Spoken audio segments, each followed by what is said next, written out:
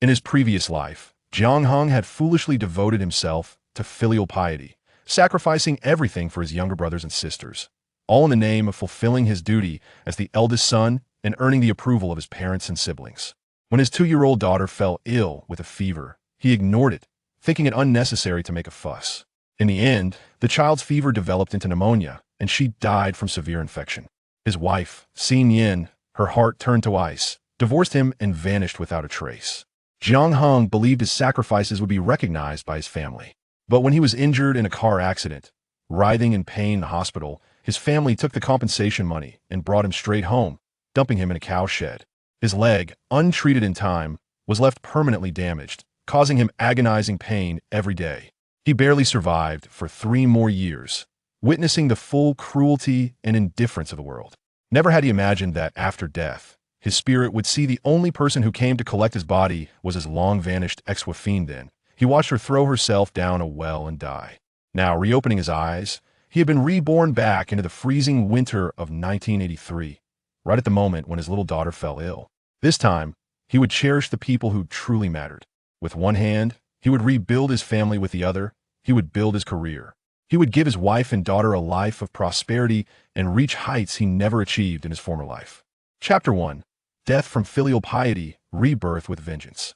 Inside a farmhouse in Zio River Village, Qingzhou Town, a man lay on the bed, eyes tightly shut, cold sweat beading on his forehead, his expression twisted in agony. Suddenly, he bolted upright, eyes snapping open. Crimson eyes scanned the surroundings, peeling walls pasted with old newspapers.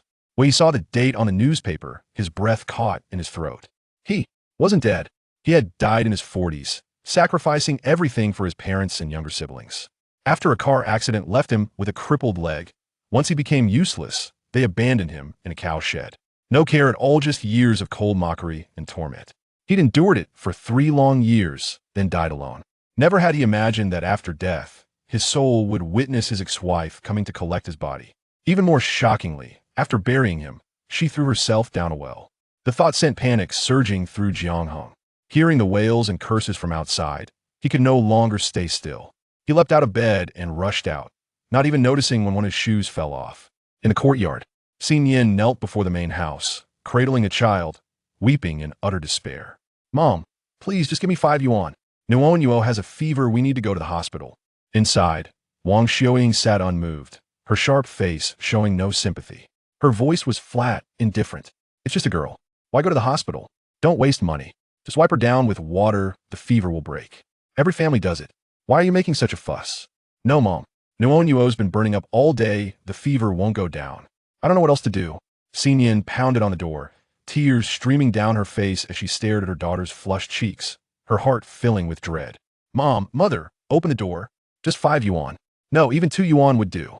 Please, Mother, Nuonuo is your own granddaughter. Please, save her." Creak. Another door opened. Hearing the sound, Nian's sobs stopped abruptly. She looked up through tear-blurred eyes, seeing only the vague, towering silhouette of a man. Her body instinctively trembled as she whispered meekly, I didn't mean to spend money. It's just that Nuonuo." Jiang Heng's gaze greedily drank her in his living, weeping wife, not the haggard, prematurely aged woman she had become before his death. A sharp pain gripped his heart. Seeing the little girl in her arms, he took a deep breath, forcing himself to calm down. Right now, solving the problem was paramount. The child's illness couldn't wait. He reached out, pulling Nian to her feet. "It's okay. I'll get the money and take the child to the town hospital. It's cold, go stand over there, wife." Before the words finished, he raised his hand and began pounding on the door, his eyes burning with crimson hatred, his voice icy cold. "Mom, give me the 20 yuan I earned last month selling pheasants and hares. My child has a fever and can't wait. What if she becomes brain damaged? Mom, did you hear me?" When the woman inside pretended not to hear, Jiang Heng's suppressed fury flared. Taking a deep breath, he said quietly, "Wife, take the child and move back. Mom's old and hard of hearing. If she can't hear, I'll kick the door. That way, she'll definitely hear." Nian. No sooner had he spoken than the door swung open. Wang Xiaoying stood there, scowling, her face full of displeasure. "Elder son, what are you doing? Kick the door, and your father will beat you when he gets home. It's just a fever. Tell your wife to wipe her down. The fever will break. Don't make a fuss like her." Jiang Heng trembled, fists clenched so tightly his knuckles turned white, his eyes bloodshot. The 20 yuan I gave you last month, give it to me now. Immediately. Right now. When she remained silent, he shoved past her, stepped inside, and went straight to a familiar box. As he reached for the money, a figure lunged to snatch it away. Jiang Heng, standing 185 centimeters tall, with a body hardened by years of hunting, merely lifted a hand. The old woman couldn't possibly stop him, watching helplessly as the 20 yuan was taken. Mom, I'm only taking the 20 yuan I earned. The money I handed over to the family fund is yours. I won't touch that. We'll still eat together from now on. What he didn't say. From now on, household chores would be shared. Why should his wife do everything alone? But now wasn't the time. First, save the child. He shoved the box in her arms, strode out, took the child, and said, Wife, pack up. We're going to the hospital to treat the child. Nian stared blankly at the money in his hand, then numbly nodded, quickly packed, locked the door, and followed. As they walked out of the courtyard, they could still hear the curses echoing behind them. Jiang Heng went to the village chief's house to borrow a bicycle, then carried his wife and child toward the town. Fortunately, Zio River Village wasn't far. Half an hour later, they arrived at the town hospital. Sitting on a bench in the hospital corridor, he gripped his hands tightly. In his previous life, he only knew the child had a fever for a day, worsened the next, and by the third day, it was too late. This time, he'd arrived earlier. But until the doctor said the child was safe, he remained terrified of losing her. Nian stole glances at the man beside her, sensing his anxiety and fear. Her confusion deepened. This man had always resented her for giving birth to a daughter, never showing the child a kind glance, never holding her once. Why was he suddenly so caring? No, she couldn't allow herself to hope. The pain of repeated disappointment was something she never wanted to feel again. Her nose stung, her eyes swollen and red. Her voice was hoarse. You took Mom's money directly. When Dad comes home from work, he'll probably beat you. Just blame me when that happens. Dad can't hit a daughter-in-law. I don't mind. This time, you saved Nuonuo. Thank you. The polite, distant words made Jiang Heng's nose sting. He knew his wife still resented him, remembering the things he'd done in his past life. He wanted to slap himself. How could he have been so stupid as to break his wife's heart? He muttered, I'm the child's father. Bringing her to the hospital is my duty. You don't need to thank me. As for Dad laying hands on Mayhaid, have to see if he can even beat me. Nian was momentarily speechless, her expression strange. This man was tall and strong, good at work, but toward his parents-in-law, he was the epitome of weakness. He wouldn't even resist. He'd kneel on the ground and let his father-in-law beat him with a rot-tan cane. Better not say anything. What he got angry. Seeing the wheels turning in his wife's eyes, Jiang Heng, momentarily forgetting the strangeness of his own behavior, tugged at the corner of his mouth in a faint smile. Nian glanced at him and quickly looked down. Creak door opened. The doctor stepped out, his face cold as he scolded. How can you be a father? You brought your child in with pneumonia. Another little while, and she'd have been beyond saving. Doctor, is she going to be okay now? Jiang Heng's face turned pale, his body trembling uncontrollably as he stared anxiously at the doctor. Seeing his genuine fear, the doctor's expression softened slightly. He nodded and kindly advised, Comrade, I know rural families favor boys over girls, but it's still your own child's life. Chapter 2. Nuonuo's pneumonia. Sickness can't be delayed. Don't you know how serious a high fever is? Not to mention, your child's coughing gets already developed into pneumonia. Admit her. She can leave only when she's fully recovered. This illness isn't easy to treat. You can't discharge her early. It'll leave lasting complications. Jiang Heng showed no sign of anger, only relief. Doctor, don't worry. As long as my daughter can be cured, hospitalization is no problem. How much will it cost approximately? The doctor, fearing he might refuse treatment, hesitated. About less than 100 yuan. Don't think it's too much. It's because you delayed. If you come earlier, it wouldn't have cost this much. Comrade, let me tell you, if you don't treat her, you're endangering a life. Little girls are precious. Theory warm little cotton jackets, so considerate. After years as a doctor, he'd seen all kinds of people. Whenever a little girl fell ill, as soon as adults heard the cost, their faces would instantly change. Many would secretly take the child and run. Only because this man clearly cared for his child did the doctor bother to say this. Hearing 100 yuan, Nian's eyes widened in shock. She stared at him, terrified he might say the 4 words, don't treat, go home. Jiang Heng said firmly, yes, we'll treat her. Use the best medicine. As long as my daughter has no lasting complications, I'll earn the money. Why do I need to pay? Hearing this, the doctor broke into a broad, kind smile. Oh, no rush. Bring the money within 3 days. For now, just pay 10 yuan up front, and I'll start the treatment. Good, I'll go right away. Jiang Heng glanced sideways at the small woman barely reaching his chest, his heart melting. Wife, you take care of Nuonuo. I'll go pay the medical fees. I'll be back soon.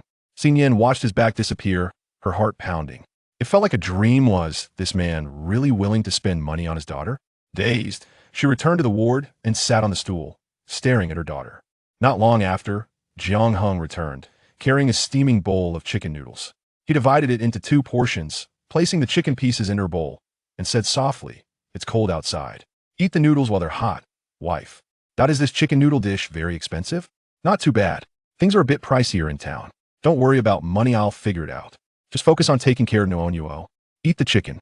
I asked the doctor. Nuonuo has pneumonia now and needs plain rice porridge. She can't have greasy food. Hearing this, Nian looked at the chicken in her bowl, reluctant to eat. The weather's cold. Let's save it, freeze it. When Nuonuo can eat it, we'll use it to nourish her. Jiang Heng looked at her sunken cheeks, his heart aching. This woman bore the burden of the entire household, yet she still wanted to save every morsel of meat. His face darkened slightly. Eat it when I tell you to. When Nuonuo can eat it, I'll buy more. If you wear yourself out, who will take care of the child? Relying on mom is useless. You know that well enough. Nian's fingers curled slightly. She lowered her head and slowly began eating. After finishing, she returned to the bedside. Her hand was pulled by the man, and a handkerchief was pressed into her palm. Jiang Heng leaned close to her ear, whispering, "I've paid the medical fee. A few yuan are left. I need to go back and figure out how to earn money. For now, I have to leave Nuonuo in your care. Are you going to borrow money from your parents?" "No, I can't. I already took money once this morning. They'll definitely have moved it. Besides, there isn't much left. They hide their money in several places. Even if I wanted to borrow, they just say they have none. I can only rely on myself to earn it." Nian felt her brows twitch. She knew her husband often went into the mountains to hunt. With the weather so cold and fresh snow on the ground, going into the mountains was far too dangerous. Jiang Heng straightened up, gently stroked her head, his voice soft. "Wife, you work hard. Buy food directly. I'll definitely earn the money within 3 days. You're going hunting in the mountains? No, it's too dangerous." She shot to her feet, eyes filled with worry. I can borrow money from my parents' home. We can treat Nuonuo first, then figure out the rest later." Nian had resented, hated, and finally despaired. She dared not hope in him again, but she didn't want to see him risk his life in the mountains. What if he encountered a starving wild beast? "Don't go. The mountains are too dangerous." Jiang Heng smiled, teasing lightly, "Wife, look at my build. I'll be fine. I'm just going to check my traps. If there's game, I can sell it in town." "All right, you stay here and wait for me. I need to hurry back. I have to make enough money in 3 days. I can't let Dr. Hao down." With a wave, he strode off. Nian stood at the doorway, watching his back disappear. Her nose stung, and tears streamed down. She wiped them away and returned to the ward. She pressed the handkerchief to her heart. The few yuan left inside were all they had now. After returning the bicycle to the village chief, Jiang Heng grabbed his firewood axe and went to the village edge, standing before a dilapidated temple. "Zhuzi, come out. We're going into the mountains." Soon, a limping figure emerged, grinning with Han-ho sincerity. "Brother Jiang, you came for me. Going into the mountains again? I'll get ready right away." Zhuzi's real name was Wang Taizhu. His parents had died in an accident, and his uncles had seized his home, forcing him to live in the broken temple. He was Jiang Heng's closest friend. In his previous life, during his hardest times, if it hadn't been for Zhuzi bringing him food, he would have died upon discharge, unable to survive those 3 years or see clearly the cruelty of those heartless people. Jiang Heng couldn't think about them. Every time he did, his fury surged uncontrollably. Zhuzi emerged with a bamboo backpack, his thin frame nearly swallowed by the large basket, looking even frilier. "Brother Jiang, what are you thinking about? We can go into the mountains now. Are we hunting pheasants again?" "No, we're hunting wild boars." Jiang Heng nodded instinctively. "Yeah, wild boars." Zhuzi only realized what was said moments later, his voice suddenly rising in shock. "What? Brother Jiang, are you serious? Hunting wild boars in this freezing weather? Those beasts can kill people." Jiang Heng said gravely, "My child is hospitalized with pneumonia. I must gather 100 yuan within 3 days. Zhuzi, I have no choice.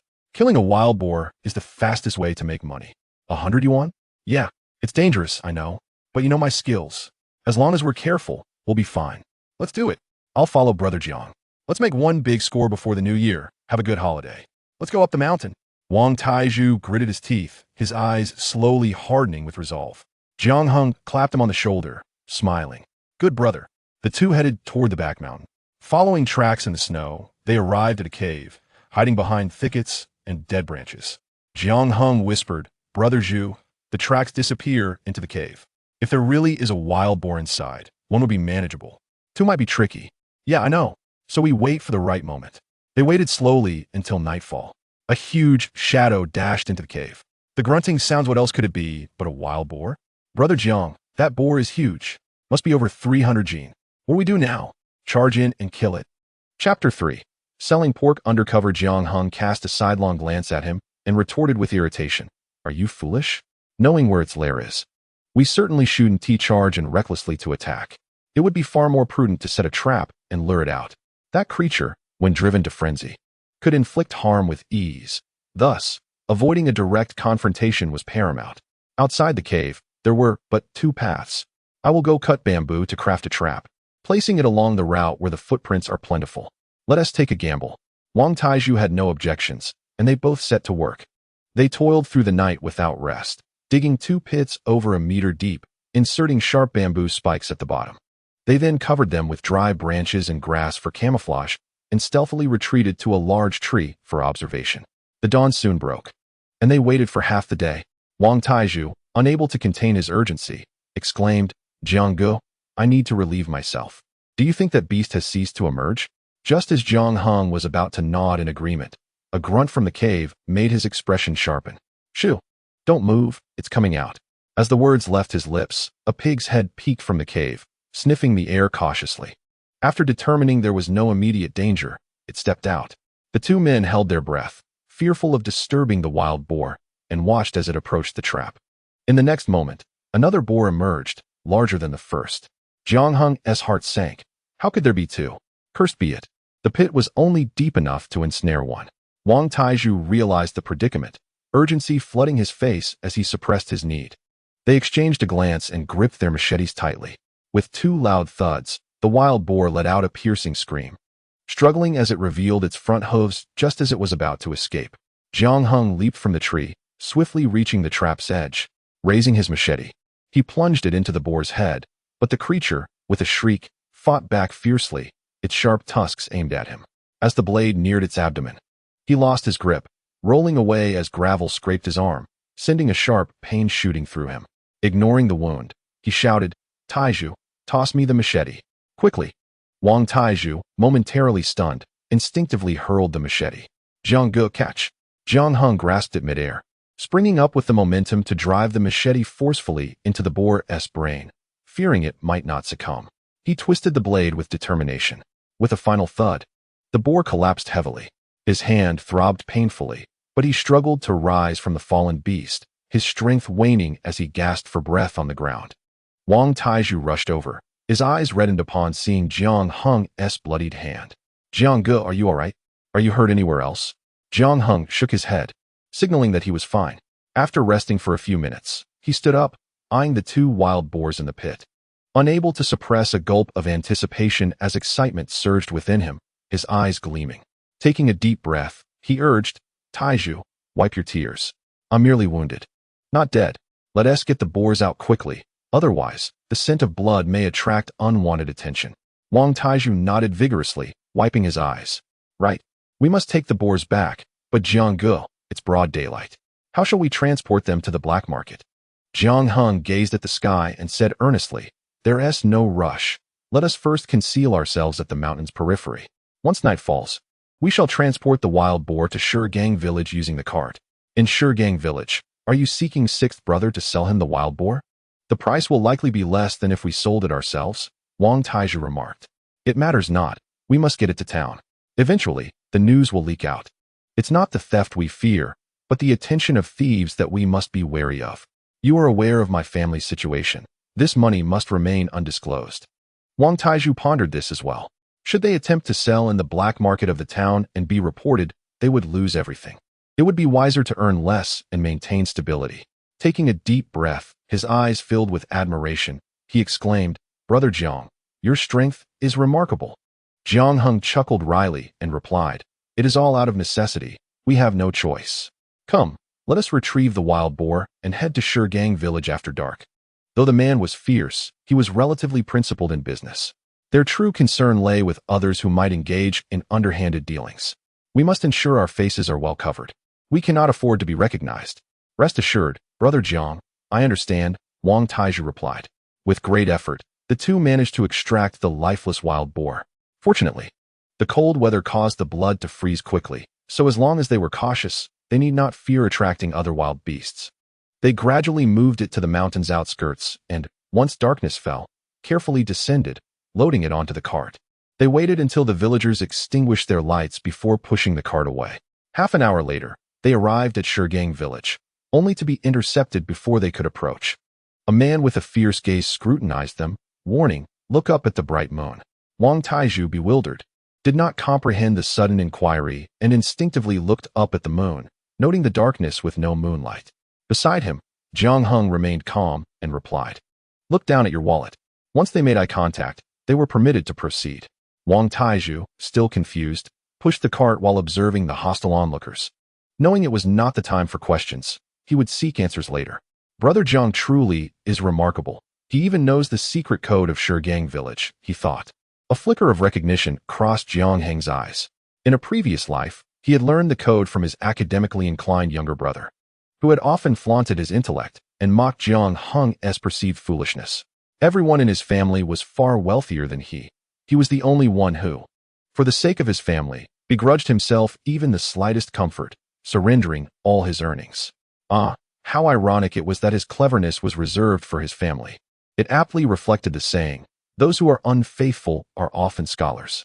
Upon encountering sixth brother, Jiang Heng noticed the scar running from his brow to his cheek, a cigarette dangling from his lips, as his indifferent gaze swept the surroundings. After some haggling, Jiang Heng nodded in agreement, weighed the boar, and received nearly 300 in return, efficiently stowing the money away and quickening his pace to leave with Wang Taizhu.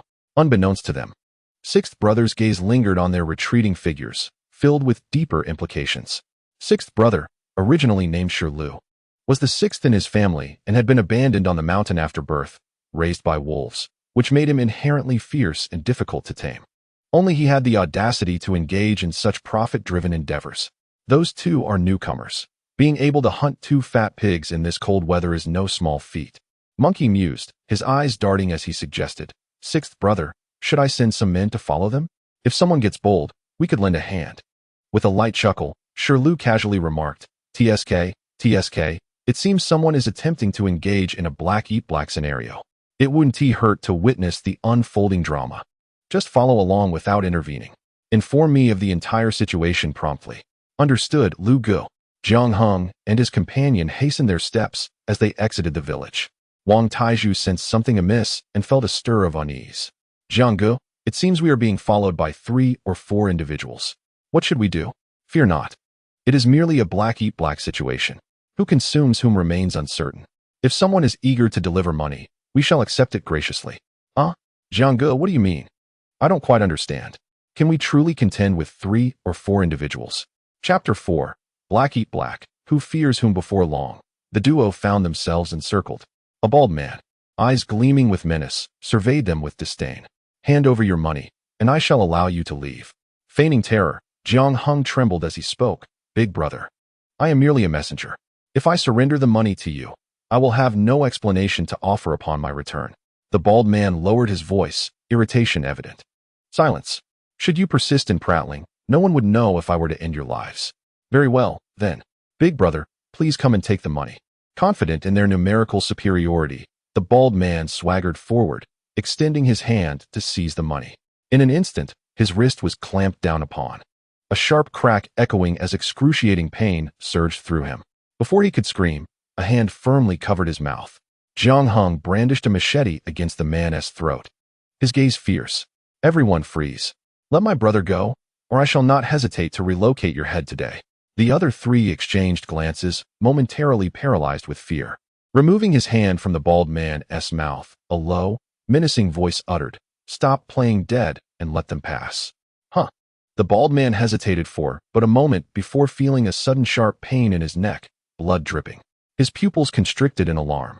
"Step aside, all of you. Clear the way and let him go." The 3 retreated slightly, parting to create a path. Wang Taizhu's heart raced as he anxiously pushed the cart, attempting to speak. But Jiang Heng interrupted. Let us go, hurry. For mere individuals posed no challenge for him. Yet Taiju's mobility was limited, making him susceptible to collateral damage. It was imperative to ensure his safety first.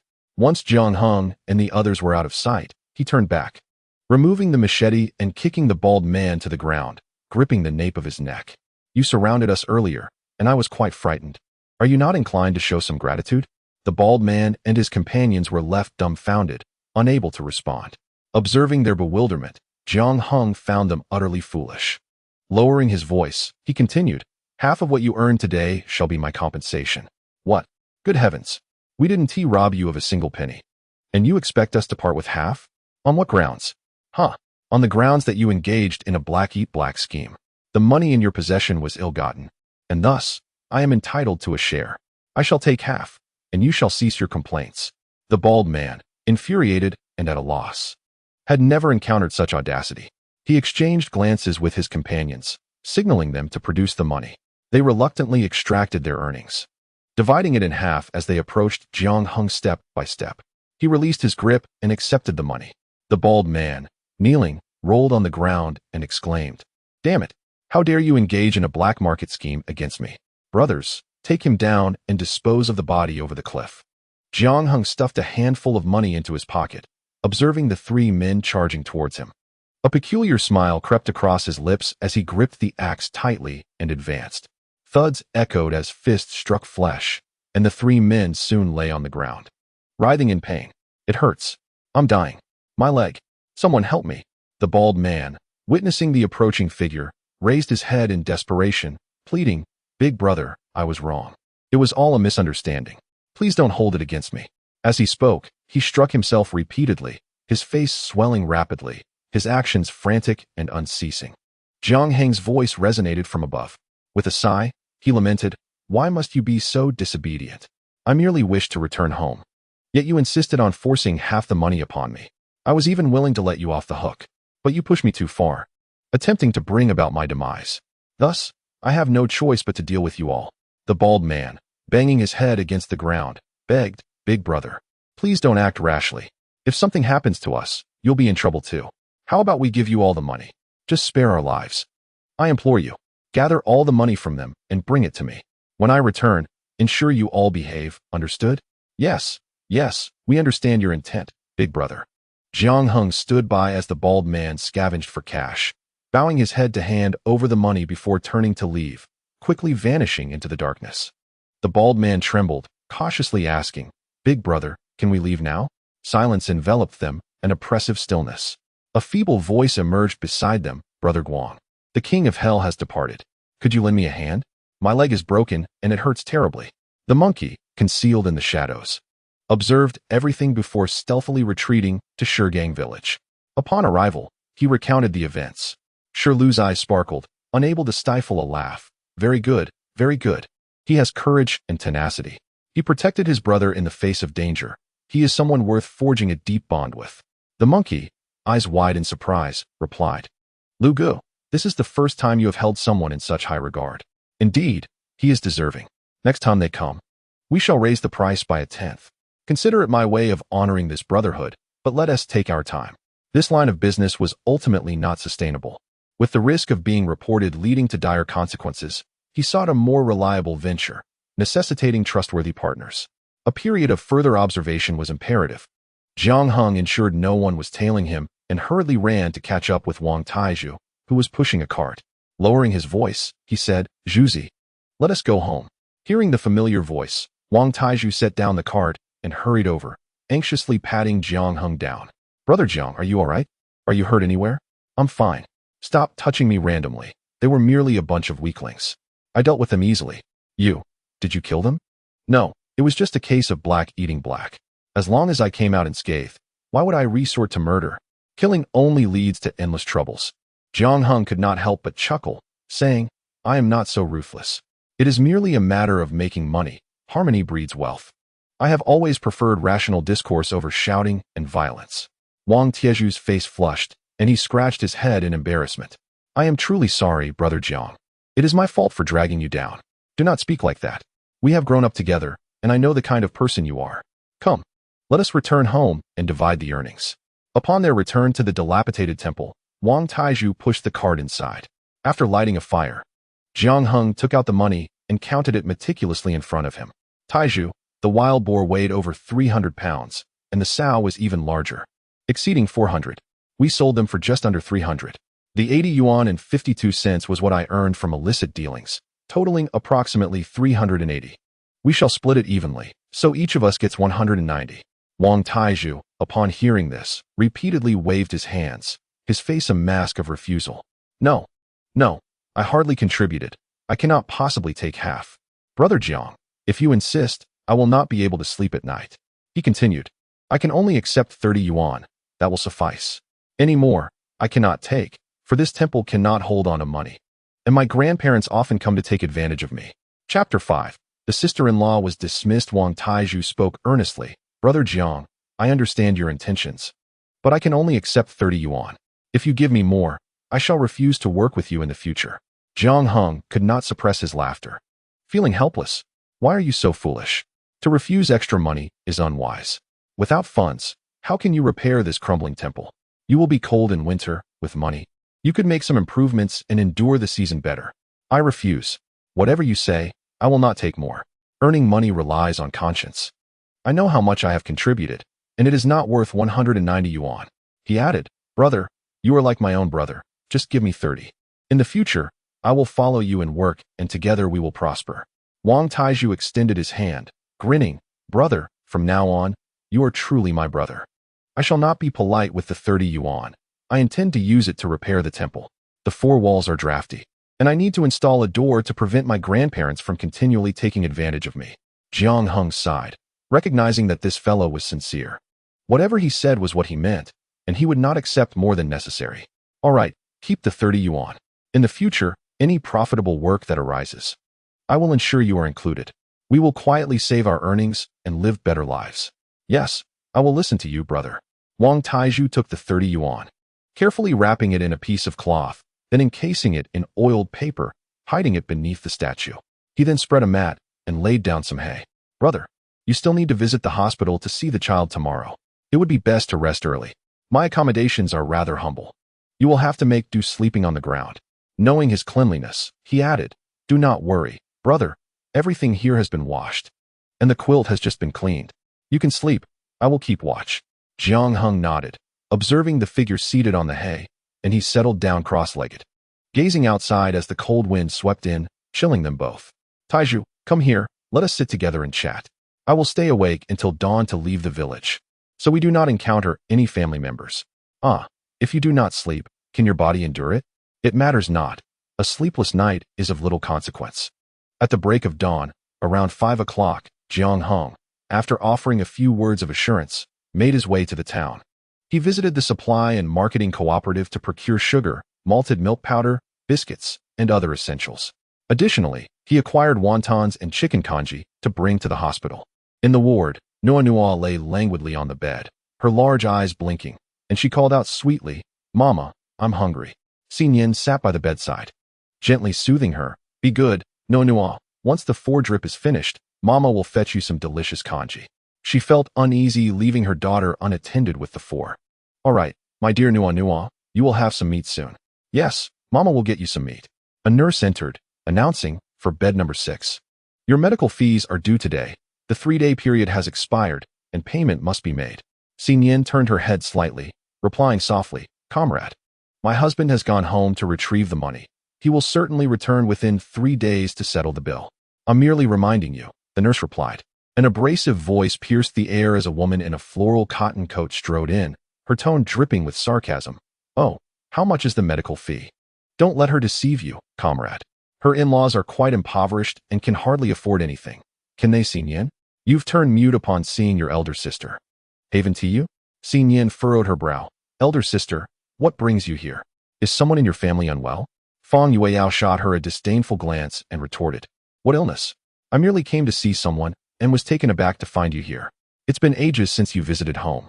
Your stepfather has certainly wasted his efforts raising you. Nian's biological mother had perished during childbirth, after which her father remarried, bringing home a stepmother, Li Mei, along with a daughter, Fang Yueyao. During the initial matchmaking, Fang Yueao had taken a liking to Jiang Heng, but he had favored Nian.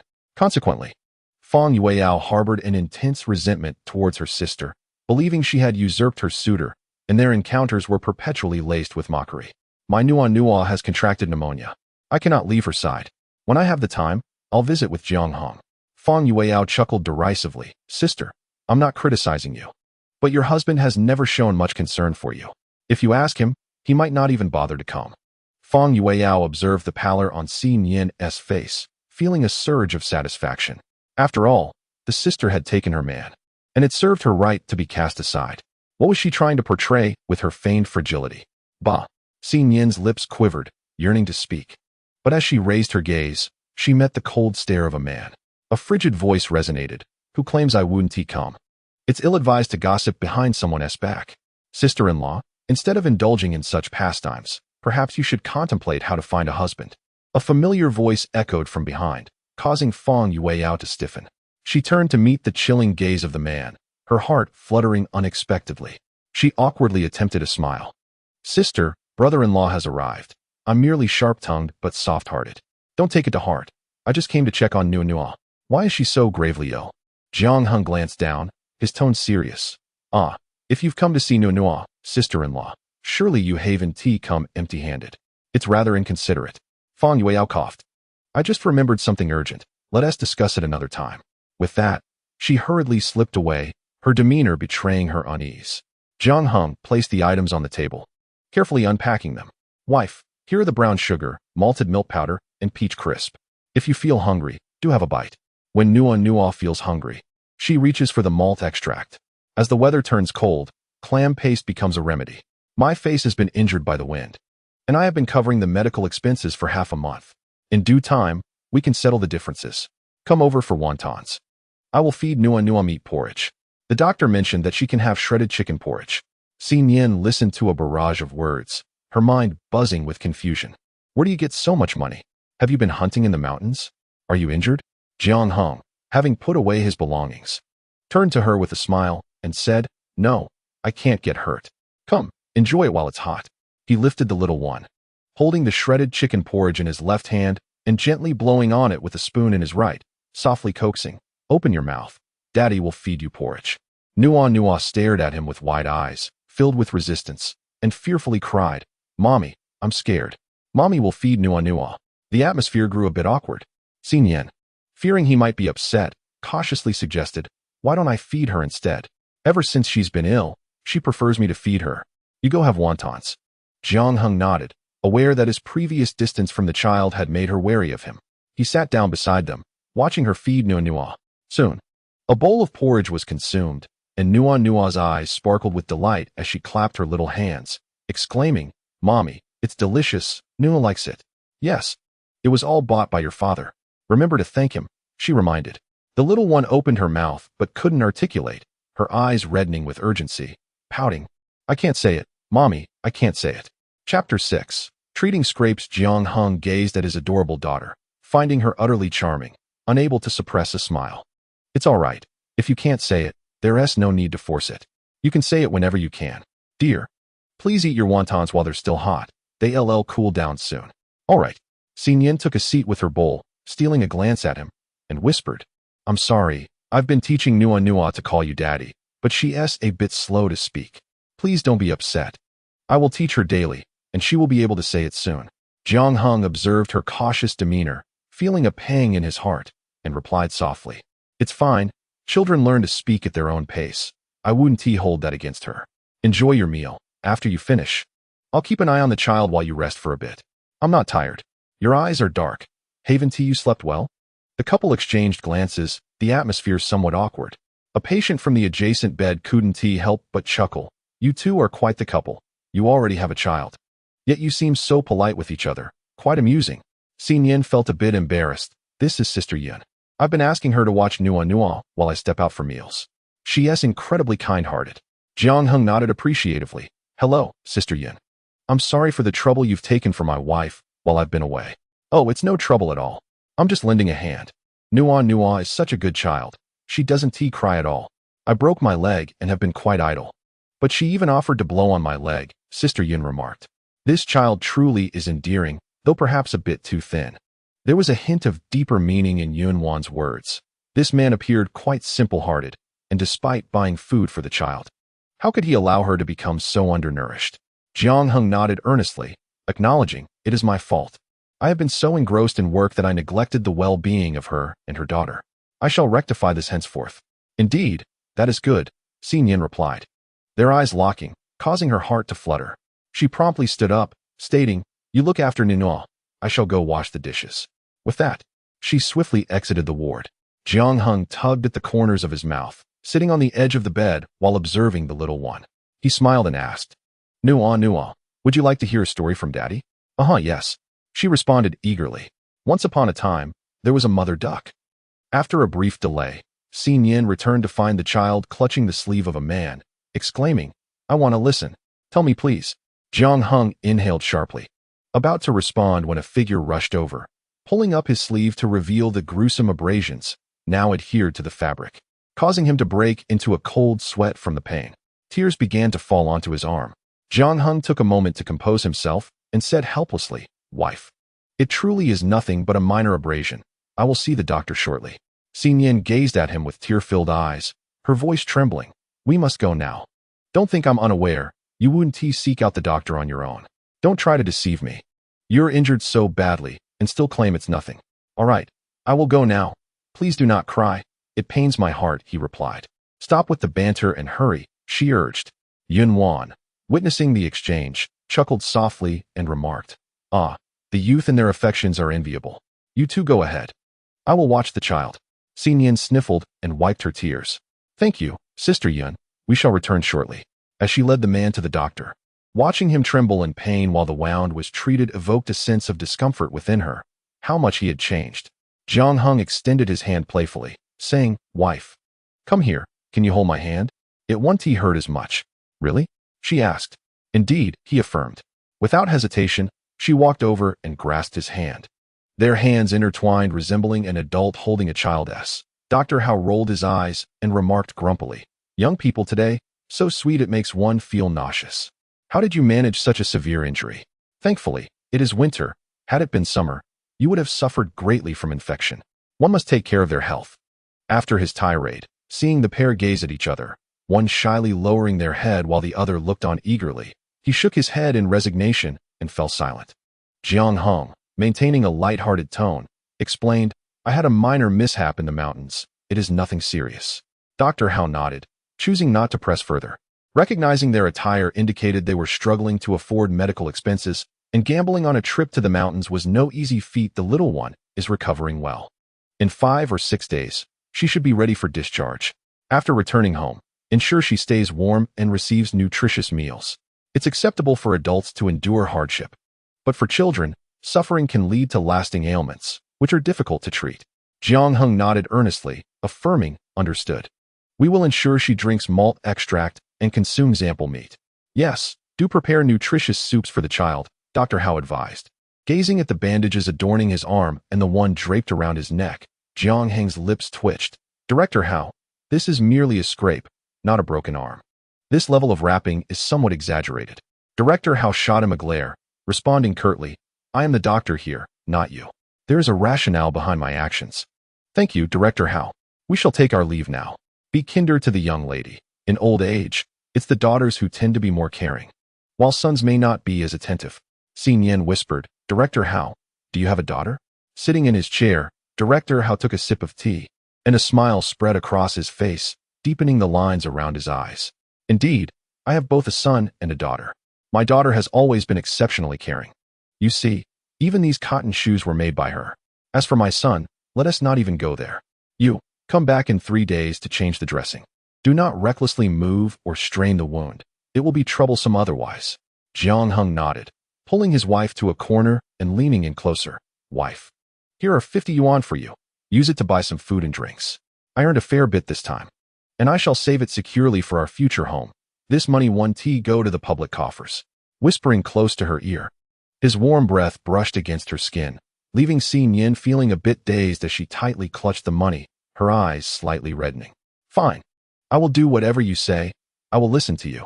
Jiang Heng gradually straightened, glancing around to ensure they were alone. and then leaned down to plant a gentle kiss on her cheek, beaming, "Wife, you are truly wonderful." Nian, led by him, felt her cheeks flush with warmth. "You. Please refrain from kissing me indiscriminately in public next time.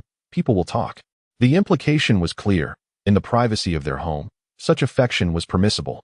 "Oh, I shall remember that," Jiang Heng noted, observing her flustered expression with delight, reveling in her beauty no matter the circumstance. Nian, feeling vexed, playfully scratched his palm. Chapter 7. Resistance is not difficult. After Jiang Heng had settled his affairs, he purchased some items to take to the village chief's home. He had borrowed a bicycle previously, and such a favor must be repaid, for who would be inclined to assist you in times of need otherwise? The bonds of human interaction thrive on reciprocity. Upon seeing him, village chief Zhou Wenshan instinctively furrowed his brow. His prized bicycle had hardly been ridden. Had it not been for the urgency of the child's fever, he would never have lent it out. The thought of this young man returning yet again raised his apprehension, and he couldn't help but purse his lips. Jiang Heng, seasoned by the tribulations of his past life, had learned to read people's expressions and wore a cheerful smile. He promptly opened his backpack, revealing the array of goods within. "Uncle, I am immensely grateful for your kindness in lending me the bicycle last time. It allowed me to take the child to the hospital in a timely manner. The doctor confirmed it was pneumonia, and had we delayed further, it could have been perilous." Zhou Wenshan glanced at the items on the table: brown sugar, peach crisps, and a bottle of wine, feeling somewhat uneasy at the weight of the gesture. "Oh, there's no need for such formality. We are all from the same village. When someone is in need, it is my duty as the village chief to lend a hand. As long as the child is well, that is what matters." "Yes, thanks to you, uncle. You have saved Nuonuo's life. You are truly a benefactor to me, Jiang Heng. This is merely a token of my appreciation. I hope you won't find it lacking." Jiang Heng gazed at the individual emerging from the house and greeted, "Aunt Yang, good day." Yang Xuemei lifted her head and, upon recognizing him, expressed her surprise. "Oh dear, how is your little Nuonuo? Is everything all right?" "Everything is fine. Thankfully, we took her to the hospital in time. Otherwise, it could have been perilous," he replied. "That's a relief. Caring for children demands meticulous attention. If anything seems amiss, one should promptly visit the hospital. Allowing an illness to linger is unacceptable. Early treatment leads to swift recovery," she advised, her smile growing ever more sincere as her gaze swept over the items on the table. "Look at you, dear child. You needn't have brought anything. We are from the same village. In the future, please don't be so formal," she added. Jiang Heng observed her closely, fully aware of the underlying dynamics. Frequent visits could only be beneficial. He returned her smile with a simple, honest warmth. "Aunt, you are too gracious. This is hardly a significant token. Merely a small gesture of my goodwill. I hope you won't think less of it. Time is getting late. I must return home to gather some clothes to accompany my wife at the hospital. She is counting on me to stay awake. She cannot manage it alone," he continued. Yang Xuemei nodded with a smile. Indeed, Xiao Heng truly cares for his wife. Life will surely improve for you both. Return swiftly. If you need a bicycle, feel free to take one. No need to be polite. Zhou Wenshan, this time, did not wear a stern expression and nodded. "Yes, come borrow it if you need. We seldom ride it anyway." "Thank you very much, uncle and aunt," Jiang Heng replied. Once he departed, the couple exchanged glances and whispered, "Jiang's eldest knows how to handle matters. He understands how to appreciate our kindness. This bicycle was not lent in vain." Zhou Wenshan grunted in agreement, seemingly lost in thought as he sighed. "It's a pity, though, that he has such unworthy parents. With those two old folks from the Jiang family, one can be certain he will return home without a penny. Indeed, not a single cent will remain," she concurred. "I heard yesterday that when the child was ill, Nian even knelt, pleading for 5 yuan, yet not a single dime was given. Had it not been for Jiang Heng providing the funds for the hospital, I fear the child would not have survived. How can they be so cruel to their own granddaughter? It's unbecoming of a grandmother." "Oh, every family has its own struggles. We cannot interfere," Zhou Wenshan sighed. Jiang Heng pushed open the door, spotting his parents seated in the yard, a forced smile creeping onto his face. "Father, mother, I've returned to fetch some clothes for the hospital." Jiang Weiman wore a brooding expression, his eyes filled with disappointment and fury as he gripped a rattan switch tightly, bellowing, "Eldest, come here. You've grown bold, haven't you? To think you would even resort to stealing money. I've waited 3 days for you. It would have been acceptable if you simply chose not to work. But to dare steal money? That is the height of unfilial behavior. If you can act this way now, will you strike us down if we ever displease you in the future? To Jiang Weimin, the virtue of filial piety outweighed all else. Whenever he mentioned unfilial conduct, Jiang Heng would immediately kneel in remorse, growing ever more obedient with each incident. This pleased him immensely. He had trained his eldest well. In the future, relying on him for support in old age would be a comfort. As Jiang Heng heard this familiar rhetoric, he struggled to maintain his facade of a smile, forcing a slight grin as he said, "Father, have you truly understood the circumstances surrounding my actions?" Jiang Weimin's eyes flickered, his voice rising slightly. "No matter the reason, you should never resort to stealing. Such actions are unfilial. Have you forgotten how arduous it was for us to raise you? Oh, and raising your second brother, third brother, and little sister, while also providing for their education. Wouldn't that be even more challenging? They must learn to show you the utmost filial respect." Upon hearing these words, Wang Xiuying's sobs momentarily ceased. What did this mean? Did she believe they were being partial? Sniffling, she choked out, as the eldest in the family, "It is only right for you to take care of your younger siblings. You must not be selfish." Jiang Heng, however, scoffed inwardly. Was he the selfish one? It was they who were truly despicable, each harboring ulterior motives while hypocritically demanding sacrifices from others. If one refused to comply, they would be branded as unfilial or selfish. How utterly meaningless, how profoundly tiresome. Beside him, Jiang Yifan detected an underlying tension and, with a glimmer of insight in his eyes, gently advised, "Eldest brother, perhaps it would be wise to clarify your thoughts. Family matters should be addressed openly." Jiang Lang snorted dismissively. "Indeed, what is there to discuss? Don't pretend to be so aggrieved. It cost the family a significant sum when you got married." Jiang Heng's indifferent gaze swept over them, a smile gracing his lips as he spoke with a tone rich in implication. "Indeed, it is essential for a family to communicate openly to prevent misunderstandings that may lead to rifts later on. I do not acknowledge the claim of having taken money. That was merely my contribution to the communal funds. My daughter is suffering from pneumonia and requires treatment. What is wrong with me taking what is necessary? Am I only permitted to earn money, while being denied the right to spend it on my child? Should I endure in silence whenever someone falls ill, forbidding anyone from seeking medical attention?" Upon uttering these words, the others in the courtyard looked at him as if they had seen a ghost, incredulity etched on their faces. This was still the same meek elder brother they once knew, yet his demeanor had turned unexpectedly assertive. Jiang Weimin's eyes widened in shock, and once he regained his composure, he erupted in fury, wielding a wrought tin stick and striking Jiang Heng across the back with a heavy blow.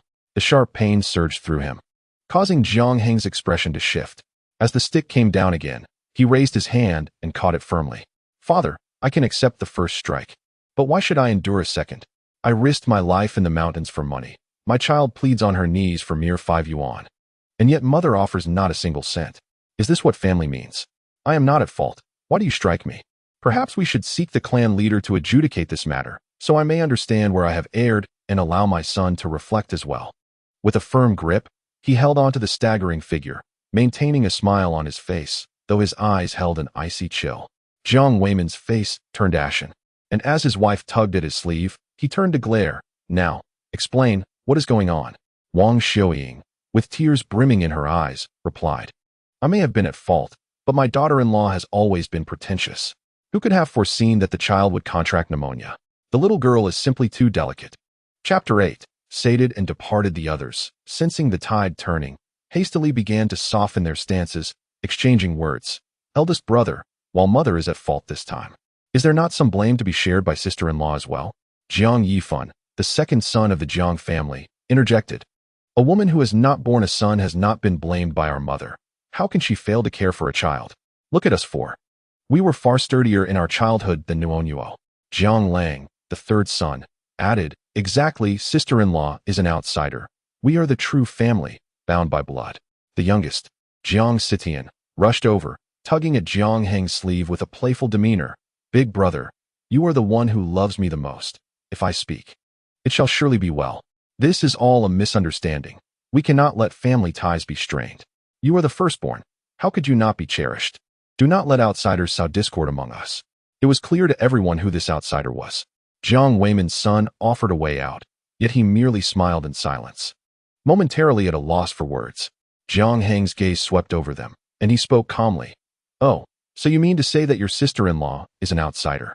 And your niece is also an outsider? Then remember, you shouldn't let outsiders do your laundry. Big brother, what do you mean by that? She tugged at the sleeve, pulling it away from her grasp. The literal meaning, younger sister. You are a scholar, yet your comprehension skills seem lacking. Perhaps you should read more books. If you are truly so dim-witted, it might be better to give your school quota to your sister-in-law. She seems far more astute than you. Jiang Sitian, the youngest and a cherished daughter born late in the family, had always been coddled and never faced harsh words. Today, however, she received a reprimand from her usually indulgent elder brother. Overwhelmed, her heart ached, and tears welled up in her eyes. Woo, big brother, you are so mean. You always said I was clever, and now you call me foolish. You are siding with sister-in-law, but I am your real sister. Jiang Heng, annoyed by her tears, replied with a hint of impatience. Enough. I may speak harshly, but my heart is soft. Why are you crying? You often speak of your sister-in-law without a hint of sorrow from her. I am hungry. Is there food at home? I contribute 20 yuan monthly to the household. Surely you won't let me return to an empty table. Wang Xiuying glanced at her daughter and then at her eldest son, her expression complicated. The table was adorned with 3 dishes, stir-fried cabbage with eggs, meat slices with chili, and spicy tofu. Jiang Heng quickly sat down, picked up his bowl, and began to eat, eager to finish and head to the hospital to see his wife's smiling face, while the others looked on with displeasure. Noticing his brother's gluttony, they furrowed their brows. Big brother, where have you been the past few days? Father has been exhausted from work, and mother just bought some meat to supplement our meals. Eat slowly, don't choke. Jiang Heng paused, turning to Jiang Lang. What do you mean by that, third brother? I haven't worked for just 2 or 3 days. Does that mean I don't deserve to eat well? As the eldest, I previously shared my good fortune with you all out of kindness, not out of obligation. Who do you expect to rely on? Especially you, third brother. Have you become foolish from your studies? I'm merely indulging in meat and eggs this once. And you can't stand it? Jiang Lang was momentarily taken aback, quietly retorting, You used to say you didn't like meat or eggs. It's not that I prevented you from eating. Why blame me? Jiang Heng scoffed, exasperated. Though I may not have as much education as you, I'm not foolish enough to deny wanting good food. If you can't appreciate that, then you can subsist on gruel. That is called humility. A lesson you seem to have missed in your books. Can't you see? Eating should be a peaceful affair, not a cacophony. With his commanding voice, the table fell silent. Jiang Sitian sneaked glances at him and then at their parents, exchanging furtive looks, wondering if their elder brother had gone mad, suddenly so fierce. Jiang Yifan, pondering, finally ventured a question. Big brother, how much does it cost for Nuonuo's hospital stay? Do you have enough money? Not enough. What is it to you, second brother? If I recall correctly, you've been relying on our parents for sustenance. How pitiful. I, as the uncle, wish to inquire. Surely there is no harm in that. Brother, why do you speak so indiscriminately, as if you were consuming gunpowder? Jiang Heng raised an eyebrow, his tone light as he replied. I have been staying up late with the child, my head is aching, and the medical expenses amount to 100 yuan. I am at a loss as to how to gather that sum. Mom and Dad, Nuonuo is also your beloved granddaughter. Perhaps you could contribute a little? I have been handing over my earnings every month and have no private savings. Crying poverty is a tactic, and if I can obtain something, it would be a pleasant surprise. If not, I will still vex them, as their incessant nagging is quite bothersome. Wang Xiuying sighed, helplessly stating, Eldest, it is not that your parents do not wish to assist you. They simply lack the funds. You have seen the meager amount in the box, and indeed, it is insufficient. Goodness, 100 yuan for a young girl's expenses is simply excessive. I dare say it would be better for you to forego treatment. Upon hearing this, Jiang Heng could no longer contain the fury boiling within him. He slammed his fist upon the table, causing it to tremble perilously, prompting several to instinctively steady themselves. Their hearts racing. Mother, I shall reiterate, that is my own daughter. You claim she should go untreated? When my younger sister fell ill, you borrowed money from everywhere to ensure her treatment. Why is it that my sister could receive care, yet my daughter cannot? It is as if the knife does not cut you, thus you do not understand the pain. Wang Xiuying opened her mouth to respond. But before she could utter a word, she saw her eldest son rise to leave. She muttered softly, What has gotten into the eldest? His tongue is quite sharp. He must have learned that from his sister-in-law. Once a man has a wife, he forgets his mother. Tian, go seek your elder brother later and speak to him kindly. He is rather fond of you, after all. Find out who has been instigating this situation. Jiang Tian sniffled, feeling utterly wronged. No, I do not want to approach him. He is so fierce now, and I am frightened of him. If he were to strike, my head would surely spin. Jiang Weiman, growing impatient, interjected. After we finish eating, you should speak to him sweetly and coax him. Return early to work. Those are all work points we cannot afford to lose. As long as there is a daughter-in-law in the hospital regarding the medical expenses, just play the part of the poor one and suggest he borrow from his father-in-law. In our family, where is the money to be found? With 3 children in school and mouths to feed, the eldest must not be swayed. He must recognize who his true kin are. Jiang Tian nodded, whispering, indeed. In the future, if the second and third brothers achieve success, the eldest will still rely on them. Why must he speak so harshly? The sister-in-law always wears a long face, which is quite off-putting. I believe he should have married Feng Yueyao from the start. The family meal left the Jiang family feeling quite disheartened. Jiang Heng tidied his clothes and wandered into the kitchen, his gaze landing upon the small stove, his eyes instantly lighting up. Chapter 9. The stove in the pot must be taken away. Though my finances are currently ample, continually purchasing food at the hospital feels somewhat extravagant. If I could prepare my own meals, it would undoubtedly be more economical. Yes, I shall take this pot as well. When I return home, I can prepare chicken soup for my wife and child to nourish their health. Once we are back home, it will not be easy to enjoy good food under their watchful eyes. Jiang Heng placed the pot into his basket, balancing it with the yoke. But before he could step outside, he was called to a halt. Eldest, wait. What did you just take from the kitchen? Wang Xiaoying rushed over, lifting the burdened basket, and indeed found her little stove, her temper flaring instantly. She smacked her thigh and exclaimed, Heavens, how are we to live like this? What kind of daughter-in-law have I married? Inciting men to come back and rummage through our things. This is driving me to despair. Hearing the commotion, the people inside emerged. Jiang Weiman furrowed his brow, perplexed, and cautioned, Hush, lower your voice, lest you summon everyone over. That would be utterly embarrassing. Wang Xiaoying wiped her eyes and lowered her tone. Dear, how can we manage? Look at the eldest. He intends to take the stove. What shall we use at home? Taking the stove? Eldest, what on earth are you doing? Why would you take the stove? To cook. My child is in need of medical expenses. Where will we find money for food?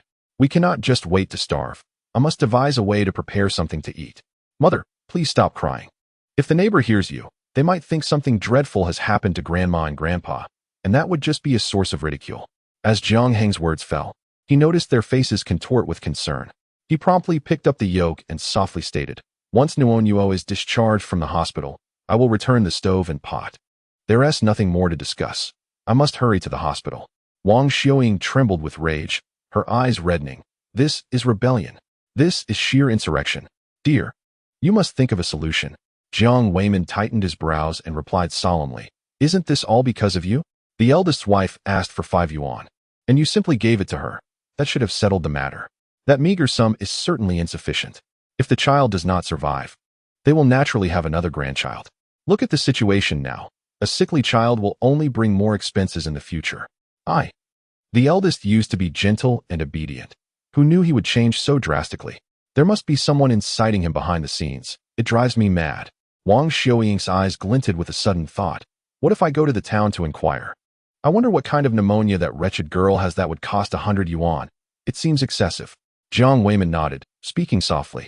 You should go and gauge the situation, then urge them to discharge her promptly. With the eldest under our watchful eyes, he will surely heed our counsel.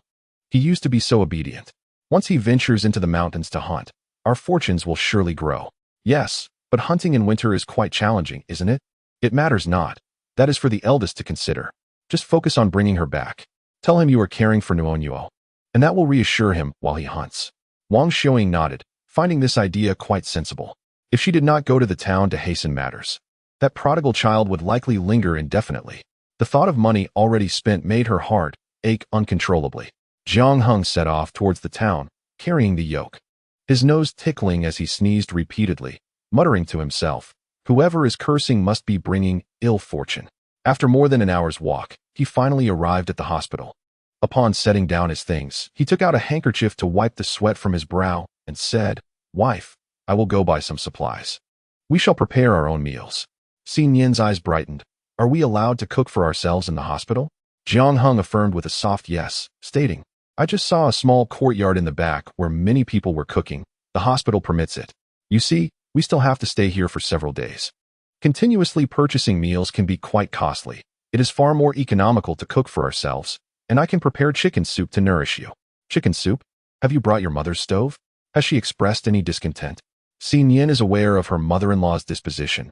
She speaks sweetly most of the time. But once her belongings are used, she cannot tolerate even the slightest inconvenience. Jiang Heng, unfazed, smiled lightly and remarked, It's nothing, just a few scoldings. It won't cost us a piece of meat. As long as we find it worthwhile, that suffices. When we return, I'll return it to her. We are family. After all, and there is no need to be so meticulous. Very well, what would you like to eat? I shall procure it and prepare it for you. No need. You stay here with Nuonuo while I go shopping. Is there anything you wish for? I will pick it up on my way back.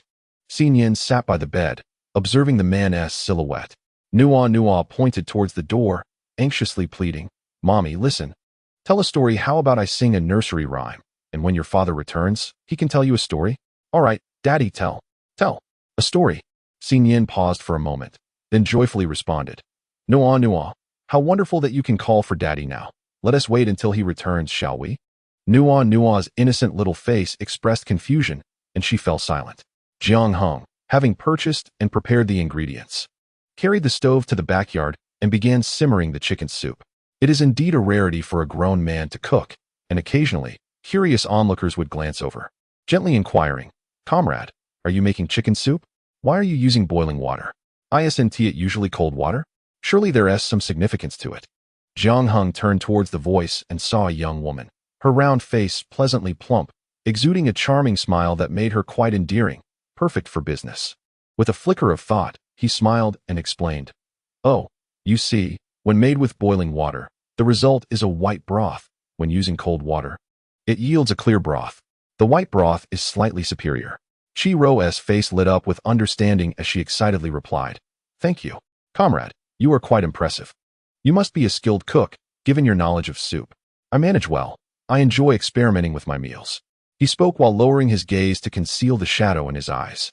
It wasn't merely an enjoyment of culinary endeavors, but rather a necessity born from 3 years of struggle in his past life, where he often sought tasks to occupy himself. Fortunately, he possessed a natural talent for cooking. Many dishes turned out quite delightful with just a little effort. Jiang Heng checked the simmering broth and took a seat on a stone to rest. Chiro leaned closer, whispering, Comrade, once your chicken soup is ready, may I purchase a bowl? Just tell me the price. I wish to compare the differences. To be frank, my family runs a noodle shop, and I have been searching for the perfect broth to use. I've tried using pork bones in chicken soup, yet it always feels like something is missing. Sure, that is fine, but I will only sell 1 bowl of chicken and broth. The chicken legs must be saved for my wife and child. I cannot sell those. Jiang Heng spoke naturally, leaving the nearby women somewhat astonished. Young man, you seem quite young. Do you already have children? Yes, I have a little girl who is 2 years old. A smile of happiness graced his face as he emphasized, She is so well-behaved and adorable, though she doesn't cling to me much. I am often busy and spend little time with her, so naturally, she is not very close to me. Chapter 10. The Fragrance of Chicken Soup. Chi-Ro chuckled softly. Oh, you are quite handsome and can cook as well. Truly a rare gem among men. Your daughter must not dislike you. Perhaps you simply haven't won her over yet. Allow me to tell you, winning a child's affection is remarkably simple. Just buy them their favorite treats and engage them in play. Spend a few days together, and I assure you, they will become quite fond of you. Jiang Heng stared blankly. He had spent little time with children in both his past and present lives, and thus, he was not particularly adept in that regard. However, this young girl seemed to possess an innate understanding. With genuine curiosity, he inquired, Could you teach me what they enjoy eating and playing with? Chiro blinked mischievously. Wait a moment, I will fetch some toys for you. As for food, just buy candied hawthorns. Children adore them. Oh, should the candied hawthorns be made from hawthorn or fruits? Should they be round or flat? Should they have filling? Do children prefer mung bean paste or red bean paste? This barrage of questions left several people momentarily dumbfounded. Aren't candied hawthorns always made of hawthorn? Jiang Heng pondered silently, his mind racing as a business idea gradually took shape. Low cost, high mobility, and substantial profit. The more he considered it, the more enticing it became. Chi-Ro's eyes sparkled with confusion. Comrade, what are you thinking? Nothing much, just pondering how to make candied hawthorns for my daughter. I'm unsure where to purchase them. I know. Head to the alley in the Xiqing district. Jiang Heng nodded in gratitude, his attention returning to his chicken soup. While simultaneously contemplating how to earn some money before the new year, idleness was not an option. As time passed, the rich aroma wafted through the air. In this era, resources were scarce, and for an ordinary family, consuming meat even once a month was considered fortunate, let alone a delicacy like chicken soup, which was simply irresistible. Chi-Ro twitched her nose, inhaling the scent of her chicken soup, then took another sniff. Well, I must admit, others seem to make it even more fragrant. The noodle shop's chicken soup serves as the perfect base. When the chicken soup was nearly ready, Jiang Heng called out, Chi-Ro, could you fetch a bowl?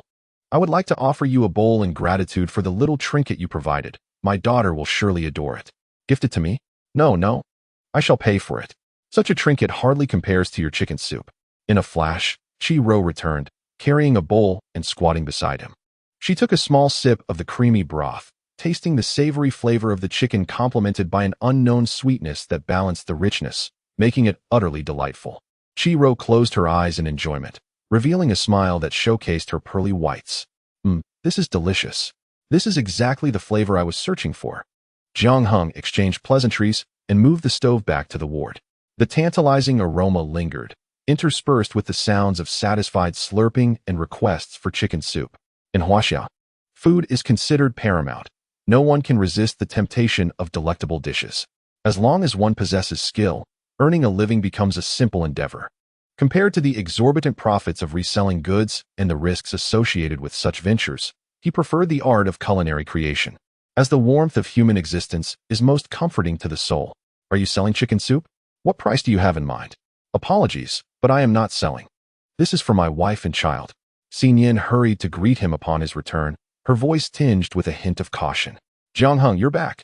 I bought some noodles. Let me help you with that. Jiang Heng smiled at her warmly and said, It's all right, my dear. You and the child should enjoy a bowl of chicken soup first. We can handle the rest later. Please ask Sister Yin for a bowl. I will serve her one as a token of gratitude for watching over Nuonuo. Understood, Yunwan replied, feigning sleep as she lay down. Wishing to avoid the awkwardness of watching others eat, the aroma wafting through the air was simply irresistible. A yearning desire twisted within her, creating a sense of discomfort. A gentle voice whispered nearby, Sister Yin, do you have an extra bowl?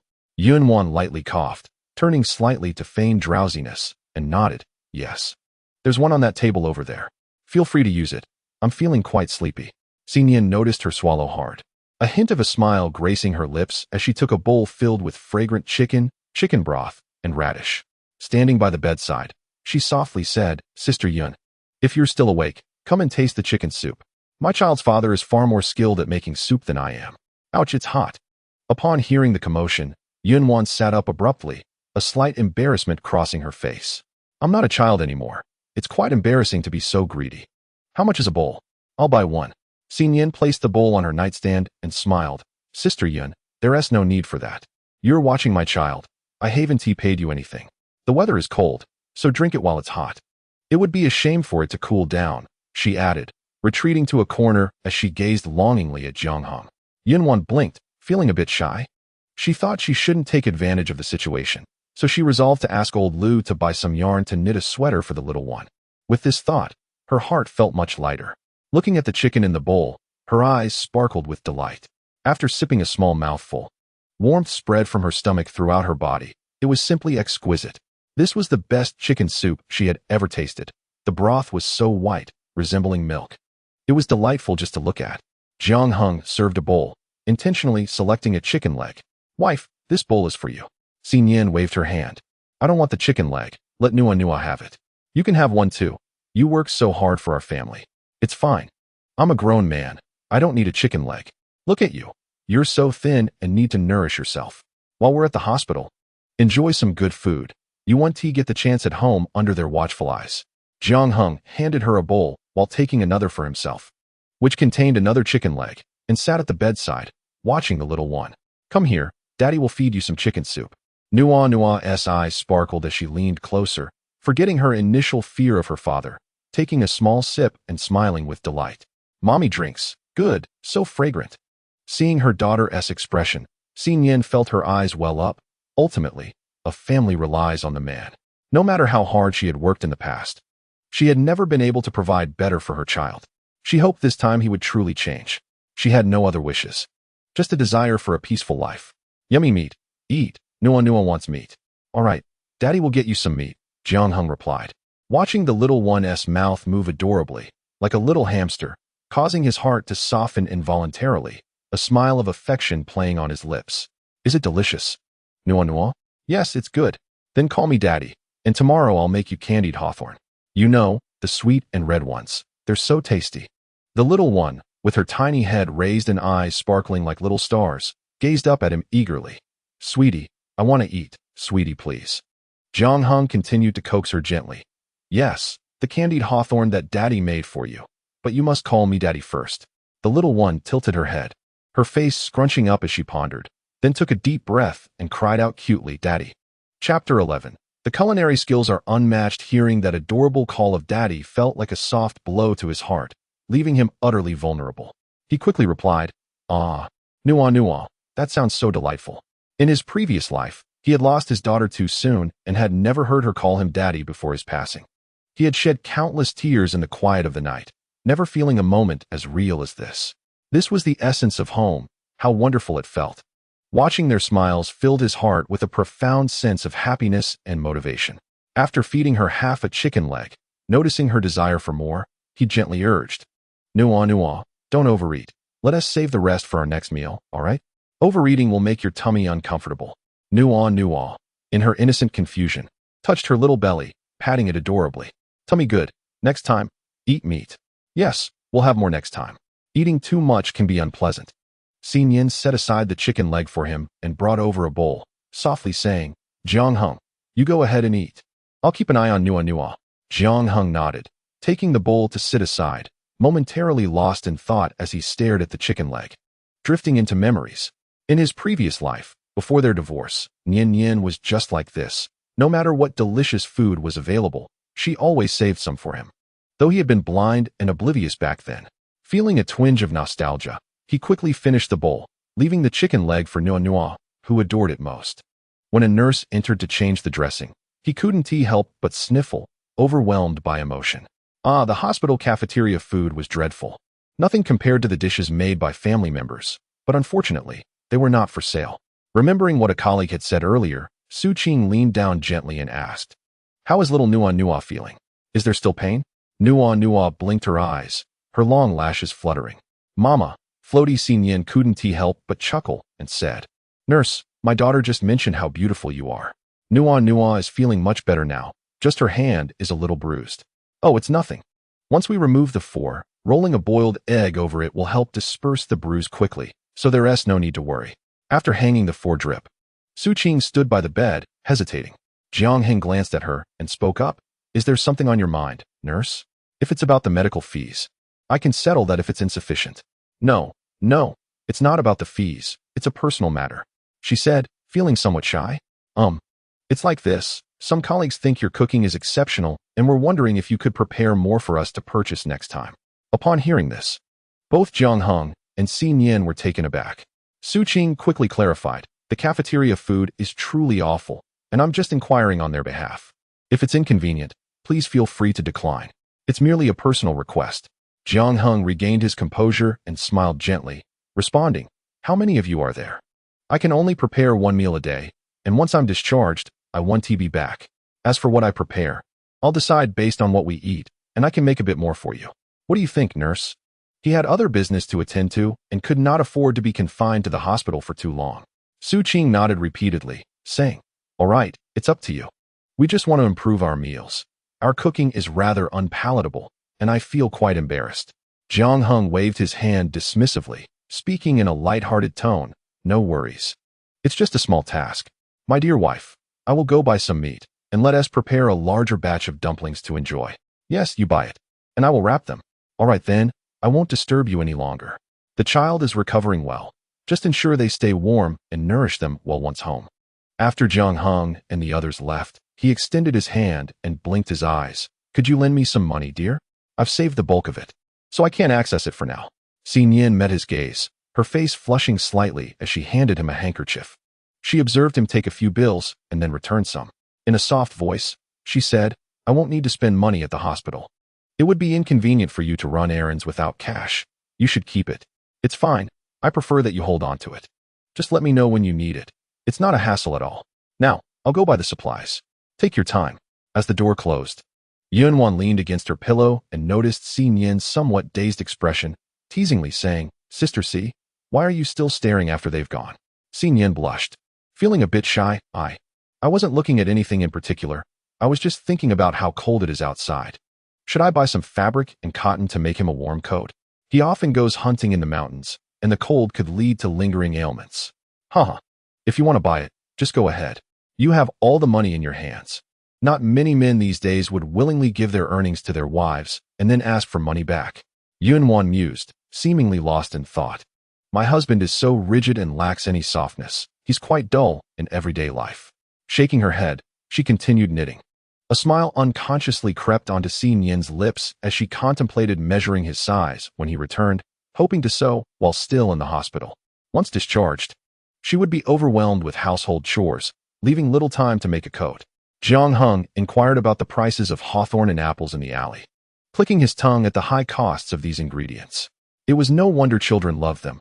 They rarely had them and would naturally crave them. With a clearer understanding, he promptly bought some meat and noodles, returning to hand them to Nian before hastily leaving again. He had a plan to build his business gradually, starting small and investing more only when the prospects looked promising. Before long, he returned with his purchases and, noticing someone selling yam beans along the way, his eyes lit up. He bought 2 pounds to take home, envisioning the children enjoying porridge to nourish their bodies and how making candied hawthorn could save costs. Nian watched him bustling about, uncertain of his activities. Jiang Heng sat on a stone in the yard, steaming the yam beans, and began flattening hawthorn berries. A puzzled voice inquired nearby, Why are you flattening them? Aren't hawthorn berries supposed to be eaten whole? Are you planning to sell candied hawthorn? Yes. With the new year approaching in less than 2 months, I plan to start preparing preserved goods next month. I hope to earn a bit more before the holiday, making it easier to celebrate. Nian replied with a soft mimicking his actions with a piece of wood, but found her strength insufficient to flatten them evenly. Jiang Heng could not help but chuckle, saying, It's all right. I can manage on my own. Let us prepare 4 varieties, 1 round, 1 flat, and also with apples and yam beans. Yam beans can indeed be made into candied fruit. Of course, anything can be turned into candied fruit. And there are numerous varieties as well, including fillings of red and green beans, glutinous rice, as well as spicy peppers and yam sticks. Nian, listening intently, clicked her tongue in surprise. How could she forget about candied fruit and its myriad forms? Jiang Heng seemed to possess an abundance of knowledge. Turning to her, he caught sight of his wife's admiring gaze, which filled his heart with immense satisfaction. He cleared his throat and said, Once we have our own home, I shall prepare even more delectable treats for you. Nian, her face flushed, replied, You need not go to such lengths. I am not so greedy. And it would not bode well if others knew. Chapter 12. Making candied fruit blushing. Nian thought to herself that as a mother, she should not be so indulgent. It was children who craved such sweets. A heavy hand gently ruffled her hair before swiftly retracting, as if nothing had occurred. She felt inexplicably disappointed. Did you just touch my head? Jiang Heng admitted candidly, My dear, your expression just now was so adorably soft. I could not resist. Are you angry? Nian's heart skipped a beat, and she stammered, No touching my head. It will hinder my growth. I am already too short. Quite the contrary, at 1.65 meters. You are not short at all, he chuckled. She muttered under her breath, I am short. I cannot even reach the top of your head. Why should you touch mine when I wish to touch yours? Jiang Heng leaned in closer, listening attentively. He innocently tilted his head toward her, saying, Feel free to touch. My dear, I am tall enough and do not need to grow any taller. Nian glanced around nervously. Seeing no one nearby, she quickly ruffled his hair. Feeling somewhat guilty. All right, enough of this. You must get up before someone sees us. Have you prepared the grass for the candied fruit sticks? I noticed that there are many children in the pediatric ward. It might not be ideal for you to carry them around. Sitting up straight, Jiang Heng smiled mysteriously. Fear not, my dear. I have a plan. You see that courtyard? If I make candied fruit here, it will naturally attract people. When patients come to buy from me, it would not be considered selling everywhere. It is simply a small side business, which is perfectly acceptable. Nian pondered for a moment before nodding. That sounds good. I appreciate your hard work. You can teach me how to make them, and I will prepare them at home before the new year for you to sell. The mountains are too perilous. It is best to avoid them if possible. Earning money is not paramount.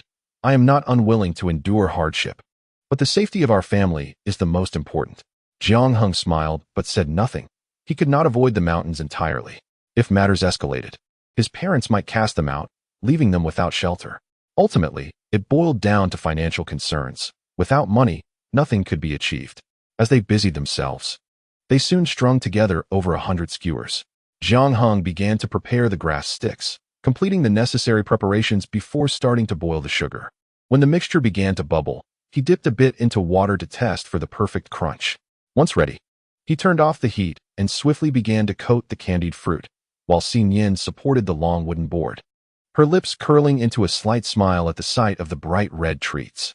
In her childhood, she often envied those whose families could make candied hawthorns, relishing the thought of indulging in as many as they desired, which brought her immense joy. Nian's thoughts began to wander, recalling how he always complained about her culinary skills, a sentiment that left her feeling somewhat aggrieved, especially after recently tasting his own cooking. Admittedly, her culinary prowess was indeed lacking. Jiang Heng, having completed his tasks, exhaled deeply and began to use the remaining sugar to create something, intending to craft 2 sugar figurines for them, one resembling a small pig and the other a bunny. Observing his artistic endeavor, Nian tilted her head in curiosity and softly inquired, "Are you making sugar paintings?" Jiang Heng replied affirmatively. "There's a bit of syrup left, and I thought it would be a shame to waste it. I'm making sugar figurines for you to enjoy, and you'll have one as well." He added, "From now on, whatever treats there are for Nuonuo, you shall have a share. I'm not a child. I don't need you to make these for me." Nian retorted, though her eyelashes fluttered, and her gaze occasionally flickered towards him, betraying a hint of anticipation. Once Jiang Heng completed his creation and waited for the sugar to dry, he presented her with the figurines. "Wife, the little pig is yours, and Nuonuo gets the bunny. Just enough for both of you. Why does mine have to be a pig?" She protested. "Oh, I hope to earn more and pamper you until you are as plump and adorable as a little pig, filled with blessings," he responded, eliciting an involuntary twitch of her lips and a huffy sigh, as she dismissed him with a playful complaint. "Who wants to be a pig? It's so unflattering." She murmured under her breath, "I don't want to be like a pig. You should be the pig instead." How annoying. Jiang Heng, preoccupied with skewering the candied hawthorns onto sticks, didn't he quite catch her words. He turned to her with a smile. "Wife, were you just insulting me?" Startled, Nian averted her gaze, feeling somewhat guilty. "No, I wasn't. I was praising your talents." "Oh, really?" he teased. "Yes, truly." Seeing her feigned innocence, Jiang Heng felt an irresistible urge to tease her further. Clearing his throat, he decided to focus on his work instead. Once he finished, the skewers were adorned with vibrant red candied hawthorns, creating a festive display. They tidied up their workspace, and just as they were about to return to the ward, the sound of a child's voice echoed, "Mommy, I want to eat candied hawthorns. I want some." The woman sighed in resignation. "Where are you going to find candied hawthorns? This is a hospital. If you want some, we'll have to go out and buy them. Stop causing a ruckus, or I'll have to discipline you."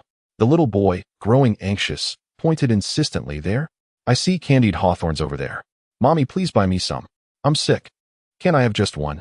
"Being sick has nothing to do with candied hawthorns. You're just being greedy," she replied. Yet, when she turned to look, to her surprise, she indeed spotted a cluster of bright red candied hawthorns. "Oh, there really are some. Let us go take a look." With a bundle of sticks on his shoulder, Jiang Heng heard a voice behind him. "Comrade, are you selling those candied hawthorns?"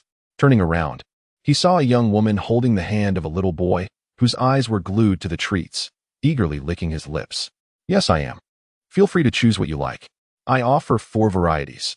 Yam candied hawthorns for 5 cents, round ones for 10 cents, flat ones for 12 cents, and apple ones for 50 cents. The woman, intrigued by the flat candied hawthorns, asked, "Why is it that the flat ones and the round ones are from the same vendor, yet one is 10 cents and the other is 12? Jiang Heng's expression was gentle, and he couldn't help but smile as he remarked, "You see, the process of making the flat ones is quite intricate. Each must be pressed individually, and if they are not well made, they are deemed unacceptable. There is a considerable amount of waste, which is why they are priced slightly higher.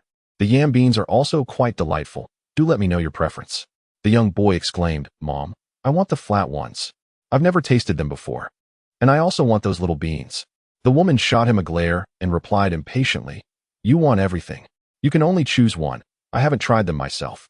Comrade, I would like one flat one and one yam bean, please." "Certainly, please take your pick." Jiang Heng opened the cloth bag at his waist, rummaged for change, and greeted them with a smile. "Everything here is freshly made this morning." The woman accepted the items with a smile and nodded appreciatively. "Thank you very much." The mother and son walked away, munching on their treats, quickly attracting the attention of other children who clamored for the flat ones, as the untried always seemed the most enticing.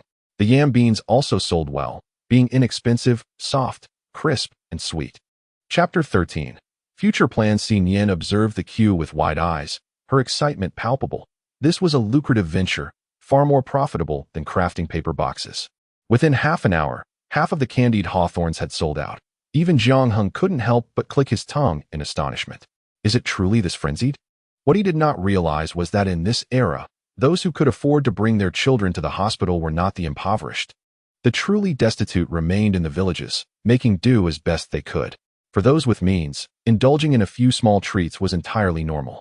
Once Jiang Heng and his wife returned to the hospital room, closing the door behind them, he began to count the money they had earned in such a brief span. They had made over 10 yuan. It is worth noting that during this time, the average wage was merely 30 yuan, meaning they had made a significant profit in less than a day's work. If calculated over a month, that would amount to 200 or 300 yuan.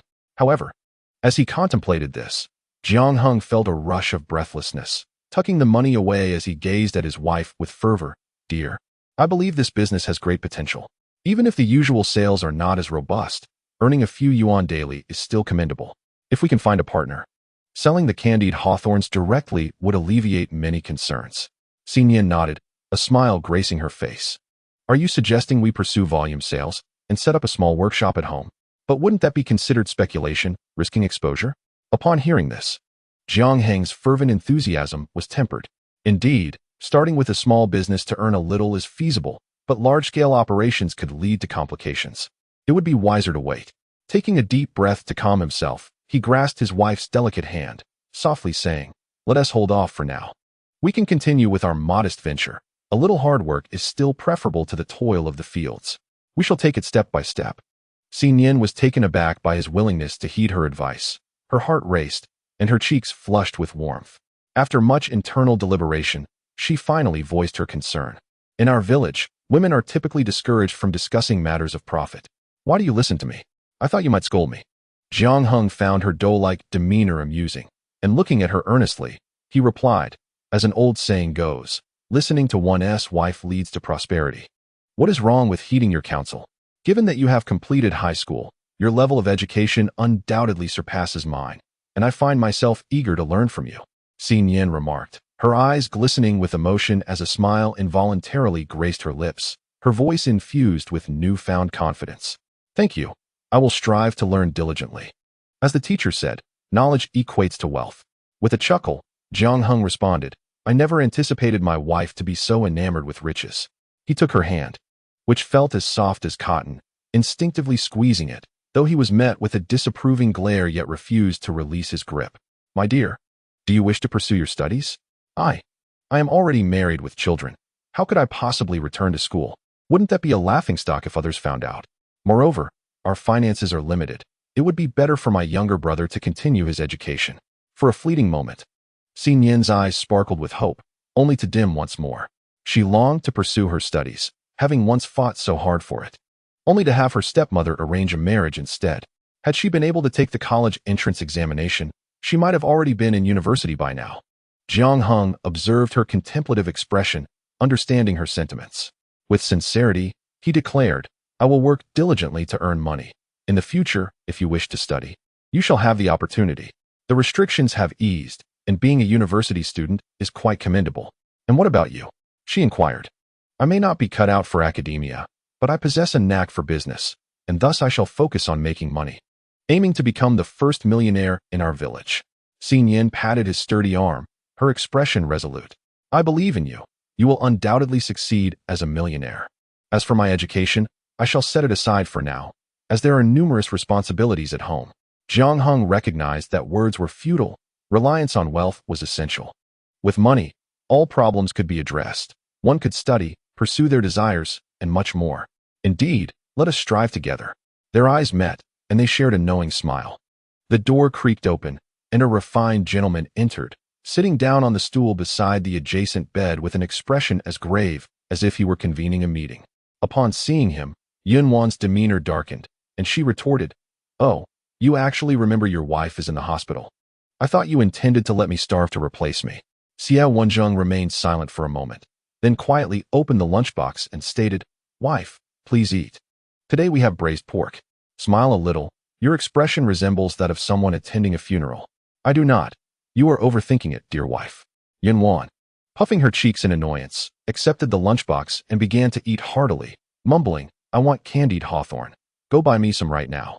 As the man stood to leave, she called out, "Wait. There are vendors selling them right here in the hospital. Why are you going outside?" Xiao Wenzheng instinctively glanced around and indeed spotted a vendor. He walked over, bearing the demeanor of someone in authority, and inquired, "I would like to purchase candied hawthorn. How much do they cost?" Jiang Heng raised an eyebrow. His suspicions confirmed. This must be what they referred to in later times as holding an official position, certainly someone from a bureaucratic institution. He interjected, "There are 4 different prices." "Allow me to explain." Xiao Wenzheng acknowledged with a curt nod, his countenance remaining stoic as he turned to address the person on the bed, his expression devoid of emotion. Akin to a robot. "Wife, which variety would you like?" Yunwan rolled her eyes, unable to tolerate his demeanor, which was as lifeless as a block of wood. If not for his ability to breathe, she would suspect she had married a walking corpse. How ridiculous. "Of course, I want all 4 kinds. How can I determine which one is the tastiest without sampling them all?" Xiao Wenzheng nodded affirmatively, swiftly paying the bill and carrying 4 candied hawthorns over to the table, which was covered in newspaper. He placed the delicacies atop it. Yunwan glanced at the young couple nearby, their atmosphere radiating sweetness, and then looked at her own side, which felt colder than the winter outside. Taking a deep breath, she resolved to gently steer the conversation. Living a life filled with such suffocation was unbearable. With a bright smile, she inquired, "Old Xia, have there been any amusing events at the workplace recently?" "None, just meetings, report writing, eating, bathing, and sleeping," Xiao Wenzheng replied. Noticing her expression darken, a flicker of confusion crossed his calm gaze as he asked, "What's wrong, dear?" Yunwan lowered her head, pushing around her food. Her heart weighed down like a stone. She replied sullenly, "It's nothing. Just hire a caregiver for me. It's too troublesome for you to come back every day." "Are you angry, or are you serious?" He pressed. "I'm serious. You should hire someone to take care of me. My leg is broken, and I don't know when I can leave the hospital." Xiao Wenzheng nodded. "All right, I'll find someone tomorrow. It's indeed necessary. Running back and forth wastes time, and I still have many reports pending." Upon hearing this, Yunwan's eyes reddened with anger, and she shot him a piercing glare, her voice dripping with resentment. "You really are a workaholic. Why not just marry your job instead?" Can one marry work?" he asked sincerely, but upon sensing the fiery glare from his wife, he quickly realized his blunder and promptly apologized. "I'm sorry, dear. I was wrong." Chapter 14. Enhancing corn shelling efficiency. Jiang Heng and his companion exchanged glances, their expressions a mix of complexity. How could someone as perceptive as Yun Jie be with a man who was, quite frankly, rather difficult to describe? After finishing her meal, Yunwan urged, "Xiao Wenzheng, hurry and leave. I don't want to see you. Also, once my leg heals, you need to come home often, otherwise. How will I manage to have children by myself?" "Have children? Is your mother pressuring you again?" "Yes, go explain things to her. And those strange medications? I want to take them. If I'm not pregnant, it's because you're never home. You're always working. Don't you ever get tired? I'll tell you, once my leg is better, you need to come home and have a child with me. I want a daughter like Nuonuo." Xiao Wenjing nodded obediently, understood. "I'll talk to my mother. If she doesn't listen, I want to return for the new year. A couple more visits, and they remember." Yunwan's lips twitched as she looked at his stern face, which seemed perpetually devoid of a smile. Without comparison, she hadn't noticed, but now it was evident that his attitude towards her was far better than towards his own family. Her expression softened slightly, and she replied, "You handle your family's matters, and I'll handle mine. This will benefit us both. Remember to come home more often. I want a child. All right, I understand. Who is Nuonuo? Yuan smirked, turning to the little girl. Nuonuo, come here and call me Annie so I can give you some candied hawthorn. Nuonuo was busy licking the sugar coating. Hearing her name, she turned and sweetly called out, Annie, pretty yes, but no. Honey, is it really that easy to have a child like Nuonuo? Yuan's lips twitched in annoyance. I've never given birth, so why ask me? Ask that brother over there. Nuonuo is his daughter, and she is as soft as can be. Xia Wanzheng nodded and approached with a serious demeanor. Addressing the individual. Comrade, may I inquire if there exists any theoretical insight regarding the birth of a daughter such as yours? The brother's intellect seemed rather questionable. Jiang Heng stifled the twitching of his lips, observing the couple's expressions, and affirmed, this is indeed related to genetic inheritance. You both are quite handsome, and your child will undoubtedly be beautiful. As for whether the child will be a boy or a girl, that's a matter of chance, equally likely for both. Do you not prefer boys? Xia Wanzheng replied assertively, I do not. After seeing your daughter, I find I have a liking for daughters instead. Are you certain there is no experience to share? None at all, comrade. Just act naturally, Jiang Heng responded. Ah, understood, thank you. Once the man exited, the young couple remained momentarily stunned, their expressions reflecting a blend of incredulity and concern regarding the man's communication skills and his capacity for normal work. Yuan, perceiving their shock, sighed helplessly. He is just like that, leading a life devoid of warmth. He holds a leadership position at work, and no one dares to contradict him. And certainly not his superiors, as they do not possess the same authority as my father-in-law. He was a bookworm in his youth, and it only became more complicated as he grew older. He lacks emotional depth, yet he is not a bad person. Jiang Heng nodded, contemplating the advancements in psychology in the future, and remarked, Sister Yuan, your husband's behavior resembles that of a psychological disorder. Yes, it may stem from emotional neglect in childhood, leading to his current emotional detachment. There must be research on this abroad, she replied thoughtfully. Yuan paused, her eyes brightening as she regained her focus. So you mean to say that my husband is not inherently devoid of feelings, but rather a product of his childhood neglect, which has led him to develop emotional barriers, correct? Indeed, more or less. I have heard it mentioned before, though I do not have extensive knowledge on the subject. You might consider consulting a psychologist for further insight. All right, I understand. Thank you very much. Jiang Heng waved his hand gently, saying, not at all.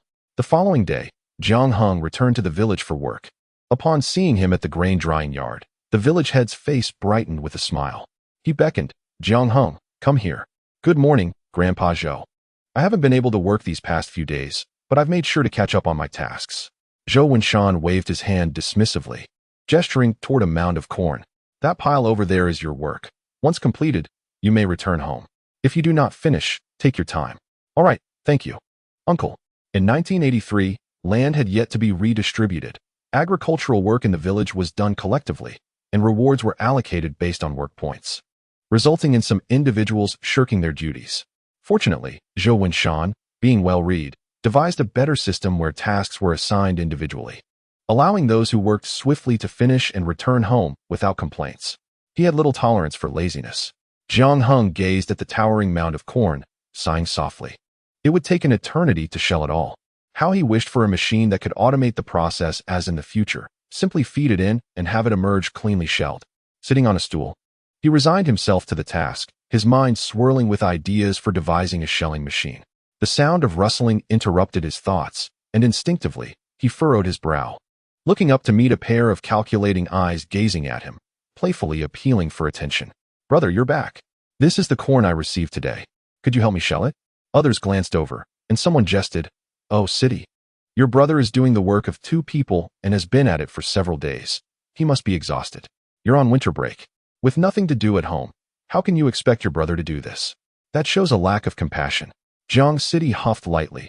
Grandma, your words are misplaced. My brother and I are family. He hasn't complained, so you needn't meddle. Besides, my academic performance is commendable, and I must utilize my vacation to study for college entrance exams. If I succeed, my brother will enjoy a better life too. His hands are calloused from labor, and this work won't tire him. However, for me, shelling corn gives me blisters. Seeing her so unabashed, Jiang Heng's expression gradually darkened. He wished to finish quickly and head to the hospital to accompany his wife and child. With his own work unfinished, he had no time to assist others. He stood up, took her share, and tossed it in front of her, coldly stating, "Have you no hands? If you can't do your own work, then perhaps you shouldn't eat." The villagers' eyes brightened at the scene. Jiang City's foot was crushed, and being scolded by her brother in front of so many people made her eyes well up. Her gaze accused him. "Brother, you've changed. You weren't like this before. Is it because sister-in-law spoke ill of me? She's a wicked woman." Jiang Heng reprimanded her softly. "Be quiet. My wife is your sister-in-law. Who gave you the right to speak like that? Do your own work and stop pushing it onto me. Your niece is ill, and you've never visited her. How dare you come to me for help? Go away, and don't be an eyesore." Chapter 15. The village chiefs praised Jiang City burst into tears and ran to find her parents for support, claiming her brother was being unreasonable. How could he speak to her like that in front of so many? Jiang Heng, uninterested in her drama, pondered a quicker method for shelling the corn. While not as fast as a machine, it would certainly be more efficient than manual labor. He dashed home to fetch a screwdriver and a snakeskin bag, pushing the corn kernels out through the gaps for easier removal. This method significantly increased his speed. The villagers, intrigued, asked, "Heng, what are you doing? You can't just push a few kernels. It won't be clean and will waste the corn." Jiang Heng looked up and smiled.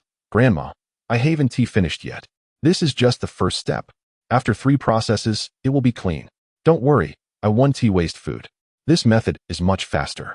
I can return to the hospital sooner to see my child, who is still hospitalized." Well, this has always been the way to shell corn. Though slower, it's cleaner. "Heng, be careful not to mess it up. The village chief will be angry if you waste any."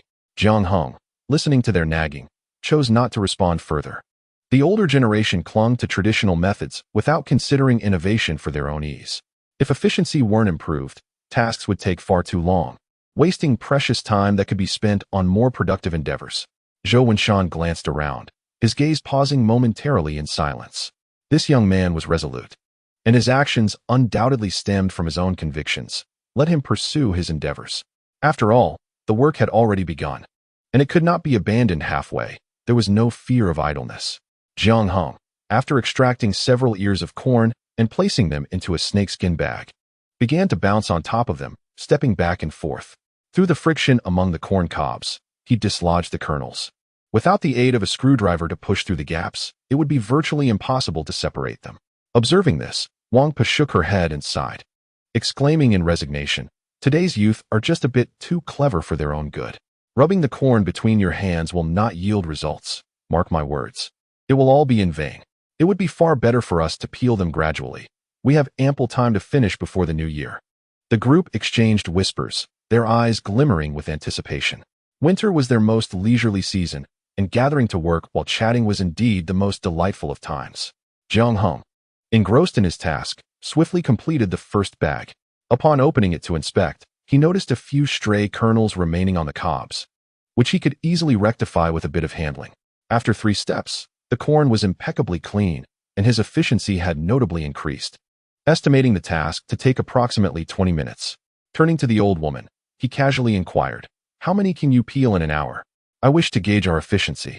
Yang Xuemei, the village chief's wife, held a favorable impression of Jiang Heng and replied, "In an hour, we manage about a dozen, perhaps 20 at most." Jiang Heng, "How many have you managed?" Jiang Heng nodded and began to count, grinning as he responded, "Annie, with my method, I could produce 50 in an hour. If 3 of us collaborated, we could certainly expedite the process." "Ah, that is indeed a significant improvement," Yang Xuemei exclaimed, her eyes sparkling with interest. "Why don't we give it a try? I see that this young man works quite swiftly, though the last bits may not be entirely clean. A quick flick will suffice, allowing us to save time for fishing and curing fish."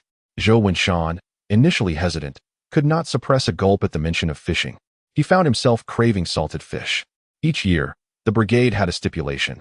The village that completed its tasks first would be the first to fish, with a 3-day period to catch as many as possible. Everyone understood that the first village reaped the most benefits, and they had always found themselves in the middle, catching insufficient fish to share. This year, they were determined to vie for the top position. "All right, Jiang Heng, come here. Tell us how we can assist you. We'll keep track of time and measure the corn cobs to see how much we can accelerate the process." Jiang Heng could not help but smile at the village chief's words. Having such an open-minded leader was indeed a blessing for Xiao Village. Leaders from other villages often prioritize their authority, compelling everyone to adhere to traditional methods, which was a considerable waste of time.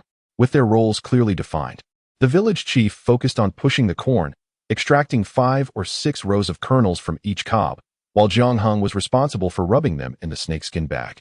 The chief's wife oversaw the final stage, ensuring that any kernels that remained unpeeled were meticulously checked and processed, guaranteeing that no grain would go to waste. They were all diligent workers, seamlessly cooperating with one another.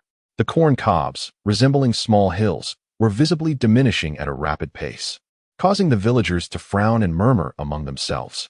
Look, it truly seems to be progressing swiftly. At this rate, the 3 of them could accomplish the work of 4 or 5 people in a single day. Does this mean our village could contend for the top position this year? If we indeed secure first place, we could share a considerable amount of fish, allowing us to prepare more salted fish for the year. Hearing this, Zhou Wenshan's serious expression softened into a smile, and he generously exclaimed, Jiang Heng, if your method truly leads us to the village's top ranking, I shall ensure you receive the first share of the fish. The first share is typically a reward given to one who has made a significant contribution to the village, often amounting to double that of others, and only one can be awarded per village. Jiang Heng nodded with a smile, readily accepting, for who would refuse a gift? A little added fish would mean a few more bites for his wife and children. Indeed, this method is surely faster than manual peeling, and it doesn't waste any grain. The corn kernels are all intact. Yes. The youth are remarkable. Their minds are so agile. When it comes to work, one should employ their intellect rather than dawdle. Zhou Wenshan regarded Jiang Heng, who remained humble yet confident, and instinctively nodded in approval. Increasingly convinced of the young man's potential for greatness in the future, Wang Xiuying had also come seeking assistance, only to be scolded by the village chief. The trio worked with growing efficiency, and by the end of the day, the heap of corn had vanished, accomplishing at least the work of 5 or 6 individuals, leaving each of them quite satisfied. Grandpa Zhou, shall we continue tomorrow? The day after, I wish to accompany my wife and child to the hospital, as they are due for discharge soon. Very well, if you have matters to attend to, go ahead. We can complete the work later. But do teach this method to more people. We must strive for first place this year. Zhou Wenshan declared with resolute determination, raising his voice. This method belongs to our village. Until we secure the top position, no one is permitted to share it outside. Do you all hear me? The villagers replied in unison. Yes, chief. They were not foolish. Who could deny the benefits of being the top village? The allocation of fish would increase, allowing for a more sumptuous New Year celebration. Why would they divulge such information to neighboring villages? As night fell, they decided to return home and resume work the following morning.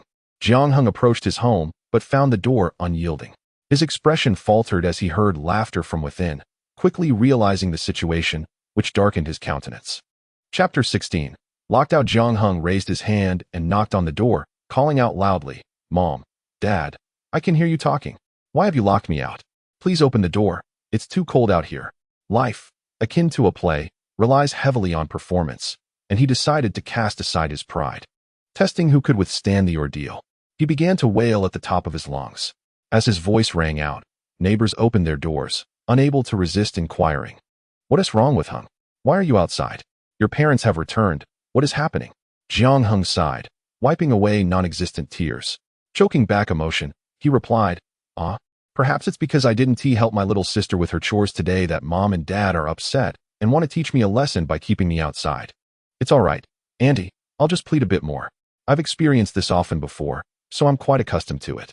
At least this time, I wasn't punished with a switch. The wounds from last time haven't even healed. It's all my fault for being thoughtless. Even if I can't finish my own tasks, I should still assist my sister. Otherwise, when would she find time to play? Who declared me the leader? It is my duty, and I am exhausted, yet I cannot utter a word of dissent, lest my parents accuse me of being unfilial. Upon hearing this, the villagers cast sympathetic glances in my direction, eager to defend me. Today, even the village chief praised this lad, so it is only natural to support him further. If we can secure the village's first place, they shall reap the benefits, a share of the fish bounty. The Jiang family is in the wrong. How can they be so cruel to the eldest, treating him worse than a stepmother? Not only do they prevent him from attending school, but they also threaten him at every turn. Indeed, there are 4 children, yet only the eldest is denied the opportunity to study. What is this? I have heard that the eldest son has fallen ill, suffering from severe pneumonia, and even his wife, kneeling in desperation, received not a single cent in aid. Listening to these remarks, Jiang Heng lowered his head, feigning vulnerability, with a slight smirk playing at the corners of his mouth. Family shame must not be aired. Yet who would refrain from doing so? Why must the oppressed remain silent, while those who inflict harm stand on a moral high ground, accusing him of disloyalty? Let us see who the truly unfilial one is. The commotion outside grew louder, unsettling several in the yard. Jiang Weiman's expression darkened, and he could only open the door. Shooting a piercing glance at him. With a forced smile, he gritted his teeth and said, "Eldest, what are you doing? We had no idea you were outside. We thought you had returned. Now, come inside quickly. Why embarrass yourself out there?" Jiang Weiman glanced at the others and waved his hand dismissively. "All right, everyone disperse. There is no need for you all to concern yourselves with my family affairs. Every household has its own burdens. This cannot be resolved with mere words. We treat all our children equally. There is no favoritism here." The eldest's decision to cease schooling was his own.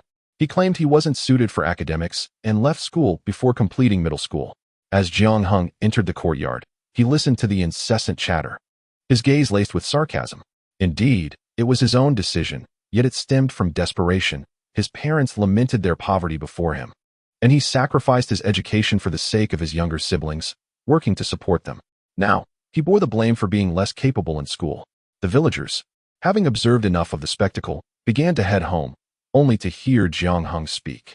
"Father, during my school days, I ranked among the top 3 in my class. It was you who declared me the eldest and insisted I care for my siblings, which led to my decision to abandon my studies." Jiang Heng sighed, wiping away tears in resignation. "Who can blame us for our poverty? Our parents' earnings barely suffice, and I had no choice but to forego my education.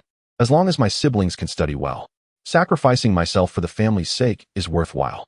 The villagers murmured, recognizing the underlying truth. While parental favoritism is common, excessive punishment and cruelty are unacceptable. Jiang Weiman felt his mind explode with disbelief, his body trembling as he stared at his son in shock. You wretched child. Father, what is wrong? Are you calling me a beast? Yet I am your own flesh and blood." Such words wound me deeply. Jiang Heng, with an expression of innocence, reached out to support him but was roughly brushed aside, colliding against the door, which nearly buckled under the impact. Witnessing this scene, Jiang Weiman felt an intense throbbing in his temples. Frustrated and unable to vent his anger through words or blows, he stomped his foot and stormed into the house. Panting heavily, his eyes reddened with rage. After closing the door, Jiang Heng promptly sat down to eat, the pitiful look from moments ago vanishing as he greeted cheerfully, "Father, why aren't you eating? Are you already full?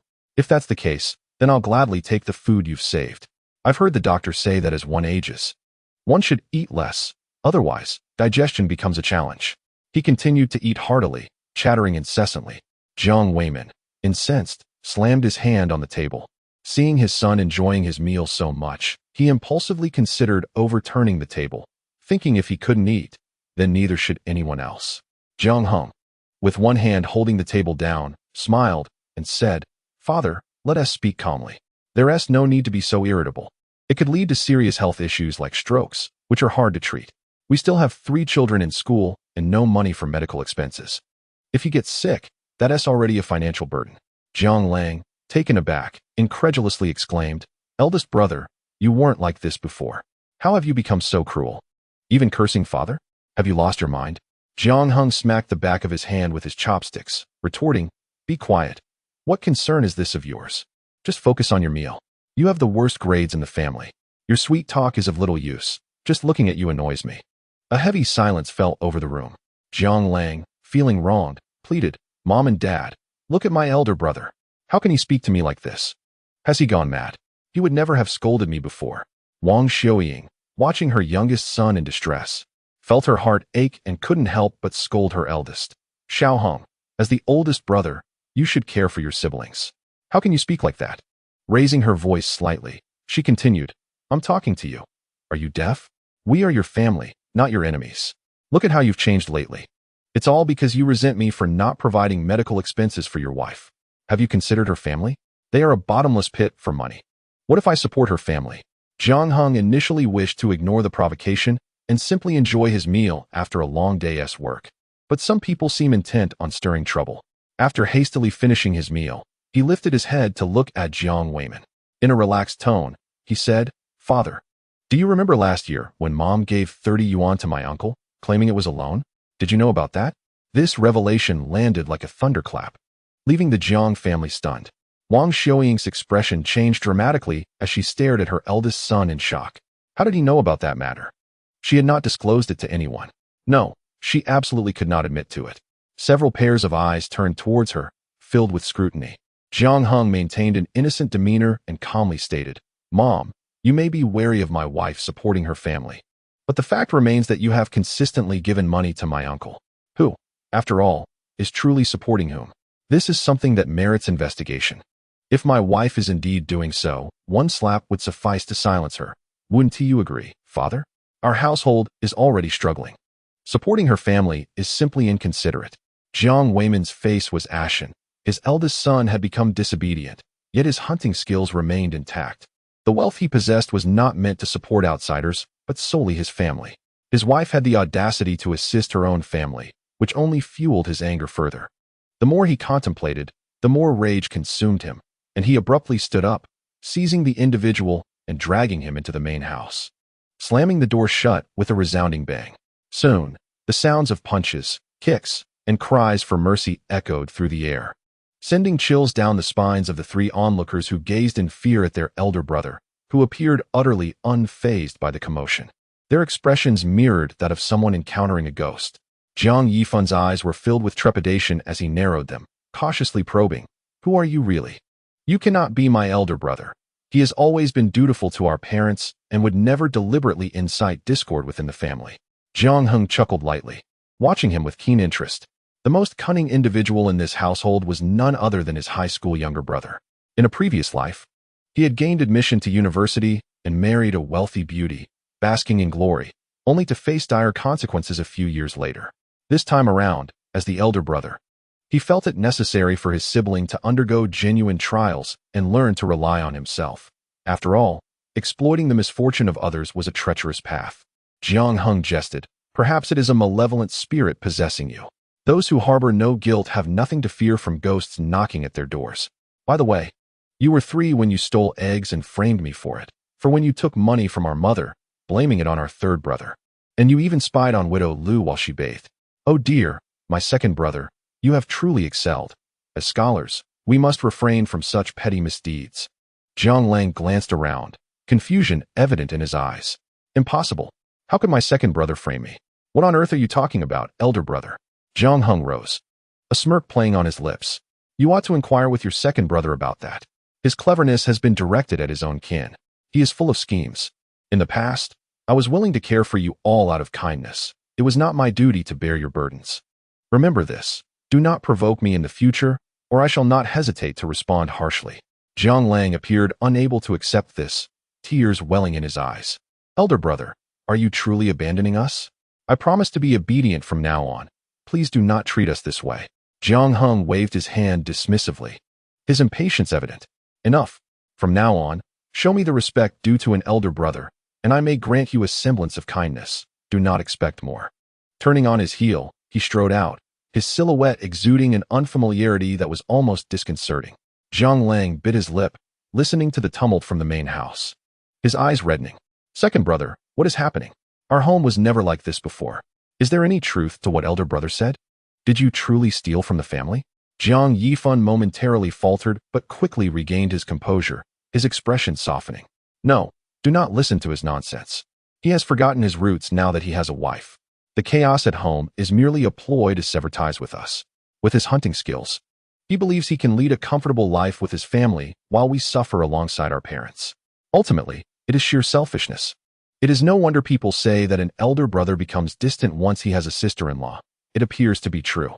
Zhang Lang pondered for a moment before nodding in agreement, saying, "Indeed, ever since my sister-in-law arrived, my elder brother has changed repeatedly. He used to be so kind to us, granting us whatever we desired. What shall we do now? Once Nuonuo is discharged from the hospital, I fear my sister-in-law will incite my brother against us even more. Our family cannot be divided. If it comes to that, our parents would struggle to support us. And how would we manage our education? I am incapable of working the fields. Jiang Yifan lowered his gaze, concealing the shadows in his eyes. He remarked casually, as long as they do not divorce, my brother will inevitably favor my sister-in-law. Life was so much better before they were married. Now that my brother has a child, his heart naturally leans towards his own offspring, neglecting us siblings. We must endure. Jiang Lang muttered, divorce? If that were to happen, it would be better for them to separate. My brother could return to how he was before, and we would be a family again. Jiang Yifan's eyes flickered, and he fell silent. Jiang Sitian frowned and complained, if my brother and sister-in-law divorce, who will handle the household chores? I have been utterly exhausted these past few days. The chicken manure is so foul. Of course, it will be you, Jiang Lang retorted. Household chores are women's work. Men only need to provide for the family. Why should I concern myself with such trivial matters? Third brother, what are you saying? I am the youngest in the family. You should all cherish me. Why should I do it? It's so dirty. Jiang Lang scoffed. Then let little Nuonuo do it. After all, if my brother and sister-in-law divorce, the child won't be taken away. By then, she will be over 3 years old and capable of helping out. A girl who cannot do housework, what man would want her? Hurry up and tidy up. I must go read. You can't read at night. Kerosene lamps cost money. Can't you read during the day? Jiang Yifan stood up to leave, but someone tugged at his sleeve. Jiang Sitian blinked her eyes, looking pitiful as she said, second brother, help me out. 2 hands working together will be faster, won't it? Of course, you are my sister. How could I not care for you? Hee, you are the best, second brother. After dinner, Jiang Heng ascended the mountain and selected several quality lindenwood pieces. The advantage of this type of wood is its light color and subtle grain, making it perfect for painting and engraving patterns. In this life, with his daughter alive and his wife by his side, he only wishes to give his daughter the best and love them wholeheartedly. Naturally, toys are essential. A puzzle suitable for Nuonuo would be delightful, as it can be played with multiple times, and if the colors are unappealing, they can be washed off. Jiang Heng returned to the courtyard with the wood. The main house had fallen silent, suggesting that peace had returned, though it was of no concern to him. He would not allow them to drain his resources. He lit the kerosene lamp and began to saw the wood, gradually smoothing it out. He labored until midnight, managing only to shape it without applying any color, leaving the rest for tomorrow. He collapsed onto his bed and fell asleep instantly. The next day at the threshing ground, the 3 of them coordinated their efforts, working even faster than the day before. Chapter 18. A puzzle for his daughter. Xiao Wenshan beamed with delight, patting Jiang Heng on the arm. His eyes filled with admiration. Well done, Heng. You have made a significant contribution this time. Uncle will remember this and will ensure you are well rewarded. Jiang Heng, with his well-defined features, exuded an earnest charm, his smile radiating warmth and approachability. Thank you, Uncle. However, this achievement is not solely mine. The most significant aspect is your willingness to heed my suggestions. The village chiefs of other communities are not as open-minded as you. Your words are imbued with sincerity. And indeed, compared to other village leaders, Xiaohe village stands out remarkably.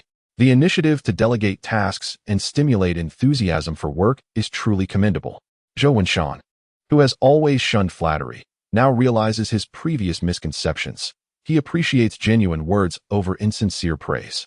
Who does not relish sweet words, especially when they ring true? Such honesty is irresistible.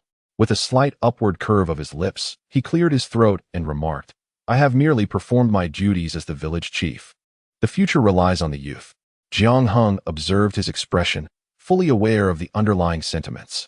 Politely, he responded, I shall strive to learn. My education may be lacking, but I possess a modicum of cleverness, if you do not mind. Zhou Wenshan, lost in thought for a moment, sighed. In our vicinity, only one village has produced a wealthy household. How I wish it were our turn.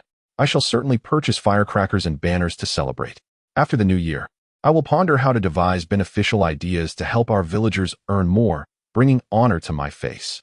Jiang Heng gazed towards the mountains and casually inquired, Uncle, is there not a bamboo forest on the mountain? How does everyone handle the bamboo shoots each year? Zhou Wenshan paused, somewhat bewildered, and replied, those are of little use. Bamboo shoots are quite bitter and difficult to eat. While blanching and drying them improves their taste, they serve little purpose otherwise. Our town, Qingzhou Town, is named for the abundance of bamboo, yet no family can consume all the bamboo shoots. How could we possibly sell them? Have you ever tried pickled bamboo shoots? Jiang Heng asked. This is the first I have heard of such a thing. Is it delicious? Jiang Heng's eyes sparkled as he shook his head. I have heard of it, but I have never tasted it. I plan to experiment with it next year. We would need pickled peppers, though. He recalled that in later years, red braising was initially favored, with pickled peppers gaining popularity starting from chicken feet, eventually leading to a variety of pickled pepper products. The tangy, spicy, and refreshing flavor is far more delightful than red braising. Zhou Wenshan shook his head, momentarily unable to conceive a better idea. The pursuit of profit cannot be rushed. It must be approached gradually. On the third morning, Jiang Heng headed to town, intending to stay for 2 days and bring his little daughter home. He also needed to purchase cotton, as their blankets were too thin, and Nuonuo could not afford to catch a chill. He carried large and small bundles into the hospital room, cheerfully announcing, "Wife, I am back." "Oh, Jiang Heng, why did you buy so much?" Nian approached, noting the cotton and fabric with some concern. "Why so much? Your cotton-padded jacket is nearly finished. You do not require this much cotton." Jiang Heng organized the items and smiled. "This is not for clothing, it is for quilts. Our blankets are too stiff and do not keep warm. Did not the doctor say Nuonuo must not get cold? I thought making new quilts would be warmer. You have worked hard, dear wife. Please make 2 quilts, one for use and one for covering. They need not be large, just enough for Nuonuo, while we continue using the old ones." He calculated in his mind. In winter, his body heat was sufficient, making new quilts unnecessary. After all, his wife would end up needing to cuddle him for warmth. The thought made him chuckle inwardly. Upon hearing those words, Nian did not ponder for long. She simply felt that Jiang Heng was exceedingly kind to Nuonuo. As long as it was for the child's benefit, she had no objections. "All right, I will make it at the hospital. Nuonuo will have a new quilt, and we can still use the old one without feeling cold. Jiang Heng, come here and try on this cotton-padded jacket." Jiang Heng reached out to take it, his eyes crinkling with a smile. It looks very warm. My dear wife, you should make one for yourself as well. I have bought some floral fabric for you. You would look lovely in it." Nian was taken aback that he would consider buying fabric for her. She waved her hand and softly replied, "No need.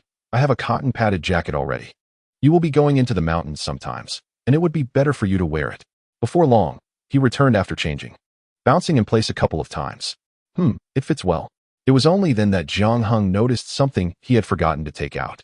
He opened a wooden box, revealing scattered puzzle pieces, and patiently sat at the edge of the bed. "Come, Nuonuo, learn from Daddy.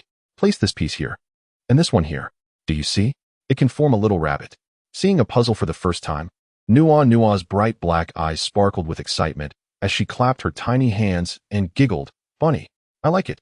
Her joyous laughter echoed, "Look, Mama, a white bunny." Her intermittent speech, tinged with a sweet, babyish tone, was particularly delightful. Nian approached to take a look, her surprise evident. "What is this?" Jiang Heng gazed at her and softly replied, "It's a puzzle. I thought that with this, Nuonuo could play with the puzzle while you are busy. It's a bit rough since it's my first attempt, but I will make better ones in the future. The rabbit is easier to make. I had too little paint on hand. Otherwise, I could have made it more vibrant and beautiful. You'll be home for 2 days. And you're not just going to work on shucking corn at night, are you? Where will you find the time to sleep? You will wear yourself out." Nian observed the dark circles under his eyes, her brows furrowing in concern as she gazed at him with tenderness. "It's wonderful that you care for the child, but you mustn't neglect your own health. You could do this during the new year too. You haven't even had a break yet. You must work. And if you don't sleep well at night, even the strongest body cannot endure." Unable to help but voice her worries, she feared it might annoy him. So she merely looked at him, her eyes filled with compassion. Jiang Heng understood her genuine concern and chuckled, his smile brightening further. "It's all right, my dear wife. I've only stayed up a little. When you're young, you don't feel tired at all. I promise I won't stay up late anymore." As they conversed, a sudden knock on the door interrupted them. A little boy poked his head in, his eyes darting around, and called out loudly, "Uncle's selling candied hawthorns. You're here. When will you make more? I can't sleep just thinking about it." You seem to be the child who bought the flat candied hawthorns last time." "Yes. Just call me Lele." "Uncle, I've been waiting for you for 2 days. When can you make them? I want to buy some for my sister." Jiang Heng smiled, walking over to ruffle the boy's hair. "All right, I'll go buy the ingredients to make them. But how many strings do you want? If it's just 1 or 2, I don't want to bother. It's quite a hassle to make." The little boy's eyes sparkled with mischief. "Uncle, don't worry. I'm the boss of South Street. As long as you make them well, I'll gather my friends to come buy them. I guarantee you'll sell out. Jiang Heng couldn't help but burst into laughter. Fine, I'll make them. Come back this afternoon to buy. It's a deal then. Let us seal it with a pinky promise. 100 years without changing. Whoever breaks it is a little puppy. The little boy finished speaking and scampered away. Chapter 19. Discharge day arrived swiftly. Jiang Heng borrowed a cart from Wang Taizhu, laid a quilt upon it, and after completing the discharge formalities, he gently placed the child atop it, wrapping her snugly, leaving only her small head visible. Nuonuo held a hand warmer in her arms, her little head surveying the surroundings as she chirped in a sweet, innocent voice, "Mama, home, home, we're going back." Nian tenderly caressed her daughter's face. Her skin felt pleasantly warm, a clear indication she was not cold, which brought comfort to her heart. During these days of abundant nourishment, the once gaunt face of the child had become more rounded, with a rosy hue that signified improved health. "Wife, you should sit up here too. It's tiring to walk," Jiang Heng suggested. "Oh, no need. Just push Nuonuo," she replied. Observing her flushed cheeks, he discerned her shyness and, without further ado, bent down and effortlessly lifted her, placing her on the cart. He teased, "Wife, if you're worried about me, just say so. No need to hide your feelings. I understand, and we're all set to return home." Nian sat beside her daughter, feeling a bit guilty as she glanced around, relieved to see no prying eyes. Nuonuo clapped her tiny hands, her cherubic face resembling a little rice dumpling, giggling. "Mama, sit. Nuonuo, sit. Cough, cough. Right, Mama will sit with Nuonuo. Is it warm? Let Mama check the 4 bottle to see if it's too hot. If it is, kick it away a bit. Don't let it burn you, all right? Mama feels it's warm." In the 1980s, 4 bottles were made of glass. During cold weather, they were filled with hot water and wrapped in cloth to serve as hand warmers, practical with no fear of bursting. Nian touched the warm bottle and held her daughter close.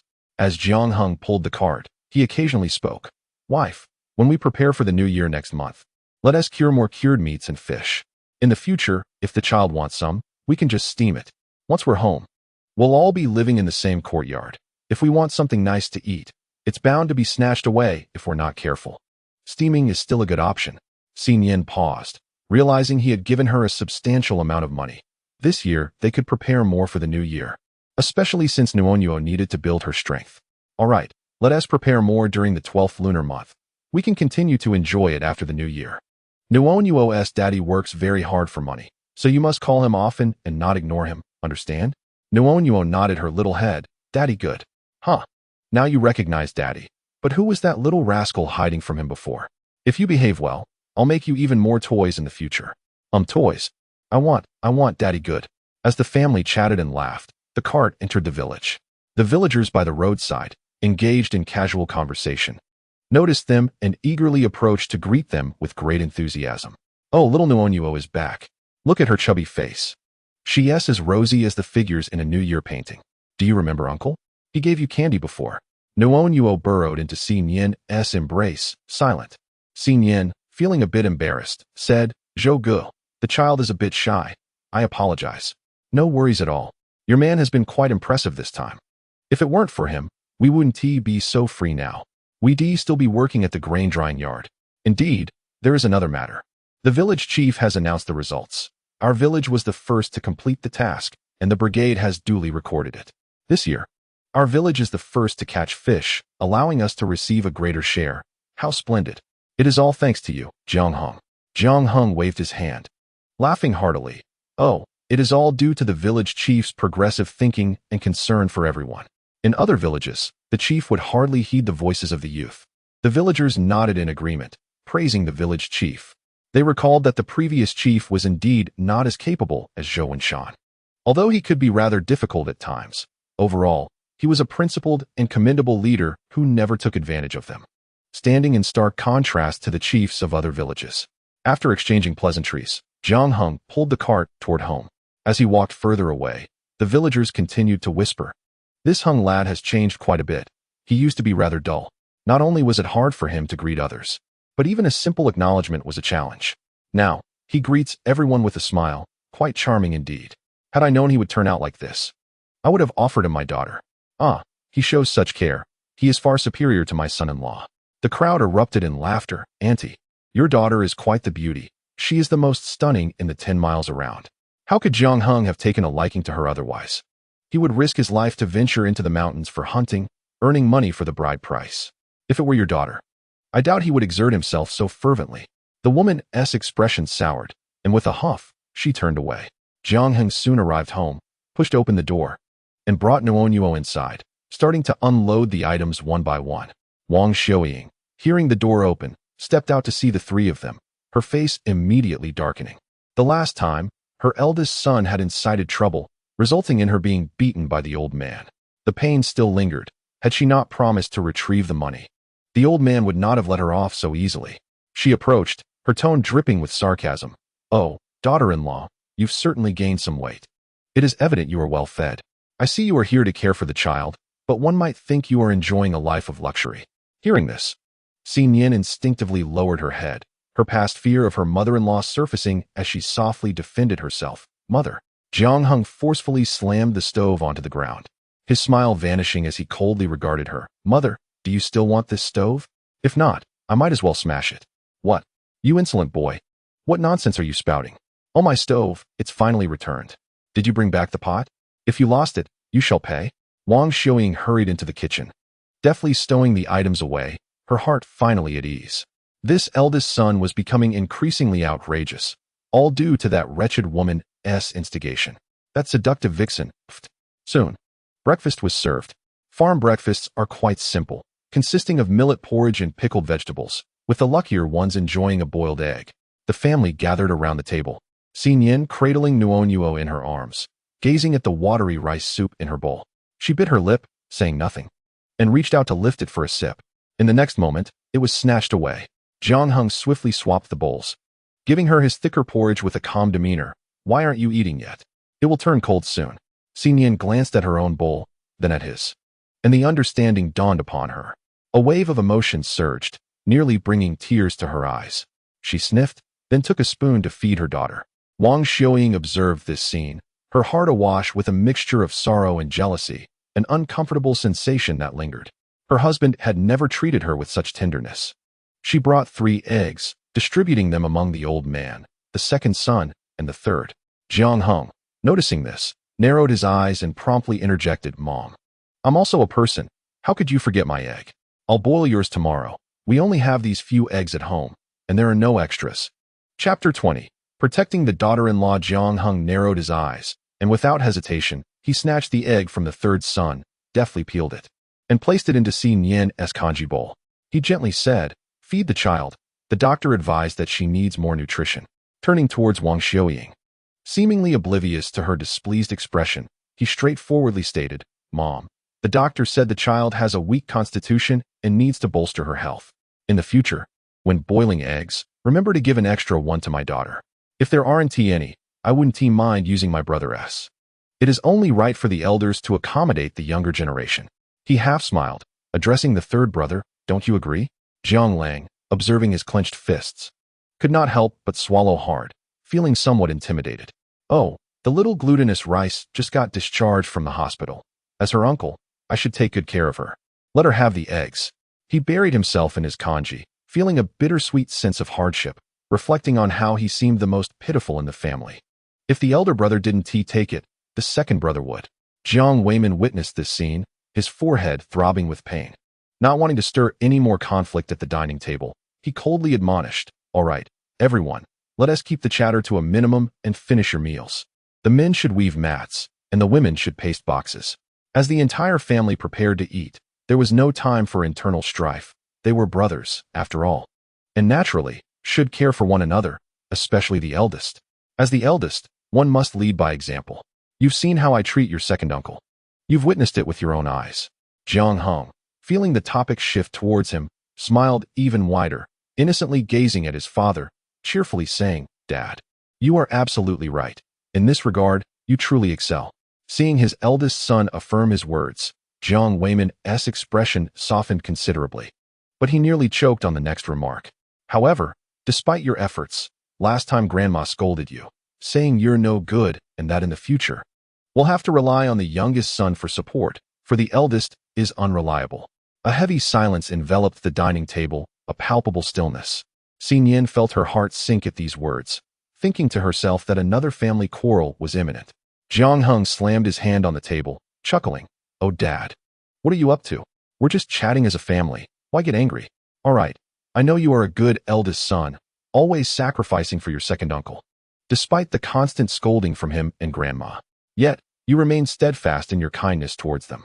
Dad, when it comes to patience, you are truly remarkable. I admire you."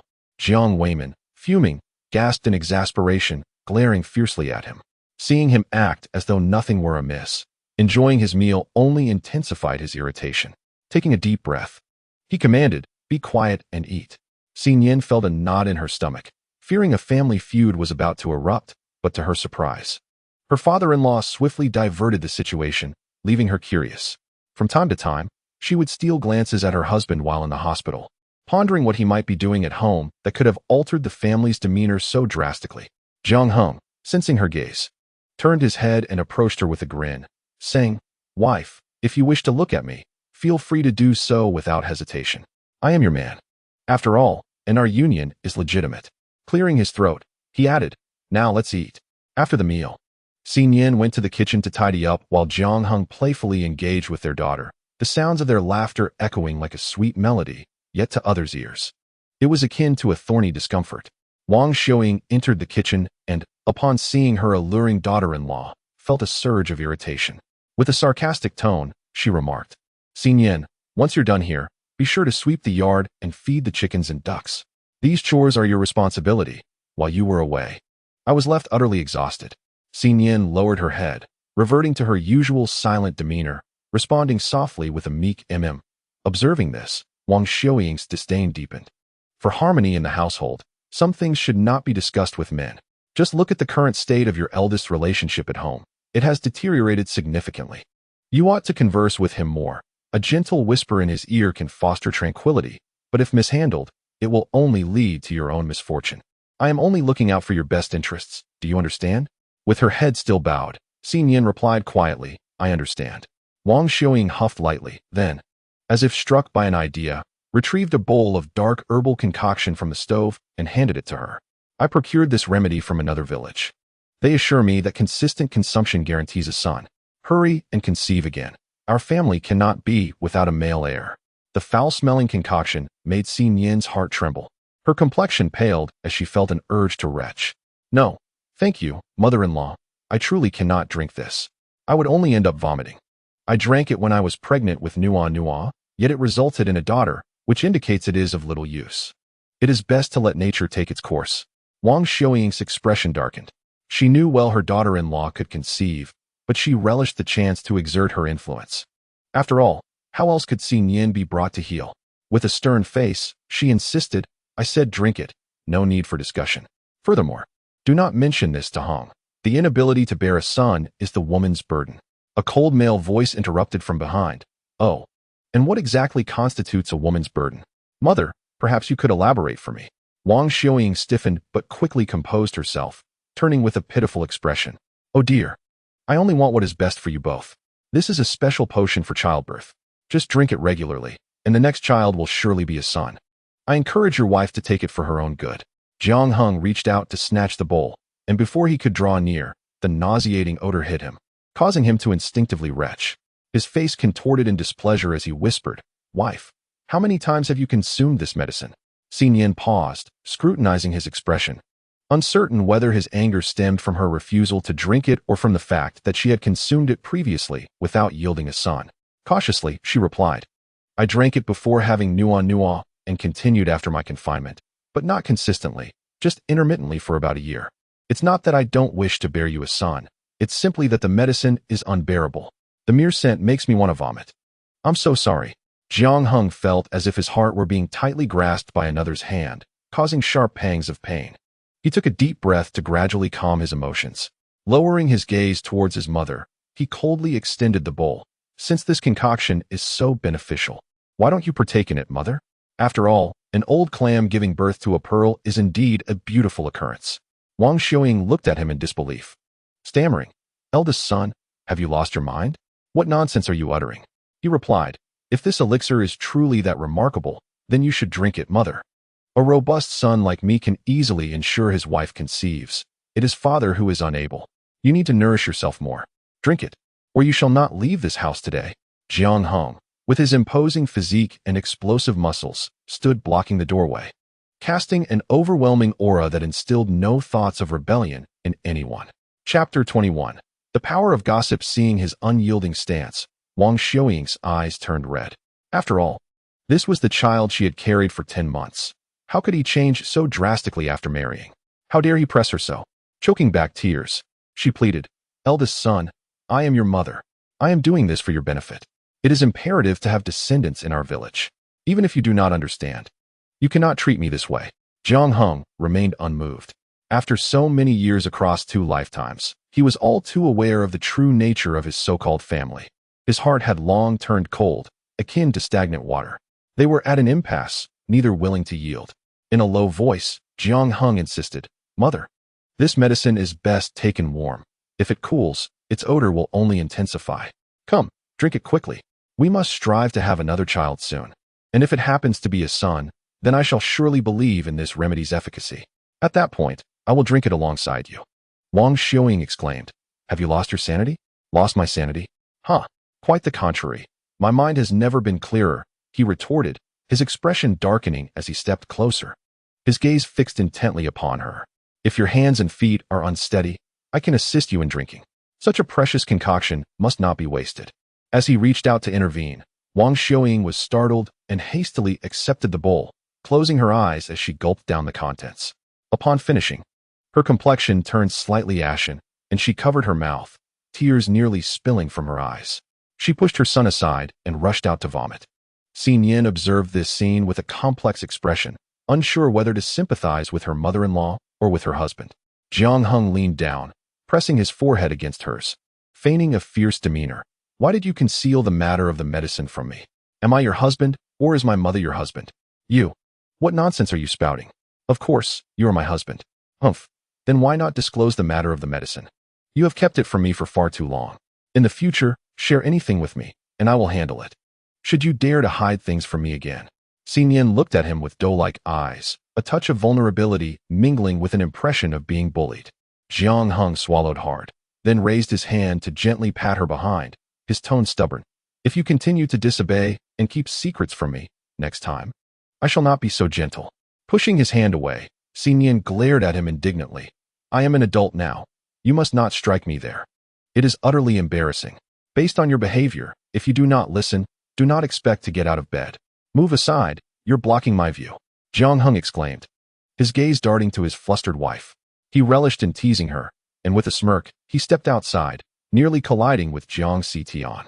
Frowning, he inquired, "What is the matter? You appear quite flustered. What if you bump into someone?" Jiang Tian, stamping her foot in distress, retorted, "Big brother, step aside. I need to fetch the doctor. Mother has been retching incessantly. I hope she isn't ill." Raising an eyebrow, Jiang Heng grasped her arm and jested, "She is not ill. She's merely expecting. You are soon to have a younger brother." A loud crash resonated from the kitchen as something fell to the floor. Jiang Tian raised her voice in disbelief. "What? Big brother, are you saying mother is pregnant? How is that even possible? At her age, she surely cannot be." "Why not?" Jiang Heng replied nonchalantly.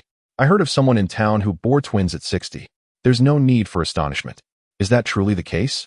she asked, her eyes wide with incredulity. "Of course it is. What benefit do I have in deceiving you?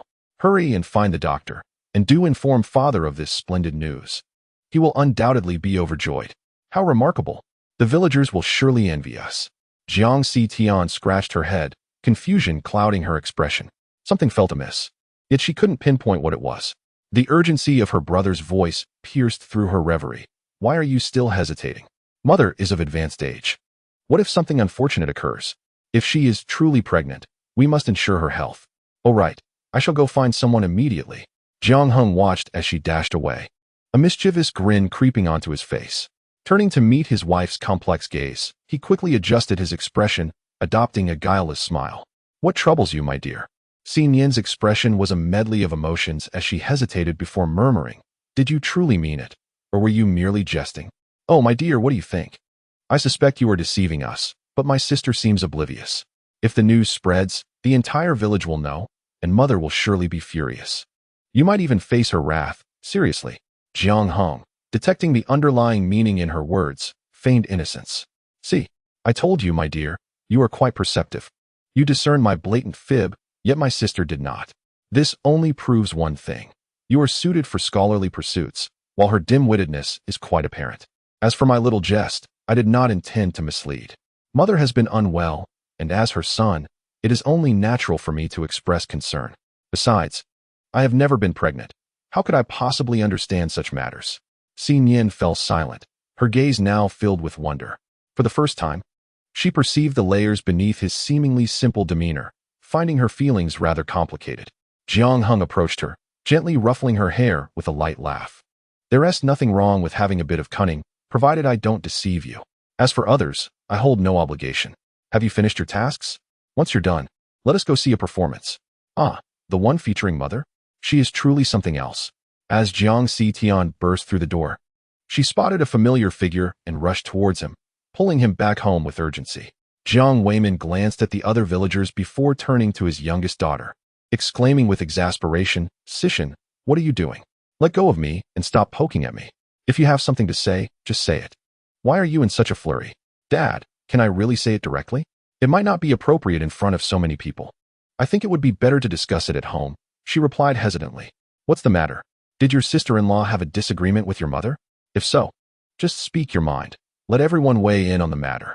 Young as she was, Jiang Sishin hadn't thought too deeply about it. Besides, the fact that their mother was pregnant was hardly a scandalous secret. With a worried expression, she blurted out, "Dad, I saw Mom retching. Could it be that she's pregnant?" Jiang Weimin nearly choked on his own words, his face a picture of shock. "What are you saying? That's impossible. Your mother and I have been sleeping in separate beds for ages. There's no way she could be pregnant." At this revelation, the villagers' eyes gleamed with intrigue, all turning to watch. Goodness, the old Jiang family might be flourishing after all, if it turns out the child isn't even his. This is quite the tale for dinner conversations. How delightful. We cannot miss such excitement. Jiang Sishin stood there, dumbfounded, staring at him. "Wait, Dad. Are you implying that Mom's child isn't yours? Then whose could it be?" Chapter 22. The villagers gathered to watch Jiang Weimin noticed the peculiar glances directed at them and scolded his daughter. "Be quiet. Who told you to speak such nonsense? Your mother is too old to be having another child. She must have just eaten something that upset her stomach. That's all. Why are you making such a fuss? Hurry and fetch a doctor. Come on, you're coming with me," he ordered. Jiang Sishin nodded obediently, trailing behind him, cautiously observing her father's gloomy expression, feeling as though she had landed herself in trouble. Yet, she reasoned, she had merely spoken the truth, so it should not be a problem. As soon as the father and daughter departed, the villagers began to murmur among themselves. "Goodness, there's quite the spectacle at the old Jiang household. We ought to go and see if there's truly a pearl emerging from the old clam. Huh, even if there is, it won't last. Did you not see the look on old Jiang's face? The child is certainly not his." True, usually, Wang Xiuying is a bit harsh. But who would have thought she'd show such audacity behind the scenes? It's utterly laughable. The news spread quickly, and soon the entire village was aware. Embellished with vivid details, claiming not only was there a pearl emerging from the old clam, but it was someone else's pearl at that. Jiang Heng, observing the villagers peering curiously from outside the courtyard, felt a flicker of unease. In his past life, his wife did not bear him a son, and rumors had circulated about his mother. They whispered that Nian was fooling around outside, which was why she hadn't produced a son, leading to the Jiang family's extinction. Now, in this life, she would experience firsthand the terror of rumors. Stepping to the front door with an innocent smile, he addressed the crowd. "What are you all doing crowding out here? Why not come into the courtyard?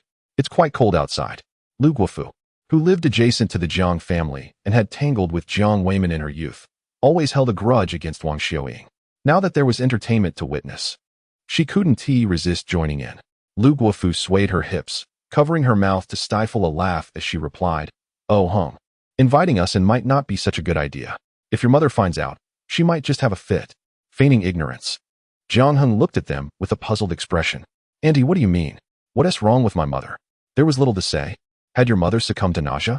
Indeed, she had just been ill, likely due to some ailment, and my sister had gone to fetch the physician, who would arrive shortly. Upon hearing this, Widow Lu's delight grew ever more pronounced, her eyes sparkling with schadenfreude. At last, she had seized upon the weakness of that wretched woman, rendering her audacity questionable henceforth. Nothing much. Since Jiang Heng has spoken, we shall not stand on ceremony. Everyone, come in and take a look. In a flurry, a dozen individuals entered, their gazes flitting about the room. Nian clutched her young daughter, standing within the confines of the house, peering through the crack of the door with her bright, glimmering eyes, eagerly listening for any sound. Before long, Jiang Weimin returned with the physician. Upon witnessing the throng of villagers in the yard, all eyes fixated upon him, he felt a prickle of unease at the nape of his neck. With a twitch of his lips, he suppressed his rising ire. What brings you all here? Is there something amiss? The villagers exchanged glances, each hastily conjuring excuses. Oh, I came to borrow a needle. I didn't notice Auntie and lingered a bit longer. Right? I sought to borrow some fabric patterns to make shoes for my child. My elder sister has an abundance of styles. You carry on, do not mind us. Jiang Weimin pressed his lips together, momentarily at a loss for words. The physician, stroking his grizzled beard, urged, Where is the patient? I must examine her promptly, for I have matters to attend to. Do not waste time. Very well. Follow me to the main room. As they entered, the villagers craned their necks, ears pressed against the door, eager not to miss the unfolding drama. Inside, Wang Xiuying lay upon the bed, clutching her abdomen and moaning, a wave of nausea washing over her as she suppressed a retch. Why must this medicine be so vile? I feel utterly queasy. Upon hearing the door creak open, she lifted her head and weakly exclaimed, You've returned, old man. Quickly, fetch the physician. I am in great discomfort. My stomach is in turmoil. Every time Jiang Weimin contemplated the betrayal of his lifelong companion, who secretly bore another man's child, his anger surged uncontrollably, his voice turning cold as ice. Physician, ascertain what ails her. Is she with child? Wang Xiuying's head throbbed fiercely as she gazed at him in bewilderment. What are you saying, dear husband? At my age, how could I possibly be pregnant? Moreover, we already have 4 children. Silence. I do not wish to hear another word from you. The physician shall take your pulse. The physician extended his hand to check her pulse, his brow furrowing slightly. Have you ingested something? I drank a bowl of medicine. A folk remedy from the neighboring village intended to conceive a son. I initially meant for my daughter-in-law to take it. She is yet to bear a son. Her words came out haltingly, fear gripping her heart. The prospect of revealing the truth was daunting. Would they compel her to drink more medicine? A shiver coursed through her body at the thought, dread consuming her. Jiang Weimin, observing her hesitation, felt his temper flare. So, you believed I was incapable of fathering another child, prompting you to seek this remedy? Wang Xiuying frantically waved her hands. No. This is all a misunderstanding. I will explain everything to you shortly. What had she done? Could a mere dose of medicine truly induce such retching? It is generally unlikely, yet she consumed unclean medicine, akin to food poisoning. I shall prescribe 2 doses for her, and she will be well again. In the future, she ought to refrain from indulging in any dubious remedies for conceiving a son. Every medicine bears a degree of toxicity. At her age, how can she still lack a sense of propriety? The physician's tone was somewhat harsh, having encountered many reckless individuals, but none as reckless as her. Adamant about bearing a son and resorting to such questionable concoctions. It was utterly ridiculous.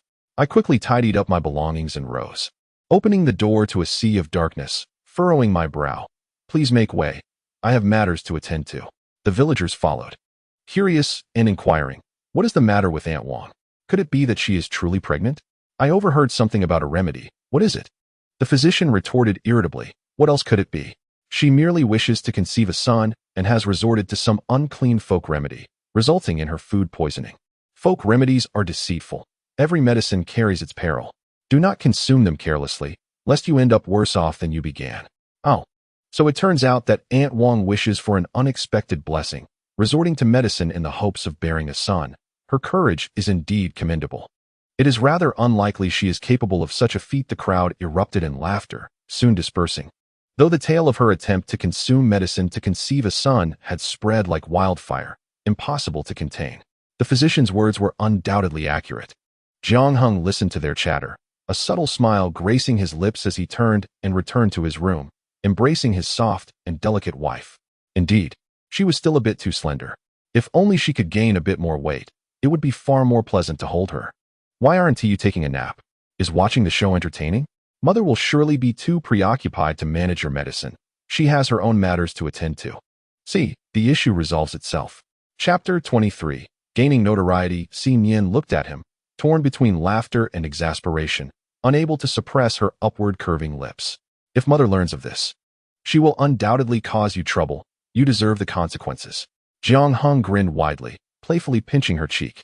Oh dear, my wife, you revel in my misfortune. I am only considering your well-being, and yet you do not speak up for me. I shall have to punish you. Leaning in, he planted 2 fervent kisses on her cheek. Nuonuo, squeezed to the side, protested, pointing to her own cherubic face, and exclaimed, "Kiss me. I want to kiss mommy." Nian, flustered, hurriedly pushed him away, her cheeks aflame with embarrassment. Mind your manners in front of our daughter. You must be more discreet. Do you hear me? Jiang Heng sighed dramatically, feigning sorrow. Alas, I am so pitiable.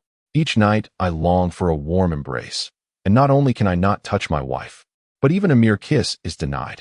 My dear wife, you are exceedingly cruel to me.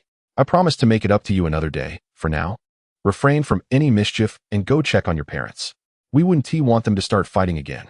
Nian pushed him out, her face burning with embarrassment. After giving birth to Nuonuo, this man had been incessantly demanding, leaving her utterly exhausted.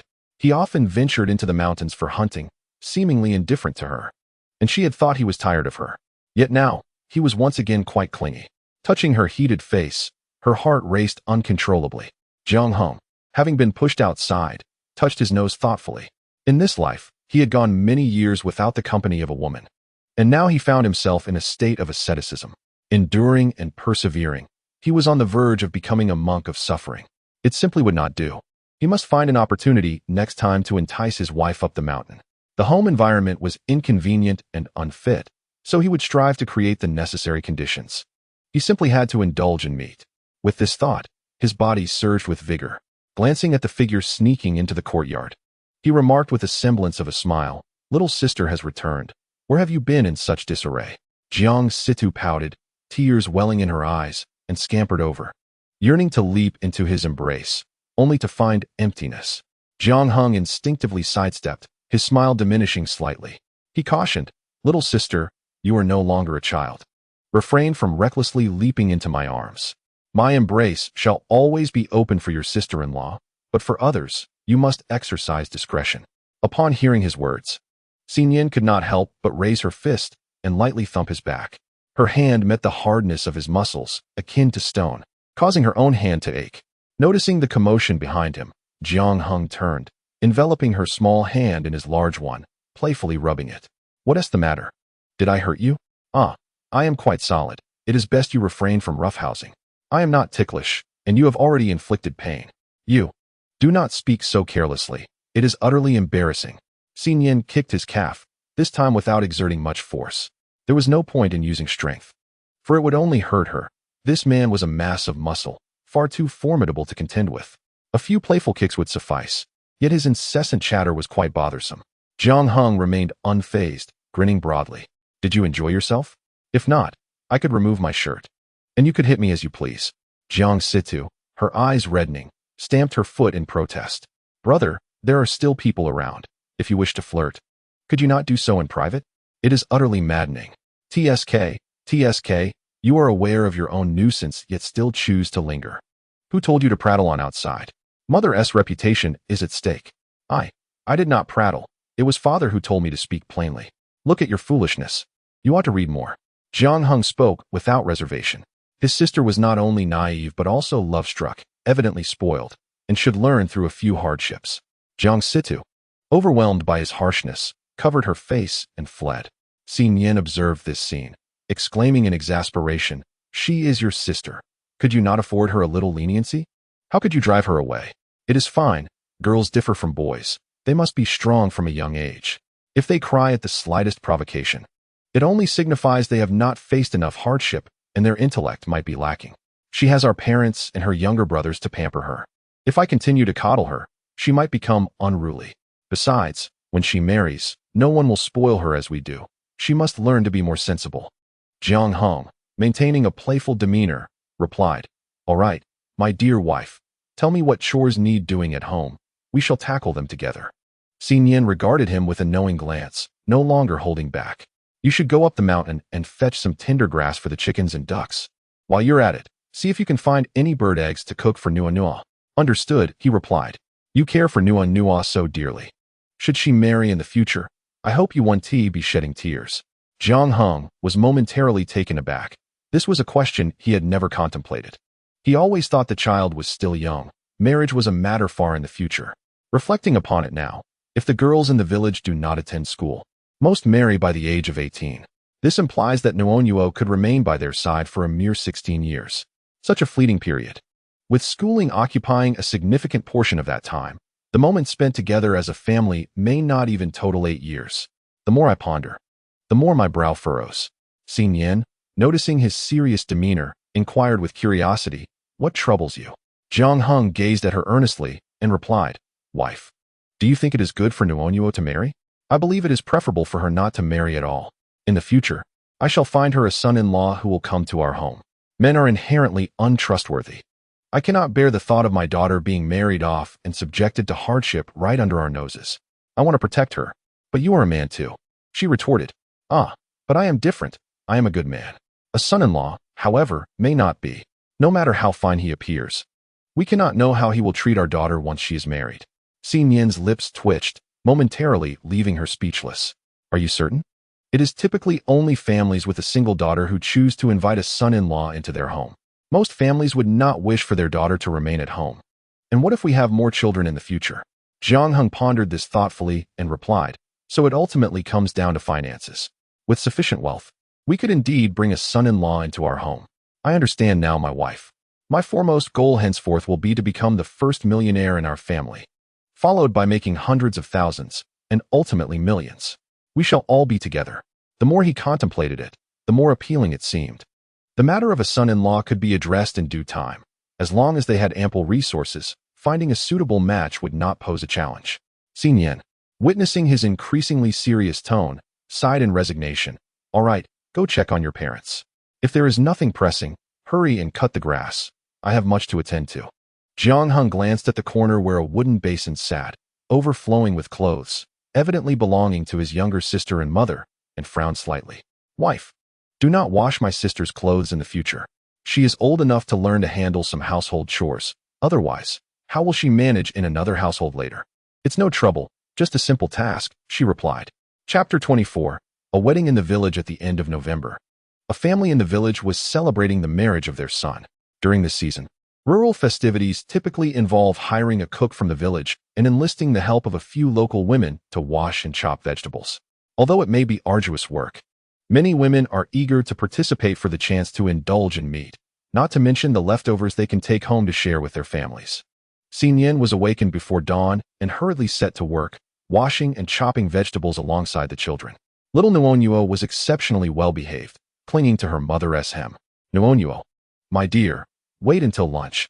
Then you can join your father for a delightful meal. Upon hearing the mention of her father, Nuonuo's eyes sparkled with excitement. To her father had been especially kind of late, offering her fun and delicious treats. The sweet and tangy candied hawthorn was her absolute favorite. With her little head tilted and her fair, chubby cheeks adorably round, she called out, Daddy, I want Daddy. Nian, witnessing her daughter's innocent enthusiasm, felt her heart melt. She gently reassured, Hush, your father has gone to deliver something. Once the bride arrives, he will return. Be a good girl and do not wander off. When your father comes back, you can follow him to enjoy all the delicious food. Mommy's arms are too short to reach the good stuff. At this time of year, rural feasts are not as lavish as those in later generations, yet meat and vegetables are indispensable. The dishes on the table are claimed swiftly, and her petite stature often leaves her empty-handed. In the past, Jiang Heng paid little attention to them, but times have changed. This man, with his audacious demeanor, would surely secure some delectable dishes for his daughter. As for her, she was indifferent, content to savor a morsel in the small kitchen. Not expecting to dine at the main table, little Nuonuo nodded obediently, tiptoeing to peer outside, eagerly awaiting her father's return, hoping he would lift her high to enjoy a good meal. Nian chuckled softly. Well, your tall father is someone you could see even without tiptoeing. Nuonuo, you are simply adorable. Go help your mother fetch the loofah. Yes, that long one. Little Nuonuo beamed with delight at the praise, her laughter ringing like sweet bells. Meanwhile, Jiang Heng, laden with items, followed the groom to the bride's home.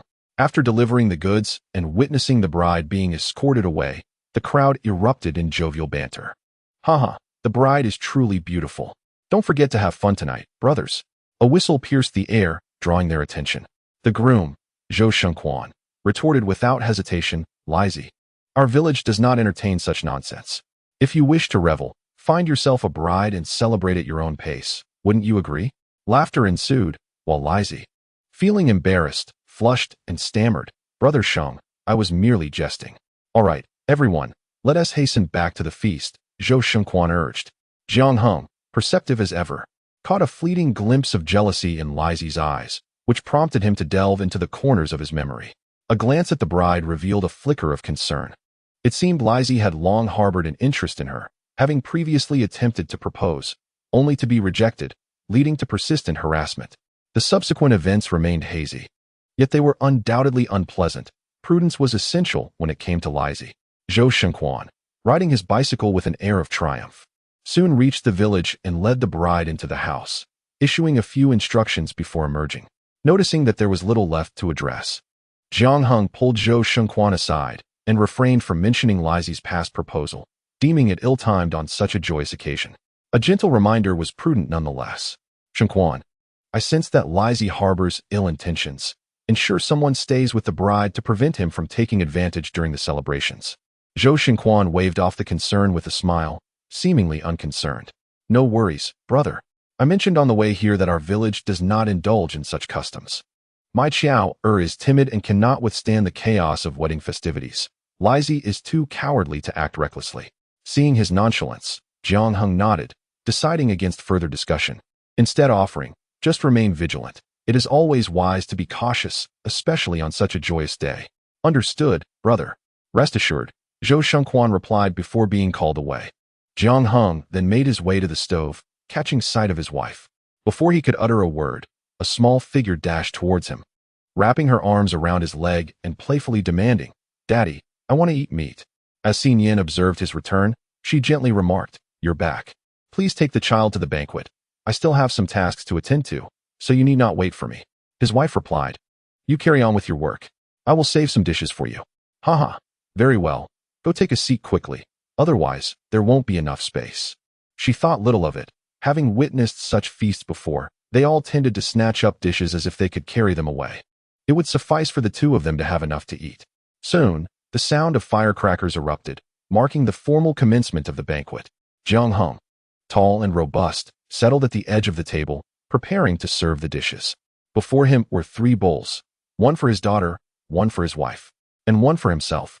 Others observed his actions with silent disdain, inwardly cursing his audacity, yet no one dared to voice their thoughts. The imposing figure before them was intimidating, his muscles bulging, leaving them to wonder how he had developed such strength. As the dishes arrived, noticing their lack of appeal, Jiang Heng sampled a bit to satiate his hunger, planning to seize better dishes later. He cared little for appearances. After all, he was not lacking in funds. When the meatballs were served, eyes sparkled with eagerness. Jiang Heng wielded his chopsticks with unapologetic fervor, skewering several meatballs with ease. Others were left dumbfounded. Could it really be done this way? Sitting in his embrace, Nuonuo clapped her tiny hands and giggled. Daddy is amazing. I love Daddy. Ah, my dear daughter. Your words are music to my ears. Call out to me again. Whatever you wish to eat, just tell Daddy, and I shall fetch it for you. Oh no. I mean serve it to you. An elder nearby could no longer contain herself and retorted, Jiang Heng, with those long arms of yours. You should stretch out to help the elders. Why not serve me a piece? It was infuriating for a man to intrude upon their table. They were no match for him in this contest. Jiang Heng glanced over, smiling amiably. Oh, dear elder, you speak so. I noticed your teeth are not in the best condition. You might find it difficult to enjoy meatballs. When the tofu balls are served, I promise to select the largest for you. Here, have some tofu. It's gentle on the teeth. The banquet was lively and bustling, with the groom attending to guests, entirely unaware that a shadowy figure had stealthily approached the bride's chamber. Nian, holding a plate, caught sight of this scene from the corner of her eye, instinctively furrowing her brow as she cautiously followed. The intruder quietly pushed open the door, glimpsing the bride seated beside the bed, and reached out to lift her veil, only to be interrupted by her voice. Zhang Xiao, shyly speaking, said, "Is that you, Brother Quan? I heard it's auspicious to lift the veil at 12 o'clock, and the time has indeed come quickly." Noticing the silence from the other side, she called out once more. The raspy voice of the intruder responded, filled with resentment. "When I came to propose, why did your family refuse? Was it because you disdained my impoverished background?"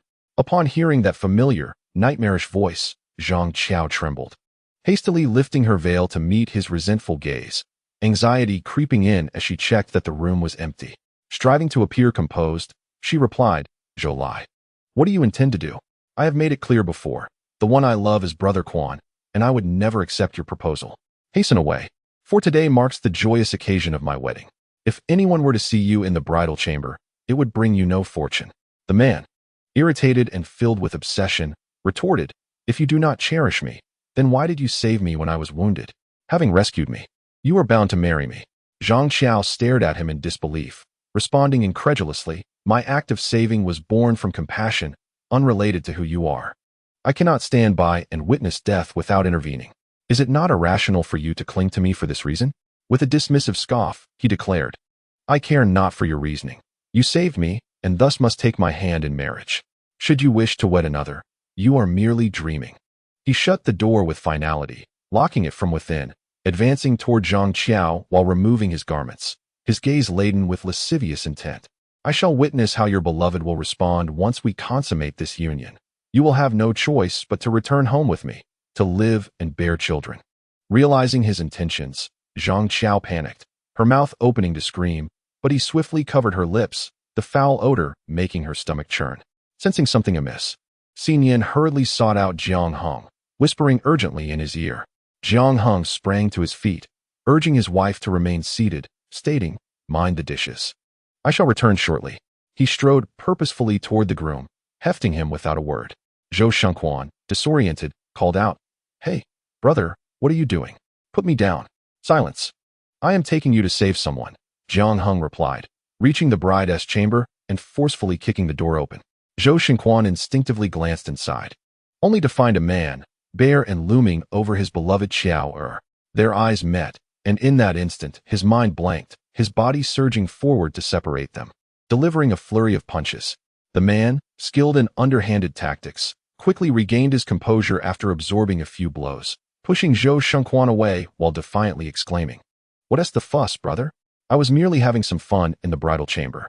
Zhou Shengquan stumbled, steadied by Jiang Heng, his face flushed with rage as he shouted, "You've signed your own death warrant. Huh, what ill fortune it would have been had I been a moment later. Your woman would have already been mine, and perhaps you would be raising my offspring. But alas, it seems I have failed in my endeavor. Even if you report me, it would be futile. I was merely stirring the pot, after all." Zhang Xiao, appearing stricken, glanced at her torn sleeve and couldn't help but weep softly. The man reveled in his triumph, taunting her, "What's the matter? Are you afraid to speak out? Should others learn of my failure, the whispers will never cease. Consider carefully whether you wish to escalate this." Zhang Xiao rushed forward, wiping her tears, grasping Zhou Shengquan's sleeve as she pleaded, "Please, brother, don't make this public. I am still innocent, truly," she implored. "If this is revealed, I won't be able to survive. I beg you, brother, please." Zhou Shengquan's heart ached with anguish, regretting that he had not ensured her safety, allowing this wretch to exploit the situation, leading to such a calamity. He turned to Jiang Heng, his voice filled with desperation. "Brother, what should I do? Let the scoundrel go. Should he venture forth and speak recklessly, he will find no peace in the days to come." Jiang Heng maintained an impassive demeanor, instinctively wishing to steer clear of such matters, for the human heart is inscrutable. Once he intervened, the consequences would inevitably fall upon him. "Quanzi, this is ultimately your family affair. It is best that you manage it yourself. However, even if the scoundrel speaks out, if you resolutely deny it, no one can hold it against you. The more you attempt to conceal the truth, the more others will speculate. It is best to be forthright." Zhou Shengquan reflected on this, acknowledging that everyone in the countryside has faced rumors. As long as the individuals involved remain indifferent, who can truly know the whispers of the wind? Turning to the scoundrel, his gaze burned with indignation. "I cannot bear to let this slide. Brother, assist me in capturing him, and I shall owe you a debt of gratitude. If you desire a bicycle, I can offer it to you at half price." but I must have the chance to vent my frustrations upon him. Letting him off scot-free is out of the question. Upon hearing this, Jiang Heng's eyes sharpened with a predatory glint. If the benefits were substantial enough, he would not refrain from taking action, stepping closer with deliberate intent. The scoundrel, sensing his advance, recoiled in fear. This matter is none of your concern. Do not meddle, or we shall settle this matter to the bitter end. Is that so? Previously, when my wife went to do the laundry, you did not hesitate to obstruct her, did you? It seems we have old grievances to address. Come forth and see if I can rend you limb from limb. Without a moment's hesitation, he pinned the man to the ground, coldly instructing, Quanzi, why do you hesitate? Strike him on the body. Avoid leaving marks on his face to prevent raising suspicion. Do not delay. Act swiftly. Jiang Heng grasped one arm of the scoundrel with one hand, while constricting his throat with the other, his gaze as frigid as death. Keep your distance from my wife. If you dare to obstruct her again, prepare to face the consequences. The scoundrel met the cruel, bloodthirsty gaze and felt as if he were prey under the watchful eye of a wolf, a deep-seated fear welling up within him, causing him to tremble uncontrollably. Moments later, the two men hoisted him up and unceremoniously threw him out of the window. Zhou Xinquan wiped the sweat from his brow, his eyes shining with gratitude. Jiang Heng, I thank you. Had it not been for you today, my wife might have. Jiang Heng waved his hand dismissively, his expression calm. It is nothing. Should he speak out again, you may strike him without hesitation. Do not show weakness in front of others, and treat this affair as if it never occurred. Now, you should prepare to leave. Lingering here may attract unwanted attention. Indeed, shower, let us prepare to step out. My sleeve is slightly torn. Allow me a moment to mend it. At this, Jiang Heng swiftly exited, closing the door behind him, and joined the banquet. Standing alongside his wife, while holding a bowl of vegetables, Nian, upon seeing him return, attempted to rise, only to be firmly restrained by a large hand on her shoulder, rendering her motionless. Hush, my dear, enjoy your meal while it's warm. You remain seated, and I shall dine in the small kitchen. Chapter 26. The Zhou family's meat dishes. Jiang Heng remained unmoved, gazing down at her with an air of unwavering authority, his eyes radiating an undeniable forcefulness as he smiled. Eat up. Once we finish, we shall return home, for little Nuonuo is growing weary. Nian glanced down to see their little one nodding off, still reaching for the dishes in the bowl, her tiny mouth chattering incessantly. Very well. Tell me what you wish to eat, and I shall serve you. I desire potatoes. You have worked hard, my dear. After the banquet concluded, little Nuonuo had already fallen asleep, cradled in Jiang Heng's arms, his right hand entwined with his wife's, a smile gracing his face. A voice called out to him from behind, and Zhou Xinquan jogged over, handing him a bag of goods while whispering, Brother, thank you. These are some leftovers. Please don't find them lacking. Thank you, he replied. Live well.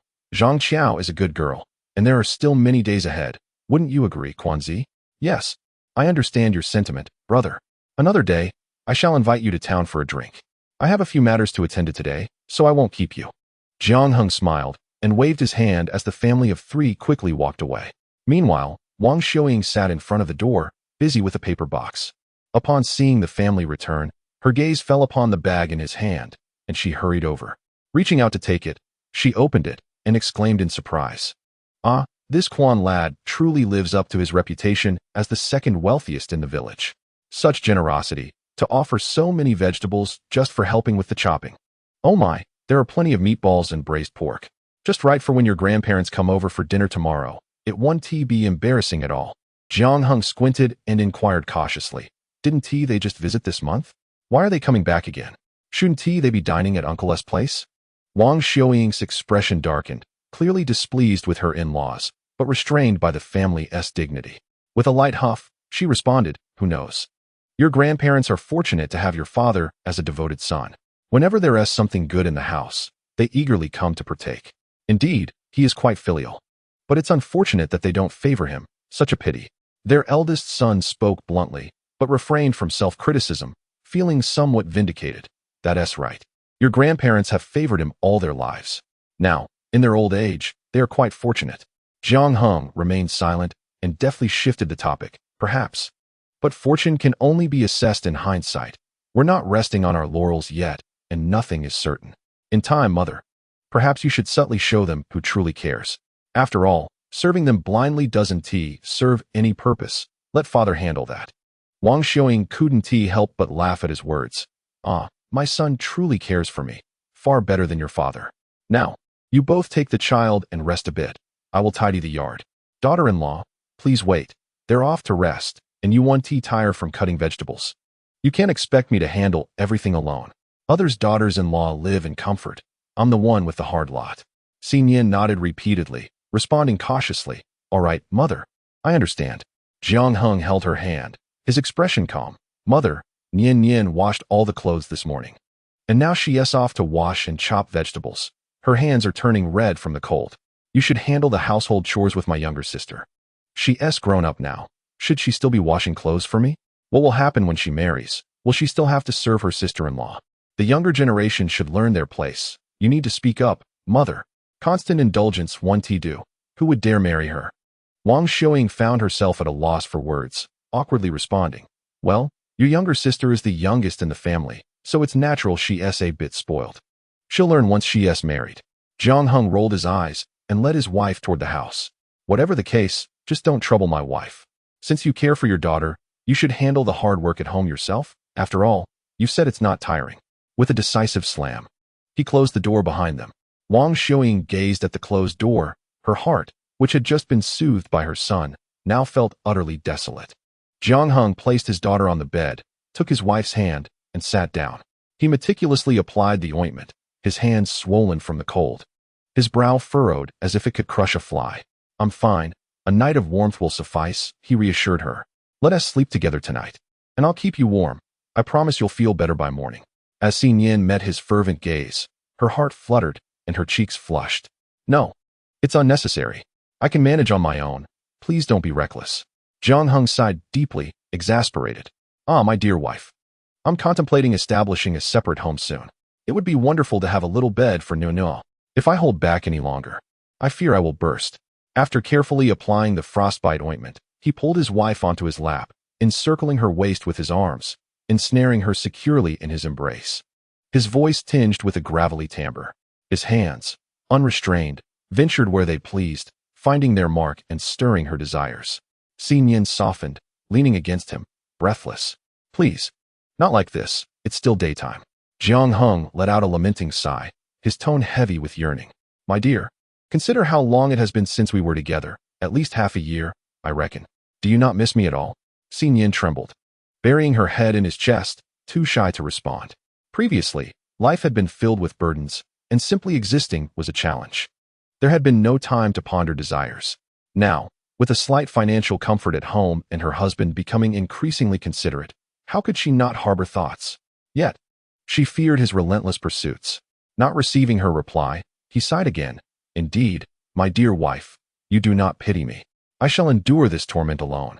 Perhaps I shall wither away, and you will live as a widow. Nian whispered softly in his ear, I miss you, but in this cramped space. It's rather inconvenient. Perhaps you could craft a small bed for Nuonuo. Upon hearing this, Jiang Heng's eyes sparkled with delight, a silent grin spreading across his face. He knew she cared for him. This was the breakthrough he sought. Clearing his throat, he murmured, very well. I shall venture into the mountains to gather bamboo in the next few days and craft a small bed for Nuonuo. As she grows, we must be mindful of her privacy. My dear, you are quite learned. Do you understand the concept of privacy? Nian's eyes widened in surprise. My dear, it's settled then. Now, could you assist me? I feel I might burst. I cannot. Jiang Heng leaned closer, biting her ear. His voice husky and enticing. Fear not, I shall teach you. Half an hour later, Nian's face was as red as a shrimp, her hands clutching his trousers, flustered. I need to wash up, please open the window. Ah, my dear, you are truly wonderful. When he leaned in to kiss her again, Nian firmly pushed him away. Exasperated. Enough, check my neck for marks. You mustn't bite me there. Jiang Heng rubbed his nose, attempting to appease her. No marks, I assure you. Next time, I shall bite elsewhere. There will be no evidence. Perhaps I should wash up myself. Your hand is still healing. Stay here and accompany Nuonuo in her slumber. Chapter 27. Are women not allowed at the table? As the pants were snatched from her grasp, Nian jolted back to reality. Her face aflame with embarrassment and a tumult of emotions she could scarcely articulate. Jiang Heng, carrying a basin, stepped outside to wash it more thoroughly by the riverbank. The following morning, The elder Jiang and his wife arrived early, and upon entering, the temperature in the house plummeted, the atmosphere growing increasingly oppressive.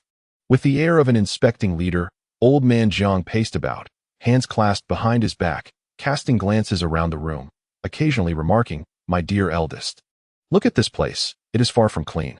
You know I have always cherished cleanliness and cannot abide dirt. Fetch your daughter-in-law to tidy up, leaving no trace behind. And your daughter too. She's no longer a child, yet she lacks the skills to manage household chores. How can this be acceptable?" Jiang Weimin felt a tightening in his chest. Having been raised under his father's relentless pressure for decades, he had long learned to obey without question, feeling no inclination towards rebellion. With a shout, he called out, "Nian Nian, see Tian, come out quickly and sweep the yard. It cannot remain dirty." Nian emerged from the kitchen, catching sight of bird droppings on the ground. She hurried to fetch a shovel, only to be halted by the elder's voice. His weathered face wore a stern expression, and his gaze bore down on her intently. "You, granddaughter-in-law, go fetch some soil and remember to fill it in evenly." "Understood, grandfather," she replied. Jiang Heng emerged carrying bamboo and casually inquired, "Nian Nian, have your grandparents arrived yet?" "Yes, they have," Nian replied as she hurried along, aware that mealtime was approaching, and fearing that a delay would lead to another round of reprimands. Jiang Heng dragged the bamboo inside, stacking it in the corner, planning to construct a small bed for Nuonuo that afternoon, hoping to share some tender moments with his wife. A voice, devoid of any warmth, interrupted his thoughts. What are you planning to do?" "I intend to make a small bed for the child and a few small chairs. That way, when guests come, they will have a place to sit," Jiang Heng replied. The elder looked down from his vantage point, probing, "I heard your daughter has pneumonia. That will cost quite a bit. Where will you obtain the funds? Will you ask your parents for help?" Jiang Heng lifted his head, his expression devoid of mirth. "Grandfather, most of the money in this household is earned by me. If my child is ill, even if I were to ask my parents for money, what issue is that?" "Are you arguing back with your grandfather?" the elder inquired. "Certainly not, grandfather. You are misconstruing my words. I am merely stating facts. It is only right to treat my daughter when she is unwell. What is there to debate?" Old man Jiang frowned, his expression growing more severe. "Indeed. But she is merely a girl. The expenses for this illness are excessive. You will need to have a son in the future. If all your resources are spent on her, what will be left for your son?" Jiang Heng deemed it unworthy of response. Weary of the incessant nagging from an elder who acted like a living relic, ever critical and bothersome, he chose silence, pretending he had not heard. Why are you not speaking?" Jiang Weimin understood his eldest son's temperament. This obstinate child, when riled, would become utterly unyielding. He hoped fervently that the old man would not provoke him to the brink of a crisis. Hastily stepping forward, I ingratiated myself, saying, "Father, let us take a moment's respite over there. This lad had his head struck while venturing into the mountains and seems a bit dazed." The venerable Mr. Jiang, taken aback by my words, replied, "Oh, have we taken him to see a doctor?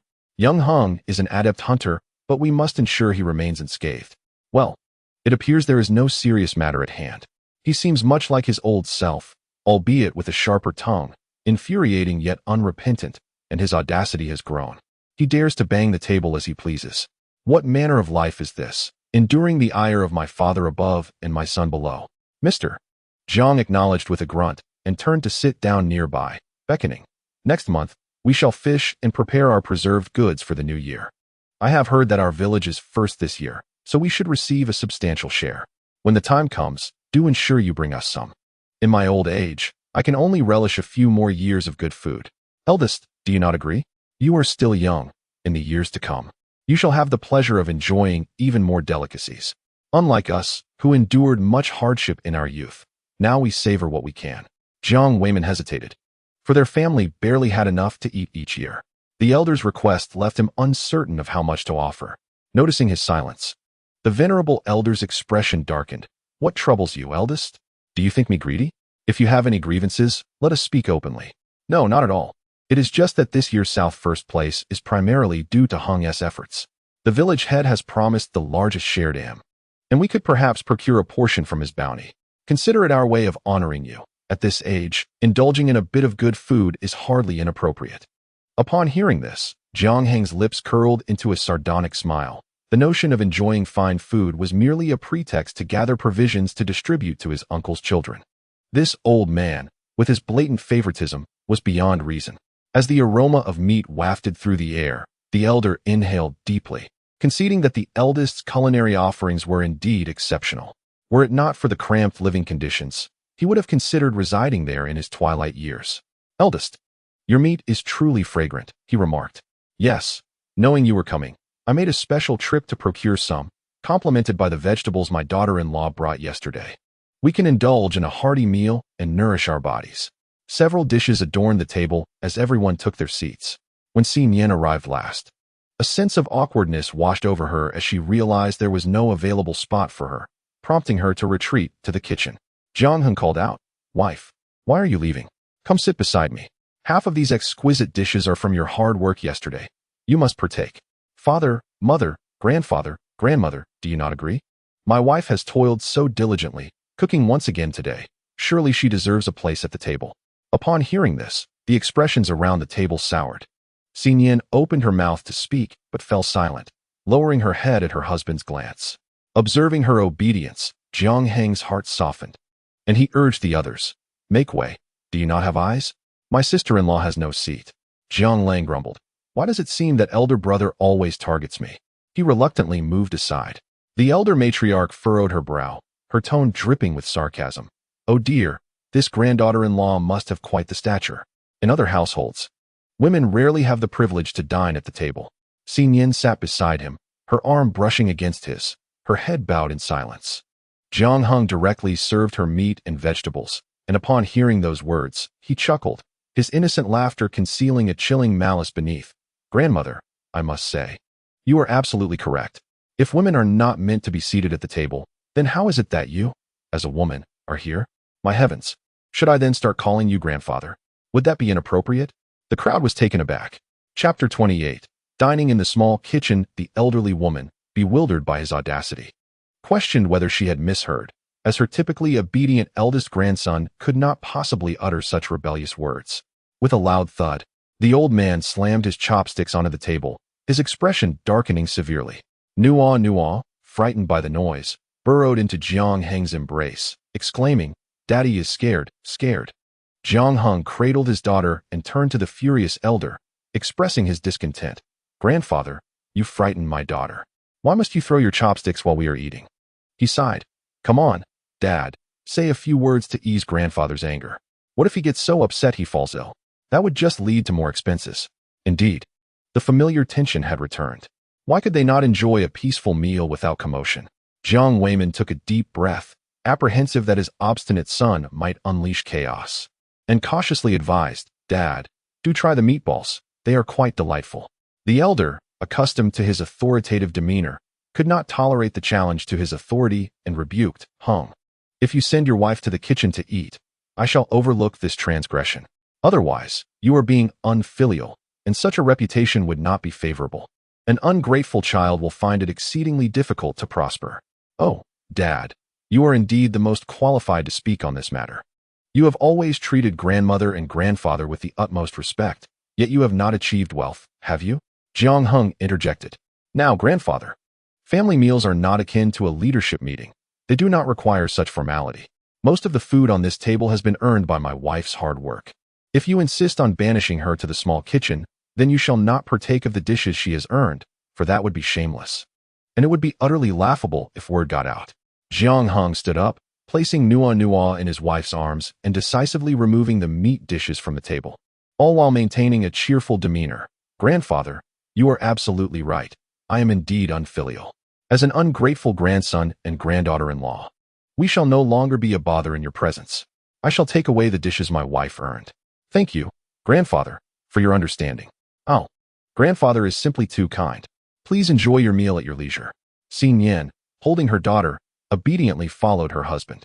The others looked at the table, where the braised pork and meatballs had been removed, leaving only a solitary dish of stir-fried green peppers with meat.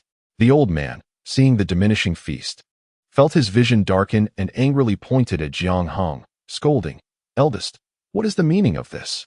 Is this how you raise your children? This is utterly ungrateful." Jiang Weiman lowered his head, resignedly replying, "Ah, Dad, could you refrain from speaking so harshly? The child is uncontrollable, akin to a rabid dog that bites anyone in sight. Useless. A total waste.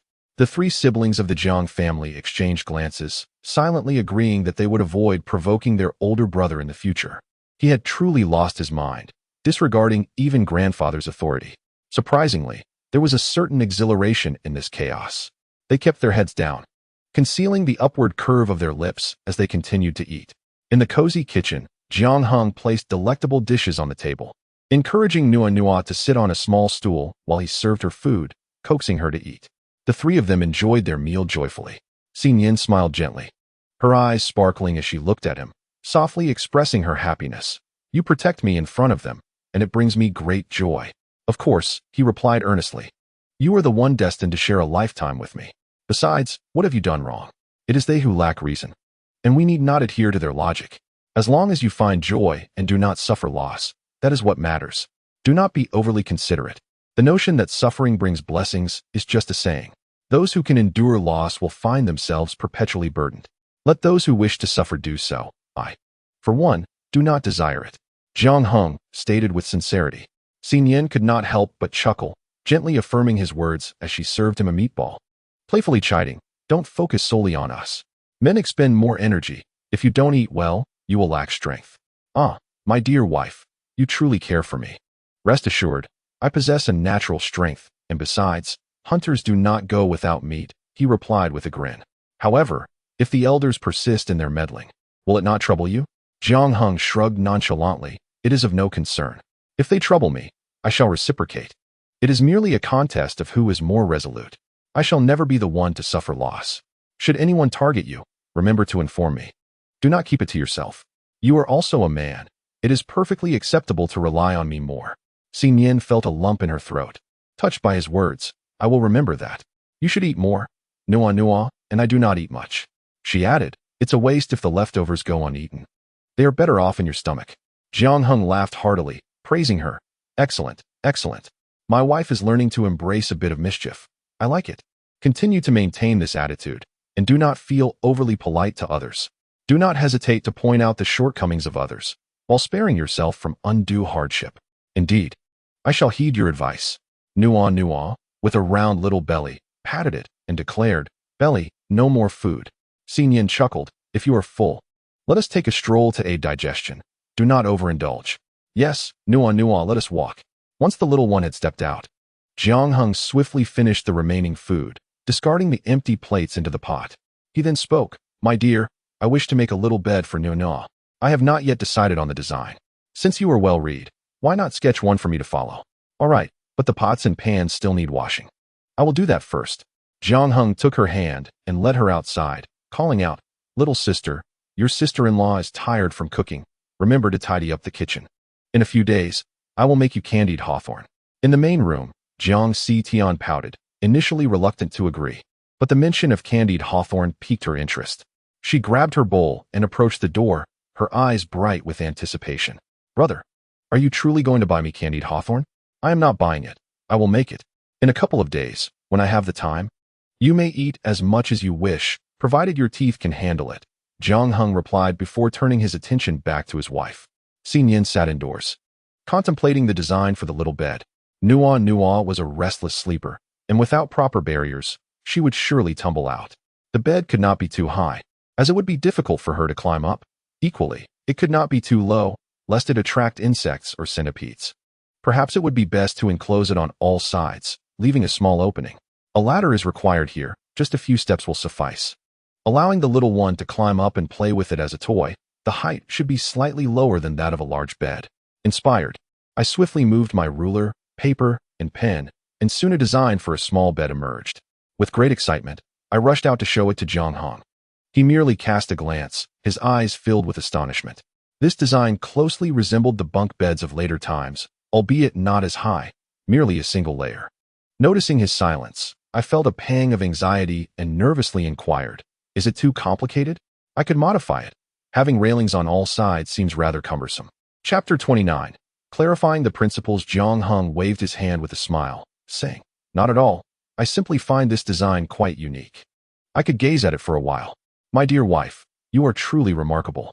If you were to pursue a university education, you might very well become a designer one day. Just look at this design. It balances practicality, playfulness, and safety perfectly. I merely doodled. I'm not that impressive. You're just flattering me to make me happy. I felt my cheeks flush with embarrassment, lowering my gaze. A fleeting desire for university flickered in my heart, but was quickly suppressed. I was already married with children, and the thought of attending university seemed whimsical. Jiang Heng appeared to sense my thoughts and gently remarked, "My dear, let us work hard to earn a living, and in the future, I will support you in going to university. Let's ensure we leave no regrets. You truly would let me attend university, unafraid that I might stray and abandon you? Haha, should that day ever come, it would only mean I misjudged your character. That would be my fault, not yours." As I met his earnest gaze, the softest part of my heart felt as if it had been touched, completely melting away. I looked at him with bright eyes and replied, "Yes, let us strive to earn money. Once we have enough, we can discuss it. For now, I only wish for our family to be together, safe and sound." Jiang Heng studied the drawings intently when suddenly, someone from the main hall emerged. Casting a cold glance at us, old Master Jiang spoke with a sarcastic tone. "Eldest, you must teach the child to be more sensible, otherwise, they will embarrass themselves when they go out, and we, the Jiang family, will be ridiculed. Where can I hide my face?" "Father, I understand. Heng is simply still figuring things out. He will improve with time. Please don't be angry with the younger generation. It's not worth harming your health over." Jiang Weiman, suppressing his fear, took the opportunity to offer a duck before they departed, saying, "Father, Mother, take this back to nourish yourselves. Please do not be upset. Health is paramount, and we should enjoy the new year together." Upon seeing the duck, old Master Jiang's expression softened slightly. He glanced at Jiang Weiman and sighed. The eldest truly understands. He is far more considerate than the eldest grandson. Once the elder couple had walked away, Jiang Weiman let out a sigh of relief, wiping the cold sweat from his forehead. He had feared another round of reprimands today, yet surprisingly, old Master Jiang's temperament had improved. Wang Xiaoying, witnessing his demeanor, felt her anger rise. She patted her thigh with a pained expression, exclaiming, "Oh my duck! I raised that old duck for 2 years and couldn't bear to eat it myself. And look at you, so casually giving it away. If your parents were to partake in this, I would remain silent. Just observe, they are undoubtedly heading to the home of your second brother to dine with his family. Such behavior is utterly unacceptable." Jiang Weiman felt a sense of discomfort within, yet he dared not resist. The mere thought of rebellion instilled an uncontrollable fear deep within him. He sighed, thinking to himself that he should endure. For how many more years could they possibly live? Once they are gone, there will be little connection to the second brother's family. Wang Xiaoying, in her anger, wept openly, her voice quivering. "What do you mean they can live for years? With your parents' incessant meddling, they will likely outlive me." Seeing her relentless demeanor, Jiang Weiman's irritation flared. He admonished her sharply, "Enough. Every family has their daughter-in-law caring for their in-laws. Why must you be so unfilial? You are already making excuses before we have even begun. Do not forget, one day you too will have a daughter-in-law who will care for you. The way you treat my parents will reflect on how your daughter-in-law treats you." He continued, "If you wish for a more comfortable future, you must endure now. Do not constantly complain, as if you are not already causing enough embarrassment. The incident with the medicine last time left me utterly humiliated." With that, Jiang Weiman turned and left, unwilling to engage further with her. Wang Xiaoying watched him depart, glancing at her eldest son and his wife, who rarely quarreled. Her son now shielded his wife. She wondered why she was not so fortunate. She sighed repeatedly, lamenting her fate. "Alas, I am so wretched. I cannot rely on men, nor on my son. Who else can I depend on?" Nian observed the scene and felt a pang of sympathy for her mother-in-law. In a hushed tone, she said, "Jiang Heng, do you think we should check on your mother? She appears quite distressed and somewhat pitiable." Jiang Heng glanced over and quickly turned back, responding, "My dear, remember this. Do not involve yourself in the affairs of others unless there is something to gain. Otherwise, simply ignore it. To rely on others for salvation is futile. In this world, the only person you can truly depend on is yourself. Embrace life and death with indifference. If you are dissatisfied, take action." Nian's lips twitched in disbelief as she regarded him. Sensing her disapproval, Jiang Heng explained with a hint of exasperation, "Think about it, my wife. Why did no one else come forth to console mother when they all heard the commotion? It is not because they are deaf. Rather, they want to pressure me into submission, to compel me to placate her. If I were to comply, she would believe she could control me. And what do you think would happen then? It would only lead to her treating both you and me with even greater disdain. To avoid being bullied, we must make it clear that we are not easily swayed. As Nian looked over, she noticed two heads peeking from the main room, watching furtively into the courtyard, causing her heart to sink. Her gaze dimmed as she quietly remarked, "You are right. We genuinely care for my mother-in-law, but they are merely testing us. If we take a step back, they will advance further." Jiang Heng concurred, "Precisely. Outside of our marriage, all other relationships must maintain a sense of boundaries. Otherwise, lacking principles will lead to discord within the household. People will always take advantage. Kindness must be reserved for the right individuals. Ultimately, the issues with my mother stem from her relationship with her daughter-in-law. It is her burden to resolve, not ours." "Understood," Nian replied, her eyes reflecting admiration as she gazed at him. This man, though appearing rugged, possessed a remarkably astute mind, always considering multiple steps ahead, a true marvel. Wang Xiuying, witnessing her son and daughter-in-law's lack of response, wiped her tears and retreated into the house, her heart growing heavier with each passing moment, eventually succumbing to a fit of sorrowful weeping. The day swiftly elapsed, and the framework of the small bed was nearly complete, with only the bamboo slats and a little ladder remaining. After a nap, Nuonuo awoke and curiously observed from the side. "Look, this is your little bed. From now on, you shall sleep here. Your mother can wrap it in fabric and even embroider little flowers. Wouldn't that be lovely?" She pointed at the bed and then at herself. "Mama, Nuonuo, sleep. Daddy, big bed sleep." Jiang Heng's smile faltered as he gazed at his silent daughter. Nian burst into laughter, unable to contain herself, her voice trembling with mirth. "Did you hear that? Nuonuo said she wants to sleep in the big bed. So I can sleep with her. Humph, this little cotton-padded jacket has let the wind in. Nuonuo, once Daddy is done, you will see how beautiful this bed is. You will surely love sleeping on it. Your mother is too long. This little bed cannot accommodate her."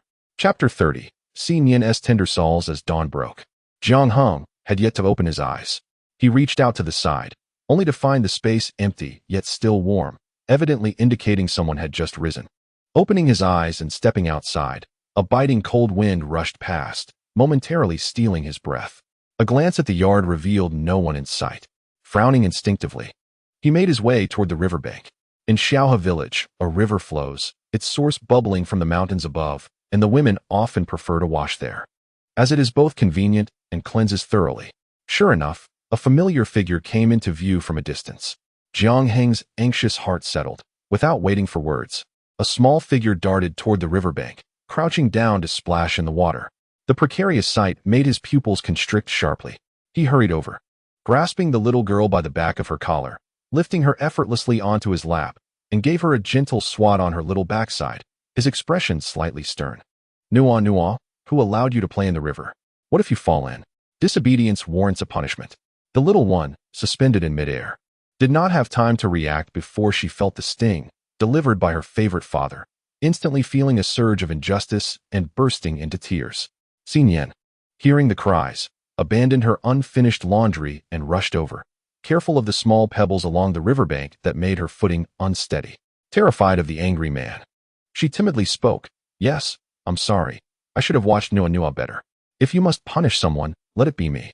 Jiang Heng halted his actions and lifted his gaze to the woman, who had her head bowed, her eyes rimmed with red, tears cascading down her cheeks, silently weeping as though he had committed an unforgivable act. Was she made of water, that her tears flowed without cease? Clearing his throat, he said softly, "Wife, you need not apologize. You have done nothing wrong. The little one simply lacks awareness of danger. A lesson today may ensure she remembers next time." Nian bit her lip, her glistening eyes fixed on him, tinged with a hint of accusation. The strength of this man was formidable. Even a light tap could cause pain. Nuonuo's cries were heart-wrenching, and the thought of her little backside suffering made her heart ache unbearably. Observing the woman's pitiable demeanor stirred an impulse within him, a desire to pin her beneath him and tease her until she cried. Jiang Heng sensed the sinister thoughts within his heart, took a deep breath, and spoke in a softened tone. "My dear wife, I truly did not exert any force. If you do not believe me, you may verify it upon your return. I assure you there is not a trace of red."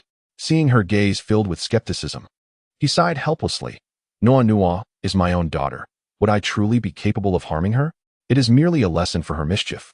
So she understands the dangers that lie ahead. Children are like this. If you cannot watch over them, it is better to instill a sense of caution within them. What if she were to fall into the river? That would be perilous, and you cannot swim either, my dear wife. Just consider the logic behind it. Nian pondered this rationale carefully. Had Nuonuo indeed fallen moments ago, could she have rescued her? The answer was glaringly obvious. She would have been utterly helpless. With this thought, she lowered her head, unable to meet his gaze, murmuring, I am sorry, I misunderstood you. Jiang Heng picked up the little one and gently soothed her. Nuonuo, you must listen and refrain from playing in the water, do you hear? If you wish to play, we have a basin at home for that purpose, but you must not venture near the river. Otherwise, not only will your father have to spank you, but I shall also refrain from making candied haws for you, giving them to other children instead. Do you understand? Nuonuo pouted, her tears welling in her eyes, her innocent voice protesting, Daddy is mean. Jiang Heng tenderly wiped her tears, retrieving a piece of candy from his pocket and placing it in her mouth. Only when he saw her smile did he feel at ease. Turning his attention to his remorseful little wife, he sighed, Nian, why are you the only one here doing the laundry? Where has your younger sister gone? Nian sniffled and replied softly, my sister said she was tired from studying and wanted to sleep in a bit longer this morning. So, I brought Nuonuo out with me. It is usually like this. She continued, today, it was my oversight with Nuonuo. It is my fault. Jiang Heng, feeling a twinge of discomfort as he observed her downcast demeanor, frowned. Are you the only one responsible for washing the family's clothes? When we return home, I will speak to them. Everyone should wash their own clothes from now on. The river water is so cold, you might end up with frostbite. They have hands too. And there is no studying during the winter break. We should not indulge them excessively. Seeing her attempting to appear meek, he fixed her with a serious gaze. Nian stole a glance, feeling a pang of fear. She dreaded his stern expression, which could resemble that of a beast, igniting an inescapable sense of dread within her. She preferred when he wore a playful smile. Jiang Heng pulled her aside and began to pound the clothes with a stick, his face still etched with displeasure. It was preposterous for him to feel joy while his wife toiled tirelessly, while they remained indoors, indulging in sloth, as if they were utterly incapable of assisting her. My dear wife, please enumerate all the chores you handle daily. I must return and establish new rules, clarifying responsibilities. It is unfair for you to bear such burdens alone. Nian, recalling the incident with their daughter, swallowed back the words of understanding that had risen to her lips. Nothing was more important than her daughter's safety. She chose to keep her thoughts to herself. Crouching down with her daughter in her arms, she felt a sudden sharp pain in her feet, causing her to furrow her brow but ultimately dismiss the discomfort. Whispering softly, she recounted how she rose at 5 in the morning to fill the tank with water, heated it, and prepared a meal for the chickens and ducks.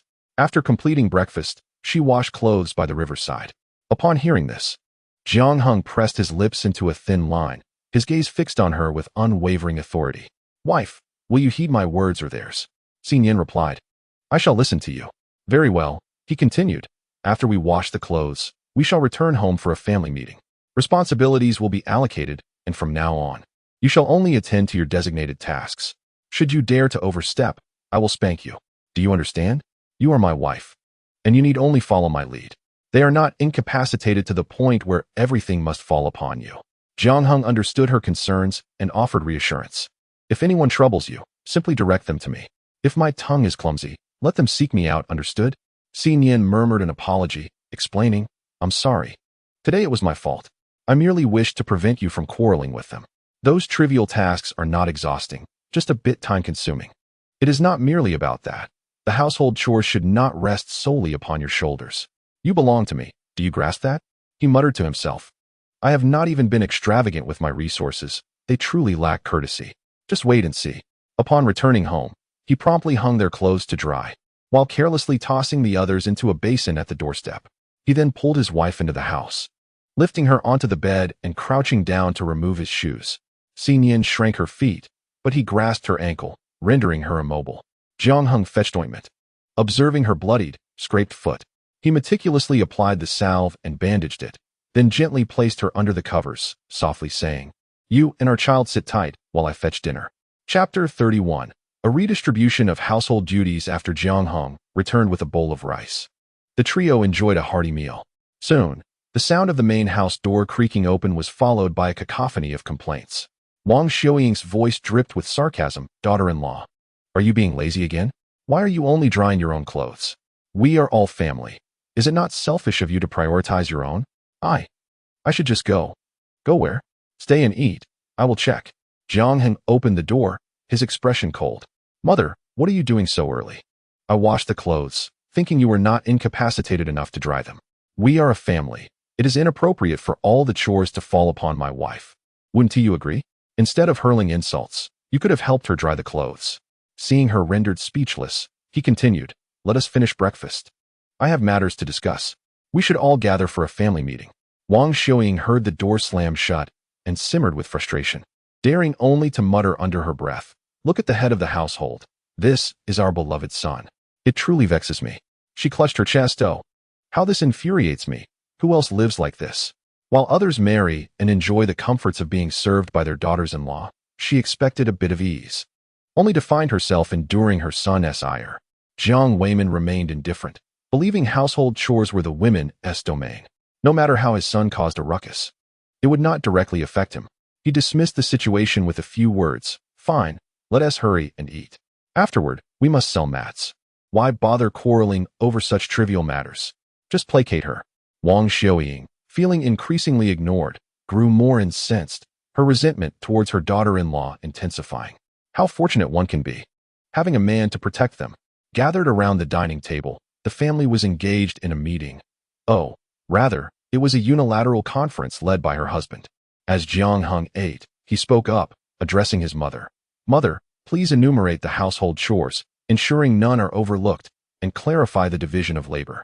Wang Xiuying, sensing the unkindness in her son's tone, abruptly halted her chopsticks, lifting her gaze to him.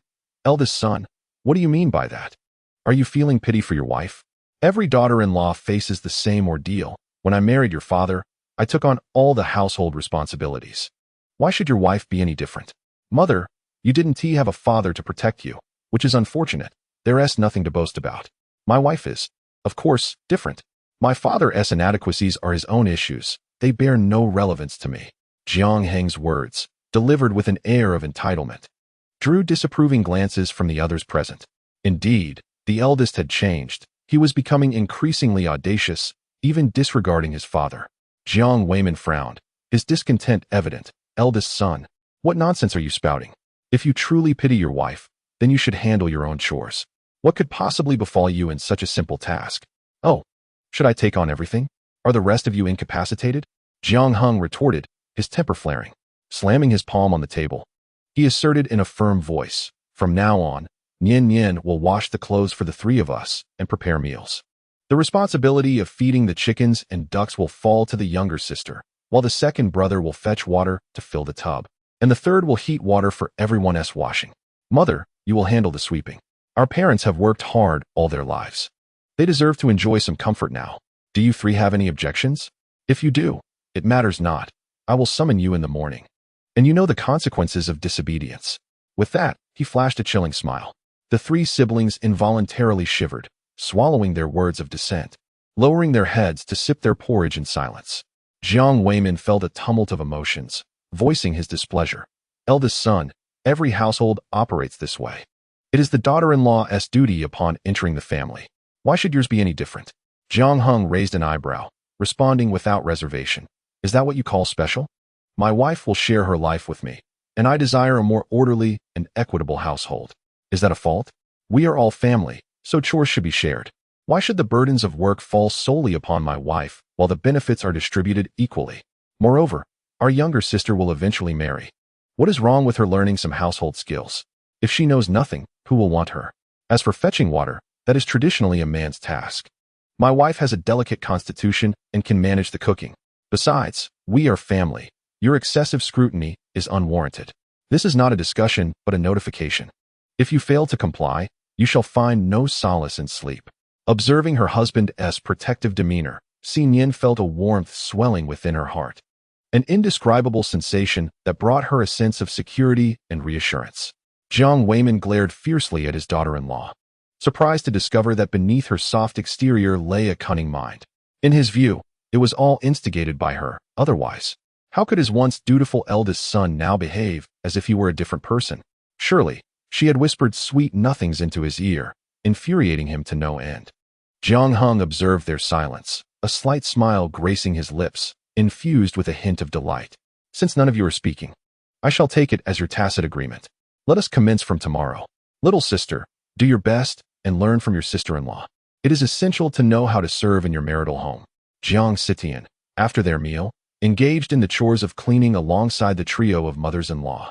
Noticed that the formidable elder brother was absent, and her demeanor grew assertive. With a sarcastic tone, she remarked, "Sister-in-law, you are truly impressive. It has been but a short while since your arrival, and already you have persuaded elder brother to speak on your behalf. The influence of your proximity is indeed powerful." Nian, listening to the biting remarks, initially intended to endure, but the words of the man echoed in her mind. Her gaze flickered momentarily, and with a tone neither harsh nor soft, she replied, "What my little sister says holds truth. Indeed, only I possess the ability to sway him. Should you have any objections, feel free to discuss them with your elder brother. If he consents, I shall continue to handle the household duties." Jiang Sitian raised her hand, ready to strike. Nian turned to face her, her eyes clear and pure, her voice pleasantly soft. "Little sister, should you dare to lay a hand on me, I will not hesitate to inform your elder brother. Go ahead, strike my face, and let us see what advantages you might gain. You shamelessly involve men in women's matters, running to your elder brother at the slightest provocation. Are you out of your mind?" Jiang Sitian's hand hung suspended in the air, unable to come down.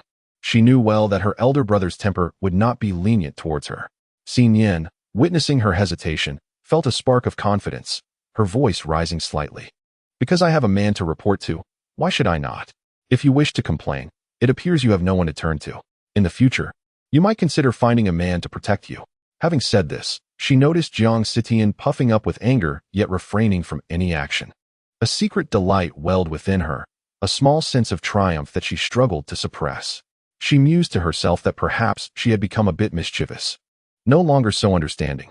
Yet, as she recalled the man's words, any lingering guilt dissipated. She had promised Jiang Heng to heed his words henceforth. Where right and wrong held little importance, obedience was all that mattered. Chapter 32. A father with bias in the main room. The men of the Jiang family were weaving mats. After the harvest, grains were stacked layer upon layer, with mats required between each layer to allow for ventilation. Otherwise, if grains were piled together, they would heat up and sprout. Every household needed these reed mats, and numerous ones had to be woven every winter. Although Jiang Heng was tall and robust, his movements were surprisingly nimble. With deft fingers, a mat emerged swiftly under his skillful hands. Zhang Lang glanced down at his own mat, merely at the beginning and barely a third completed, feeling a wave of discouragement. "Elder brother, how can you work so quickly?" "Well, you see, I prefer not to waste time with idle chatter. The true essence lies in finding ways to enhance efficiency. Dawdling is of no use," Jiang Heng replied. "Father, we have been assigned to produce 10 mats each per day. I completed my share last night and worked on others. You have no objections, I hope?"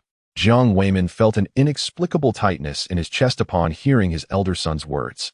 While they were indeed correct, previously, after finishing his tasks, his elder son would enthusiastically assist his brothers, claiming that working more would earn extra money for the family.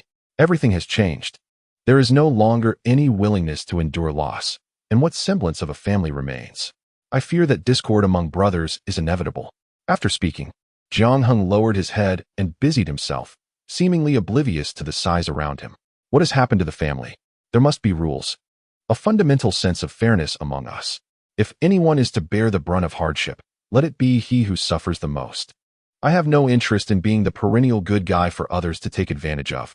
Seeing his eldest son's lack of response, Jiang Weiman changed the subject, asking, "Eldest, with the new year approaching and finances tight, will you venture into the mountains?" "Venturing into the mountains is fine. Let the second and third brothers accompany you to gain some experience. They used to say I hunted easily. Let them try it and see how effortless it truly is." The two younger brothers paused, exchanging glances, their brows furrowed in evident reluctance. Even they, however naive, understood that their elder brother was setting a trap for them. Their frail bodies lacked the muscle that he possessed.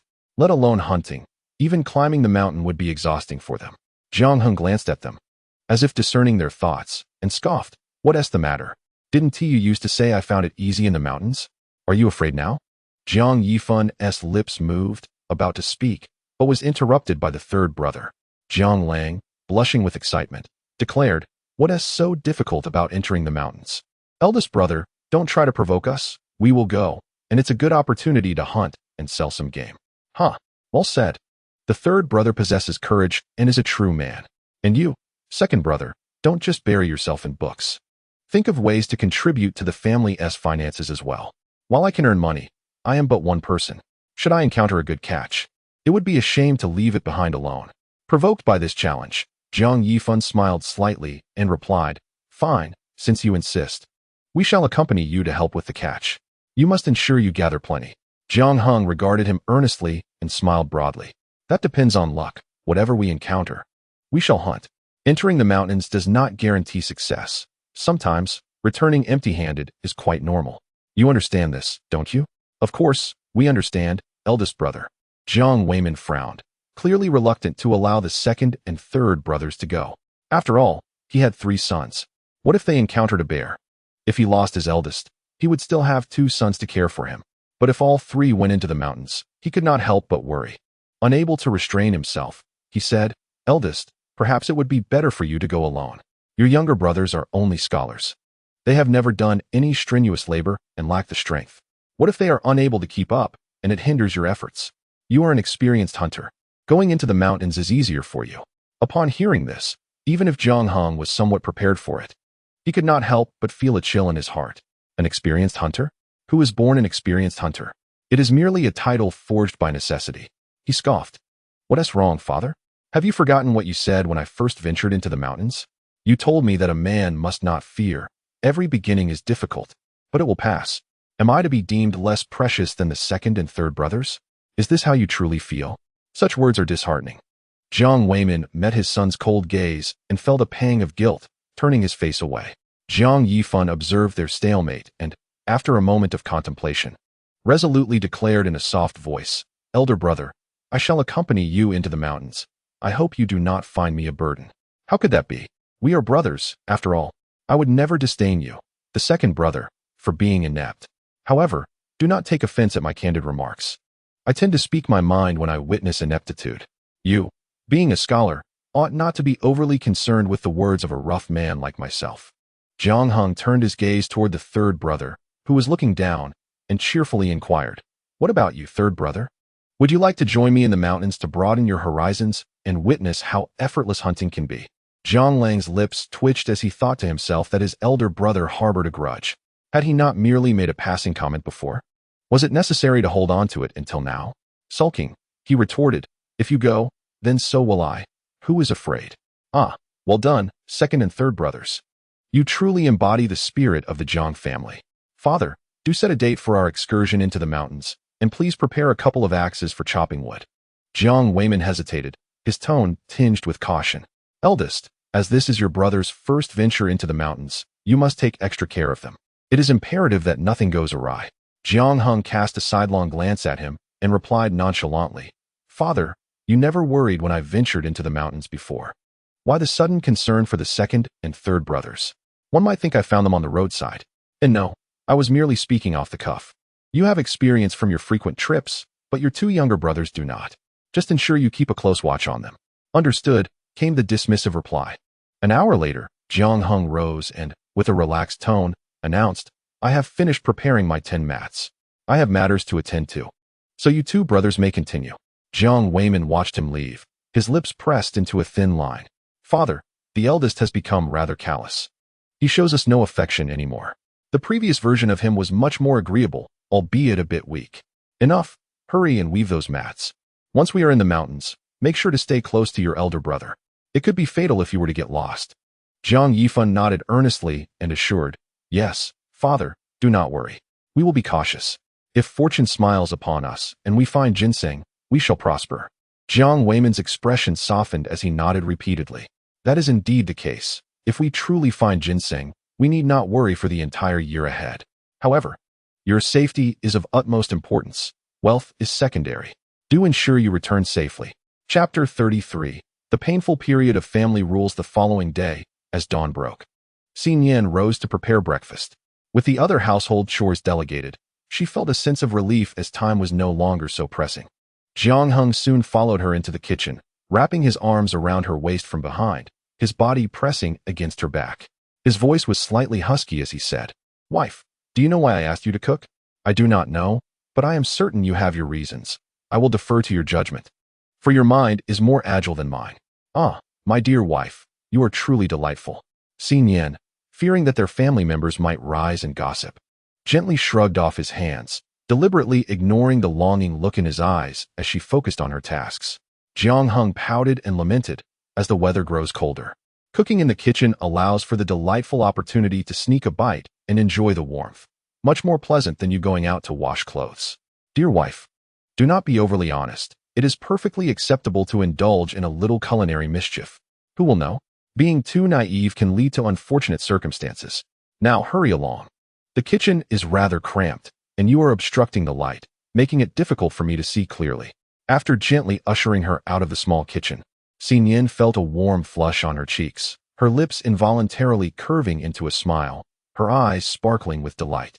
Jiang Heng, unfazed by being pushed out, glanced at the other closed doors with a sly grin and strode forward with purpose. He raised his hand and began to knock loudly on the doors. "Little sister, rise and prepare the laundry. Why are you so lazy? Your sister-in-law is already up cooking." Listening to the rustling sounds from within, he proceeded to knock on other doors, raising his voice to call out, "Second brother, get up to fetch water. Third brother, rise to heat the water. Why are you all indulging in such slumber?"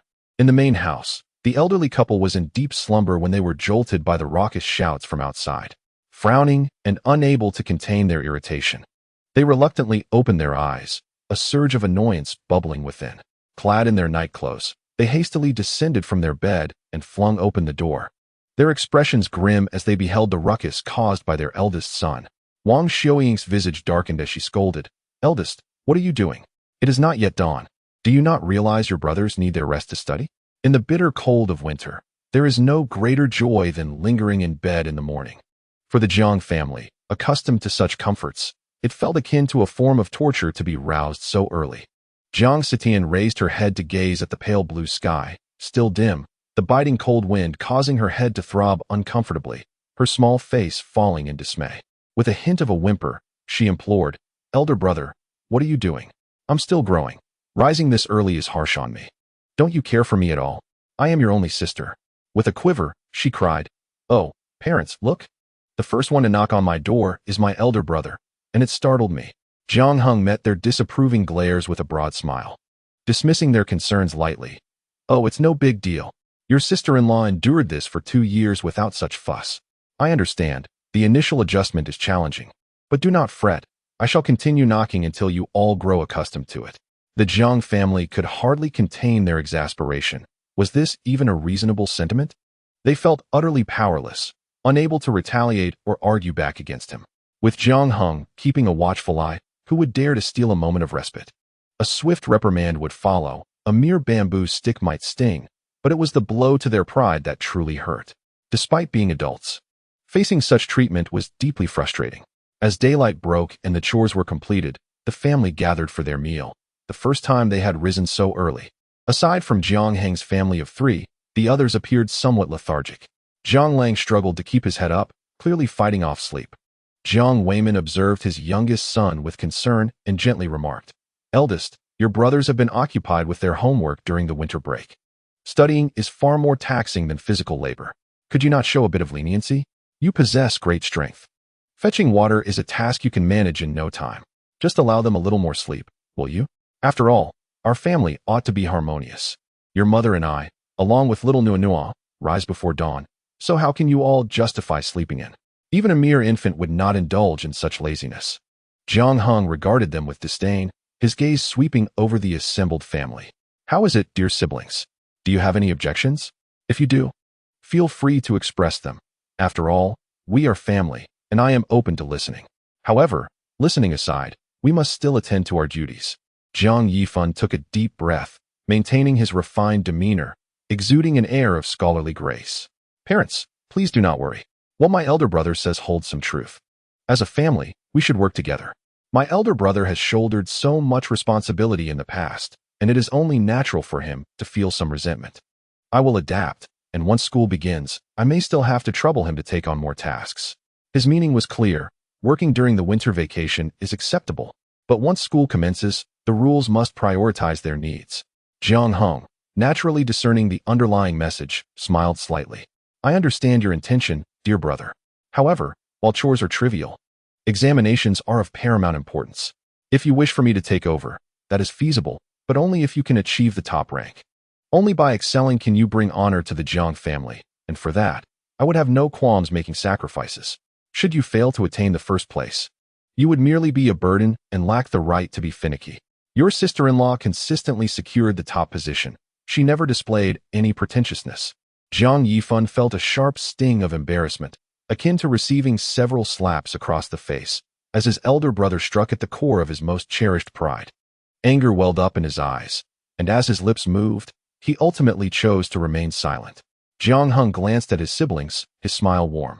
Now, let us enjoy our meal. If you do not possess the intellect of a genius, do not dwell on unattainable aspirations. Once you achieve first place, you shall be excused from household chores. Though the prospect seems dim, with effort, it may still be possible. Swiftly, he snatched an egg, peeled it, and placed it in Nian's bowl, grinning as he said, "Wife, I heard you were always first in your studies. Did it require much mental exertion? Here, have some egg to nourish your mind." Nian, with her head bowed, concealed her smiling lips behind the bowl. Jiang Heng versus the Jiang family, 1-5. A resounding victory. Life continued in this unremarkable fashion. For the first 3 mornings, it was Jiang Heng who went from door to door, calling out for everyone to rise. By the 4th day, it was evident he no longer needed to shout. Witnessing his siblings rise of their own accord filled him with pride, and he declared, "How is it, dear wife? Am I not a good older brother? Look, after my guidance, these 3 have become much more sensible." Nian pressed her lips together, her eyes sparkling with mirth. "Indeed, you are impressive. From now on, I shall entrust the education of Nuonuo to you. You will surely do well." Nuonuo, not comprehending much, clapped her tiny hands in response to her mother's praise of her father, exclaiming, "Daddy, amazing." Chapter 34. The 3 brothers enter the mountains before long. The day arrived for the brothers to venture into the mountains. Jiang Weiman, upon contemplating the journey of his 2nd and 3rd sons, found himself restless throughout the night. Waking early to sharpen the axe, he believed that a sharper blade would be more effective should they encounter any wild beasts than a dull one. Wang Xiuying squatted nearby, wiping away her tears, her voice choked with emotion. "As the head of the family, you should take charge. The 2nd and 3rd sons are scholars. They have little experience with household chores, and the mountains will prove arduous. You indulge the eldest in leading them. What if they encounter danger and do not return? Have you not considered the consequences? Enough, stop talking. If the boss hears us, he might hold a grudge against us, thinking we are biased." With a creak, Jiang Heng opened the door and stepped out. Seeing them sharpening knives, he wore a half-smile, his eyes briefly clouded with melancholy. Without uttering a word, he made his way to the kitchen to find his wife. Nian sensed a shadow falling over her and looked up. Noticing his silence made him appear somewhat pitiable. Stirring her heart, she softly said, "Wait a moment, I will help you sharpen the axe. What your younger brother has, you should have too. If our parents won't help you, I will." Jiang Heng replied gloomily, "Yes, as long as I have a wife and daughter, that's enough. Come here, let me hold you. I need your comfort. A kiss would be even better. Be careful, the family is awake," she reminded him. "Oh, living together is inconvenient. I wish we could separate households already, but I can't find a good reason to do so. Even approaching the clan leader is futile, it's quite vexing." Listening to her husband's grumbling, Nian couldn't help but smile, finding his complaints endearing.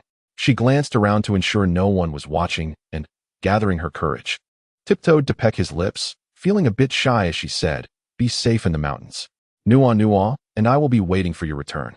Jiang Heng's grievances faded away, replaced by a warm glow in his heart. His gaze softened as he reassured her, "Don't worry, I'll be fine. If I can't fight, I can at least run." At the dining table, the family gathered for a meal, and Jiang Weiman kept rambling, 2nd and 3rd. "Make sure to stick close to the eldest when you go into the mountains.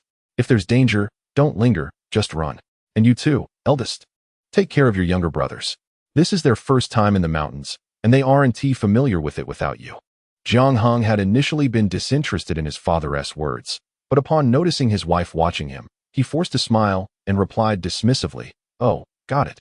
Seeing his father about to continue, his expression shifted to one of impatience. "If you're so worried, you can come along. If any danger arises, you could protect second and third." Jiang Yifan interjected, "Brother, you're overthinking it. Dad is just as concerned about you. He is simply too reserved to express it." Jiang Heng's lips twitched as he retorted, "Is that so? Just because he doesn't voice it doesn't mean he doesn't act. You don't know? He was up before dawn sharpening knives for you too. Goodness, he's worried sick that your axe is 1 TB sharp. Anyone who knows me knows I hunt. While those who don't might think you can. Well, if you want it, brother, I'll let you have my axe. You're the main hunter. I can't compare to you." Jiang Yifan said this with a smirk while focusing on his meal. Jiang Heng shrugged and replied earnestly, "No need. My wife sharpens my axe, and it's bound to be the sharpest. You should stick with what Dad sharpens. Though not as sharp, it's made with love. Oh, this is the benefit of having a wife. As for you, when I return from this hunt, I'll buy you some snowflower cream." Before Nian could respond, Jiang Sitian, sitting nearby, became envious, exclaiming, "But that's snowflower cream.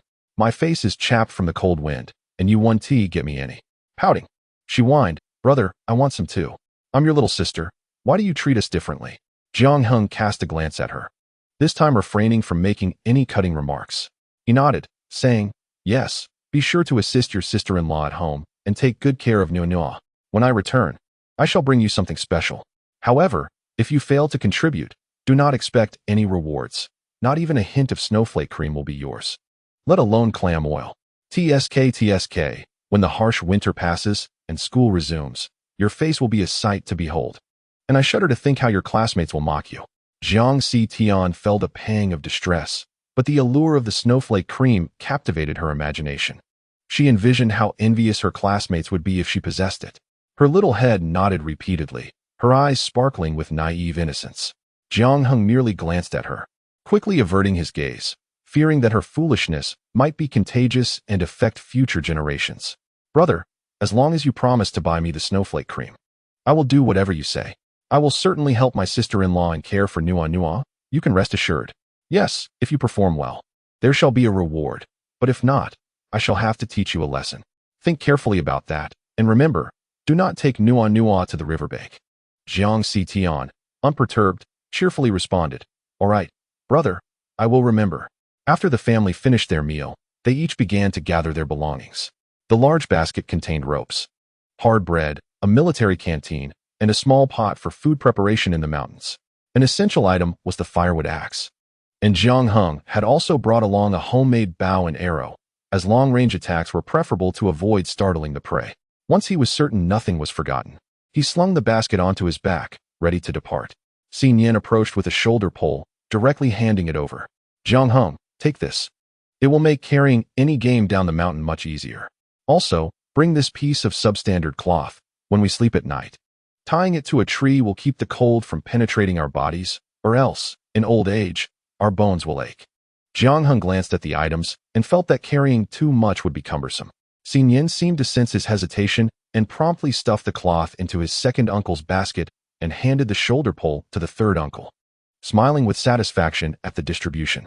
"Now it's perfect. You all be careful in the mountains. If you encounter danger, do not be reckless. There are people at home waiting for your safe return."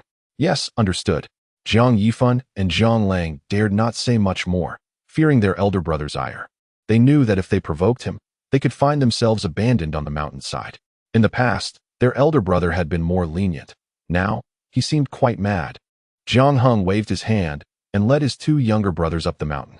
The villagers who observed this could not help but express their envy, saying, "Young Heng truly is remarkable, daring to take his brothers hunting in the mountains. He is indeed a skilled hunter. Haha, no need for flattery. I am merely taking them to broaden their horizons. If fortune smiles upon us, we may even find some valuable herbs to sustain the family." There was little choice. With many children at home, 3 younger siblings needed to attend school, and the family was on the brink of starvation. They had to take risks, for soon the heavy snow would prevent access to the mountains. Chapter 35. Will-o'-the-wisp. Jiang Yifan and his brother inexplicably felt a flush of embarrassment on their faces. Jiang Heng spoke briefly and strode towards the mountain, followed by his two brothers. Initially, the two were excited about the prospect of climbing the mountain. However, after half an hour, then an hour, their enthusiasm waned. They were utterly exhausted, gasping for breath, their throats burning, and their lungs felt heavy with pain. While their heads spun dizzily, Jiang Yifan disregarded his pride, fully aware that if he did not take a break soon, he would be on the verge of collapse. Observing the agile figure ahead, reminiscent of a monkey, he hoarsely called out, "Elder brother, wait for us. We truly cannot continue. Perhaps we could rest for a moment and have some water." Jiang Lang swallowed hard, feeling the pain in his throat.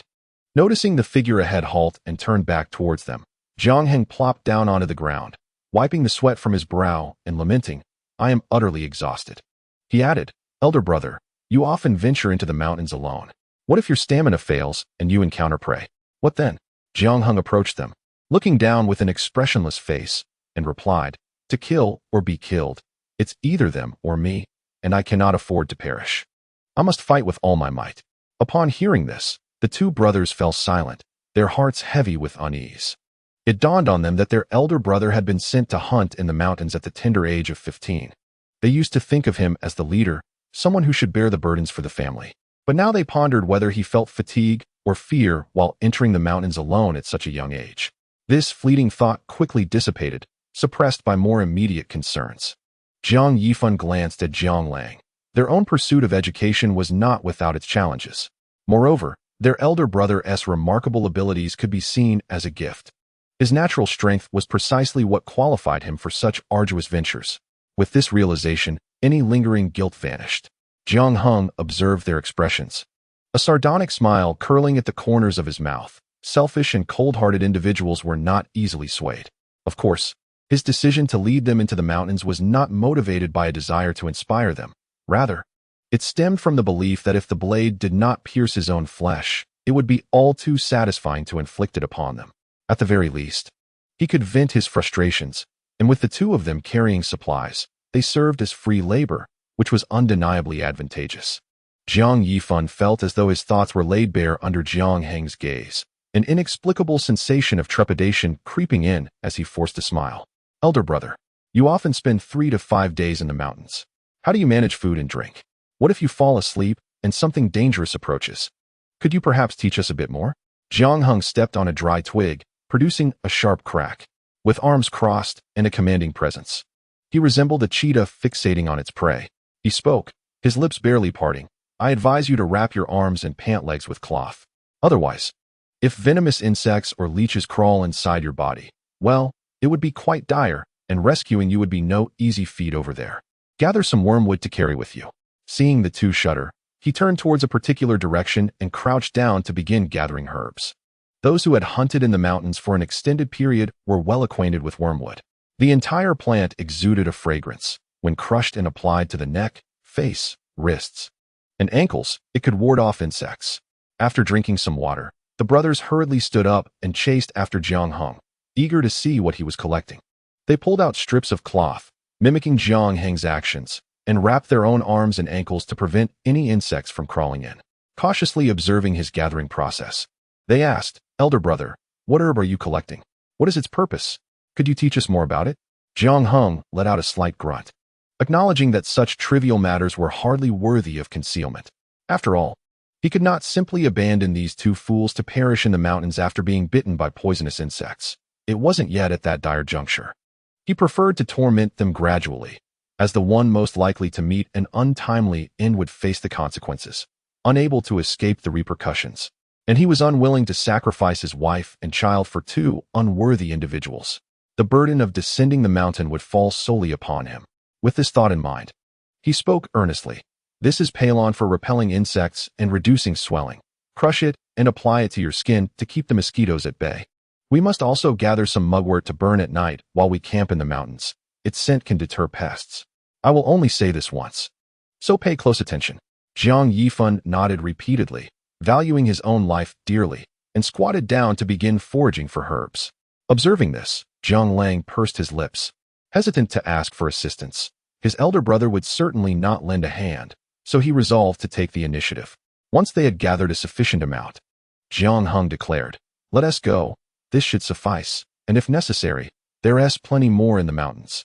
Yes, we will heed your guidance, elder brother. They replied in unison. The trio trekked for another 2 hours until they reached the edge of the inner mountain, a place where Jiang Heng often hunted. Beyond lay the territory of larger beasts, which he dared not venture into. He pointed towards the inner mountain, cautioning, "Do not wander off, especially in that direction. The inner mountain is fraught with danger, and a careless step could lead to your demise." Jiang Lang nodded obediently, his curiosity piqued. "Elder brother, are there cattle there?" "Indeed. But do not harbor dreams of capturing them. Even seasoned hunters fear to enter the inner mountain. For every 10 who venture in, 9 meet their end. Without my presence, do not stray." "Understood," they replied. Jiang Heng led them to the edge of a stream and called out, "Come over here, you two, and clean this area thoroughly. We will camp here tonight. I shall go hunt for provisions, and we will roast our catch this evening." Upon hearing the prospect of meat, their eyes instantly sparkled with excitement. "All right, elder brother, go ahead. We will not wander off and will start cleaning right away." Jiang Heng responded with a grunt. His voice lingering in the air, "Do not drink from the stream. It contains insect eggs. Boil it before consuming. I shall return shortly." Half an hour later, he returned, carrying 2 rabbits and a wild chicken. He processed them by the stream and sat on a rock to start a fire and prepare their meal. As night fell, the 3 of them savored the meat, feeling thoroughly satisfied. They each found a tree to climb, opting to sleep in the branches for greater safety. Jiang Lang licked his lips, gazing up at the inky night sky, softly remarking, "Elder brother, it's rather pleasant to be in the mountains. Having meat to eat every day is far better than down below." Jiang Heng chuckled lightly, dismissively saying, "Foolish boy, do you think I would usually indulge? I prepared the game for you because it's your first time in the mountains. Otherwise, should danger arise, you two would lack the strength to flee, and I would be hindered. It's getting late. We should sleep and begin hunting at dawn."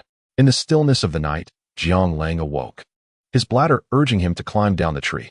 Just as he secured his trousers, he spotted a flickering light rushing towards him, seemingly accompanied by a spectral shadow. The elders often spoke of ghostly fires. One was said to signify a specter. Realizing the nature of the apparition, Jiang Lang's pupils dilated in terror, and he let out a piercing scream. "Ah, ghost! Elder brother, help! Help!" With one hand gripping his trousers and the other embracing the tree where Jiang Heng perched, the boy cried out in sheer terror, "There's a ghost! Wake up, everyone! I'm so scared." Chapter 36. The wolf pack strikes. Jiang Heng abruptly opened his eyes, tightened his grip on the axe at his waist, and nimbly descended from the tree. Upon spotting a flickering phosphorescent light approaching, he couldn't help but grimace. Jiang Lang stood behind him, clutching his older brother's shirt with an iron grip, his body trembling uncontrollably, as if this was his only source of security. "Let go. This is the new cotton coat my sister-in-law made for you. If you tear it, I swear I'll skin you alive." Perhaps genuinely frightened, Jiang Lang burst into tears, his voice trembling. "Big brother, you're scolding me. How could you scold me? I'm your little brother." Jiang Heng rolled his eyes and pulled Jiang Lang aside, exasperated. "Be quiet. Look carefully. Do you see any ghosts? That's just phosphorescence. You ought to read more. Stop crying. If you attract wild beasts, you'll regret it." Jiang Yifan peeked from the tree, and upon determining there was no immediate danger, he slowly climbed down and approached his younger brother to offer comfort. "Third brother, it's all right. That's merely a phosphorescent light. Big brother is right. Stop crying. Nighttime is when predators hunt. Your cries could draw them near, and we would be in peril." As he sniffled, tears streamed down his face. Jiang Heng observed, disdainfully curling his lip. "Come on, you're grown up now. At your age, some have already married and are supporting families. Crying like this is ridiculous. We are in the mountains, where danger lurks. Don't be so easily frightened." Jiang Lang, feeling utterly wronged, wiped his tears. "Big brother, why are you so fierce? It's not my first time in the mountains. I was just scared because I didn't know. I promise I won't be afraid next time." "All right, you too. Hurry." Suddenly, Jiang Heng heard a faint sound. His eyes widened as he turned sharply, meeting a pair of green eyes that made his heart race. Soon, more eyes glimmered with an eerie green light. Gripping his axe tighter, he commanded in a low voice, "Second, take third up the tree. No matter what happens, don't come down. Quickly now. And be quiet to avoid alarming the wolves." Jiang Yifan followed Jiang Heng's gaze and locked eyes with the encroaching green-eyed creatures. His legs instinctively trembled. But he took a deep breath to steady himself and pulled Jiang Lang up the tree. Jiang Lang clambered up clumsily, perching on a branch, using both hands and feet to secure himself, terrified of falling. Jiang Heng slowly retreated, and once the wolves emerged, he counted 5 or 6, baring their teeth and drooling, their heads slowly turning toward the tree. Seemingly deliberating their next move, the lead wolf approached the 2 trees, as wolves are astute hunters. They naturally prioritize weaker prey to ensure a successful hunt, fixating their gaze on the 2 up in the tree, circling below with unwavering intensity. Jiang Lang was rendered speechless, his stutter betraying his fear. "Big brother, why are they coming for us?" Jiang Heng raised an eyebrow, slightly taken aback. A thought crossed his mind, and he couldn't help but curl the corners of his mouth into a faint smile. There is little to say. Wolves are remarkably astute creatures. When they sense that a prey might pose a challenge, they will preferentially target the more vulnerable options. In their eyes, you 2 appear as easy prey. Jiang Yifan remarked. "Brother, do not jest." "I am not jesting. They are unable to ascend, and you cannot descend. Let us maintain this stalemate. If they do not attack, we should refrain from making any rash moves. Wolves harbor grudges. Once provoked, they can bring forth a myriad of troubles." As Jiang Heng spoke, he swiftly ascended a tree, securing his arrows upon his back and lying upon a branch, vigilantly observing the ground below, prepared to retaliate at the first sign of an attack from the wolves. Jiang Yifan glanced at the scene, his eyes reflecting discontent. "Brother, will you merely watch? We are your younger brothers. Cannot you devise a way to drive them away?" "Oh, dear second brother, you are truly naive. They are a pack of wolves, not our household pets. Simply commanding them to leave will not suffice. Have you not noticed that I seldom encounter wolves when hunting? I always strive to avoid provoking them, no matter how skilled one may be. It is impossible to contend with several wolves simultaneously." Jiang Heng maintained an impassive demeanor. Their lack of aggression indicates that they are assessing your strength. The more anxious you become, the more they will perceive you as prey. Remain calm and await their departure. If they were to truly attack you, as your elder brother, I would not refrain from intervening. The standoff persisted for half an hour. Suddenly, the lead wolf's gaze hardened, and it leaped forth with ferocity. Jiang Lang, witnessing the oncoming beast, trembled in fear, crying out, "Brother, save me." With a swift whoosh, an arrow sliced through the air, piercing the wolf's neck. It fell to the ground with a pained howl. The scent of blood drove the remaining wolves into a frenzy as they lunged toward the tree, their jaws poised to seize Jiang Lang's calf. Jiang Heng's expression turned icy, a glint of ferocity in his eyes. One arrow after another was loosed. Each aimed to penetrate the wolves' throats, ensuring no shot went astray. 4 wolves lay dead, leaving only 2 howling in dismay before they turned and fled into the depths of the forest. Jiang Lang peered down to see 4 wolf carcasses at the base of the tree, a veritable feast of flesh. Transfixed by greed, he contemplated descending. Jiang Heng cast a glance at them and instructed, "Hurry down and dispose of the wolf carcasses. We must relocate. This place is no longer safe." "Why must we move, brother?" questioned the 3rd brother. "Dear 3rd brother, while ignorance may not be your fault, speaking without thought certainly is. Do you wish to appear foolish? Must you voice your confusion?" Jiang Lang, cowed by his brother's reprimand, fell silent. With a sigh, Jiang Yifan clarified. "What my brother means is that the scent of blood will attract other predators, putting us at greater risk. It is wiser to change locations." "Oh, I see. Why did brother not say so directly?" "Silence. Both of you come here at once. Quickly gut the wolves and let the stream wash away the entrails. Take the meat with us." Without further delay, the 2 brothers obediently descended the tree and made their way to the stream, clumsily processing the remains of their quarry. Soon, they had completed the task and secured the meat in their backpacks. The weather was already frigid, and the freshly processed wolf carcasses would not spoil for several days due to the cold. Jiang Heng hoped to procure more game. Encountering deer would be particularly fortuitous. Deer antlers and deer blood are indeed treasures. Now, one can only rely on luck to see what fortune may bring. However, even in the absence of these, having encountered these 4 wolves is not without merit. Jiang Lang, burdened by a backpack, hurriedly followed behind, soon panting heavily.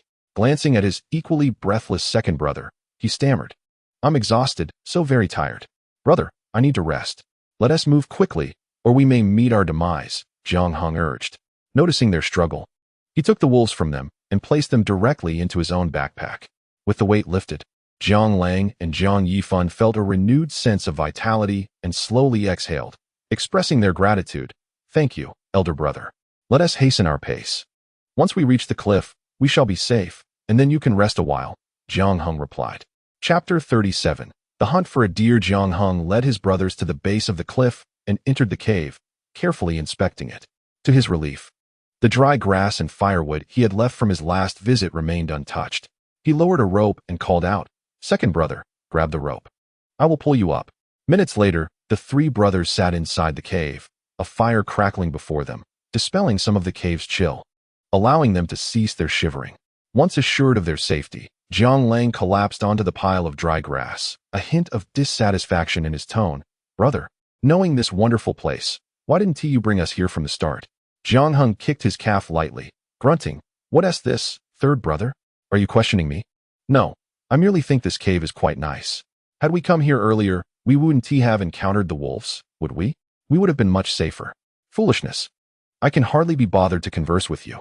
Second brother, what do you think?"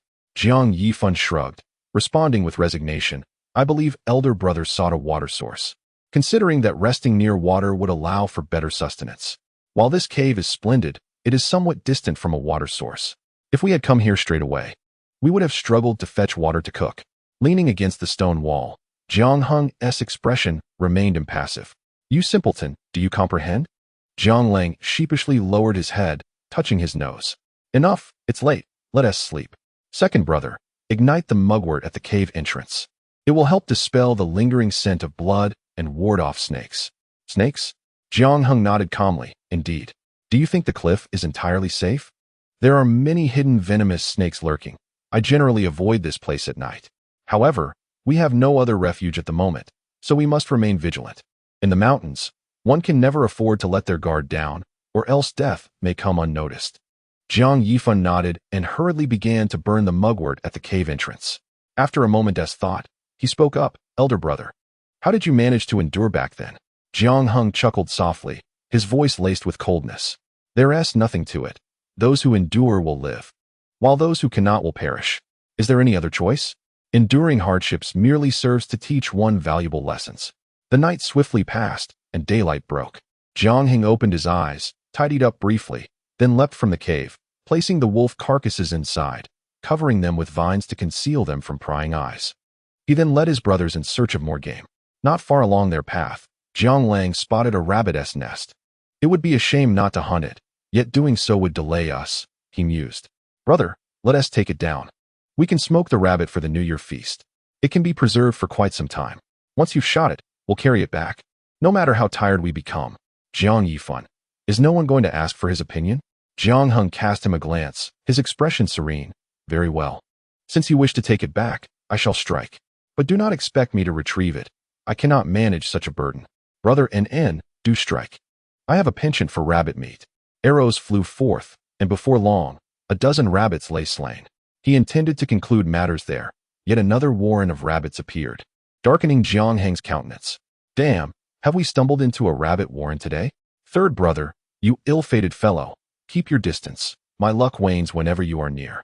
Jiang Lang touched his nose, hesitant to speak, offering a sheepish grin. Ultimately, both men adorned themselves with rabbits, resembling bears from afar. Jiang Heng led the two back to deliver their catch before resuming their search. A thud resounded as an object fell, striking Jiang Lang on the head. "Ouch! My head aches. What on earth has struck me?" The trio lifted their heads to find a squirrel scampering on a tree, intermittently dropping items. Jiang Lang yelped, "Brother, dispatch it. It is bullying us." Jiang Heng squatted to retrieve the spiky object, his eyes brightening. "Silence. You two gather this. I shall seek other prey. Worry not. This area is safe. Just refrain from shouting and hurry up. Your sister-in-law Nuonuo adores these." Having said that, he patted his backside and departed, leaving the two to exchange glances. Jiang Lang, fearful of the prickly ball, procured 2 twigs to use as chopsticks, rummaging for chestnuts to toss into the basket. Finding none, he resorted to the spiky object, muttering to himself, "Second brother, see how our elder brother is now. He previously dismissed rabbits as a hassle, yet he relishes this spiky ball. Truly, he has forgotten his brothers after marrying. Enough chatter. If elder brother commands us to gather, then we shall." Angering him would only invite his wrath, came the admonition. Before long, they had filled a basket, yet concern arose over how to descend the mountain with such a load. Jiang Yifan, fatigued, sat upon a stone to rest. Bored, Jiang Lang wandered nearby, glancing up at a tree laden with red fruits. Licking his lips with desire, he leaped up to pluck some to take back. Second brother, look. These must be wild apples. They appear ripe. Shall we taste them? Oh. We are deep in the mountains. It is uncertain what is edible. Perhaps we should wait for elder brother's return. What if we were to poison ourselves? Surely not. They merely resemble apples, albeit smaller. What harm could there be? Jiang Yifan received 2 fruits, examining them with a frown, still hesitant to partake. Jiang Lang wiped his mouth, ready to take a bite when an object flew through the air, striking him squarely in the face. Which scoundrel is pelting me now? He roared, spotting a deer being carried over, resembling their elder brother. Tentatively, he called out, "Is that you, elder brother?" Jiang Heng ignored him, approaching and dropping the deer to the ground, his voice cold. "Those are poisonous fruits. Are you too intent on courting death?" Upon hearing this, Jiang Yifan instinctively discarded the fruit, a sense of dread washing over him. "Elder brother, you say these are poisonous? Yet they resemble apples so closely. This fruit, known as firethorn, can be consumed in small quantities. However, its leaves and seeds are toxic. Your method of consumption would undoubtedly lead to poisoning. If it were truly edible, monkeys would not leave it untouched. Hurry and discard it. We must return to the cave. Tomorrow, we should be able to head back. With this deer, we will have no trouble enjoying a bountiful year." Jiang Lang cast a keen gaze as he observed the deer, his eyes sparkling with excitement. "Brother, this is truly a treasure. The deer's blood, antlers, and meat are all nourishing delicacies. Wealthy individuals indulge in these during the new year, which could yield a substantial profit." Jiang Heng nodded thoughtfully. "Unfortunately, this is not a mature deer. We can collect some blood, but there are no antlers. The meat may fetch around 300 to 500. If it were an adult deer, it could be worth over 1,000. Enough of the staring. Let us gather the blood while it is still fresh and take it back to sell separately through the village chief." "All right, brother, you are truly remarkable. Our family will have no worries next year," Jiang Yifan exclaimed joyfully. "With the deer you caught, we can provide for our parents. And when the time comes to divide our inheritance, they will surely benefit as well." Chapter 38. Wild Honey. Jiang Heng cast a glance at them, a mischievous glint in his eyes. Did these 2 fools truly believe he would obediently sell the deer and hand over the profits? What a fanciful dream. The 3 of them squatted beneath the mountainside, their eyes gleaming as they watched Jiang Heng skillfully slit the deer's neck to let it bleed. Jiang Yifan flattered, "Brother, you are incredible. There is nothing you cannot do. You handle this work with such efficiency. Our parents will soon enjoy a life of comfort. Our family will undoubtedly become the first to reach a fortune." Silence enveloped them, a heavy stillness. Jiang Heng continued his task, seemingly oblivious to their words. Jiang Yifan awkwardly tugged at the corners of his mouth, feeling a bit embarrassed. "Brother, why are you so quiet? You see how our grandparents always favor Uncle Heir. With your talents, our parents will enjoy a better life. They will surely regret their bias towards Uncle Heir, especially when our family proves to be more capable." Jiang Heng replied nonchalantly, "And what then? What benefits do I gain? Pride is insignificant. Who will award me a certificate or gold? Why should I care if our grandparents regret their decisions? That is our father's indulgence. Besides, this hunt was merely by chance. I cannot wear such a lofty crown. Perhaps next time we will return empty-handed. Brother, do you not agree? In the end, tangible benefits outweigh mere appearances." Jiang Yifan, taken aback by his brother's seemingly knowing demeanor, fell silent, feeling like a fool. Jiang Lang observed the 2 with a look of confusion. After managing the deer's blood, Jiang Heng returned to the cave to rest. With these spoils, they had sufficient bounty. Any more would be impossible to carry. A voice echoed from the cave, "You 2. Peel the chestnuts and remove the shells for easier transport. Bury any bloodstains with dirt. Once you finish, come up to the cave to sleep." Jiang Yifan quickly replied, "Yes, brother. You've worked hard. Please rest well. We will handle the remaining tasks." The 2 of them poured the spiny chestnuts onto the ground, using a pole to strike them, watching as the small black bits sprang forth, one collecting the chestnut kernels while the other continued to strike. Jiang Lang murmured softly, "Second brother, this thing is quite prickly and difficult to handle. How delicious can it be, lugging it down the mountain?" "I don't know. I've only tasted it cooked before. Soft, sticky, and sweet," truly delightful. Once the heavy snow falls and we can't go out, roasting chestnuts at home will be quite enjoyable. Alas, this thing is hard to shell. Jiang Yifan, listening to the incessant mutterings, felt slightly annoyed. He helplessly remarked, "Third brother, keep your voice down. Eldest brother has been busy hunting wolves and deer. He must be exhausted. If you wake him, he will surely scold you. It wouldn't hurt to be a bit more subdued." Jiang Heng awoke around noon amidst the scent of something burning. Stretching his head out to look below, he saw the two of them roasting something and furrowed his brow as he jumped down. Jiang Lang sniffed the air, sensing something was amiss, and grew anxious. "Second brother, look, this rabbit seems to be burnt. What should we do? Eldest brother will definitely be angry if he finds out." A voice came from behind. "I already know." Observing the stiff figures, he kicked at them, saying, "Get out of the way. What can I expect from you? You succeed at nothing and leave no food behind." Jiang Heng retrieved the burnt rabbit, slicing off the charred parts until he revealed the tender red meat beneath. He seasoned it and placed it back on the fire, turning it periodically. When it neared completion, he made shallow cuts to allow the marinade to penetrate, explaining patiently, "To ensure it tastes better, one must control the heat and turn it evenly. Additionally, making these cuts allows the flavors to infuse. Otherwise, the outside may be cooked while the inside remains raw." Jiang Lang squatted beside him, listening intently, and suddenly realized, "Ah, so that is how it is. Eldest brother, you truly are remarkable. You explain everything so well." The rabbit sizzled and released a savory aroma, and Jiang Heng sliced it into pieces, urging, "Eat while it's hot. After you finish, take a rest." "Oh, eldest brother, are you going somewhere?" "Not really, just looking around nearby. If I find anything good, I'll remember to come back for it next time." While Jiang Lang was munching on the roasted rabbit, he felt something sting his face. "Ouch! Eldest brother, look. Something is biting me." Jiang Heng turned his head to take a glance, his eyes widening slightly as a glimmer of light flashed past. A small wasp? How could there be such a thing here?" "Eldest brother, what are you talking about? Does this thing sting painfully? Find me some herbs to apply. I don't want my face to be disfigured later." "What nonsense are you spouting? This little wasp has very low toxicity, even if it stings. It's not that painful. Why are you making such a fuss? I'll look around. Perhaps there is honey nearby." Upon hearing the word honey, Jiang Lang's eyes instantly brightened. "Eldest brother, I'll go with you. I've never seen what honey looks like. If we can find some, we can bring a bit home to eat. It'll be nourishing." Jiang Heng regarded him, his gaze flickering momentarily. With a meaningful tone, he asked, "Are you certain you want to go?" "Yes, I want to go. Eldest brother, take me with you." "All right, we'll look for it after we finish eating." "Second brother, you stay in the cave and keep watch. Don't come down unless it's necessary, and wait for our return." Jiang Yifan obediently complied, "Understood. I'll listen to eldest brother."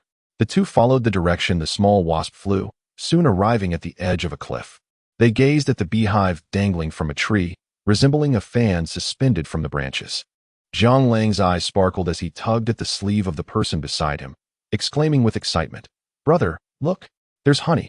It's such a large hive. If we take it all back, it will last us quite a while." Jiang Heng shot him an irritated glance and replied, "Are you foolish? Just take a piece. If we remove the entire hive, how will we harvest honey next time? Let's take half for now. Go fetch some banana leaves. I'll instruct you on what to do shortly. Hurry." "All right, I'm on it." The two worked in tandem. One crafted a small basket while the other gathered several banana leaves. Once Jiang Heng finished weaving, he carefully placed the leaves inside as padding. Jiang Lang voiced his concern, "Brother, won't this leak? We can't afford to waste any honey. It's incredibly nourishing, especially for the children." Jiang Heng regarded him with a hint of approval. "Good, you're starting to think of Nuonuo. When we gather the honey, I'll share some with you. For now, wrap yourself in cloth and go distract those pesky bees." "What? You want me to lure the bees? That would hurt if they sting me. I'm scared I can't do it." Jiang Lang grimaced, clearly reluctant. Jiang Heng's expression hardened, his voice growing colder. "Stop wasting time and just go. Do you think I would intentionally put you in harm's way? If I were to lure the bees, could you manage to cut down half the hive swiftly?" "Well, I don't know about being quick. It should be easy enough to cut, right?" Jiang Lang mumbled, lowering his head as he sensed his brother's growing displeasure. "If I get stung, you must help me, okay?" Impatiently, Jiang Heng waved him off. "Get moving, stop dilly-dallying.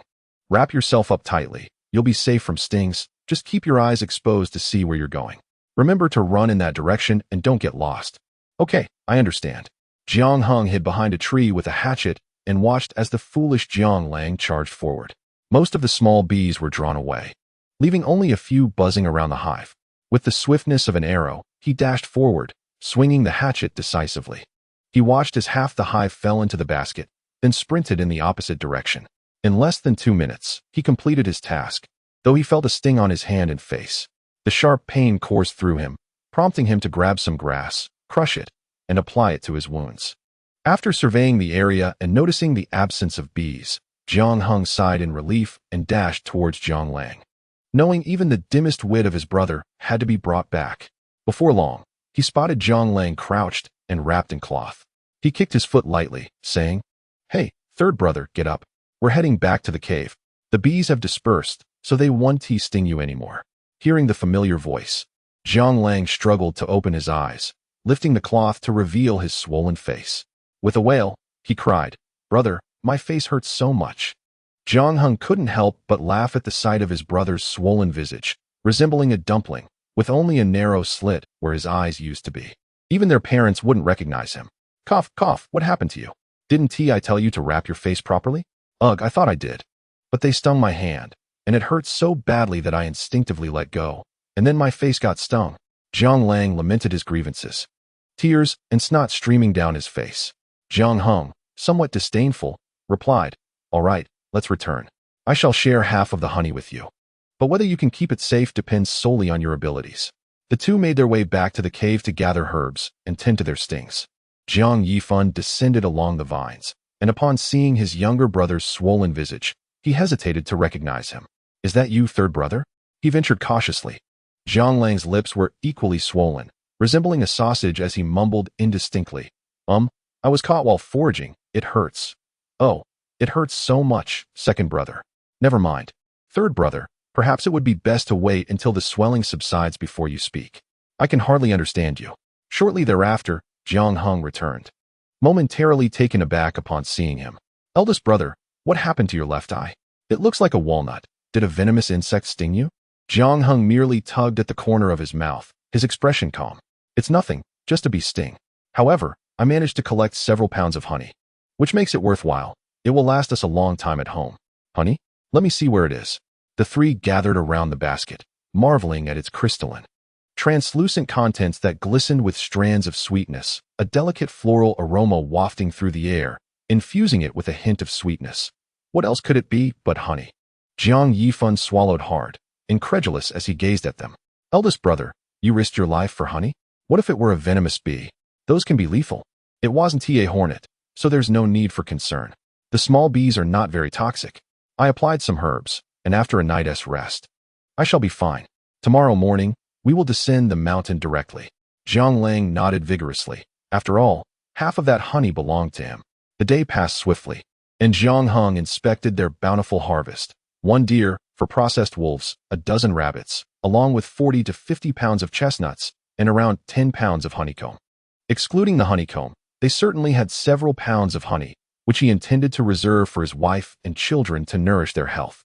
The three brothers gazed at their ample provisions, smiles illuminating their faces. Despite the hardships endured, this expedition had proven fruitful, and thoughts of returning home to a prosperous year filled them with elation. Jiang Heng could not suppress his silly laughter, which, with the pain from his facial injuries, resulted in an amusing grimace. "Eldest brother, we've struck it rich this time." Leaning against the stone wall, Jiang Heng spoke lightly. "Indeed? Are you certain that after all the toil of carrying this down the mountain, it will still be recognized as our family's bounty?" "Oh, our grandparents and second uncle will likely be even more delighted. Just think, we nearly fell prey to wolves, and they sat comfortably at home, reaping rewards. What do you suppose they will borrow once we sell this?" At this, a heavy silence enveloped the cave. The three brothers understood well that should their grandparents learn of their success, they would undoubtedly come seeking to borrow money, and quite possibly with no intention of repaying. Jiang Yifan furrowed his brow and, after a moment of contemplation, spoke. "Eldest brother, I believe it would be more fitting to give the wolves and rabbits to the village in exchange for work points. This could yield a substantial amount of grain. And even if our grandparents find out, they cannot borrow against that. While we will undoubtedly face some requests for assistance, this method is preferable, allowing us to retain the majority." Jiang Heng raised an eyebrow, a smile playing on his lips. Continue. But what shall we do with the deer? Jiang Yifan's eyes flickered momentarily as he sought to please. The deer was taken down by you, eldest brother, so it rightfully belongs to you. However, we must exercise caution in how we sell it, ensuring that no one discovers it. With a chuckle, he acknowledged his brother's cleverness, yet insisted that the matter of the deer remain a secret. Once sold, he would generously provide them each with $20 as a token of gratitude. After all, they had not exerted any effort in this endeavor. Should he later discover that they had spoken indiscreetly, he warned them to contemplate the consequences. The rabbits were to be saved for the family, to ensure a festive feast during the new year. Jiang Lang grasped his elder brother's intentions and nodded eagerly. Since you are the one who hunted these, how you choose to distribute them is entirely up to you, he affirmed. However, if you grant me $20 from the deer, I shall certainly be more obedient. The matter of the hunt will remain solely among us brothers. I want to even mention it to our parents. Jiang Heng's demeanor softened as he cast a glance at him, praising, "Well done, it is wise of you to understand. Heed my words, and you shall reap the rewards. Opposing me will only bring you misfortune." With that, he advised them to rest early, for they would descend the mountain at dawn. As the first light of day broke, the trio began their descent, carrying their goods carefully. They awaited nightfall at the mountain's edge, and once darkness enveloped the land, Jiang Heng disposed of the deer at Wang Tieju's dilapidated shrine. He bore 2 wolves on his shoulders and, with a basket of chestnuts and honey, made his way home, depositing the items in the courtyard before seeking out the village chief to weigh them. Upon witnessing the bounty, Jiang Weimin and his wife rushed forward, eyes gleaming with excitement, fearful that the precious goods might vanish. They beamed with delight, showering praises upon their sons. "Eldest, second, and third, we always knew you were capable. Our Jiang family is destined for prosperity. This is your first venture into the mountains, and yet you have returned with such a remarkable haul." Jiang Yifan and his brother waved their hands dismissively, asserting, "No, these treasures were all procured by our elder brother. We merely assisted in carrying them, having not contributed significantly." In Chapter 40, A Return to the Black Market, Jiang Heng presented a basket of chestnuts along with honey, dividing it into 2 portions, one for his younger brother and the other for his wife and children. "Wife, we shall trade the wolf meat for work points, and keep the rabbits for ourselves. These chestnuts are for you, and the honey is for you both, as I hear it greatly benefits one's health. Come here, little brother," he called, handing over the honey. "Make sure to keep it safe. Don't let anyone take it from you." Jiang Lang's eyes sparkled with joy as he hurried over to accept it, grinning widely. "Thank you, elder brother. I will guard it well. You truly are the best brother in the world." "Enough of your flattery," Jiang Heng retorted, slightly repulsed by the sentimentality. "Go on, find a corner to occupy." Having completed the distribution, he promptly sought out the village chief to exchange the wolf meat for work points, disregarding the disapproving looks from his parents, which were of no consequence. The village chief, grinning widely, attempted to pat him on the shoulder, but Jiang Heng was too tall. Instead, he settled for a friendly slap on the arm. "You've outdone yourself, Heng. To return from the mountains with such a bounty is no small feat. Even the village's seasoned hunters would be hard-pressed to match your prowess. Just look at those muscles. You are truly formidable." Jiang Heng smiled modestly, replying, "It's nothing extraordinary. I owe much to my 2 brothers for their assistance, or else I would not have been able to bring back such a haul." As he spoke, he picked up a rabbit and handed it to the village chief, offering courteously, "Uncle, I appreciate your efforts in coming here. This rabbit may not be worth much, but please take it home for a little treat." Zhou village chief was momentarily taken aback, repeatedly gesturing to decline. "All right, uncle, we are not strangers. There is no need for such formality. Regarding the bicycle incident, you did not merely save my child, you salvaged my entire family. Had anything happened to my child, my household would have been lost. My gratitude towards you cannot be encapsulated by this single rabbit. It truly holds little value, so please accept it." Jiang Heng spoke earnestly, his eyes brimming with appreciation. Observing this, Zhou Wenshan no longer hesitated, his fondness for the boy intensifying. This child was one of deep emotion and loyalty, possessing a sense of gratitude, unlike the ungrateful lot from the old Jiang family. "Very well, good child, I shall not be polite. I'll ensure your work points are recorded. When the time comes to distribute the grain, it will be based on these points. I shall take my leave now." Once he departed, Wang Xiaoying hurriedly closed the door, casting a reproachful glance at Jiang Heng. "Eldest, what was that all about? Did you not see my signals?" "Jiang Heng, appearing unfazed, replied, I did not notice. I thought you were merely squinting. Wang Xiaoying shot him a disapproving look. Child, you enter the mountains and only remember your elder brother, completely forgetting your mother? That was wolf meat. Could you not have saved a piece for us to taste? I have lived this long without ever having wolf meat, and trading it for grain is a significant loss. Jiang Weiman shot her a glare, retorting, There's nothing wrong with exchanging for work points. If you kept it at home, I fear you would just send it to your family. Don't think I'm unaware. He then added, Eldest, you did very well this time. My chronic leg ailment has flared up. The doctor recommended some honey. But your wife is young and healthy. She hardly needs it. Would you consider giving me half? As expected, the dog cannot change its habit of eating excrement. Jiang Heng's lips curled into a semblance of a smile, but he firmly refused. No. Who told you that honey could cure chronic leg pain? Just keep warm. As for my wife, she certainly requires it. After all, she suffered during her confinement, and now she needs to recuperate. Honey water is the best remedy. Is there any problem with that? Wang Xiaoying, feeling personally affronted, retorted, What do you mean I was unwilling to care for her? There are so many chores at home and outside. If I didn't work, I would be left to eat the wind. Besides, she is doing just fine. When I had you all, I was back to work the very next day. I wasn't so delicate. Truly, this generation of daughters-in-law pales in comparison to the last. As she muttered on, Jiang Heng's irritation escalated. Be quiet. You're making too much noise. If you keep this up, we might as well exchange the rabbits for work points.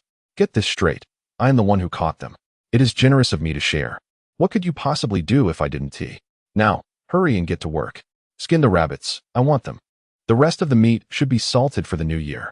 His outburst rendered everyone silent, and they obediently set about their tasks, though they remained disgruntled. Nian also wished to assist, but was pulled aside by her man, who led her into the house to place the chestnuts and honey jars. He instructed her softly, You too may enjoy the honey, but under no circumstances should you give any away to anyone who comes asking. If anyone complains, let them come to me. Do you understand?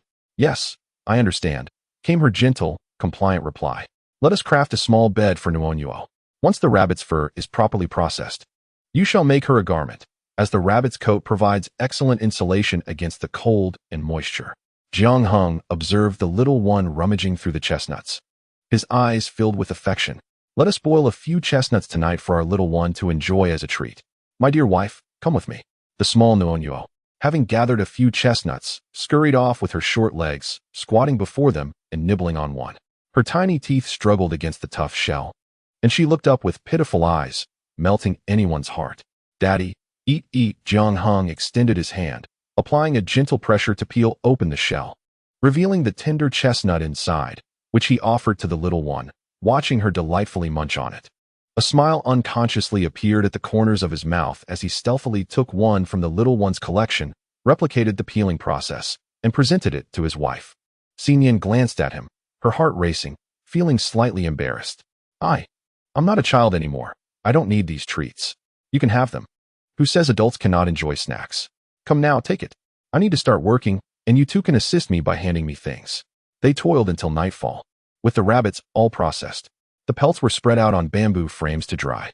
Jiang Heng counted and found 16 pelts, ample for the little one's clothing. In the stillness of the night, a figure rose slowly, opened the door, and climbed over the wall towards the dilapidated temple. Wang Taizhu had been waiting and rushed out upon hearing footsteps, lowering his voice. Brother, you finally arrived. Jiang Heng replied with a grunt. They are sleeping late tonight. So I came out a bit later. Let us head to the black market to sell the deer. All right. The two pushed a cart to Shigang village, exchanged the secret code, and entered. Deer are a rarity in the black market, and as soon as they arrived, a crowd gathered around them. Lu recognized the two familiar figures and approached, prompting others to part and make way for him. He stepped forward, squeezing the deer, noting its firmness. Clearly having died only recently, perhaps just yesterday, this was indeed a valuable find. Chapter 41. Politely declining Brother Lu's proposal, Lu nodded, his steady, husky voice resonating.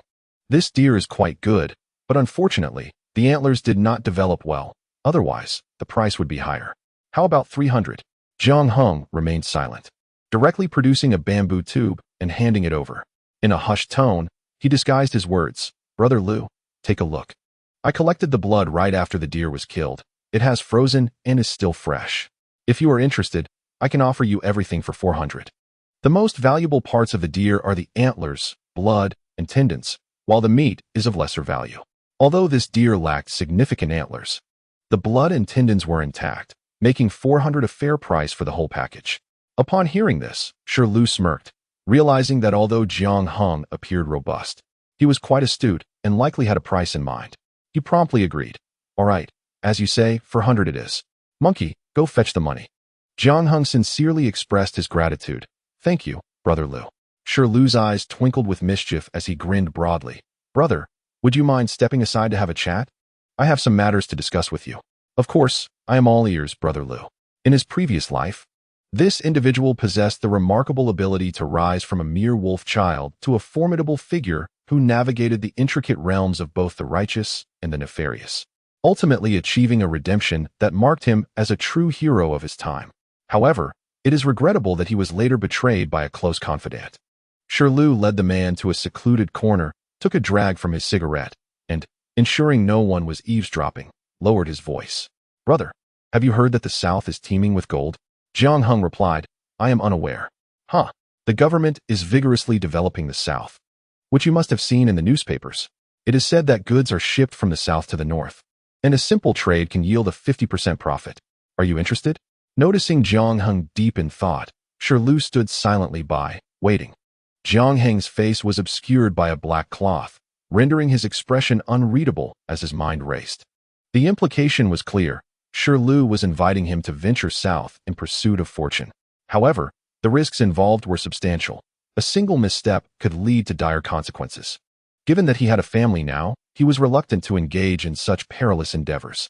After contemplating, Jiang Heng spoke. Brother Lu, I must apologize. I am rather timid. If this speculation is reported, I would be left with nothing. Upon hearing this, Lu felt a weight in his heart. Yet again, failure loomed. What if we wait another year? I need to accumulate more capital. Otherwise, I won't be able to purchase much, and the risks would still be mine to bear. Lu was taken aback, but quickly regained his composure, his eyes sparkling with excitement. Brother, if you are considering going, but lack sufficient funds, worry not. I can lend you some. Jiang Heng chuckled and waved his hand, sincerely responding, No, Brother Lu, that is no small amount. Even if you are willing to lend it, I would hesitate to accept. To truly pursue fortune in the South, one should have at least 1,000 yuan on hand. Engaging in trade requires adequate capital. Otherwise, a mere few hundred would be insufficient, and the risks would outweigh the potential gains. Indeed, your considerations are quite thorough. It is somewhat reckless to embark on such a venture now. Waiting a year is wise. It will allow me to gather more information on how to proceed safely while ensuring profits. That should be our goal, my brother. Jiang Heng concurred. Yes, Brother Lu. Your willingness to assist me in seeking prosperity is a kindness I shall forever remember. Lu felt a sense of relief and couldn't help but smile. You flatter me. Your presence alone instills confidence. We shall heed your wisdom and wait, accumulating more capital in the meantime. All right, the monkey has returned. You should go collect the money. After securing the funds, the two men pushed the cart away, this time encountering no obstacles. As Lu had forewarned them, no one dared to engage in treachery. The monkey approached and whispered, Brother Lu, do you think that fellow is willing to join us? He seems quite earnest. Surely, he can be persuaded with money. Lu chuckled and shook his head, his gaze contemplative. Monkey, you have misjudged him. This man possesses both courage and intellect, exhibiting a meticulous mindset. He is certainly no fool. He has declined the opportunity in the South. Oh, if he does not join us, will he report us later? That could lead to serious repercussions. I'm afraid not. Do you take him for a fool like yourself? In a year, we will save enough capital, and we shall venture south for a grand endeavor. And that lad will join us. The monkey's mind swiftly turned, and in an instant, he comprehended. His eyes sparkled with excitement as he praised, Sixth brother. Your vision is impeccable. This lad is destined for greatness. We must seize the opportunities presented by the reform and opening up, and in the future, we shall bask in wealth and prosperity. Lu nodded slightly, his gaze brimming with ambition. Jiang Heng and his companion returned to the dilapidated temple, nodding at the entrance. Well, at least it provides some shelter from the wind. However, it requires further repairs. We shall find time to assist you. He then produced 30 coins, handing them over. Juzi, accept this without hesitation. If you refuse, I shan't bring you along next time. Wang Taiju scratched his head, somewhat bashful at receiving the money. Thank you, brother. If you need anything, feel free to reach out. I am also working on this shabby temple. Once I dig up more soil, I shall repair both the interior and exterior. Yes, I shall come by the day after tomorrow if I find time to help you out. We can set up a kong. You won't need to buy a bed. Jiang Heng pondered, concluding that a kong was indeed preferable, as Zhuzi lived too roughly. If left to his own devices, he would endure the harsh winter without proper care. Wang Taiju chuckled heartily. Thank you, brother. You are the best to me. Well, it's getting late. I should return to avoid raising any suspicions, he said, slipping home under the cover of night. Cautiously opening the door, he looked at his wife and daughter peacefully sleeping on the bed, and a sense of inexplicable calm washed over him. He carefully removed his clothes and nestled into the bedding, waiting until the chill left his body before wrapping his fragrant, soft wife in his arms, sighing contentedly and closing his eyes to sleep. Once Nian and the others were asleep, he opened his eyes, clarity shining in his gaze, showing no signs of drowsiness. Sensing his scent, she buried herself in his embrace and closed her eyes. The following morning, after breakfast, Jiang Heng pulled her into the room and discreetly handed her 30 coins, whispering, "Hide this as pocket money. The rest I will save. Wife, I still have 300 in hand and another 300 in the bank. However, I must reserve 100 as a backup. Save 500 altogether. And once I finish depositing, you keep it safe." Upon hearing there was such a sum at home, Nian's heart raced, and she hurriedly waved her hands. No, I don't want it. If it gets lost, I would be heartbroken. 30 coins are too much. I cannot spend it in the village. It is better for you to keep the money. I fear I wouldn't be able to guard it. Jiang Heng's eyes twinkled mischievously as he teased, "Wife, they say when a man has money, he may go astray, spending it either on his wife or on other women. You mustn't give me that opportunity. Accept it. How could it possibly go missing?" Chapter 42. The sweet whispers of my wife. Upon hearing this, Nian playfully stepped on his foot, her eyes narrowed in mock threat. "If you dare to have another woman, I shall leave you." With reddened eyes, she emphasized, "I mean it. Don't jest around. You are my only man, and I shall be your only woman. Do you understand?" Jiang Heng embraced her, nuzzling her neck, chuckling, "Rest assured, my dear, I am not one to stray. Besides, other women are far too unclean. It is only you that I cherish. Once you have fully recuperated, we shall consider having another child. How wonderful it would be to fill our home with lively chatter. My dear wife, do you not agree? Ah, my love, if you are skeptical, then feel for yourself. My body responds solely to you. Do you sense it?" As Nian's small hand was grasped, she touched his firm, taut abdomen and could not resist giving it a gentle squeeze, eliciting a low groan from the man. Startled as if scalded, she quickly withdrew her hand. You are being inappropriate."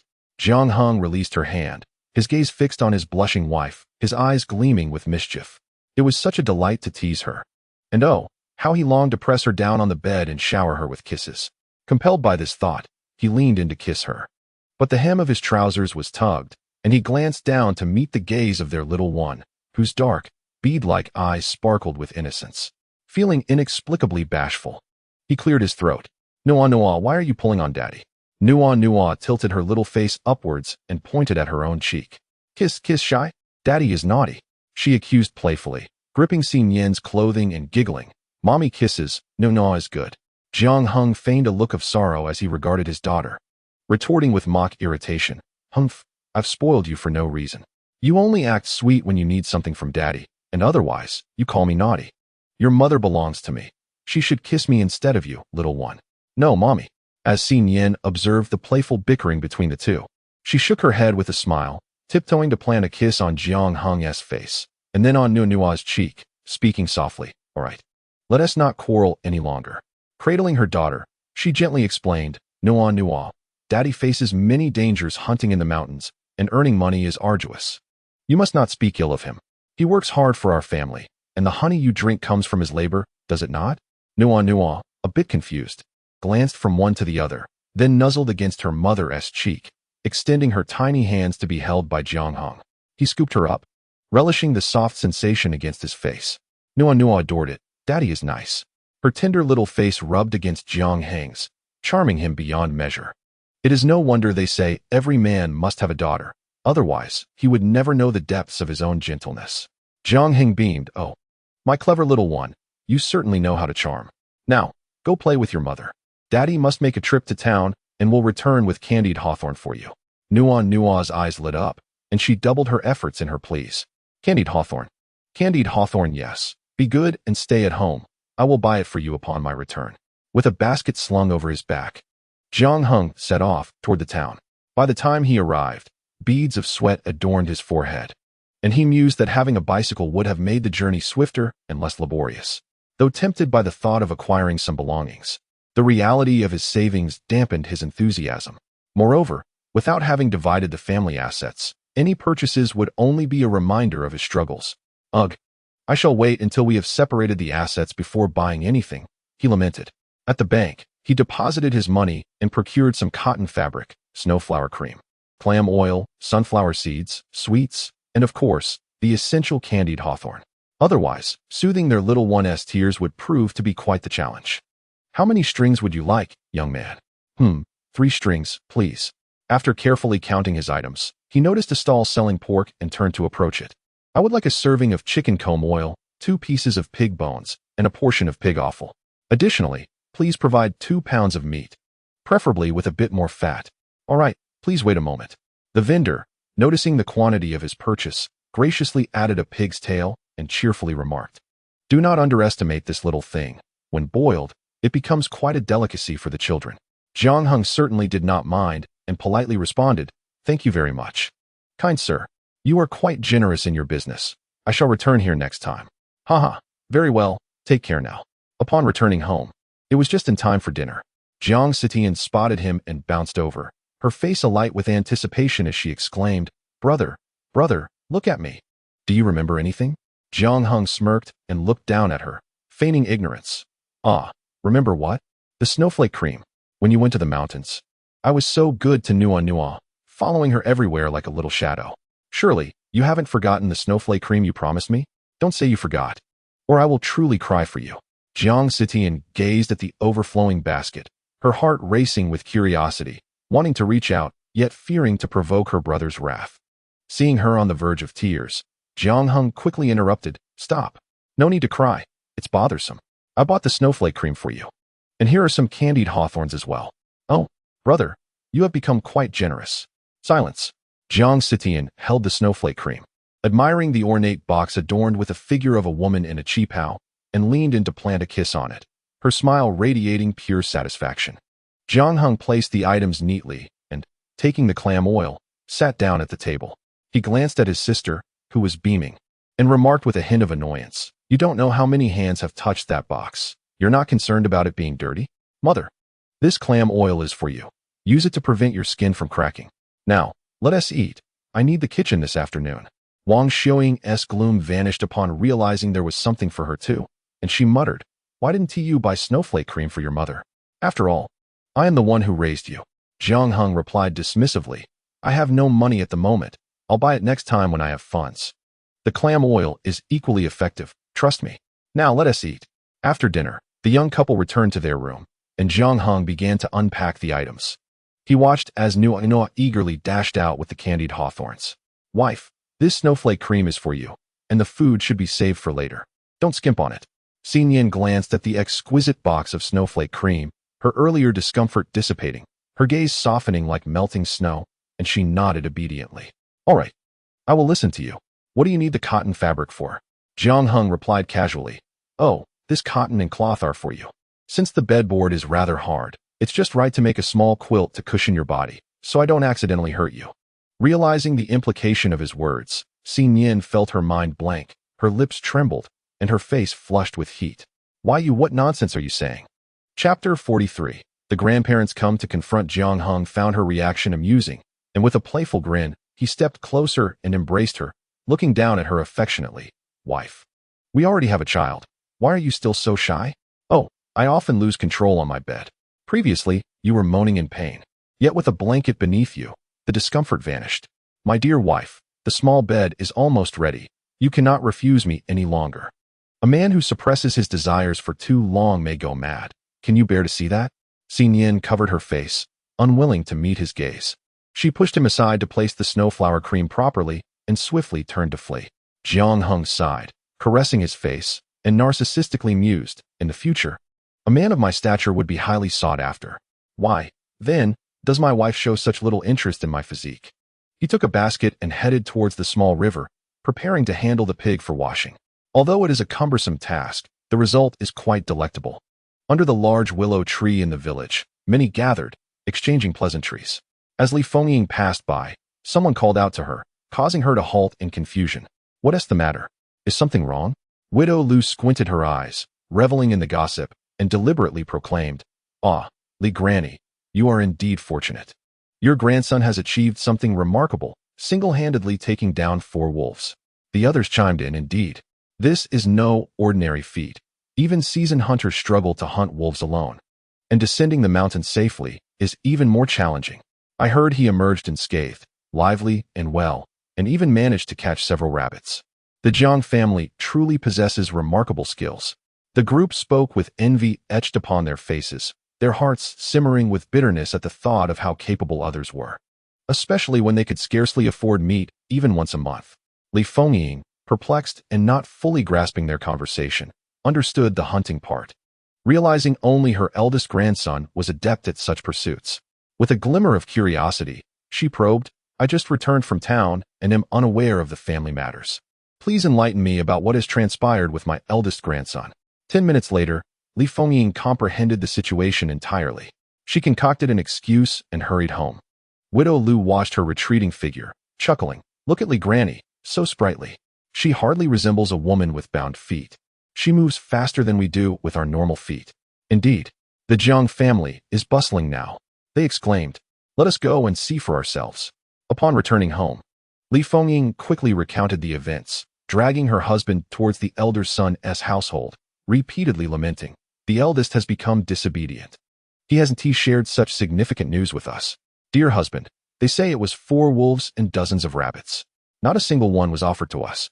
Such unfilial behavior is truly unacceptable." Jiang Dezhuang, who had prided himself on his authority throughout his life, found it disheartening that, in his old age, he had assumed his eldest son would remain dutiful. Now, he had learned to be crafty, leaving him feeling desolate. The eldest has always been honest and filial. If he could engage in such actions, it must surely be the influence of his wife. The elderly couple had not yet entered the courtyard when they caught a whiff of a savory aroma. They inhaled deeply, their expressions darkening.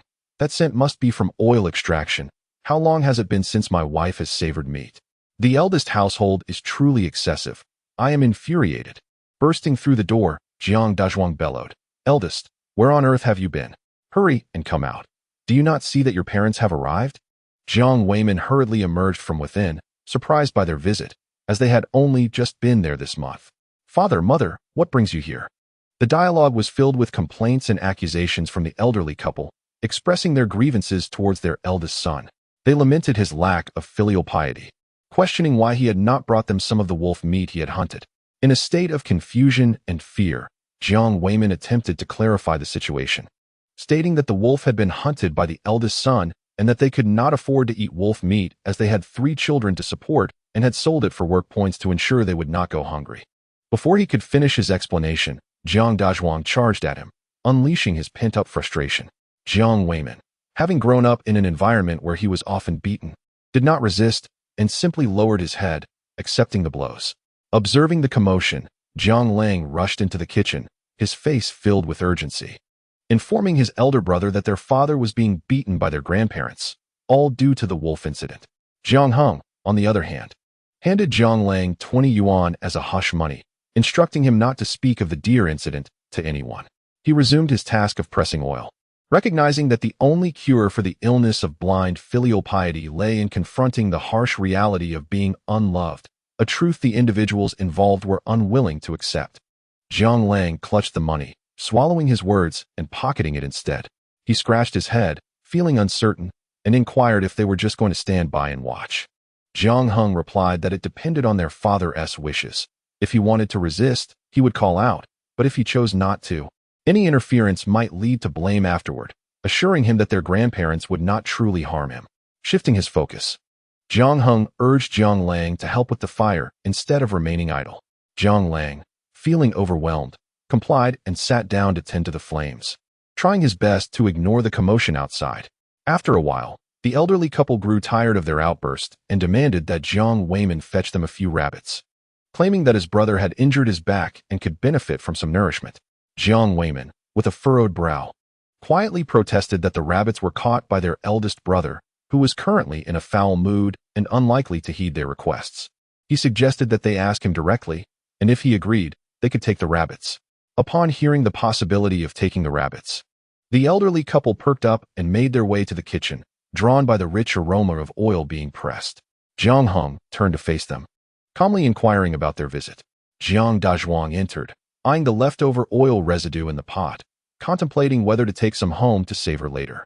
With a feigned confidence, he remarked that there was nothing of great importance, merely expressing surprise that the eldest son had not kept a wolf for themselves, especially with the new year approaching. Jiang Heng explained that due to the heavy burdens at home, they had no choice but to exchange the wolf for work points, as the annual grain contributions to their grandparents were quite substantial. The atmosphere grew tense, leaving everyone momentarily speechless. Jiang Lang felt an overwhelming urge to retreat, wishing to hide away, as he busied himself with the fire, silently hoping that the situation would resolve itself quickly. Jiang Dazhuang panted heavily, his face marred by displeasure. What do you mean, Heng? Do you think I am demanding more provisions from you? Truly unfilial. In Chapter 44, life is a play, entirely dependent on performance. He anticipated that this impudent child would respond with the usual dry denials. Yet, to his surprise, Heng seemed oblivious, deftly pouring the golden oil from the residue into the container, a sight that was undeniably pleasing.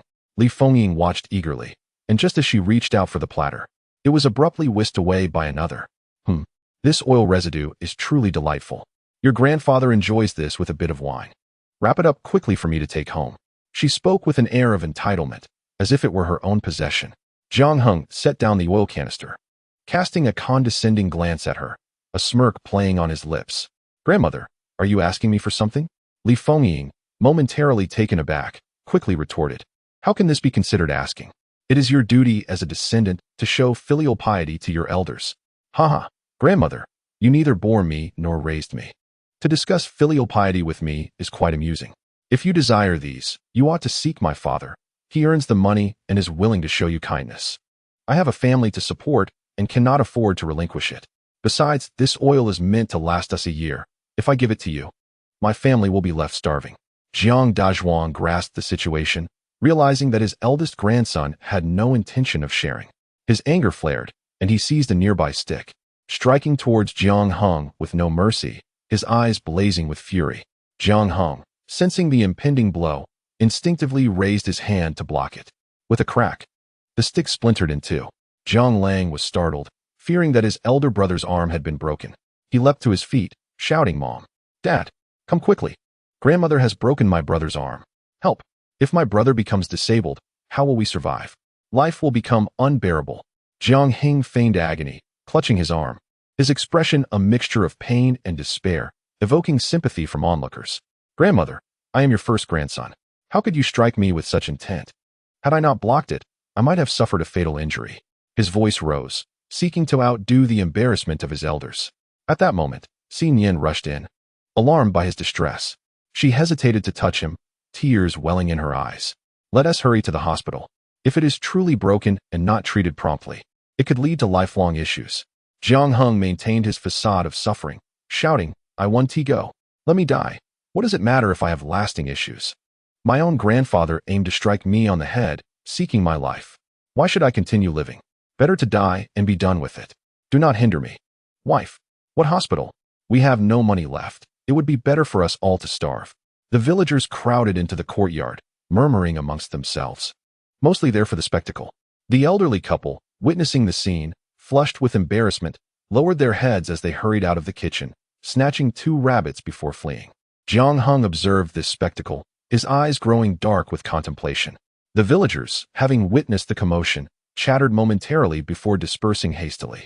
With a resounding bang, Jiang Weiman shut the door. The father and son exchanged a glance, momentarily silenced. Jiang Heng felt a tug on his sleeve and looked down to meet his wife's concerned gaze.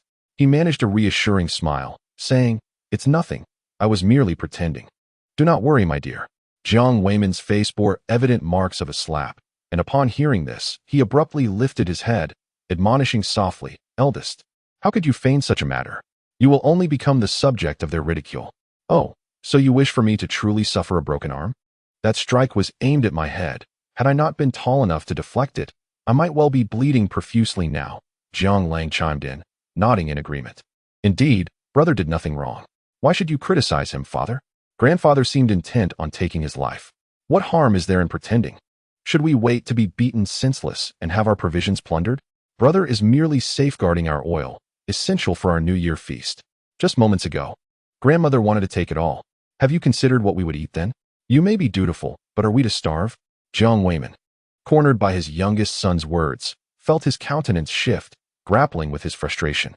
He turned abruptly and retreated into the house, locking the door behind him, uncertain whether he was sulking at them or at himself. Jiang Heng shook his arm, feeling the pain. Surely it would bruise. That old man had struck hard, and he resolved to seize an opportunity to settle the score, lest they think him an easy target. Nian grasped his hand, concern etched on her face. "Does it hurt? Let us go inside. I will tend to your wound. No rush. Third brother, bring the oil jar to my room for when we cook, to prevent further thievery. Mother, please come and help with the cooking. Wife, assist me with my injury. Ouch, it hurts terribly. I rely on my arms for hunting. That old man is truly heartless." Wang Xiaoying remained silent. Having endured years of mistreatment from her in-laws, she felt a sense of satisfaction witnessing their misfortune. Though it was regrettable about the 2 rabbits that had been snatched so swiftly, with a rare hint of warmth, she said, "Yes, daughter-in-law. Please tend to him while I prepare the meal. We shall stir-fry some oil residue for lunch and save the rest for dumplings." Nian nodded, leading her husband into the room, retrieving the medicinal alcohol for injuries and placing it on the table. She softly instructed, "Remove one sleeve. The medicinal alcohol might stain your clothes irreparably." Jiang Heng complied, and upon removing one sleeve, it was evident that his arm had swollen and bruised. The sight was alarming, and it was clear that it pained him greatly. As her gentle fingers applied the medicinal alcohol, tears fell from her eyes onto his arm, each drop akin to scalding water, piercing his heart. Nian sniffed, struggling to contain her tears, but they flowed uncontrollably as she choked out, "Does it hurt?" "It must hurt terribly." Jiang Heng smiled, feeling her genuine concern for him. Although his arm throbbed, his heart was warmed by her care. "It's nothing. I am a man, and this minor injury is trivial compared to hunting. You are deceiving yourself." Nian savored the medicinal wine, only donning the cotton coat after the wine had dried, her face etched with concern. "Next time, do avoid trouble. If evasion proves impossible, at least try to defend yourself. Grandfather and grandmother have always favored one over the other. If they strike you, do not simply stand there and endure. It pains me to see you suffer." Jiang Heng, upon hearing his wife's words, felt a surge of strength that overshadowed any pain he might have felt. As for those 2 old wretches, he had plenty of ways to deal with them. "Well, let us speak of this again when night falls. Fear not, my dear. I shall certainly be more cautious next time.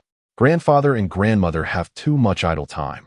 I shall find them some tasks to occupy them, and they will be too busy to cause trouble." Chapter 45. The weasel kills the chicken. Nian opened her mouth as if to say something further, but was interrupted by her mother-in-law's call. "Come, dear. Mother is calling us to dinner. After we eat, I will prepare a boiled egg for you.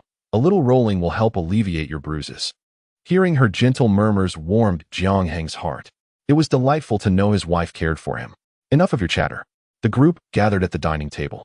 With the seat of Jiang Weiman conspicuously empty, he was sulking in his room, whether out of anger or for some other reason was unclear. Jiang Yifan hesitated. "Mother, shall we not call father to join us? He has been struck by grandfather and grandmother. He cannot afford to skip a meal." Wang Xiaoying frowned and retorted, "Do not concern yourself with him. If he is so devoted, let him be. Why should he endure bullying from your grandparents and then trouble you all? Come, let us eat while it's hot. This oil residue is rich in fat. If it cools, it will cause stomach troubles. Hurry and eat. Well, save a little for father. When he feels like eating, he can have some," Jiang Heng suggested before lightly wrapping the plate, and, with a smirk, said, "Second brother, since you were so filial, why did I not see you standing up for father when he was struck just now? It is merely a meal. Is it truly necessary to be so dramatic? Is father a fool, unable to feed himself, requiring the family to coax him? How absurd. If he doesn't come to eat, It only means he isn't hungry. Second brother, hold your tongue and eat. There is only this little bit of oil residue left. The rest is reserved for dumplings. Jiang Yifan, upon hearing this, fell silent. His elder brother was not one to provoke, and he decided to let their father endure for now. In the room, Jiang Weiman, unable to sleep from anger, paced restlessly. But after a long wait, no one tended to his wounds or called him for dinner. He muttered, "If I have to call out again, I will go myself. Why is no one coming? They are all heartless."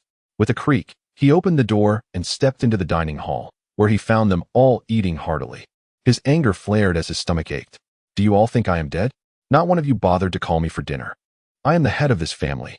Wang Xiaoying, visibly irritated, replied, "Enough, head of the family. We called you twice, but you chose not to come. Why are you here looking for trouble?" Jiang Heng lifted his gaze and, in a light-hearted tone, delivered a stinging remark. "Oh, father, you truly are favored by grandfather and grandmother, aren't you? I have heard from second uncle that they have never laid a hand on you, and they have always given you the best. How is it that you, their son, receive such treatment? To be beaten or scolded must be truly pitiful. Perhaps they have never cared for you and looked down upon you, which is why they bully you so." Jiang Weiman's complexion turned pale, his heart feeling as though it had been pierced by a sharp knife, causing him to struggle for breath, his body swaying slightly as he retorted with reddened eyes, "Impossible. I am also your grandparents' child. How could you not love me? Do not attempt to sow discord here." He sat down, holding the bowl, chewing his food as if it were mere wax. In his childhood, his parents constantly praised him for being sensible and obedient, a source of pride for the Jiang family, while they deemed his younger brother a source of worry, thus focusing their attention on him. How could one not love oneself? Absolutely impossible. Jiang Heng, witnessing his self-deception, felt no inclination to say more. In his past life, he had been the same. The less one was loved, the more one sought to prove their worth through constant self-sacrifice.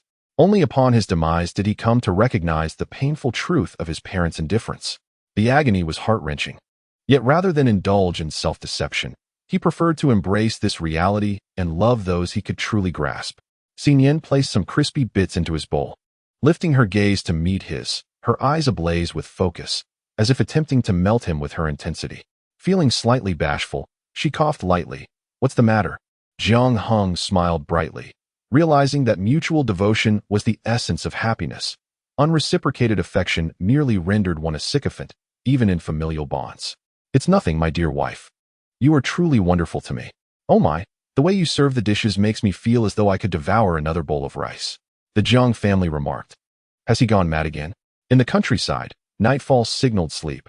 There were rarely any significant happenings, and they wouldn't even light the kerosene lamp for fear of waste. Retiring by 8 or 9 o'clock, as Nian drifted in and out of slumber, she sensed the man getting out of bed, becoming more alert. She opened her eyes and sat up to glance through the window, only to see him climbing over the wall. Pressing her lips together in curiosity, she wondered what he was up to at such an hour. A glance at her side revealed Nuonuo, and realizing her curiosity must be suppressed, she decided to wait. Jiang Heng reached the mountains and found himself in a cave. Upon emerging, he held something in his hand, making a ruckus. It was a weasel. With a swift clap, he knocked it unconscious. He hurried to a small courtyard. Though modestly referred to as such, it boasted 3 or 4 rooms, far more spacious than their own home, accompanied by a small vegetable garden. His father, that dutiful son, was truly remarkable, showing genuine filial piety to their grandparents. This courtyard made him envious, and after nimbly scaling the wall, he revived the weasel and tossed it directly into the chicken coop. Having completed his mischief, he dashed back home, a grin unconsciously spreading across his face at the thought of his grandparents' furious expressions the following day. Such actions were undeniably unfilial, if one were to give. It must be a grand gift to the grandparents. At dawn, a piercing scream shattered the morning, followed by cries of despair and curses. "Damn it! My chickens! How could the weasel have wreaked such havoc?" The old man hastily arose from his cotton coat to find that out of 3 hens in the coop, only 1 remained. The other 2 lay lifeless, blood staining the ground. His eyes widened in shock, his heart feeling a pang of pain. The yellow shadow darted past. And if it were not a weasel, what could it be? Jiang Dazhuang was so enraged that he felt dizzy. He grabbed a fire poker and rushed inside, intent on slaying the weasel. However, age had taken its toll. His legs were unsteady, and he could hardly catch the nimble yellow shadow. In a moment of distraction, he stumbled and fell heavily to the ground, his trousers soiled with chicken droppings. Pain surged through him, and he could not help but wail. His wife hurried over to assist him. "Oh, it hurts terribly. I hope I haven't broken any bones. Quickly, summon the eldest and the second to catch this little beast and put an end to it. The pain is unbearable." Li Fengying helped him indoors and went to call for help. In no time, several individuals arrived to encircle the chicken coop in pursuit of the weasel. Naturally, Jiang Heng was among them. It would be foolish to miss such an amusing spectacle. In the chaos, the weasel managed to escape, leaving only one hen behind. Although they spoke of exterminating the creature, rural superstitions forbade such actions. They could only endure the heartache and let it go. With only an old hen remaining in the coop, Jiang Heng, recalling the weasel's propensity for revenge, squinted slightly, a faint smile gracing his lips. Nian observed his amusement at the chicken coop and, recalling his outing the previous night, felt a surge of suspicion. Hastily, she turned her face away, pretending not to notice. Chapter 46. Repairing the ruined temple. The Jiang family arrived swiftly and departed just as quickly. As for the ailing Jiang Dazhuang, he was naturally under the attentive care of his son, Jiang Weimin, who sat anxiously on the edge of the bed. "Father, are you all right? Should we go to the hospital in town for a checkup?" "I won't go. It's merely a sprain. Why spend money at the hospital? Oh, lying here is so dull. If only I could have something sweet to eat." "Sweet? Do you want some raw candy, father?" Jiang Weimin's face bore signs of swelling, as if he had completely forgotten the beating he had received from his father yesterday. His eyes were now filled with concern, wishing he could offer his heart to alleviate his father's discomfort. Jiang Dazhuang secretly observed him and felt a sense of reassurance. His son was indeed commendable, raised to be so filial. "I don't want that cloying sweetness. I merely wish for a bit of honey water. I've heard it tastes delightful and is good for the body." Such a direct request left Jiang Weimin momentarily hesitant. "Father, the eldest did manage to procure some honey previously, but it wasn't much. My wife and Nuonuo are drinking it, and as for the third..." Before he could finish, Jiang Dazhuang began to lament, pounding the quilt in distress. "Oh, after all these years, I can't even have a taste of honey. What is the point of living if I can't enjoy such simple pleasures? Just let me fall and die. It would save you the burden of caring for me in the future." Feeling a pang of sorrow, Jiang Weimin quickly interjected, "That is not how it is. It's not that I don't want to provide for you. It's just that those two are so protective of their food. If you'd like, I can fetch you a bowl." Li Fengying entered from outside, having overheard the conversation. Wiping her tears, she choked back her emotions. "Oh, old man, look at how hard we toil. Others are blessed with dutiful offspring who honor their elders. Yet look at our family. Any good food is first reserved for the younger ones. They are still young. What will they lack in the future? Our generation has endured considerable hardship, having never truly savored the finer things in life. I recall the time when you were born. Your mother, in her selflessness, would forego her own meals to save rice porridge for you." Jiang Weimin could hardly bear to hear such words, his heart pierced with guilt, and he softly remarked, "At your age, you should indulge in whatever you desire. I promise to devise a way to bring you a jar. But we must keep it a secret from the youngest. We cannot let him know. That child has been spoiled by us and cherishes that jar of honey, unwilling to use it himself. If it were to vanish, who knows what a ruckus he would cause." Jiang Dazhuang wiped away non-existent tears, responding gruffly, "Eldest, it's not just me saying this. It's you who indulges that child. In any household, the finest delicacies should be enjoyed by the head of the family. You toil in the fields, working yourself to exhaustion, yet you deny yourself some good nourishment. We cannot coddle the child. The more we indulge him, the more spoiled he becomes, losing all sense of empathy." Meanwhile, Jiang Weimin busied himself tidying the yard, replenishing the chicken coop with fresh soil, chopping wood, and fetching water, ensuring everything was in order before returning home for a meal. Jiang Heng headed straight to the dilapidated temple, assisting Zhuzi in gathering soil, straw, and resilient dry grass.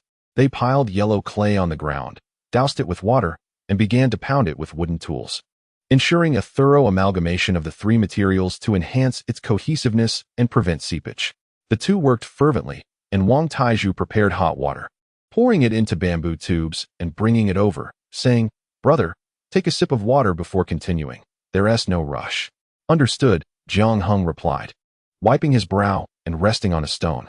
Wang Taizhu approached and gently inquired, "Brother, I heard from the villagers that your grandparents came to your house to confront your father, and you even assisted in catching a weasel. Indeed, any small matter in the village spreads like wildfire. My father's foolish filial piety and my grandparents' favoritism are well known. There exists a mutual understanding between them.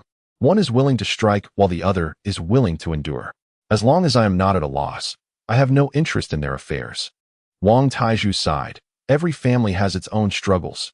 Your grandparents, much like mine, are individuals with twisted minds, beyond redemption. After a brief respite, they resumed their labors. The walls required repairs, and the roof needed attention, along with the Kong, a traditional heated bed. There was much to be done, and it would take more than a few days to complete. Come on, let us get back to work. By the time the village head returns from the county meeting, we will likely be busy with fishing, leaving us no time to repair the temple. Having finished his water, Jiang Heng, bare-armed and toiling away, displayed well-defined muscles, exuding a powerful vigor, with broad shoulders, a narrow waist, and long legs. Passing women found it difficult to tear their eyes away from him. Wang Taizhu glanced at himself, feeling rather like a mere stick, devoid of any muscle, which filled him with a sense of melancholy. A day passed, and the drafty wall was mended, while the roof was refreshed with a new layer of dry grass. However, the Kong would have to wait for another day, as it could not be completed in one. As dusk approached and Jiang Heng allowed his sweat to dry, he donned his cotton jacket and said, "Zhuzi, I must return now. I will come back tomorrow to help you with the Kong. Gather some more dry grass, and on another day, I will go to the town to purchase fabric and cotton. I shall ask your sister-in-law to help you make bedding. In winter, the Kong can be used for cooking and will keep you warm." Wang Taizhu nodded repeatedly, his face alight with joy as he exclaimed, "All right, I shall heed your advice. Brother, once my place is presentable, I shall invite you and sister-in-law over for dinner." He added, "As it stands, my current situation is somewhat shabby." Jiang Heng chuckled heartily, waved goodbye, and made his way home. Upon entering, he was greeted by the sight of his father, who, astonishingly, was sweeping the courtyard, an unprecedented occurrence for one who had never lifted a finger in the household. Raising an eyebrow in curiosity, he remarked, "Father, what brings you to this endeavor? It is truly rare to see you sweeping." Jiang Weimin, maintaining a stern expression, glanced at him but remained silent. Nian emerged from the kitchen, her voice gentle as she said, "You're back. Go wash your hands. Dinner will be ready shortly." "Thank you, my dear wife," he replied. "Oh, it's no trouble at all." Wang Xiaoying, tending to the fire, overheard their exchange and spoke with a tinge of bitterness, "My dear daughter-in-law, you are fortunate to have married into our family, with a man to protect you. A woman's life is often measured by the affection of her partner and the filial devotion of her children. You certainly have it better than I did. Alas, I raised my son with such care, yet now his heart and mind are solely focused on you, leaving me, his own mother, feeling invisible." Nian pressed her lips together, unsure of how to respond. It was common for couples to have such conversations, but her mother-in-law seemed on the verge of tears. Her lips moved slightly, but she ultimately chose silence, reasoning that it was better to say nothing than to risk saying the wrong thing. She would wait for Jiang Heng to arrive and offer her some comfort. It was clear that her father-in-law was indifferent to her mother-in-law's struggles. As Jiang Heng entered the kitchen, he overheard his mother's murmurs and raised an eyebrow, casually inquiring, "What's the matter? Did Dad upset you again?" "Mother, it would be wise for you to assert yourself a bit more. Otherwise, with his temperament, he will exhaust the household resources without a second thought. While he may be dutiful to his parents, it does not alleviate the burden on you." Wang Xiaoying frowned, feeling that something was amiss with his words. "Your father is dutiful to your grandparents, enduring hardships at home. It's not just me who suffers. Besides, he fears you now and would not dare bring home anything for your grandparents." As she pondered this, her gaze softened toward her eldest son. Though he seemed less obedient than before, he had developed his own opinions, and the family was now enjoying better days. This, at least, was a positive outcome. Jiang Heng scoffed, unflinchingly puncturing her heart. "Mother, you misunderstand. You and Dad are a family. When he makes mistakes, you both suffer together. Nian and I are a family as well. And as long as I am here, they shall not endure hardship." He continued, "He may relish causing his wife distress, but he will not allow anyone else, not even his own mother, to mistreat her." Wang Xiaoying was taken aback, her heart aching as she struggled to articulate her thoughts, finally managing to stammer out, "Unfilial." Seeing her face flush with anger, Nian, fearing her mother-in-law might become unwell, quickly grasped Jiang Heng's arm, speaking softly. "Jiang Heng, come help me with the dishes." "Oh, of course, my dear wife," he replied. "Mother, why don't you sit in the main room? The kitchen is too cramped, and your presence hinders me from moving about freely." Wang Xiaoying, her eyes brimming with tears, huffed and turned to leave. Once they were alone, Nian sighed. "Please refrain from speaking to her like that in the future. She did endure hardships in raising you. In her time, there was little to eat, and after childbirth, she had to work in the fields. Furthermore, the mother-in-law's treatment of her is less than favorable, leading her to inevitably focus her attention on her son. You continuously speak in a manner that leaves her feeling cornered, while the mother-in-law discreetly wipes away her tears." Jiang Heng purses his lips in silence. He merely speaks the truth, yet it seems so easily shatters her composure. His father, in his blind devotion, is merely indulged by his mother. "Well, I shall do my utmost," he concedes. "What I say to my wife is nothing but the truth. What is it that mother cannot accept? It is not the children who will accompany one through life, but rather the partner. Her incessant scrutiny of us is misplaced. She ought to direct her attention towards my father more, exerting a firmer hand to mitigate his foolishness." Nian, observing his incessant chatter, shot him a glare, exclaiming with irritation, "You should take your leave. It seems I cannot match your words, for every sentence I utter is met with 3 or 5 of yours." Jiang Heng chuckled, planting a quick kiss upon her cheek. Within the village office, a man of authority from the county took his place at the head of the table. Once all were assembled, he officially commenced the meeting, conveying the county's directives to the village. The meeting stretched on for 2 hours, during which Zhou Wenshan was nudged by someone nearby. Turning to express his annoyance, "Old Gu, refrain from touching me. This is a new cotton coat my wife made. Should it become soiled, do not blame me for lacking mercy." Gu Mao's lips twitched as he lowered his voice, tinged with sarcasm. "This old fellow truly irks me. Had he not been a moment too late, would Shuimei have married him? Oh, you're pretending? I saw you wearing that coat last year. Calling it new is laughable. Your village, Xiaohe, is impressive. This time you received commendation from the leaders, having produced quite an extraordinary hunter." Zhou Wenshan's eyes gleamed with pride. "Indeed. While your village boasts many strong laborers, none measure up to our exceptional hunter. When compared, our village stands superior. Shu, refrain from speaking and inciting my ire. Otherwise, when the wild boars descend this winter, do not come seeking Heng to handle it. Keep quiet, lest you displease the leaders." Gu Mao seethed but had to concede that the old man spoke truthfully.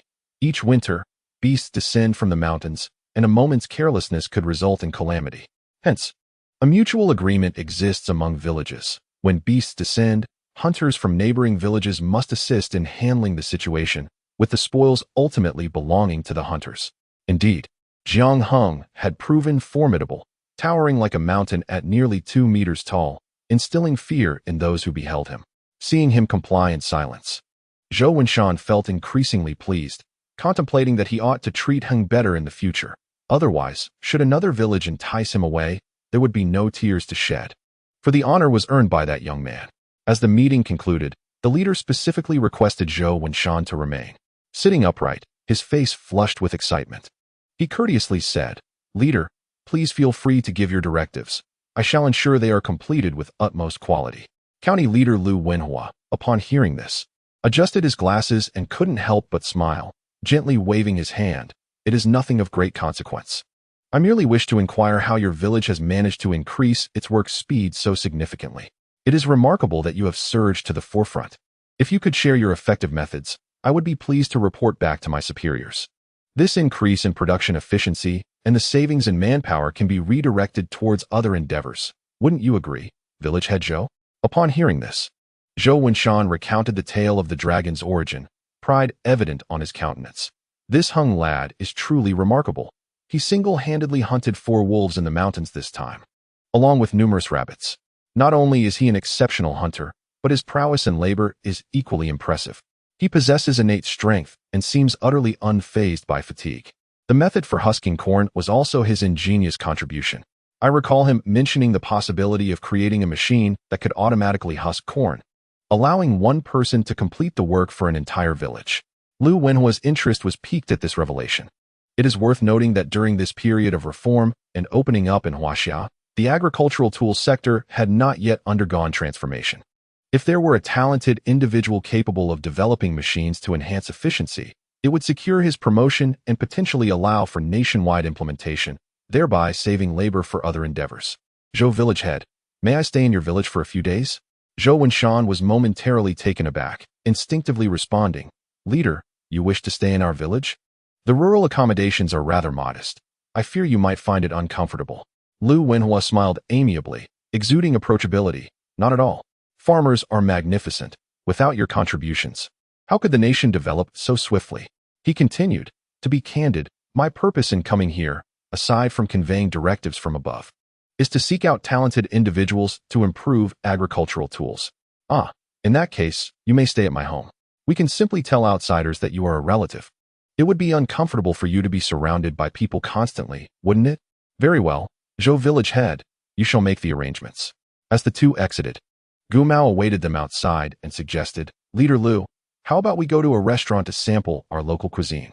Zhou Wenshan's expression soured at this remark. Old Gu, what are you doing? The leader has expressed a desire to visit my home and savor the farmhouse dishes. What business do you have obstructing that? What? Why should the leader go to your house? Gu Mao retorted. What does it concern you? Why should I divulge that? Let me remind you. This year my Xiao village ranks first. You are behind me, so stop acting like a big shot. Gu Mao grumbled. This old fellow is infuriating.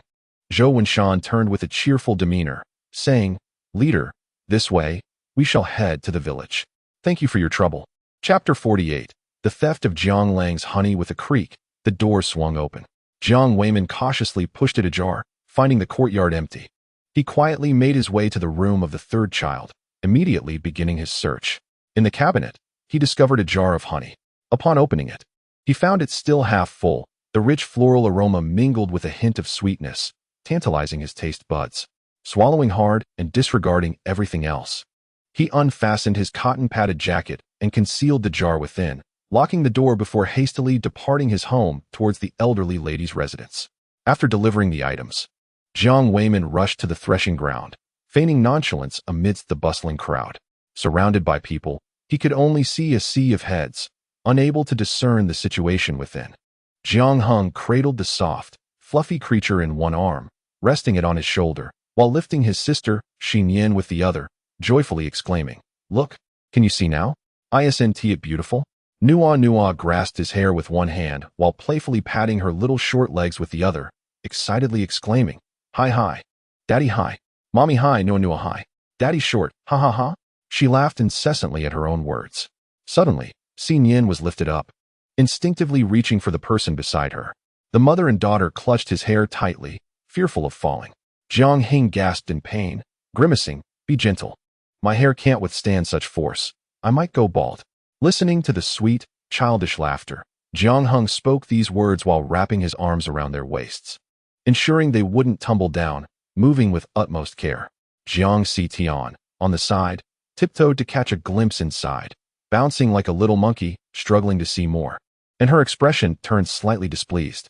She tugged at her two older brothers beside her and called out loudly, Second brother, third brother, who will lift me up? Look how tall my sister-in-law is. She can see everything clearly. Jiang Yifan glanced at his arms, then at his sister's petite frame, contemplating that it would be more embarrassing to refuse now than later. He gently reassured her, Little sister, it's not that second brother is unwilling to lift you. It's simply a matter of lacking the strength. Eldest brother is not like us. What about third brother? Aren't you always running around? You should be fit enough to lift me for a moment, right? Jiang Lang, somewhat distracted, rubbed his right eye and gazed at her blankly. Little sister. What did you just say? Could you repeat that? I didn't quite catch it. Jiang Tian pouted and shouted, Oh, it's simple. I can have second brother carry one of my legs, and then I'll be the tallest. I can see whatever I want. She urged, Come on, second brother. Let us lift our sister. Hey, third brother, that is a brilliant idea. Jiang Yifan said with a wry smile, feeling somewhat helpless as he squatted down and slipped his arms under their little sister's knees, lifting her effortlessly. Jiang Tian felt a rush of exhilaration as she reached a height that allowed her to see clearly, proudly announcing, Second brother, third brother, you're wonderful. Now I can see everything. Nuonuo, look this way. Auntie is taller than you. Upon hearing someone mention her, Nuonuo turned to see her little aunt towering over her, pouting as she exclaimed, "Daddy high." Nuonuo wants to be high, even taller than Auntie. Jiang Heng stiffly turned his neck to look over, his lips twitching slightly as he shook his hand. Little Nuonuo glanced at him, giggling, "Nuonuo high, Auntie short." Jiang Tian let out a light huff. "Little squirt, just a little squirt. No more looking at Auntie, or else I'll give you a beating." Jiang Heng shot her a cold glance, his tone indifferent. "You dare? Try it, and see if I won't skin you alive." The circus continued until dusk, and villagers gradually made their way home. Jiang Tian kept chattering along the way, "Second brother, third brother, they say there will be a movie this year. The village chief is supposedly inviting someone to come. How generous of him this year, considering how stingy he usually is. I'm not really interested in the movie. I just want to grab a bite. With a movie, there must be vendors with seeds and candies." Hearing this, Jiang Heng felt a stirring in his heart.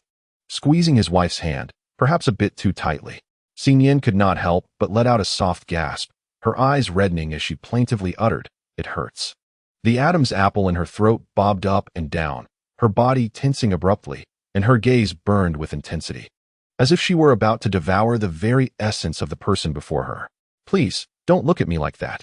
Jiang Heng took a deep breath, striving to calm his tumultuous emotions, as the family gradually made their way into the courtyard. Before they even reached the house, a wail echoed through the air. Upon returning home, Jiang Lang felt an itch in his throat and yearned for a cup of honey water.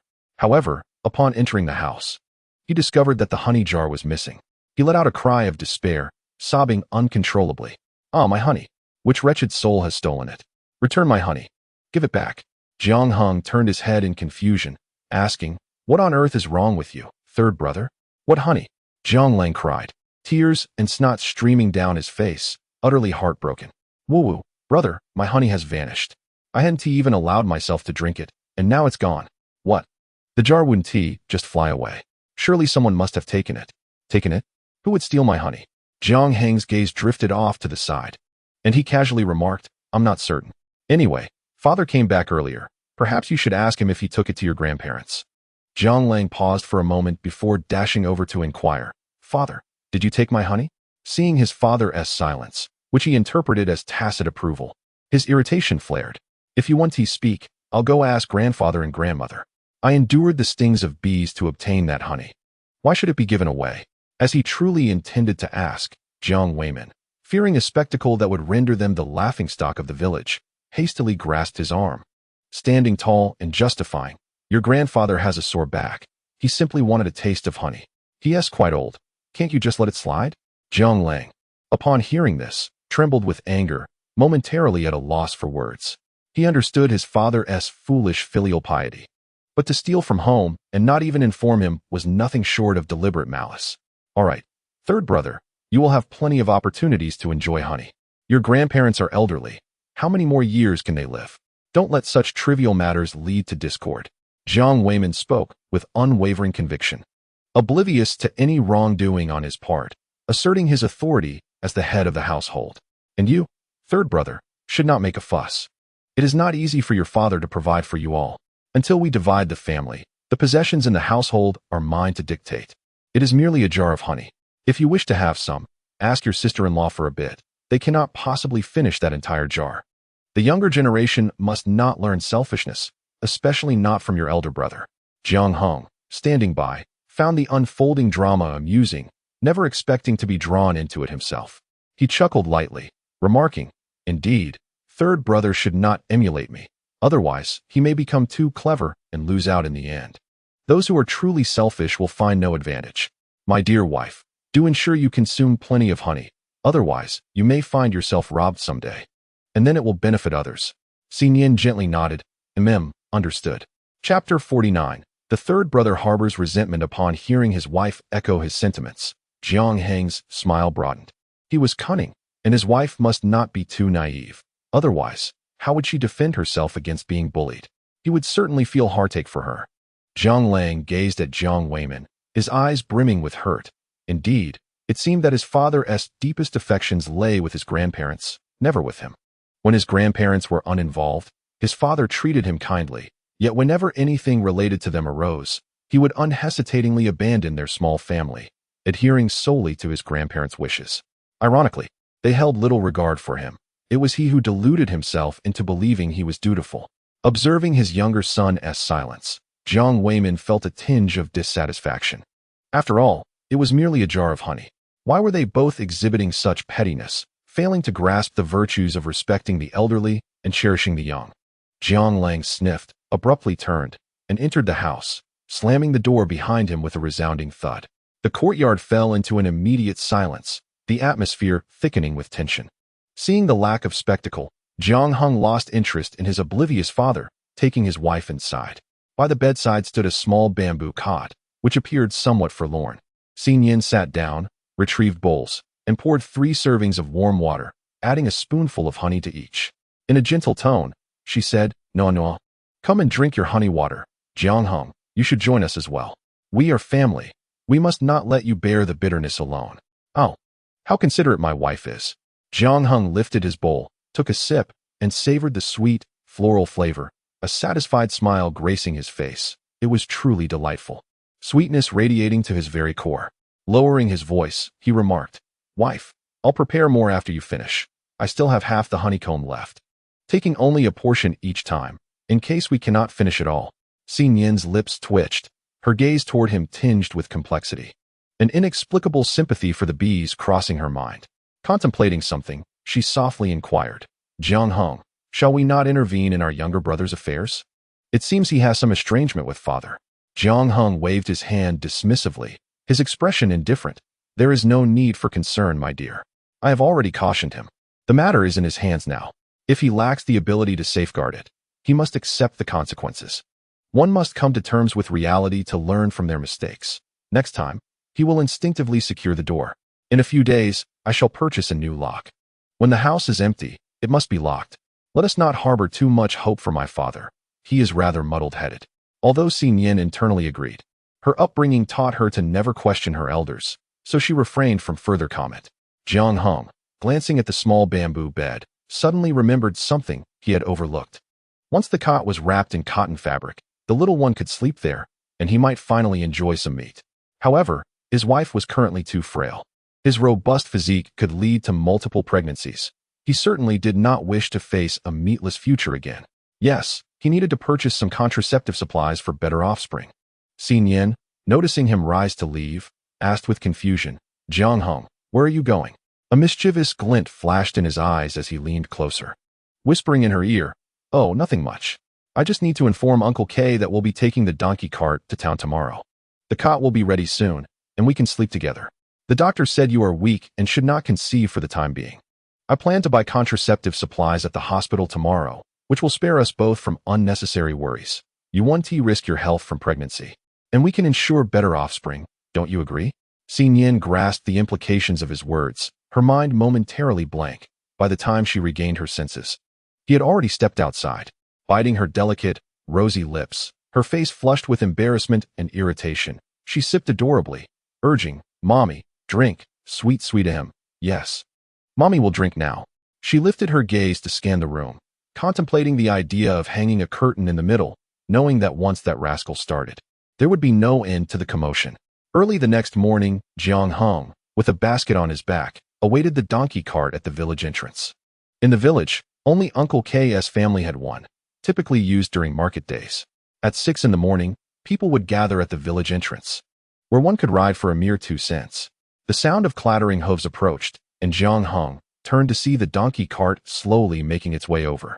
A few women climbed aboard first, while a man sat at the edge. The tall, handsome man naturally drew many curious glances as he boarded the cart. A bold soul jested, Jiang Heng, what are you off to buy in town? The man, noticing Jiang Heng did not recognize him, scoffed lightly. We are from the same village. I am Zhou Tsuetsue. I rarely come back since I attend school in town. How could you not recognize me? The others laughed and teased. Indeed, you two grew up together as childhood sweethearts. Heng used to say he liked Tsuetsue. Jiang Heng furrowed his brow, straining to recall, and finally conjured an image of a snot-nosed little girl who appeared rather unkempt. His gaze drifted to a nearby hill where he spotted a girl with 2 braided pigtails and a standard oval face, a striking beauty indeed. Yet, his impression of her was faint. Oh, it has been over a decade. Tsuetsue has become even more beautiful, he thought. Zhou Tsuetsue, slightly bashful, blushed and whispered, "I heard you got married and have children now. Time flies so quickly." Jiang Heng, with a clear gaze, nodded and smiled. "Yes, my wife is quite beautiful, and my daughter is already 2 years old. Marrying young naturally means having children early. Are you almost finished with university?" she inquired. "Yes, soon. I will work at the grain and oil factory," he replied, adding, "The state guarantees job placement, so it will be a formal position. I've heard the factory offers excellent benefits. After so many years of study, it's finally time to put it to use." Zhou Tsuetsue's face radiated pride. Securing a stable job at the grain and oil factory was certainly impressive. Jiang Heng nodded. "Impressive indeed. You are fortunate." A thought crossed his mind. It was now 1983, and the wave of layoffs would not commence until 1993. This young lady still had a decade of schooling ahead of her. Perfectly timed, indeed lucky. The others chimed in. While Zhou Tsuetsue appeared somewhat perplexed, after all, a stable job was a guaranteed outcome of university. Unable to comprehend, she shifted the conversation, saying, "Your grades were quite good back then. If you had continued your studies, you surely could have passed into a vocational school and secured a stable job. Far better than hunting in the mountains." The crowd echoed her sentiments. Indeed, if Heng had not been burdened by biased parents, he wouldn't have to struggle so much. Supporting a whole family, they exchanged banter, each adding their thoughts. Jiang Heng, with a subtle smile, appeared indifferent. He had no interest in laboring like a beast of burden, preferring the freedom of hunting and the companionship of family. With a facade of indifference, she casually remarked, "Haha, indeed, what a pity." Zhou Tsuetsue occasionally stole glances, sensing an oddity in him, so unlike the boy who once trailed behind her. Alas, they had both changed with time. Chapter 50, The Young Plum Blossom. Zhou Tsuetsue, a group arrived in town. Jiang Heng waved his hand and headed towards the state-run pharmacy, determined to purchase a substantial supply of contraceptive products. As he had long yearned for meat. Upon entering, the clerk lazily lifted her eyelids and coldly stated, "Choose for yourself. If you have questions, just ask me." In this era, pharmacy clerks enjoyed job security. Unlike in later times where commissions dictated service, their attitude often reflected a lack of diligence. Unfazed by her demeanor, Jiang Heng approached the counter with a relaxed tone, saying, "I'd like to buy contraceptives. Please give me 60. The clerk stared at him in disbelief. "What? 60? How could you possibly need that many?" Jiang Heng raised an eyebrow, his expression calm as he replied, "I am young and vigorous. It's quite normal to use several in a night. 60 should last me over a month. What is unusual about that?" Nothing. You can choose your preferred brand. Most people opt for the Shuangdi brand, though there are better options." Jiang Heng glanced around, discerning no apparent flaws. In this period, there were no novelty items, only quality distinctions. He aimed for optimal offspring, naturally preferring the best. After all, if a subpar product failed, what then? Quality was paramount, money was no object. The clerk's mouth twitched. Her gaze toward him tinged with curiosity. Having spent ample time in the pharmacy, she had encountered myriad customers. Many wealthy young masters sought contraceptives to avoid unwanted pregnancies. Yet here stood a farmer, casually spending a month's wages on such a hefty quantity, displaying no hint of regret. Truly, he was well off. Jiang Heng also purchased some frostbite ointment and moisturizer for children, ensuring the delicate skin of a child would not succumb to harsh conditions. All right, time to check out. After paying, he placed the items in his backpack and strode out confidently, knowing he would also buy bones and meat. With money in hand, he would not skimp on food. As he approached the butcher's shop, the owner greeted him warmly. "Comrade, welcome. What can I get for you?" Everything here was freshly slaughtered this morning. Jiang Heng smiled, maintaining a casual tone. "Same as usual, 2 pounds of bone, 2 pounds of meat, and some pig offal. No fat this time. I still have some from last time." "All right, just a moment. I'll have it ready shortly." A voice from behind caught Jiang Heng's attention, and he instinctively turned around, politely asking, "Comrade Zhou Tsuetsue, what brings you here?" Zhou Tsuetsue averted her gaze, replying, "Oh, I'm just here to buy some meat to take home." "Did you just come from the pharmacy? What were you purchasing? Is hunting dangerous? Were you getting medicine for injuries?" "No, just some frostbite ointment." "Oh, I see." Jiang Heng nodded and turned back, completing his transaction and carefully placing his items in his backpack. "I need to buy a few more things, so I'll be on my way." Zhou Tsuetsue felt a pang of discomfort as he left so decisively. After all, she was a university student. In their childhood, they grew up together, yet now they seemed so estranged, almost as if they were mere strangers. It is truly disheartening. Around 10 o'clock, the crowd gradually gathered by the donkey cart, engaging in conversation. Upon noticing Jiang Heng holding a candied hawthorn skewer, they expressed curiosity, asking if the two skewers were for his sister and daughter. Jiang Heng glanced at the eye-catching red skewers in his hand. Had it not been for the limited space in his backpack, he would not have carried them. They were indeed quite conspicuous. Shaking his head, he candidly replied, "No, they are for my wife and daughter. My little sister has her own pocket money. If she wishes to buy something, she can purchase it from the vendor." "Oh, I didn't expect you to be so considerate of your wife. How enviable. Your wife is truly fortunate," they remarked, their tone tinged with a hint of jealousy. They had married early, yet their own husbands rarely brought back even a single piece of candy for them. Complaining about it would only result in being chastised for being greedy like children, leaving them both irritated and helpless. It turns out that men can be so thoughtful. Jiang Heng, oblivious to their thoughts, merely felt their gazes were peculiar, as if they were ready to pounce and snatch the candied hawthorn skewers. Surely, they couldn't be that stingy. If they wanted to eat, they could buy their own. Instinctively, he tucked the skewers behind him, turning away, lost in thought. Suddenly, he felt a void in his hand. Turning around, he saw Zhou Zitsue had snatched a skewer and bitten into it with a smile, her eyes narrowing with delight. "Thank you, Jiang Heng. How did you know I love candied hawthorns?" Silence enveloped the air, a heavy, oppressive silence. The smile faded from Jiang Heng's face as he slowly lowered his expression, suppressing his rising anger. "I'm sorry, but that was meant for my wife. If you wish to eat, you can purchase your own. Now that you've eaten mine, please buy another for me. Otherwise, what will my wife eat?" Zhou Zitsue was taken aback, staring at him in disbelief. Pouting, she muttered, "It's just a candied hawthorn skewer. It's not worth much. Why are you being so harsh?" "Humph, returning it would be just so annoying." She tossed the half-eaten skewer back at him. Jiang Heng stepped back. His brow furrowed as he looked at the bitten skewer, his eyes filled with disdain and dissatisfaction. Without uttering a word, he swiftly entered the market. After searching for a while, he finally found a vendor selling candied hawthorns and purchased another skewer. Upon exiting, he discovered the donkey cart had already departed.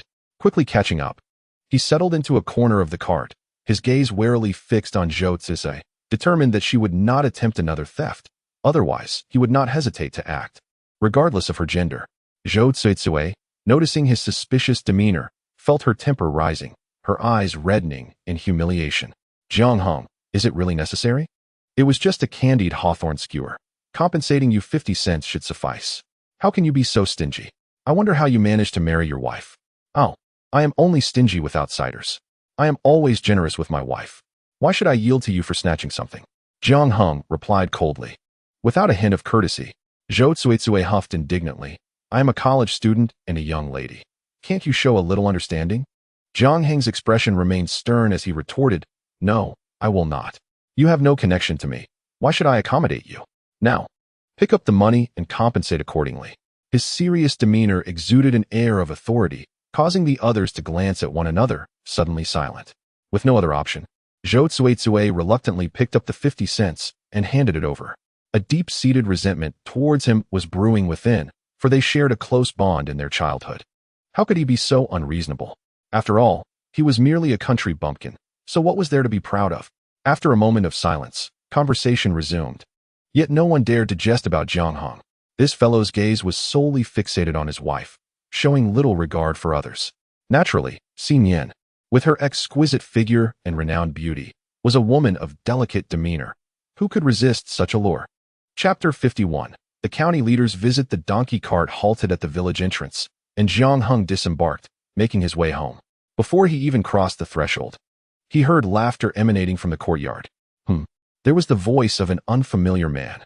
Quickening his pace, he entered to find a gentleman clad in a Zhongshan suit seated in the yard, exuding an air of refinement that set him apart from the villagers. Upon noticing the commotion, village head Zhou Wenshan stood up and greeted him with a smile. "Young Heng has returned. We've been eagerly awaiting your arrival." Jiang Heng acknowledged him. "Uncle, did you come to see me about something? May I ask who this leader is?" "Haha, I knew I couldn't keep it from you." "Young man, you recognized him as a leader on our first meeting. Allow me to introduce you. This is Lu Wenhua, sent down from the county. This is Jiang Heng, our village's most formidable hunter. He was the one who dealt with those 4 wolves last time. Each winter, He aids neighboring villages in combating the beasts that descend from the mountains, capturing the most each year. Lu Wenhua extended his hand, his gaze resting on Jiang Heng with admiration, truly deserving of the title of the greatest hunter. Your physique speaks of great strength. Village head Zhou has struck gold here. Jiang Heng maintained a composed demeanor, extending his hand in return. Greetings, leader. May I inquire about the purpose of your visit? It's like this. Your village has demonstrated the highest efficiency in this winter's tasks. I wanted to ask if you have any ideas for improving machinery to enhance that efficiency. Improvement? In the future, automatic corn shellers would emerge much later. In this era, how could there be machines available for modification? This leader's request hinted at a desire for him to innovate. Jiang Heng smirked slightly, maintaining his usual calmness. If the leader refers to an improvement, may I ask where the original machines are located? Upon hearing this, Lu Wenhua's smile deepened.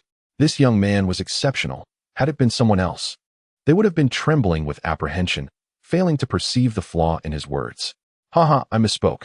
What I meant to ask was if you have any methods to enhance the corn shelling process.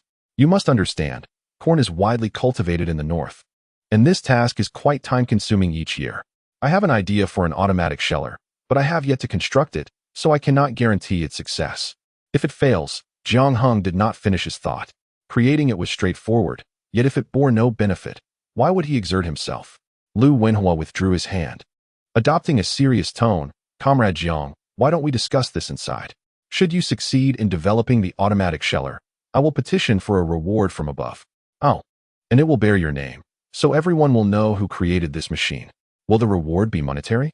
Or perhaps a bicycle? With such clarity in his words, Lu Wenhua understood well. This young man sought financial gain and a bicycle, both of which were not insurmountable requests. As long as this issue can be resolved, enhancing efficiency and conserving more manpower are trivial matters. Jiang Heng, perceiving the sincerity of his counterpart, offered a hearty smile. You are too kind, leader. I am more than willing to contribute to the nation. Allow me to draft the blueprints. Lu Wenhua appeared momentarily stunned, seemingly caught off guard. He then heard a sigh from the other party. It's not that I am unwilling to seek assistance in town, but I am simply short on funds. As you have seen, my family bears quite a heavy burden. I will provide you with the drawings. Once the components are ready, I will assemble them and demonstrate their usage to the leader. We can make adjustments if necessary. This seemingly simple fellow displayed a shrewdness akin to an old fox when it came to negotiations, unwilling to concede an inch. Truly remarkable. Zhou Wenshan, observing from the sidelines, signaled discreetly, yet this lad seemed oblivious, fearing the county leader's ire. He urged, Jiang Heng, I will give you the money. Just go to town and have it done. Jiang Heng smiled innocently, remaining silent. Lu Wenhua chuckled lightly, feeling no resentment. It was only natural for capable individuals to possess a bit of personality. Besides, what he said was indeed true. His family bore a considerable burden. Very well, provide me with the blueprints, and I shall have someone create them. We will study it together and expedite the production of this automatic peeling machine. Rest assured, I will deliver it to you. The principle is not difficult, as long as the gear radius is properly adjusted. After the others departed, Jiang Weiman approached cautiously. Boss, is that a county leader? What did he want from you? He even mentioned giving you money. What money? Jiang Heng regarded him from a height, a smirk playing on his lips. What business could a simpleton like me have with a leader? It is merely a small task. Serving the people is my duty. What money? Am I truly that mercenary? Father, you are being a bit naive. Now, let us hasten to prepare the meal. I am positively starving. With that, he clapped his hands and departed, entirely indifferent to his father, as any potential reward would be his alone. What concern was it of anyone else's? The notion of contributing to a communal fund was out of the question. Jiang Weiman watched him walk away, his frustration boiling within. Yet fearing that this reckless youth might offend the leaders, he could only suppress his anger. Jiang Heng made his way to the riverbank to attend to his tasks. Nian was in the kitchen with the little one, preparing a meal, while Jiang Sitian diligently stoked the fire. However, after a lengthy wait, she noticed her elder brother had not returned with anything and furrowed her brow. Could it be that he had forgotten to buy something for her at the market? After dinner, Jiang Heng entered the house with his wife and daughter, producing 2 skewers of candied fruits and some frostbite ointment. Noticing the little one was about to shout, he quickly gestured for silence. Hush, my dear, we have a delightful treat to enjoy quietly. If your little aunt discovers it, your candied fruits will vanish. The clever child, upon hearing this, quickly raised the candied fruits and called out sweetly, "Daddy, eat." Jiang Heng's heart softened, and he planted a hearty kiss on the little one's cheek. Watching the child shy away, he stroked his chin, thinking to himself that perhaps it was time to tend to his scruffy beard. "All right, you two take your time eating. Finish before you go out." As they exited, he made sure to close the door behind them. A large figure and a small one sat together. The little one nibbling delicately on candied hawthorns, a smile gracing Nian's face as she remarked, "Isn't it delightful, Nuonuo? It's even better when made by Daddy." The little one had tasted her father's creations in the hospital, which were far sweeter than this, as this particular candy bore a hint of bitterness, lacking the sweetness of her father's syrup. With tiny hands gesturing animatedly, she exclaimed, "So delicious," one by one. Nian, observing her daughter's joyful demeanor, could not help but chuckle. "So, Nuonuo enjoys yam bean candied hawthorns. When the new year arrives, shall we ask Daddy to make some for us?" In truth, she too believed that her husband's candied hawthorns surpassed those sold outside, a testament to his innate culinary talent, crafting dishes that embodied their essence. The little one, her eyes twinkling, clapped her hands joyfully. "Yes, Daddy makes it best." After they finished their treat, Nian began to tidy up the items in the backpack when she stumbled upon a peculiar package. Initially unrecognizable, she soon discerned the words printed on it, "Family planning supplies." Instantly, her face flushed crimson. Chapter 52. Catching a little rabbit for her daughter. Her hands felt as though they had been scalded, causing her to drop the item back into the backpack. Little Nuonuo, peering over the edge of the backpack, inquired with innocent enthusiasm, "Mama, play." "I want to play." Nian's cheeks burned with embarrassment as she gently pushed the backpack aside and cradled her daughter, coaxing her to sleep. Once the little one had drifted off, Nian's gaze involuntarily gravitated back to the backpack, her lashes fluttering as memories of their early marriage flooded her mind, his clumsiness often leaving her in discomfort. When Jiang Heng returned home, he found both mother and child peacefully asleep.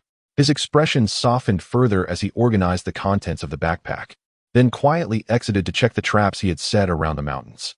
Armed with a bamboo pole, he tapped against the underbrush. This was a precautionary measure to avoid startling any venomous snakes. He inspected each trap. Of the 10, only 3 had yielded any catch. The scarcity of game around the mountain perimeter was disheartening, yet any bounty was a welcome surprise, though one could not expect too much. He managed to catch 2 wild chickens and a live rabbit, perfect for keeping his little one company. Upon his return, Wang Xiuying's eyes brightened with eagerness as she asked, "Have you been up the mountain again, my dear?" Jiang Heng shook his head, maintaining a calm demeanor. "No, I merely checked the traps. I found 2 wild chickens, still fresh from yesterday, though the blood has pooled in their bodies, compromising the flavor slightly." "Oh, that's all right. In these times, having meat is already a blessing. So why be choosy? Bring them to me. I shall prepare a braised dish with mushrooms." "Certainly. Take the 2 chickens, but the rabbit shall remain alive. I want it for Nuonuo to play with." Wang Xiuying, upon hearing it was for play, felt a flicker of discontent, but soon recalled the head of the household's words about how the county leaders sought out her husband, indicating a promising future ahead. Such trivial matters were not worth quarreling over. With a benevolent smile, she replied, "Very well, take it to Nuonuo. Having a little rabbit in the yard will keep her entertained and prevent her from wandering outside, where it is unsafe." Jiang Heng raised an eyebrow, observing her as she entered the kitchen, his gaze deepening with unspoken thoughts, yet he remained silent. Standing in the yard, he called out, "Nuonuo, come out. Daddy has caught a rabbit for you to play with. Come and see." A small figure, upon hearing a sound, immediately crouched down from the bed and dashed toward the yard. Upon spotting the little rabbit, its eyes sparkled like grapes. Nian followed suit, observing the lively rabbit with curiosity. Why was this one alive? Jiang Heng chuckled softly and explained, "I dug a trap on the outskirts. The little creature fell in unharmed. We have a rabbit now, so there's no need to kill it. Let us keep it for Nuonuo to play with. You can help take care of the little bunny, all right? You and your father will assist in building a cozy rabbit hutch." The little one, beaming with joy, gently patted the rabbit, occasionally pinching its little ears and laughing merrily. "Daddy is great," it exclaimed, moving closer to plant a kiss on his cheek. During this time, the child had been chatting away, articulating simple phrases. Jiang Heng touched his face, a look of complete satisfaction gracing his features.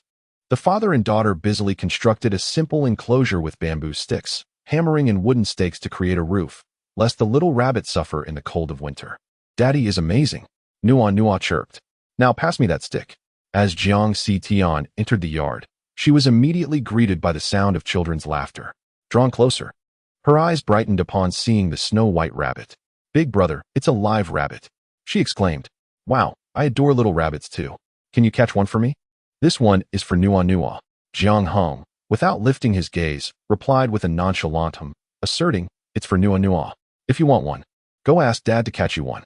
I'm your brother, not your father. Now off you go. If you're not studying, then go help with the paper boxes. Why do you keep running off to play?" Pouting slightly, Jiang Tian huffed, "I'm going to find Sister Cui Cui. I heard she got into university and was assigned to the grain and oil factory. Who wouldn't envy that job? Big brother, when I get into university, I'll also land a good job, and then I'll be an enviable worker too." Jiang Heng paused momentarily, responding calmly. "You'll have to wait 6 or 7 years for university. When you start working, well, you might not be as fortunate. After 2 or 3 years, layoffs might occur. It's truly unfortunate." Jiang Tian blinked, slightly bewildered. What did he mean? Was he suggesting she wouldn't get into university? Her elder brother was truly infuriating. "Just wait and see, big brother. I will definitely get into university and secure a good job at the grain and oil factory. Everyone admires Sister Cui Cui, and many are vying for her hand in marriage. You two grew up together. You could be considered childhood sweethearts. If you also attended university, who knows, you might even marry Sister Cui Cui. Your sister-in-law is lovely and has a wonderful temperament, but what good is it to earn money from a job?" Jiang Heng's expression darkened as she mentioned Nian. He admonished in a low voice, "Enough. If you can't control your tongue, then be quiet. What business is it of yours how I support my wife? That is your sister-in-law. If you speak disrespectfully again, don't blame me for reprimanding you." Nian, standing in the kitchen, felt her spirit lift slightly upon hearing the man's protective words, her previously dim eyes now shining with newfound strength. Jiang Tian felt wronged by the harshness directed at her. She had merely spoken a few truths. Why did her elder brother treat her so sternly? After all, they were family. It was truly unkind. Wiping the corners of her eyes, she sobbed as she exited. "Father, my aunt is crying." "Yes, don't mind her. She is old enough to handle her own tears. Just ignore her, dear. Don't learn from her." Wang Xiaoying, listening to the conversation between the siblings, subtly remarked, "Daughter-in-law, do you think Tantan was in the wrong? My son is now valued even by the county leaders, destined for greatness. And look at you. You haven't even graduated from high school. Besides managing household affairs, you lack the means to earn money, and you haven't even born a child. Oh, I worry for you. A woman without a son cannot stand firm. If my eldest son continues to thrive, there will be no shortage of women eager to attach themselves to him." Nian bit her lip, choosing silence, pretending not to hear. Yet her earlier good mood began to dwindle uncontrollably. Wang Xiaoying, seeing her lack of response, grew increasingly disdainful. Beyond her beauty, what use was she? She offered no assistance to her husband, nor did she contribute to the household. Had her eldest son married someone with a job back then, their lives could have been better. Alas, once children are born, divorce cannot be taken lightly. The atmosphere at the dining table became rather dull. Jiang Heng turned to see his wife's downcast expression, unwilling to meet his gaze. Chapter 53. The automatic shelling machine. Jiang Heng, in a state of confusion, pondered over what might have upset his wife. Perhaps it was something his younger sister had carelessly said, which his wife overheard. Could it be jealousy over Zhou Tsuetsue? That seemed a possibility. Just as he finished his meal and intended to inquire further, the village chief arrived with a few people in tow, delivering some parts and urging him to assemble them quickly for a demonstration. Lu Wenhua and Zhou Wenshan looked on eagerly. Jiang Heng could not refuse. He went to the yard and began assembling the components, which included a base, a cylinder, and gears, quite a straightforward task. Within half an hour, it was completed. He gathered a small pile of corn cobs, inserted them, and started the machine, which processed them in mere seconds. The kernels cascading down a sloped chute into a basin below, while the cobs fell cleanly to the ground. Lu Wenhua watched in amazement and eagerly took a turn operating the machine. Once he started, he couldn't stop. The entire pile of corn cobs was swiftly processed. In just over 10 minutes, the efficiency was remarkable, and he was thoroughly satisfied. Rising with excitement, he patted Jiang Heng's arm, the impact akin to striking iron. leaving his palms slightly numb. This young man's muscles were impressively sturdy. No wonder he excelled at hunting. Well done, Jiang Heng. You've truly accomplished something here. Rest assured, when I return, I will ensure your name is published in the newspaper, and a reward will be forthcoming. A bicycle will be delivered to you as well. Upon hearing the mention of a bicycle, the Jiang family's eyes lit up in unison. After all, he was recognized by county leaders, and his generosity was evident. Zhou Wenshan wore a proud expression, knowing this was a talent from his village, and that their village name would shine bright through his achievements. The two left in a hurry, filled with anticipation. The door was abruptly shut, and before Jiang Heng could venture inside to seek his wife, he found himself encircled by members of the Jiang family, who bombarded him with questions. Jiang Weiman, in a state of eagerness, exclaimed, "Eldest brother, how much did the county officials promise us? Are we truly receiving a bicycle? It would be wonderful for our family to have one." Jiang Yifan chimed in happily, "Brother, from now on, my third brother and I can ride to school together. It will save us a considerable amount of time. Ah, but what about me? I also wish to ride." As the chatter continued unabated, Jiang Heng, with an unyielding expression, coldly addressed them. "When have my earnings become yours to distribute? What is all this clamor about? Furthermore, whether we receive such items remains to be seen. Squabbling over something not yet in our possession is rather ludicrous, don't you think?" His gaze, sharp as an eagle's, fixated on Jiang Weiman. "If you desire to utilize my belongings, it must be with my explicit consent. Should anyone dare to give them away without my approval, I would not hesitate to impart some lessons on propriety. Wouldn't you agree, father?" Jiang Weiman felt a pang of discomfort under his eldest son's penetrating gaze, instinctively lowering his head. "Eldest brother, what are you suggesting? I have not given away your possessions." Jiang Heng smirked slightly, a sardonic smile gracing his lips. "Oh really? I have not forgotten how you pilfered the honey from the youngest. With past misdeeds as a lesson, I feel compelled to offer this gentle reminder. It would be best if you kept your thoughts off my belongings. Should you linger on them, they remain mine. Eldest brother, we have yet to divide the household. How can you be so selfish?" Jiang Weiman lamented, his tone rife with grievance. Jiang Heng remained unfazed, his demeanor composed. "I have expressed my sentiments clearly. I trust you will remember that my possessions are not to be trifled with. Otherwise, the consequences will be yours to bear." With that, he turned away, disinterested in further discourse, and entered the house. Upon his arrival, Nian hurriedly brought him hot water and softly suggested, "Why not soak your feet? I don't believe I have seen the machine you made today." Jiang Heng's expression softened upon seeing his wife and daughter, and he replied gently, "It is a corn sheller. I had a sudden inspiration. Given the abundance of corn we have, we typically rely on manual labor during the winter months. Not only is it labor-intensive, but it also consumes valuable time that could be spent on other tasks. Indeed, it certainly saves time and labor. How impressive."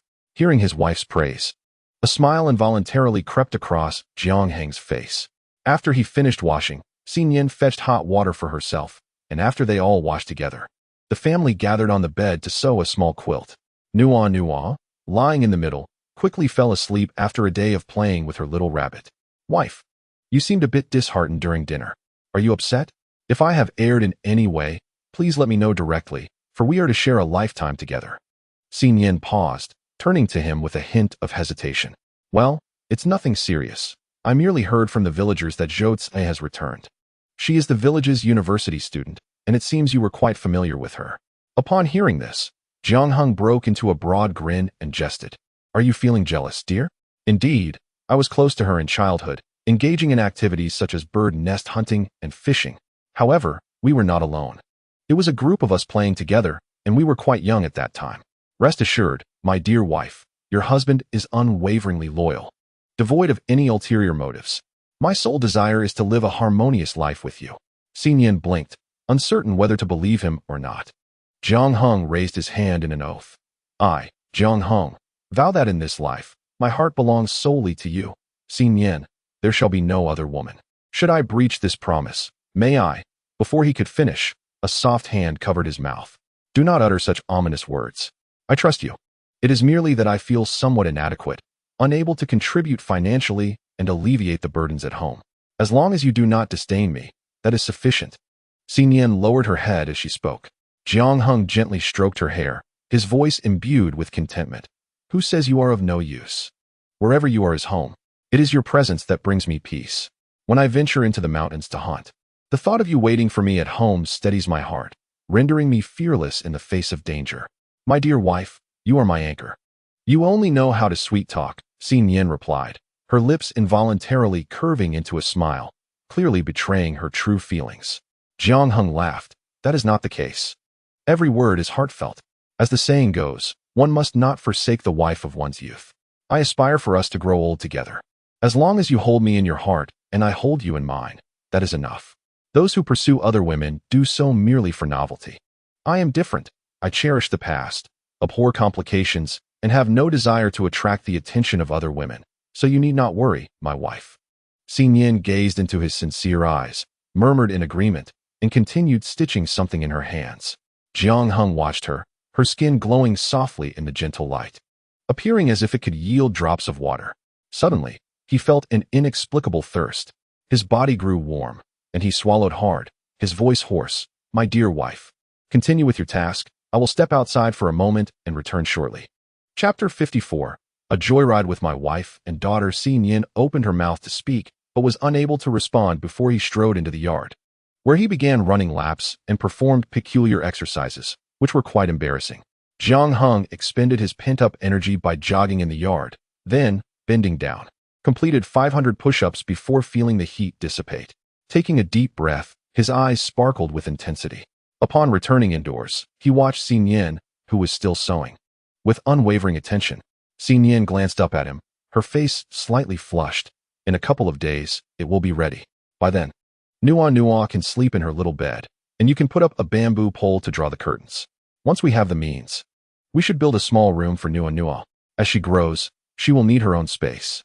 She had longed for a small room of her own during her childhood, a dream unfulfilled, and now she hoped her daughter could have it. Previously, she had hesitated to voice such desires, but with her husband's affection for their child, she believed he would not oppose it. Jiang Heng's eyes lit up, and he responded eagerly. Of course, that can be arranged.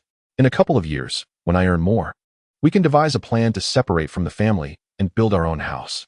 We can then close the door and live our own lives comfortably. Separate? Nian questioned. Your parents will not agree. You are the breadwinner, and they would never allow you to split the family. In a fleeting moment, Nian's gaze dimmed as she understood the stubborn nature of her in-laws. They would undoubtedly cling to him, without consideration for separation. Jiang Heng's lips curled into a slight smile, his eyes gleaming with determination. They had no choice. Presently, the division of the family was impossible due to insufficient funds. To construct a courtyard and build a house would require at least 2,000 yuan. Furthermore, with plans to have children in the future, they would need to separate 2 rooms for Nuonuo. By this calculation, 3 bedrooms alone would not suffice, not to mention the necessity for a bathroom, kitchen, storage room, and utility space. In light of this, 2,000 yuan would hardly be adequate. Nian blinked in surprise, gazing at him. Why do you need to build so many rooms? That would cost a fortune. Even the village chief doesn't have such luxury. She shook her head in dismay. No, that expenditure is too extravagant. We simply cannot afford it. Perhaps we should wait a little longer. If you could teach me how to make candied hawthorn, I could sell some at home and earn a little pocket money if someone comes by. Jiang Heng shook his head, thoughtfully analyzing. Selling candied hawthorn at home wouldn't attract many buyers in the village. It would spoil if left too long, and the income would be slow. If you wish to earn some money, consider making cloth bags, particularly those for students. I could sell them at the school gate. They would surely sell well. Nian hesitated, her brow furrowed with concern. Wouldn't that be considered speculative? Jiang Heng chuckled, waving his hand dismissively. Of course not. We would merely be earning a little extra. Moreover, it's quick to produce and easier to sell. The best part is that fabric doesn't spoil. And students are quite fond of cloth bags now. All right, if you believe it will work, then I shall proceed. The 2 of them discussed the matter and swiftly came to a consensus. Jiang Heng took out a small notebook and recorded their plans, determined to implement them at the earliest opportunity. If one has an idea, it must be pursued. Failure leads to valuable lessons, and without action, problems remain undiscovered. While Jiang Heng was chopping firewood in the yard, a series of knocks echoed at the door, accompanied by a voice calling. Is Jiang Heng home? Your package has arrived. Please sign for it. Wang Xiaoying opened the door and was surprised to see the messenger standing there. Are you looking for my eldest son? Just give me the package. A deep voice responded from behind. No need. I will sign for it myself. Mother, you cannot read, and without your signature, the letter cannot be collected. Indeed, only the addressee can sign for it. You must be Comrade Jiang Heng. Your package consists of an envelope and a brand new Phoenix bicycle. Please inspect it. After confirming everything was in order, Jiang Heng stepped outside to receive the letter, feeling the weight of the envelope, which clearly contained money. He casually tucked it into his pocket before meticulously checking the bicycle. After signing with efficiency, he politely expressed his gratitude. Thank you very much. The messenger waved his hand and turned away, climbing back onto his donkey cart. Had it not been for the decent payment for this delivery, he would have preferred not to undertake such a long journey, as it was quite a hassle. The children gathered around the bicycle, chattering excitedly. Uncle Heng, is this your bicycle? It's so beautiful. Will you take Nuonuo for a ride? Can I have a turn too? I love bicycles. Jiang Heng turned back toward the house, grabbed a handful of candy, and distributed 2 pieces to each child, gently saying, All right, children, hurry and play. Uncle needs to push the bicycle back home. Hooray, hooray. Thanks to Uncle Heng for the candy. Soon, the children dispersed, rushing home to chatter with their parents. Jiang Heng rolled the bicycle into the corner and secured it with a chain, tucking the key into his pocket. The Jiang family returned quickly, gathering around the bicycle, their hands lightly grazing its surface as they whispered, Goodness, it's truly a Phoenix brand bicycle. It must cost over 100. Our elder brother is so impressive. Only 3 families in our village own bicycles. How wonderful it would be to ride out for a breeze. Don't get your hopes up. Our elder brother can be quite fierce and stingy. Nian returned with a basket, holding on to Nuonuo's hand. Upon entering the courtyard and spotting the bicycle in the corner, her eyes sparkled with delight. Jiang Heng closed the door and opened the envelope, counting the money inside, 500 yuan. After reading the letter, he tucked the money away, planning to deposit it in the bank the following day. With this amount, he had over 1,000 in the bank and still had a few dozen left for spending. After securing the money, he stepped outside. Why is everyone crowded here? Jiang Weiman inquired cautiously. Elder brother, I heard a letter arrived. Did it bring money? How much? Jiang Heng remained silent, as if oblivious to the question, scanning the courtyard before calling out, Wife, come here. I'm taking you all out for a ride. With that, he locked the door and pushed the bicycle out, with his daughter sitting on the front bar and his wife on the back. Jiang Heng quickly found his balance and began to ride through the village, the cold wind brushing against his face. Little Nuonuo's eyes sparkled as she giggled, Fly, fly. Daddy is flying.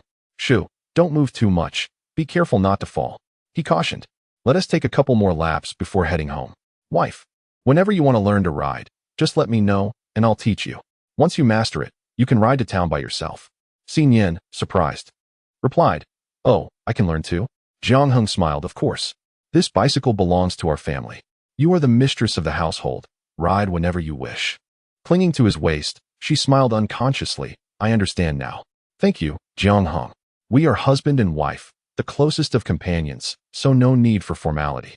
Feel free to use anything in the house. All right, I understand. Chapter 55. Uncle borrowing money to build a house. The villagers gazed at the fleeting figure, stretching their necks in curiosity, exclaiming, Did I see that correctly? Isn't that Heng? Where did he get a bicycle? A few people seated beneath the big tree exchanged puzzled glances, looking at the village chief, well aware of his previous visit to the Jiang family. They knew the Heng household bore a heavy burden. Despite his hunting skills, it hardly seemed plausible he could afford a bicycle. Where, then, did this bicycle come from? Village chief, do you know? Zhou Wenshan, having received accolades from above, pondered that the newspaper would be published soon, and the truth would inevitably come to light. It would be better for him, as the village chief, to reveal it himself. Sipping his tea leisurely, he replied, Of course, I know.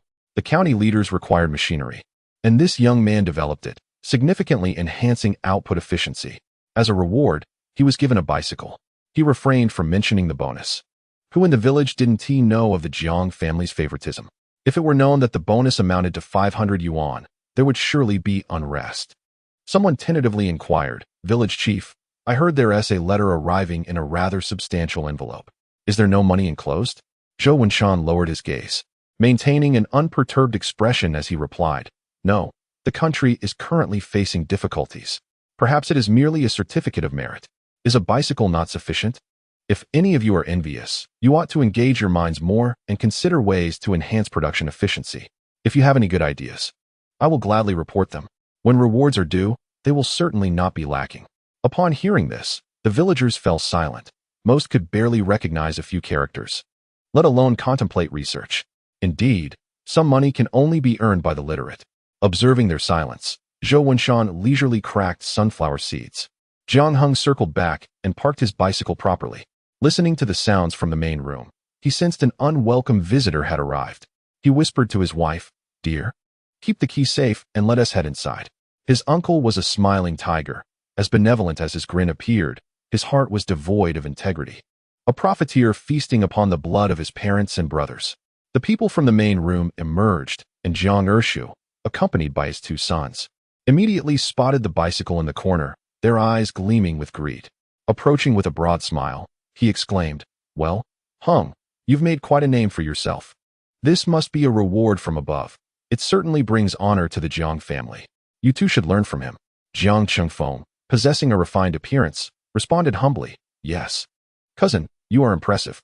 I will certainly study diligently in the future." Jiang Qingyun, towering at 6 feet, had an imposing presence and a notoriously rebellious disposition, frequently getting into fights at school, embodying the quintessential problem child. He had always harbored resentment towards Jiang Heng, believing that had he not pursued schooling and instead hunted in the mountains, he would undoubtedly surpass his cousin. As he stepped closer, his defiant gaze met Jiang Heng's, only to realize he barely reached his chin. He pursed his lips and resolutely declared, "I'm still young. I will definitely outgrow you." Jiang Heng crossed his arms, looking down upon him with an air of superiority, exerting a palpable pressure as he replied coolly, "Oh, then you should strive to grow, but don't block my path." Jiang Ershu admonished softly, "Qingyun, do not be disrespectful to your cousin. He is the most skilled hunter in the village.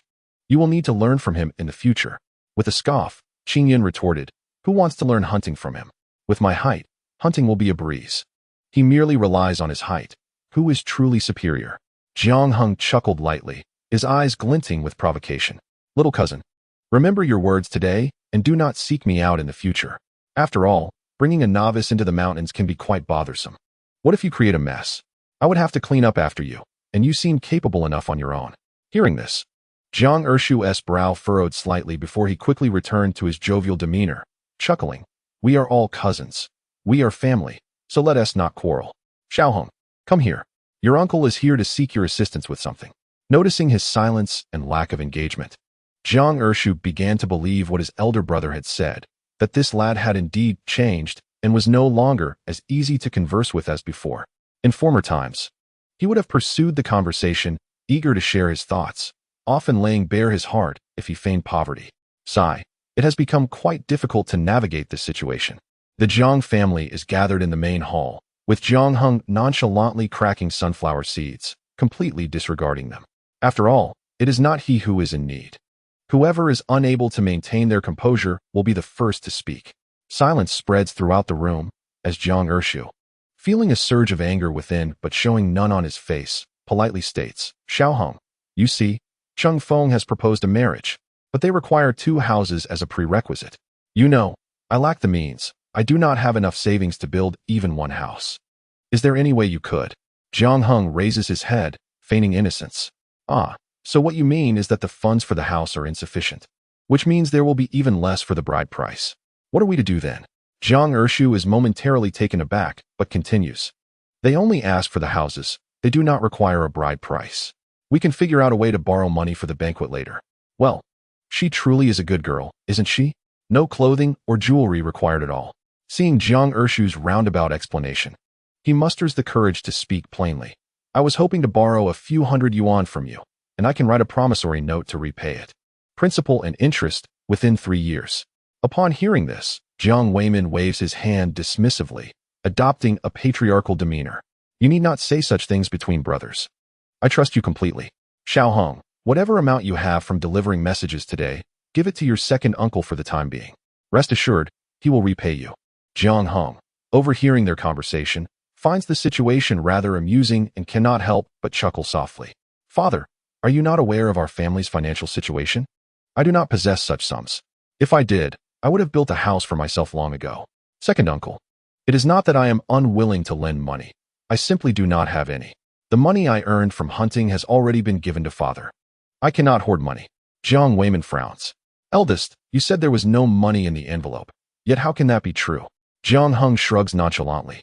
There truly is no money. If you do not believe me, ask the village head. If I had money, I would have presented it already.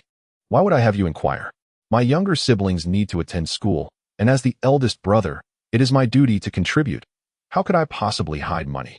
Humph, father, I believe he simply does not wish to lend money, hoping that the eldest brother's marriage will fall through so that he can enjoy the spectacle. Jiang Qingyun speaks angrily, recognizing that this foolish cousin is clearly wary of them and unwilling to part with his funds. Jiang Ershu sighs, feigning helplessness. Alas, it is all my fault for lacking ability. Otherwise, why would my son require your assistance in building houses? It has put you in an uncomfortable position. If it truly comes to it, perhaps we should postpone the eldest's marriage. If there is no money, then he must remain single. Chapter 56. Dissecting the reasoning. Jiang Weiman's expression changes dramatically as he glares fiercely at Jiang Heng, scolding. Eldest, what nonsense are you speaking? As the eldest cousin, is it too much to ask for you to assist your younger siblings? This marriage is a significant matter.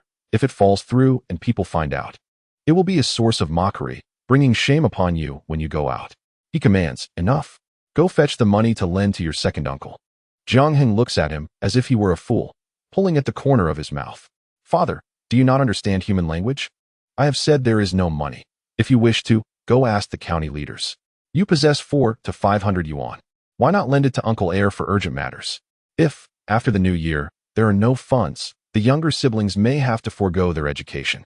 It would be prudent to alleviate the family's burden and earnestly support the cousins. As a family, one must not act selfishly. Attempting to morally bind him is futile. It would be best if we all shared the burden together, for enduring hardships will lead to greater understanding. Upon hearing their names mentioned, Jiang Yifan and the others hurriedly interjected. Father, with school resuming after the new year, we must pay tuition. Any delay could hinder our studies. Perhaps our elder brother genuinely lacks funds. If he had money, he would surely provide it. Uncle Heir should consider other options. Exactly. When my elder brother married, those funds were his own earnings. It makes no sense for our cousin to rely on the family for his marriage, they argued. Jiang Ershu's expression darkened. He chuckled bitterly, self-deprecatingly remarking, indeed, I lack your father's capabilities. My eldest son possesses an innate talent for hunting and can support himself in marriage. Enough. If you are unwilling to lend money, so be it. My son's marriage is of lesser importance than your education. Chengfeng, Qingyun, let us depart. Jiang Weiman noticed their departure, his mind swirling, wanting to speak, but met with disapproving glances, particularly from his third son, whose eyes bore a hint of resentment. Somehow, he swallowed the words that were on the tip of his tongue. As Jiang Ershu and his two sons reached the door, they did not hear anyone calling them back. With a slightly sinister expression, he coldly snorted and stepped outside. Zhang Lang breathed a sigh of relief, stating, Father, if my elder brother could marry on his own, so can our cousin. If it proves too difficult, he could simply become a son-in-law without any financial burden. Regardless, the matter of marriage is a private affair for Uncle Heir's family and must be resolved by them. Why should it fall upon us? Elder brother, second brother, do you not agree? Also, I have not heard anything regarding our cousin's courtship. Surely, this cannot be a deception. Jiang Yifan nodded in agreement, gently advising, Father, do not be too angry. Regardless, it is we who will support you in your old age. If you lend out the money, and we cannot pay for school after the new year, do not truly believe that Uncle Heir will provide for you in your old age. It is essential to prioritize wisely. Jiang Weiman, who had felt a twinge of guilt, contemplated his second son's words and realized their validity.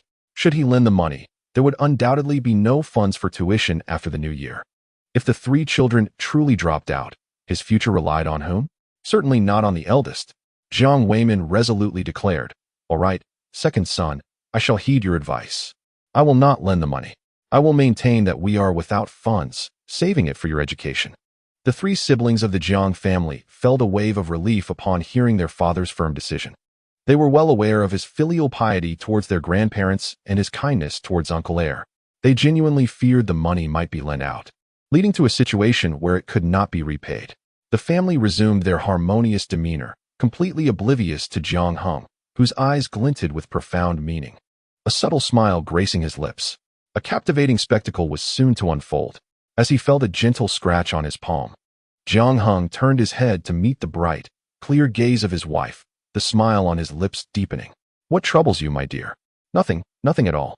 She wished to inquire about the reason behind his smile, sensing that this man bore a cunning grin, as if something significant were about to unfold. Yet, feeling the gaze of others upon her, the question lingered on her lips, only to be swallowed back. Later that evening, in the privacy of her room, she resolved to ask him. He undoubtedly held some secret, one she could not share with her family, igniting her curiosity. Seated on the bed, stitching a small quilt, Nian finally spoke after the man entered and closed the door. "Jiang Heng, what were you laughing at during the meeting when you borrowed money today?" Jiang Heng raised an eyebrow, settling beside her with an appreciative gleam in his eyes. "You are indeed my wife. Your powers of observation are astute. I was laughing at their naivety, their misunderstanding of my father's foolish filial piety." He had traversed this path in a past life, well aware that such misguided devotion leads one to prioritize the wrong choices, as no amount of suffering seems to awaken them from their delusions. With a father like his, enlightenment was futile. It was merely a repeat of old mistakes. "Are you implying that my father will indeed lend the money?" Nian inquired. Jiang Heng nodded, cradling her soft form in his arms, smiling as he affirmed, "Yes, that is the inevitable outcome. It cannot be resolved with mere empty promises." Nian fell silent for a moment, exhaling a weary sigh. "What does my father truly think? If he actually lends the money, what will happen when my younger brother and sister need funds for school? That old man is counting on me, believing I would not stand idly by. He will simply shift the burden onto me," Jiang Heng replied. "But I will not lend. No matter who it is, I have no money to give. If they have the means, let them find it themselves. However, this situation serves as a reminder for me. I shall begin saving tomorrow." He continued, "My dear wife, I foresee the unfolding events. First, my father will borrow money to play the benevolent elder. Second, after the new year, he will pressure me for tuition fees. If I refuse, watch closely. Relatives will line up to create a spectacle, and you shall have the chance to observe human nature at play." Nian could only chuckle at his cunning demeanor. "Do you truly not care when they accuse you of being unfilial? You intend to engage in a tug-of-war with them?" With a smile on his face and a hint of indifference in his eyes, Jiang Heng replied, "My dear, you must understand that conflict is not always detrimental.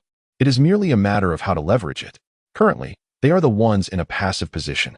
Consider this, their only bargaining chip is familial affection. Once I demonstrate indifference towards it, they will lose their hold on me. When they become enraged and threaten to divide the family, I will merely clap my hands in delight. If they propose separation, I shall present my demands, for those who are passive must concede." Nian gazed at him, realizing the cleverness behind his words. "No wonder you remain so unperturbed. It seems you possess a strategy to navigate any circumstance without incurring losses." Jiang Heng shrugged, a relaxed smile gracing his features. "Indeed, should I initiate discussions of division, public opinion would vilify me. But if they bring it up, the initiative shifts to me. My dear wife, remember, never engage in internal strife. Always anticipate and plan ahead, transforming passivity into proactivity. In doing so, no one can bully you." Chapter 57. The grandparents' coercion for money. Nian was uncertain where he had acquired such mature wisdom, but knowing her husband was astute brought her a sense of reassurance. "As the head of the household, I will heed your guidance without fail. Tomorrow, you shall deposit the money and ensure that the household funds are secured. Perhaps it would be prudent to stow them safely atop the beams." Jiang Heng raised his gaze and replied readily, "No problem, my dear wife. I cherish this aspect of you. You navigate life with such ease, bringing peace of mind. Not complicated? Are you complimenting me?" she inquired. "Of course, my beloved. My affection for you only deepens. Alas, we are destined to grow old together. Once we have amassed sufficient wealth, I shall take you on journeys across the nation, to behold the splendid landscapes and broaden our horizons, which will surely bring us greater joy." Nian responded with a gentle hum and a warm smile. "Wherever you are, I shall be." Jiang Heng anticipated correctly. The very next day, as he stepped out, his parents-in-law arrived shortly thereafter, lamenting at the entrance. Their words a litany of accusations against Jiang Weiman. The commotion roused the neighbors, who opened their doors to witness the scene. Upon inquiry, they learned that the elderly couple had come to borrow money, only to be met with refusal, which incited their outcry. When Jiang Weiman opened the door, he found his mother seated on the ground, one hand striking the earth while the other thumped her thigh, her wails echoing like a funeral dirge. It was an undignified sight, so early in the day. Approaching to assist her, he was met with a sharp slap across the face, leaving him bewildered and aggrieved. Mother, it is not that I am unwilling to lend money. It is simply that our finances are quite limited. With 3 children returning to school after the new year, I have already lent funds to the second child. What am I to do for the education of the 3? I cannot let them suffer for the sake of marrying off Feng. Li Fengyin glared, asserting with righteous indignation, as the elder brother, it is your duty to lend a hand. Are you truly willing to let this marriage falter? How much could schooling possibly cost? Lend to your brother in his time of need, and when the new year arrives, you can simply ask him for a portion of the tuition. To honor our elders and care for the younger is tradition. If you refuse to lend, it may be seen as unfilial. Beware, for the same treatment may befall you from your own children in the future. Jiang Dazhuang nodded in agreement, proclaiming solemnly, eldest brother, during my recent fall, it was your brother who tended to me. He did not place the burden on you, did he? Consider how selflessly he has cared for you. How can you be so selfish as to allow him to worry over a home for his children's marriage? Alas, I have noticed the gray hairs accumulating upon his head. You, as the elder brother, have been tasked with his upbringing. Do you not feel any empathy? Jiang Weimin felt a pang of guilt, his eyes reddening. His only concern was the education of the children. If he lent money to his brother temporarily, he could request tuition fees back after the new year. It was feasible, albeit discreetly, lest the 3 children create a ruckus. The elderly couple, seeing his silence, boldly pushed their way inside, declaring their intention to reside there and demanding care in their old age. Wang Xiuying stood at the threshold, watching as the couple climbed onto the bed, their shoes still caked with mud, her face turning green with indignation as she suppressed her anger. If you are to stay, remove your shoes before getting onto the bed. I have just cleaned it. How can I use it now? The matriarch, accustomed to her domineering ways, would not tolerate such a retort from her daughter-in-law. She stormed down, seizing her hair and launching into a tirade of curses. The scornful words echoed. It must be you who instigated this. Otherwise my 2 sons would not be at such odds. I could beat you to death. The 3 siblings stood at the doorway, feeling utterly helpless as they witnessed their grandmother and mother embroiled in a fierce altercation. If they were to intervene with the elderly, it would be a grave mistake. They shouted, Dad, come quickly. Grandma and Mom are fighting. Jiang Weimin rushed over, only to be met with a scene that made his temples throb painfully. He grasped her hand and reprimanded, Enough. What are you doing? My mother is an elder. She is of advanced age. Who gave you the right to lay hands on her? If this gets out, it will tarnish our reputation, and no family will wish to marry off their daughters to us. In the midst of his speech, the old woman had already yanked a handful of hair, relishing the sight of the anguished cries from her daughter-in-law. Scream all you want, you wretched woman. You know nothing of respecting your elders and cherishing the young. Wang Xiuying's hand was firmly held by her husband, rendering her powerless. She felt the sharp pain of her scalp being torn. He remained silent, persistently siding with his mother. A tumult of emotions, aggrieved, furious, and pained, culminated in an explosive outburst.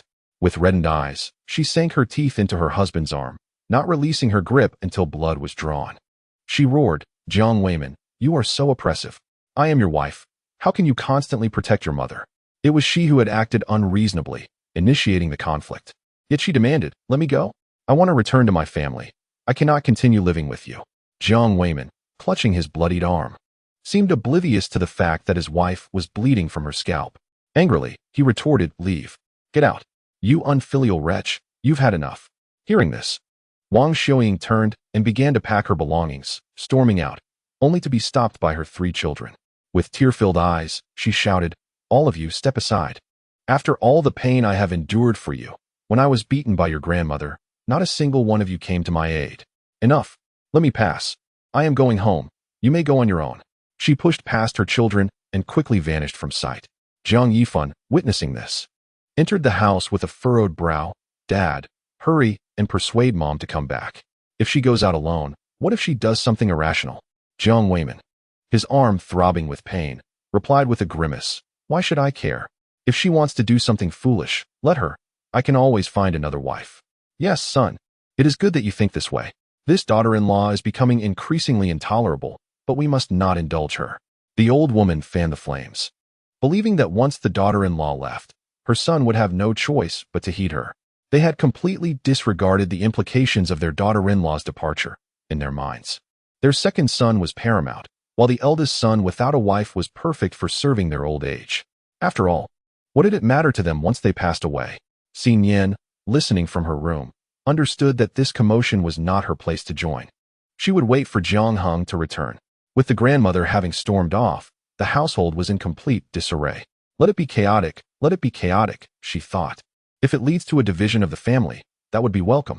Jiang Heng, having saved up some money, purchased rice, flour, and oil, and for reasons unknown, also bought a clay pot. After all, these items were not overly expensive, and it would be good to have something to stew when the weather turned cold. Upon returning to the village and entering the courtyard, he sensed that the atmosphere was decidedly off. As Nian heard the commotion in the yard, he stepped outside and signaled to him with a glance to come over. Chapter 58. Wang Xiuying returns to her parental home. Jiang Heng entered the house, placing the woven basket aside, and retrieved some rice cakes and peanut candy, beckoning, "Nuonuo, come see what delicious treat Daddy has brought you." The little one's eyes sparkled at the mention of a tasty snack, abandoning the puzzle to waddle over with her short legs. "Oh, Daddy is so wonderful. I love Daddy. Such sweet words from this little mouth. Here, take it and enjoy. Daddy needs to have a word with Mommy," he replied. They sat facing each other. Nian poured him a cup of hot tea and succinctly recounted the situation, expressing his frustration. "As you anticipated, things have escalated." Jiang Heng nodded, his expression remaining neutral. When conflicts arise, chaos is inevitable. After all, who would willingly accept injustice? He continued, "It's wise of you to keep your distance. My grandmother was notoriously fierce in her youth, known far and wide as a formidable woman. Reasoning with her was futile. If she were to harm you, it would break my heart." Nian smiled gently, responding, "I understand. But you mentioned when will father lend the money? With all this turmoil, will he still do so?" Jiang Heng sipped his tea, feeling warmth spread through his body, and replied with determination, "It will take a few days. Once they've sufficiently harassed him, he will discreetly lend the money." "What about us? With mother gone, household chores still need tending," she inquired. "Do not concern yourself with that, from now on. We shall eat separately until my mother returns. On the surface, it will seem as though I am urging father to bring her back for the family's sake, as harmony brings prosperity. However, the reality is that I will not allow my grandparents to take advantage of us. After all, I am the one footing the bill for our meals. If we eat together, they will surely seize all the good food." Upon hearing his words, Nian felt a sense of reassurance, as if she had found her anchor. Noticing the man rising, she asked curiously, "What are you going to do?" Jiang Heng replied softly, "I'm going to bring in the dried rabbit meat to prevent my grandparents from taking it. Last time, they pilfered too, and it truly distressed me. I worked hard to catch them. I cannot let our New Year's feast be turned into someone else's fortune.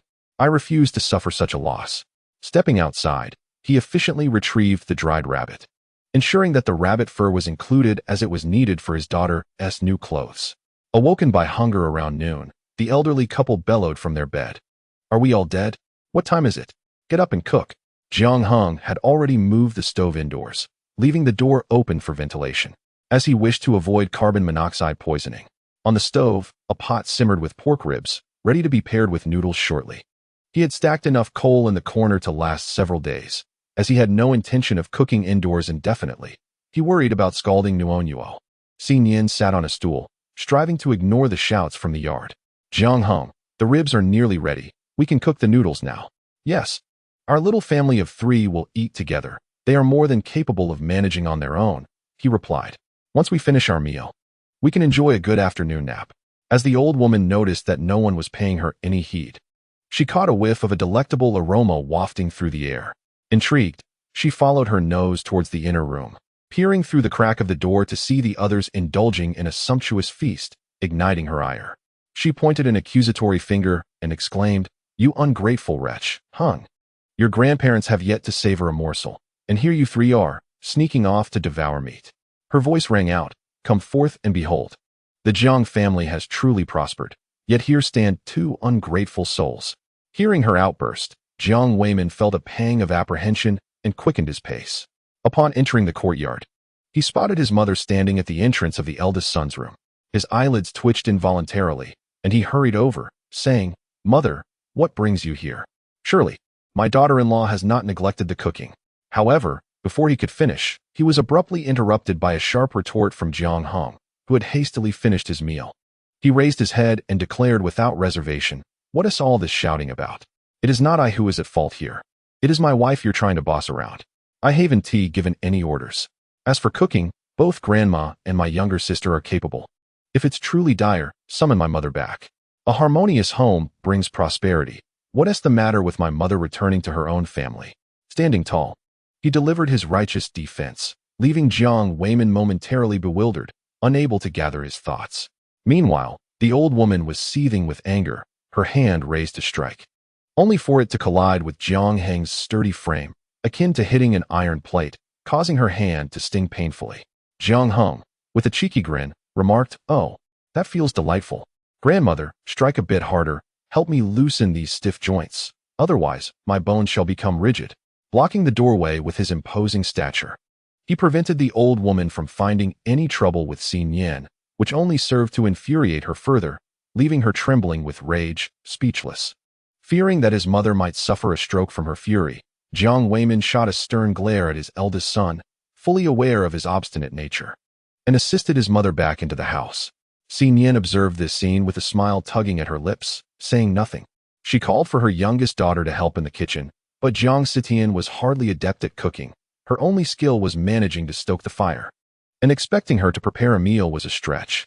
After much fumbling, she managed to set the table. When Jiang Weiman heard that dinner was ready, he helped his mother to the main room, where they all sat down at the table, only to be met with an unsettling silence upon seeing the dishes before them. 3 plates contained charred vegetables that were clearly overcooked. One could tell the flavor without even tasting it. The rice was undercooked, crunching between the teeth, nearly causing the elderly couple to lose their dental fixtures. The old woman opened her mouth, staring at a tooth resting in her palm. Wide-eyed, she soon burst into tears, exclaiming, "Oh, my child, my tooth. It has fallen out." Jiang Sitian shrank back, looking contrite. "Father, I didn't mean to. I really can't cook. It has always been mother and my sister-in-law doing the cooking, primarily my sister-in-law. Who could have guessed she wouldn't cook today? If you insist on me doing it, this is the best I could manage.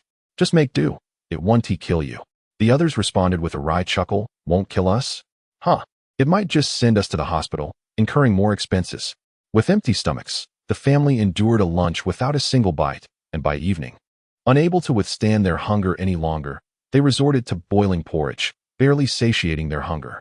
The master bedroom is occupied by the elderly couple, leaving Jiang Weiman to share a bed with his second son. In the dead of night, hunger keeps him awake, and Jiang Dazhuang laments, "I can't take it anymore. I'm absolutely famished. My dear wife, prepare a simple meal for us too. Ignore the others. Let us just make do, for I refuse to believe we cannot procure some money. If the eldest son wishes to eat, he must pay for it. It's a perfect opportunity to pressure them while the daughter-in-law is away and there's no one to cook, so they can learn the true meaning of filial piety." Li Fengying nods in agreement, rises from bed, and heads to the kitchen, searching for flour to concoct a batter for egg pancakes. To her dismay, she cannot find any eggs, and in frustration, she stomps her foot. Ultimately, the elderly couple settles for rolled pancakes filled with pickles, barely satiating their hunger enough to fall asleep. In another room, the sound of a grumbling stomach persists. "Father, you should go fetch mother back tomorrow.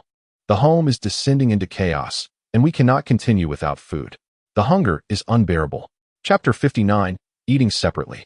Jiang Weiman remained silent, feigning ignorance to the plea. It has only been a day since she returned to her parental home, and if he were to go and retrieve her, it would indirectly imply his wrongdoing. No matter the situation, the principle of filial piety remains paramount. The daughter-in-law engaging in conflict with her mother-in-law is indefensible. She must be left to reflect on her actions.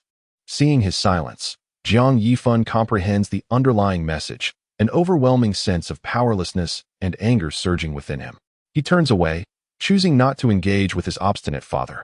Jiang Heng busies himself in the yard, and upon witnessing the kitchen engulfed in smoke and flames, he hastily approaches to fetch water and extinguish the fire. Casting a cold gaze at his distressed younger sister, Jiang Sitian, upon seeing the flames subdued, can no longer contain her fear. She reaches out, yearning for his embrace, but finds only emptiness, and her emotions spiral out of control as she bursts into tears. "Wah, this isn't fair. Why must I bear the burden of cooking? It is far too difficult. Mother, if you don't return soon, I shall be overwhelmed and tormented. Brother, you are being unreasonable to evade me.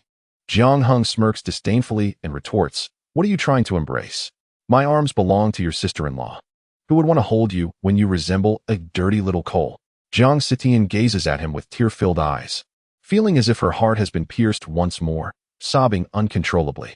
The rest of the Jiang family gathers, noting the extinguished fire but the lingering signs of charred remnants in the kitchen. They wear expressions of dismay, taken aback by how chaotic things have become in their mother's absence. The elderly couple emerges from their room, with Li Fengying seemingly oblivious to the kitchen disaster, urging, eldest son, go to the town and procure some grain, along with meat and eggs. We have nothing to eat. Do you wish to starve us? We are not yet at the age of retirement, and you dare to treat us so poorly. Jiang Weimin exhales deeply, feeling a constriction in his chest. He is clearly devoted to his parents. Otherwise, his wife would not have returned to her family home, and chaos would not reign. Mother, you know how to cook. Can't you lend a hand? Sitian truly cannot cook, and why do you only prepare food for yourselves? I am your own son. Why won't you make a meal for me? I am on the verge of starvation. The matriarch, with unwavering resolve, declared, I am the elder, at my age. I have come here for you to care for us, not for me to tend to your entire family. Do you think I am a mere workhorse, to be commanded without a second thought? And what does your wife returning to her parental home have to do with me? How unfilial of you to even raise your hand against your mother-in-law. Jiang Weimin pressed his lips together, lost in thought. Jiang Heng, having witnessed the commotion, turned to leave, only to be halted by a gentle tug on his sleeve. He met the gaze of a pitiful face and, with an indifferent expression, responded, release me. I am going home to eat. With so many of you, managing your meals should pose no challenge. And as for your younger sister, at her age, she ought to learn some household chores. She cannot possibly be utterly inept. With that, he brusquely pulled away and strode toward his room. As for their plight, he thought with a derisive laugh, could a living person truly starve? They should devise their own solutions. His responsibilities did not extend to their needs. When Nian saw him return, her face was smudged with soot. She dampened a handkerchief and, on tiptoe, reached up to help clean him, her delicate features radiating earnestness. Jiang Heng looked down at her, and his frigid heart gradually thawed. Wife, let us prepare dumplings for dinner. In this cold weather, a warm meal will surely keep us cozy. Yes, but what of your father? Shall we not go to retrieve your mother? If this impasse continues, it is they who will suffer. Let them fend for themselves. Let the grandparents cook their own meals. I shall not prepare a portion for him. They will consume their own provisions. If my father can endure this, then it is merely his due. Nian sighed inwardly, relieved that her husband was not foolishly filial. Otherwise, their days would seem hopeless, each moment a torment. Life was challenging enough for the mother-in-law. Once the three of them had eaten their fill, they locked the door and retired to bed, closing their eyes to the outside world's turmoil, indifferent to the chaos beyond, each bearing their own consequences. The Jiang household remained in disarray for 4 or 5 days, with all parties visibly weary, their eyes shadowed, and spirits dim. The elderly couple found little comfort. As they busied themselves attending to the chickens and ducks, their legs nearly wore thin from the running, and amidst this turmoil, only Jiang Heng's small family enjoyed the comforts of food and drink, while the rest gained nothing of value. As night fell, Jiang Weimin handed 500 yuan to the elderly couple, stating, Mother and father, take this money and lend it to my second brother as an emergency loan. He is to repay me after the new year for his tuition. There are chickens and ducks to tend to, and I imagine you are not at ease here. Perhaps it would be best to return home tomorrow. Upon receiving the money, the elderly couple, having achieved their goal, readily agreed, smiling as they said, Very well. We shall leave at dawn. You should bring your wife back to settle down. Though her actions were unfilial, for your sake, I will not hold it against her. Jiang Weimin remained silent, his head bowed like a wooden post. After regaining his senses, he returned to his second son's room, lying on the bed with a heavy heart, devoid of sleepiness. Jiang Yifan, noticing his father's restlessness, turned and asked, Dad, what troubles you? Has something happened? With a hoarse voice, Jiang Weimin replied, It's nothing. Tomorrow, I will fetch your mother. I will buy some meat, and your grandparents will return home early in the morning. You must speak well of me then. Really? What brought about this sudden change of heart? Father, why did Grandma and Grandpa suddenly decide to return home? There's nothing much to it. They have chickens and ducks to tend to, and it's quite inconvenient for them to run back and forth every day. What if they were to fall? Jiang Weiman spoke with utmost seriousness, yet the flicker of guilt in his eyes was unmistakable as he turned away from his son's gaze. Jiang Yifan pondered for a moment, sensing an underlying oddity, yet he could not quite grasp it. Perhaps this is for the best. Grandma and Grandpa will be more comfortable at home. Besides, how will we manage once Mother returns? Yes, sleep now. Tomorrow morning, you shall accompany me to fetch your mother. We will buy some groceries to cheer her up, and this matter will be settled. Before dawn broke, the elderly couple packed their belongings and departed.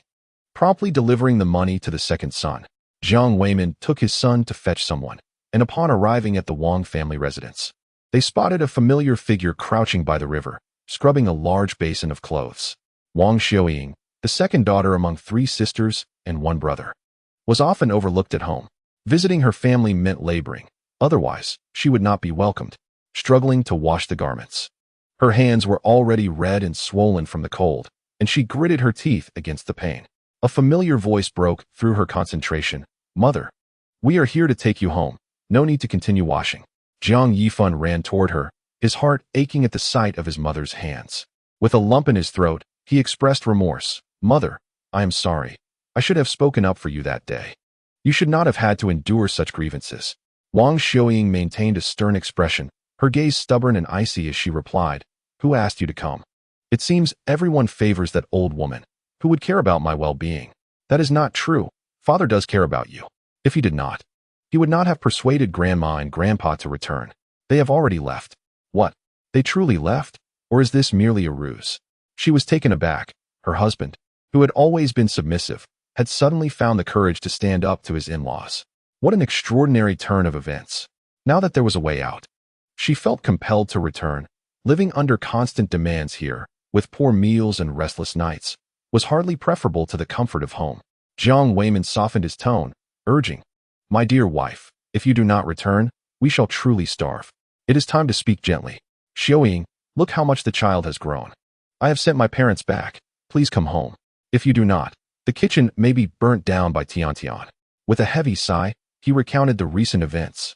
Wang Xiuying frowned in discontent. What do you mean? The eldest daughter-in-law did not inquire or care. She took advantage of the situation to eat separately. It is truly outrageous. And the eldest must have listened to her. A troublemaker, that is what she is. You too, come here and carry the basin back to my family home. I will return with you at once. The father and son, upon hearing her words, eagerly followed. After bidding farewell, the trio hurried home. Upon entering the main house, Wang Xiuying felt a wave of relief upon confirming her in-laws had departed. However, upon seeing the kitchen in disarray, a large section of the wall charred black, her expression soured instantly. Fuming, she sought out Nian to settle the score. How can it be said that a sister-in-law is like a mother? While I was away, what were you doing, daughter-in-law? Eating alone, is that it? Do you even remember your mother-in-law? Nian's lips moved, but she did not get a chance to respond. Jiang Heng approached her with a condescending smile, saying, All right, mother, if it weren't for the troubles caused by grandfather and grandmother, would you have been bullied like this? Every grievance has its source, and if you're truly upset, you ought to address the root of the issue rather than troubling my wife. Wouldn't you agree? Regardless, we must remain united as a family. Now, mother, I will move the stove back. Dear wife, please assist mother in preparing the meal. Wang Xiuying, upon hearing this, felt a mix of emotions swell within her. Nian, with a demure expression, responded, Very well, I shall prepare the meal. Mother, the grandparents have eaten quite a bit these past few days. I fear our food supplies may be running low. Perhaps we should check. Let us go and see. Before long, the meal was ready, and the family gathered around the table, gazing at the long-awaited dishes with eyes that glistened with unshed tears. The past few days had been exceedingly harsh. They began to praise, Mother, it is truly wonderful to have you back. At last, we have a warm meal. Previously, it is too painful to recount. Mother, I bought you some frostbite ointment. Please apply it later. I will handle the chores at home. You and my sister-in-law need only to prepare the meal.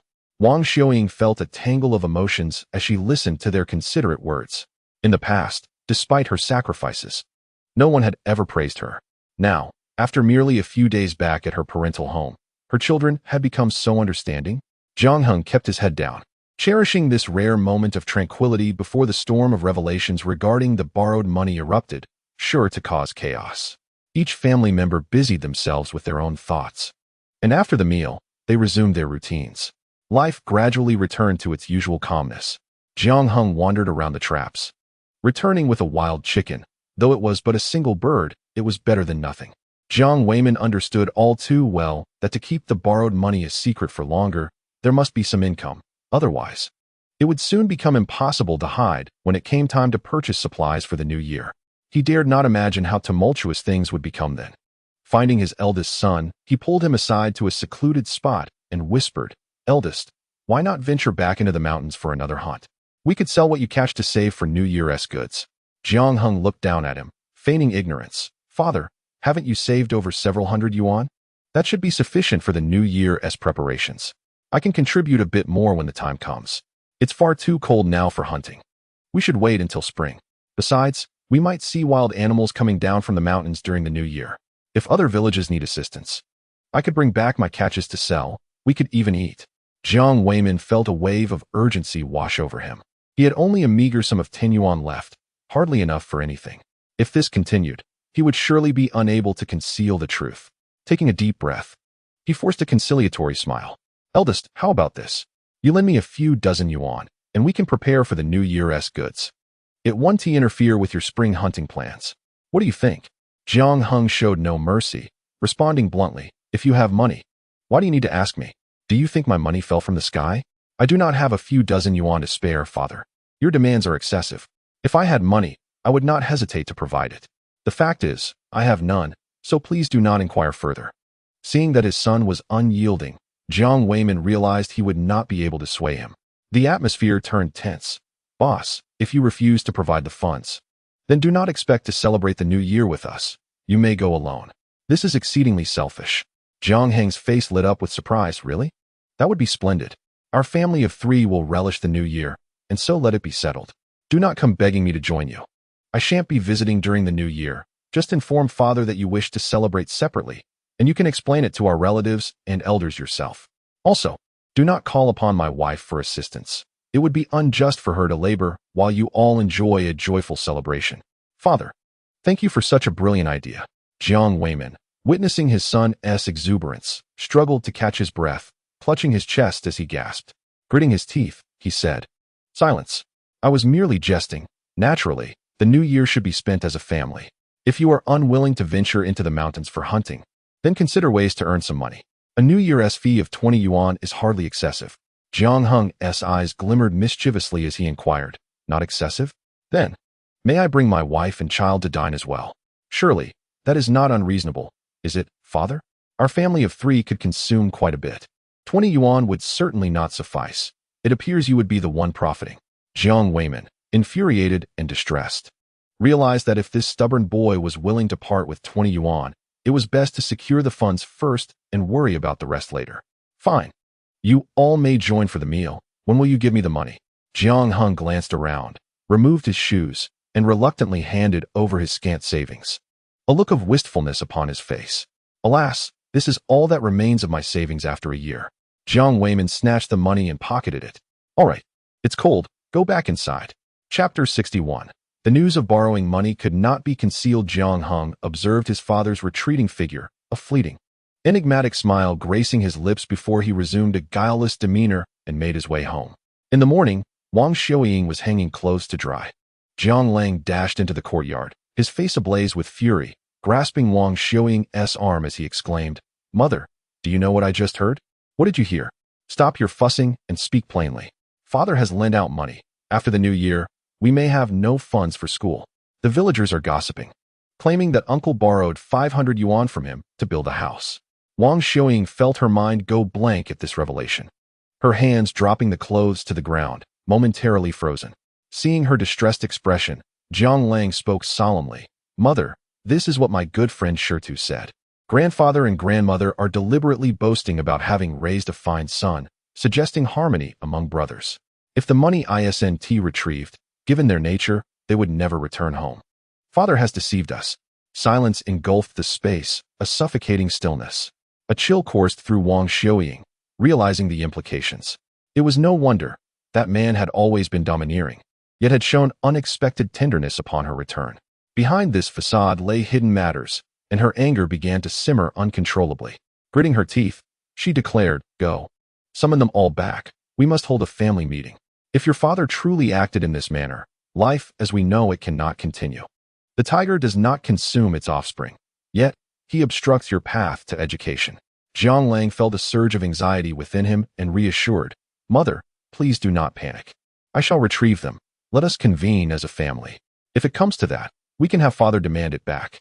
If he is unwilling to reclaim it, it shows his indifference towards our well-being. Such a father is better off ignored, particularly during the new year. We need not concern ourselves with his fate. Let him seek out those he favors. Mother, you must not show weakness in this matter, lest father remain oblivious to the bias of his parents." Wang Xiaoying nodded, her eyes brimming with fury and resentment. If they were to lend money, she would wish for his demise, refusing to show any more leniency. Repeated indulgences had only led to this outcome. Within half an hour, the eldest Jiang family convened in the main room, the courtyard gate locked from within. They exchanged bewildered glances, uncertain of the situation. Wang Xiaoying stood to one side, while Jiang Weimin occupied the main seat. "Xiaoying, why did you summon us with such urgency?" "I merely went to observe the dice game. I did not gamble with them," he protested. "Indeed, mother. I was with father and saw that he did not engage in gambling." "You need not worry," Jiang Yifan added, wishing to avoid further discord at home. His mother's expression was grim, and he feared a spark could ignite a conflagration. Taking a deep breath, Wang Xiaoying disregarded her second son's comments and directly addressed Jiang Weiing. "We have endured together for over 20 years as husband and wife. Please, tell me the truth. Have you concealed from us that you lent 500 yuan to your second son? Do not lie. This matter cannot remain hidden." Jiang Yifan stared in disbelief at his father, while Jiang Xitian looked equally astonished. Jiang Heng and his family sat in the corner, feigning surprise, as they believed in the importance of maintaining the facade. After a prolonged silence, Jiang Weimin nodded, his gaze evasive. I had my reasons. It was merely for school expenses. Mother mentioned she would provide for us after the new year. I intended to ask your second brother to repay it.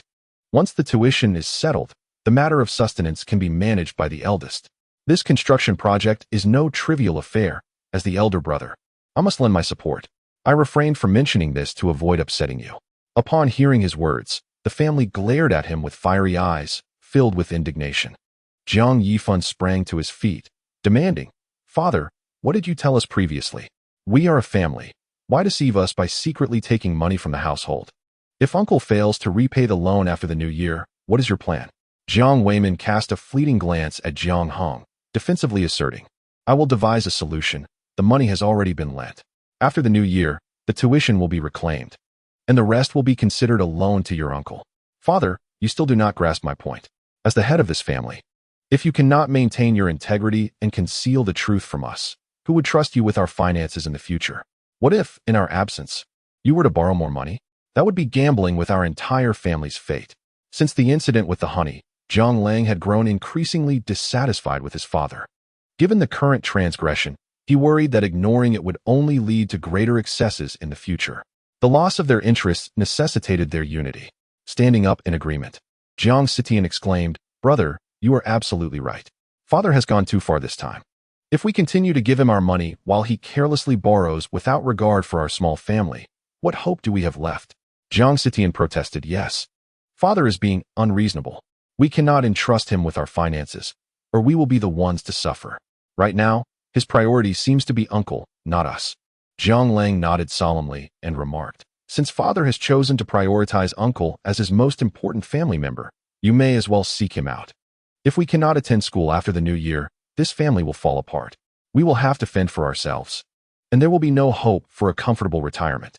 Let us see how well father is treated by uncle when he falls ill. I fear no one will even spare him a glance." Jiang Weimin's expression changed dramatically.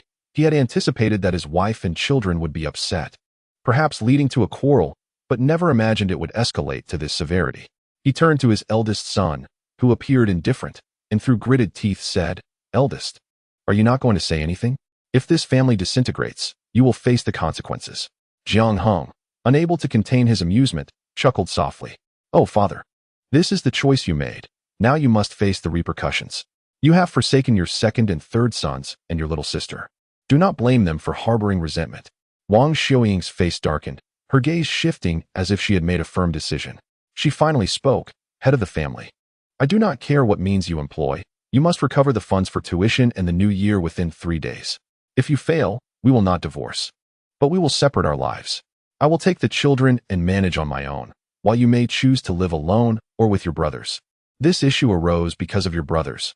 I trust they will not leave you unsupported, so feel free to seek refuge with them. This household no longer requires your presence.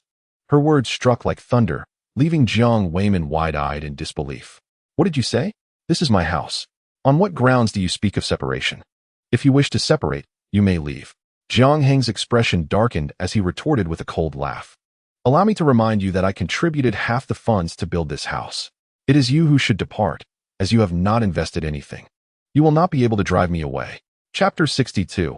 A heart grown cold. The father and son stood in confrontation, neither willing to yield. Wang Xiuying felt a sharp pang in her heart upon hearing his words, after spending so many years together. It was disheartening that he was in the wrong yet sought to expel them. In comparison, the eldest's rebelliousness seemed trivial. At least he had not undermined the family for outsiders. The thought weighed heavily on her chest, filled with disappointment. Since you are so heartless, let us clarify our stance. It is impossible for us to simply leave. Over the years, I have borne 3 sons and a daughter for the Jiang family, managing both home and work. You cannot dismiss us so easily. If we were to separate, the eldest would receive half. The remaining half would be divided among us. And you may keep your room while we handle our own needs. We will only share a life together until the financial matters are resolved. Jiang Weiman, of course, was unwilling, and regardless of his objections, the others unanimously sided with Wang Xiuying, issuing a unilateral notification. Wang Xiuying, having announced her thoughts, proceeded directly to prepare a meal, neglecting to invite him to dine. If one is generous with money, they might as well seek companionship among friends. The family gathered in the kitchen, the atmosphere rather somber. Mom, do you think Dad would truly ask for money? I don't know, but if he does, it signifies a rebellion against your grandparents and uncle. Regardless of the amount he brings back, this family will acknowledge him.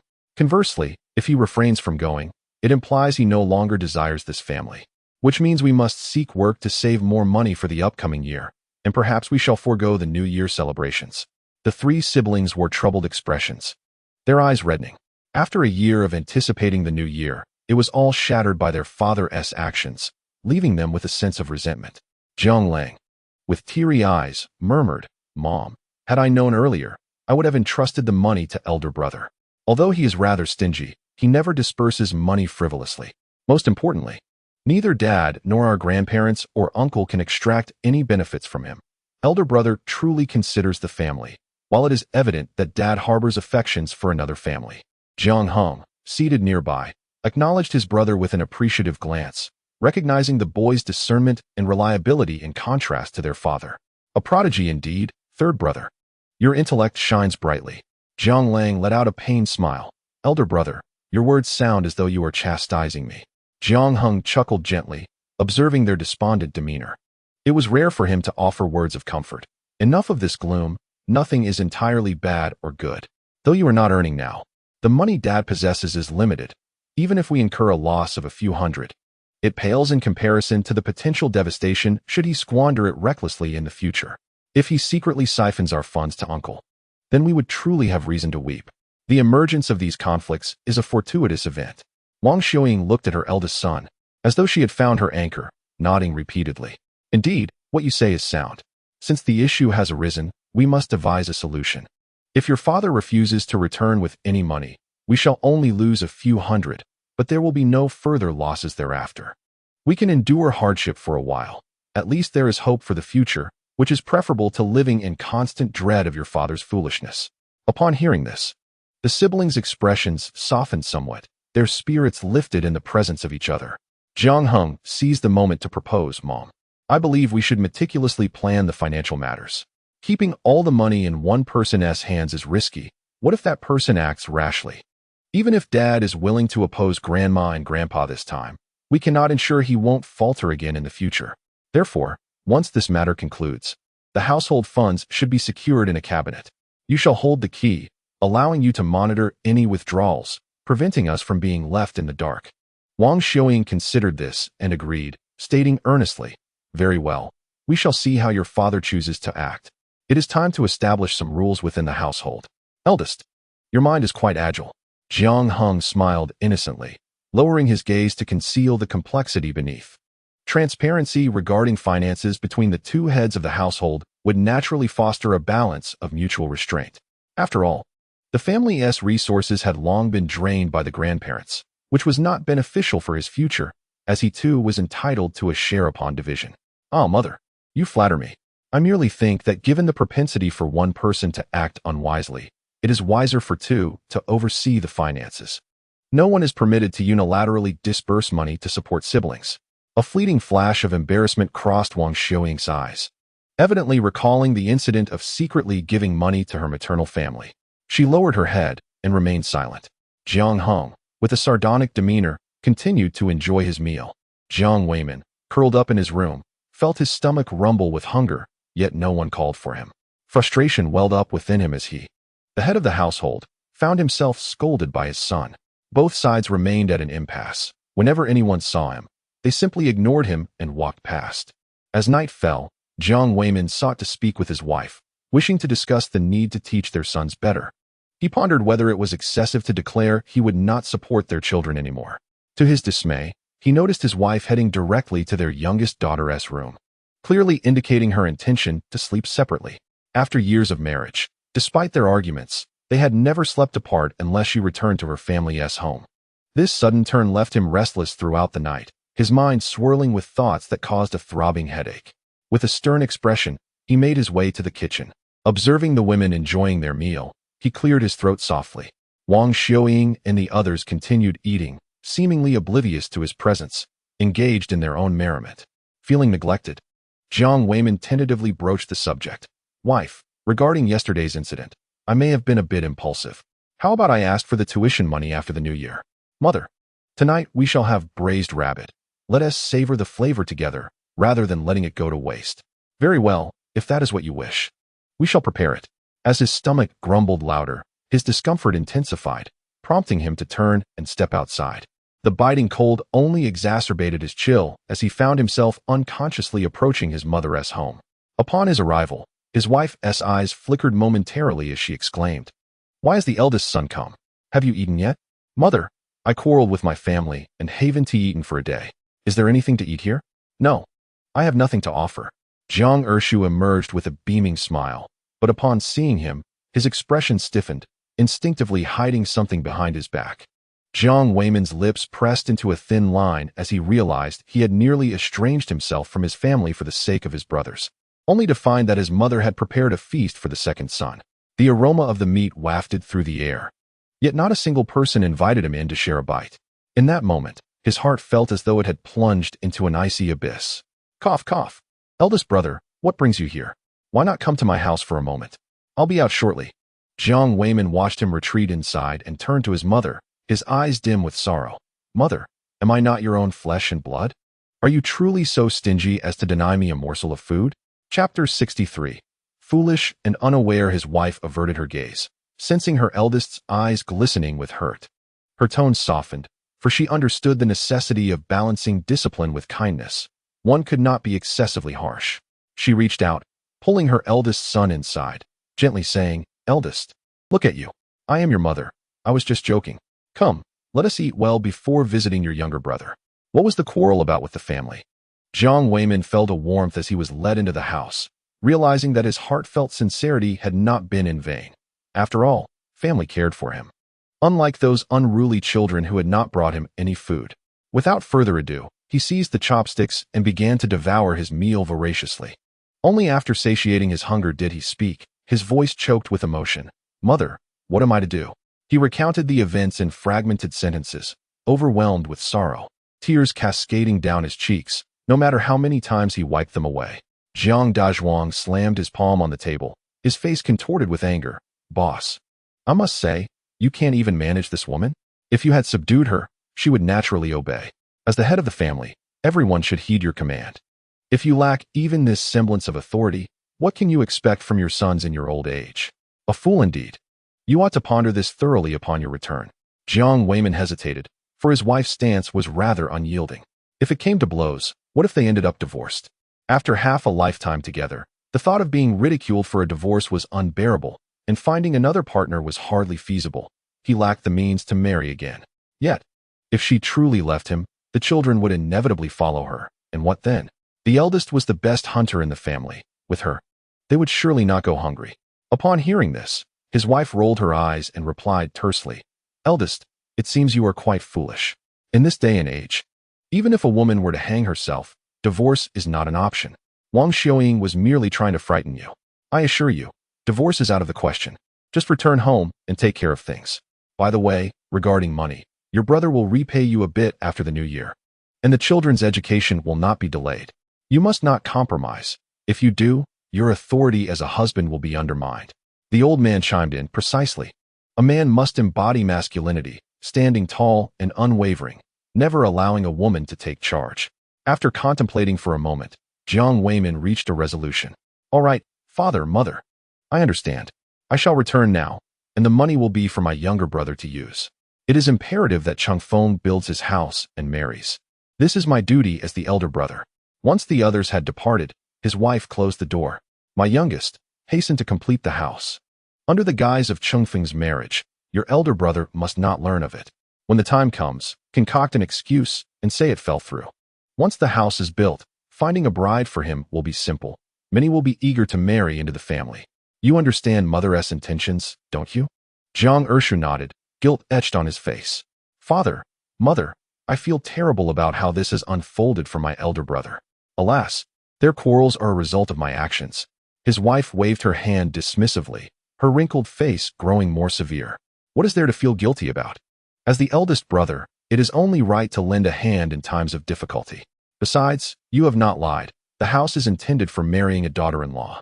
Jiang Ershu, with his sweet tongue and humble demeanor, soon had the elderly couple laughing heartily, and they grew even more fond of him. Upon returning home, Jiang Weiman, deliberately picking his teeth, smugly remarked, "Humph, it is only in times of hardship that one discovers who is truly reliable. My own children are of no use, watching me starve without a thought of bringing me food, while only my brother has offered me sustenance. That is what family is." Wang Xiaoying retorted sarcastically, "Oh really? You went to the second brother's house for a meal, and he actually fed you? That 500 yuan spent was truly worth it." Seemingly oblivious to her sarcasm, Jiang Weiman raised his head and proclaimed earnestly, "Indeed, for my father, mother, and brothers are blood relatives, unlike your cold heart. Heh, I am indeed heartless.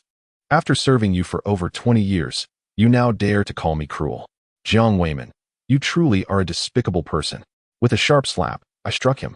Jiang Weiman's hand tingled, and he shouted, "Wang Xiaoying, let me tell you, I am not afraid of you. If you dare to retort again, see if I don't teach you a lesson." Stunned by the blow, Wang Xiaoying burst into tears and, in her despair, ran out. The Jiang siblings were momentarily taken aback.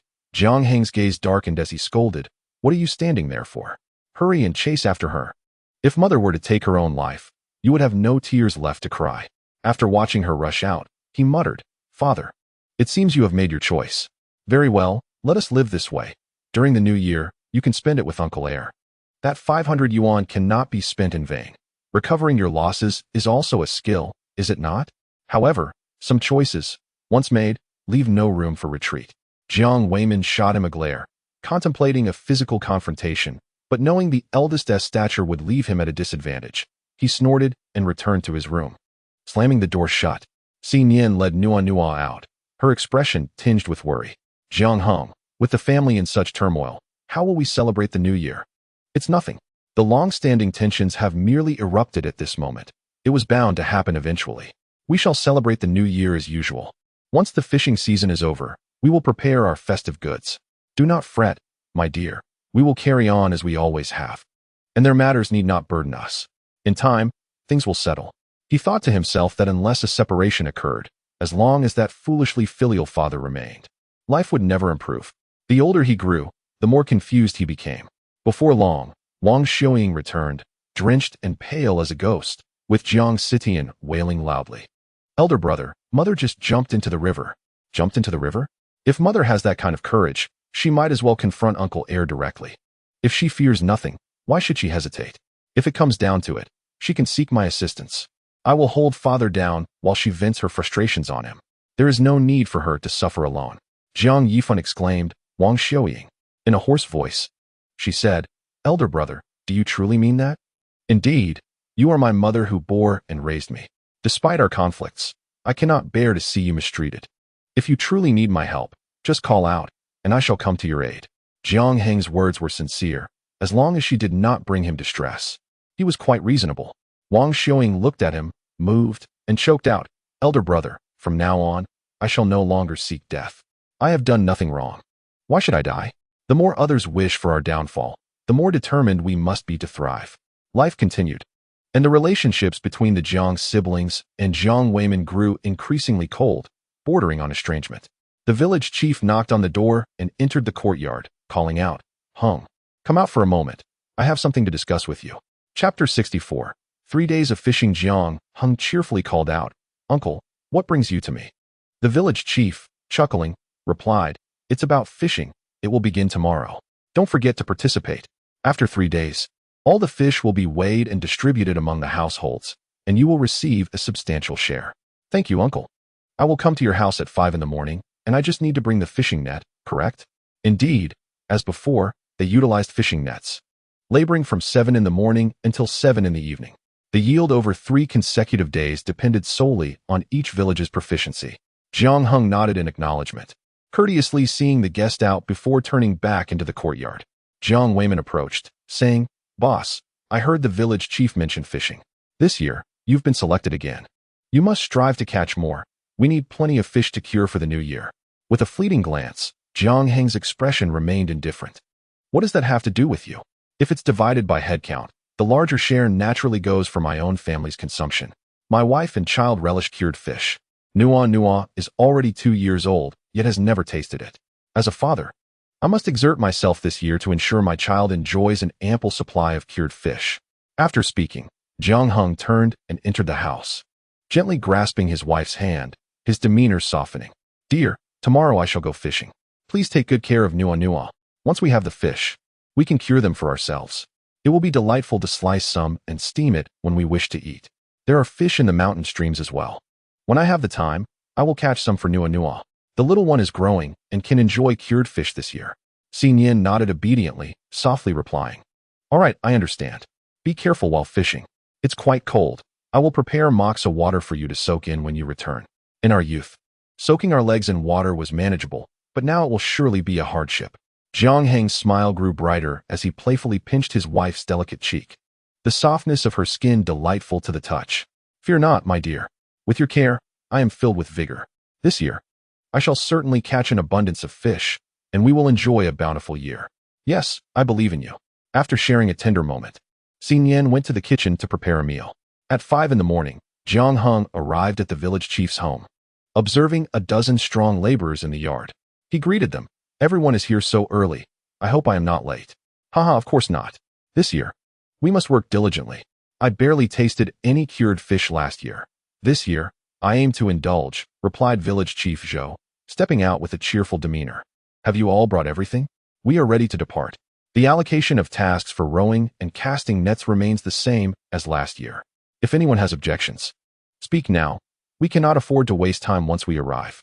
In unison, the crowd responded, No issues. We shall heed the village chief. The group divided into 3 teams, forming 3 boats, and made their way to the pond below the reservoir, rowing towards the center. The village chief had arranged 3 donkey carts for transporting the fish. This cooperation would save time and yield a greater catch for the village. Wang Taizhu stood atop one of the donkey carts, gazing towards the lakeshore, where a throng of people had gathered, a dark mass that obscured the view from lower ground. The village chief, also standing high, struggled with his sight due to age. Unable to discern the situation on the boats, only hearing exclamations of excitement suggesting a bountiful haul. Unable to contain his laughter, he said, Taizhu, your eyesight is keen. Help me see how they are faring with the catch. I have specifically calculated the days. Today is indeed auspicious, haha. Wang Taizhu craned his neck, his face lighting up with surprise. Village chief, that boat with brother Jiang is returning. They must have had a significant catch. The other villages will surely be envious. Upon hearing this, Village Chief Zhou exclaimed with excitement. Wonderful. I knew that Heng is an exceptional fisherman. In previous years, we always ranked at the back and thus had fewer fish to catch. This year, we are at the forefront. Let us see who dares to compete with us. Soon, the boat reached the shore, and Jiang Heng dragged the bags onto land, promptly tossing them onto the donkey cart while urging Zhuzi, hurry and take them to the village chief's yard. All right, Brother Jiang, I'll be back soon. The villagers gathered on the shore gazed enviously at the lively fish filling the cart, their hearts bubbling with bitterness, especially the villagers of the first village. Chief Gumao of the first village felt as if he were being slapped repeatedly in the face. He had never experienced such humiliation since taking office. Look at Zhou Village Chief. His face is all smiles. It's infuriating. Next year, our village must secure the first position. The 3-day fishing period swiftly passed, and Zhou Village Chief's yard overflowed with fish, piled high like a small mountain, totaling several thousand pounds. On the 4th morning, a long line formed at the entrance of the village chief's yard, each villager holding a basin, eagerly awaiting their share of fish. This year, families could receive 30 pounds each, a significant increase compared to the meager 10 pounds in previous years, enough to celebrate the new year with hearty meals. The joyous laughter echoed outside the yard as the villagers reveled in their good fortune. Village Chief Zhou first called upon the fishermen, a group of sturdy men who had worked tirelessly over the past 3 days. They were undeniably the first to receive their share. Each man carried back bags weighing around 50 pounds, promising a prosperous year ahead. When it was Jiang Heng's turn, Village Chief Zhou patted his arm, his face beaming with paternal warmth. Thank you, Heng. Without you, our village would not have claimed the top spot this year. This bag is yours. Take it home and be sure to preserve and dry the fish. They will be delicious. Thank you, uncle. I shall return now, Jiang Heng replied. As he returned to the yard, his family gathered around him, their faces lit with surprise. Elder brother, you are amazing. This much fish will last us a long time. Wang Xiuying nodded repeatedly, knowing that following her eldest son would ensure a life of abundance. He truly was capable. Now, each household must collect their own share. This portion belongs to my family. As for whether I'll share it with you, that depends on my mood, understand? Jiang Heng stated calmly. What do you mean by that? Jiang Heng replied, my father has gone to collect the fish. Whether he brings them home or takes them directly to your grandparents' house, I cannot say. If you hurry, you might intercept him and claim part of the catch, but if you delay, it may be too late. Wang Xiuying glanced at the bag, her expression shifting as she said, let us go. We must all go. The fish are distributed by household, so we are entitled to a significant portion. We will reclaim our share, and as for what your father chooses to give, that is up to him. Elder brother, you have dozens of pounds of fish. It will be exhausting for just the 2 of you to handle it. Let us do it all at once when we return, remember that. Once Jiang Heng saw them off, he called out, wife, come out. Let us go to the river and prepare the fish. We shall have a fish stew for dinner tonight. Nian emerged with a bucket, unfastened the bag, and peered inside. To his astonishment, there were at least 10 fish, and a quick glance revealed 7 or 8 more. So many, he exclaimed, Jiang Heng, you are truly remarkable.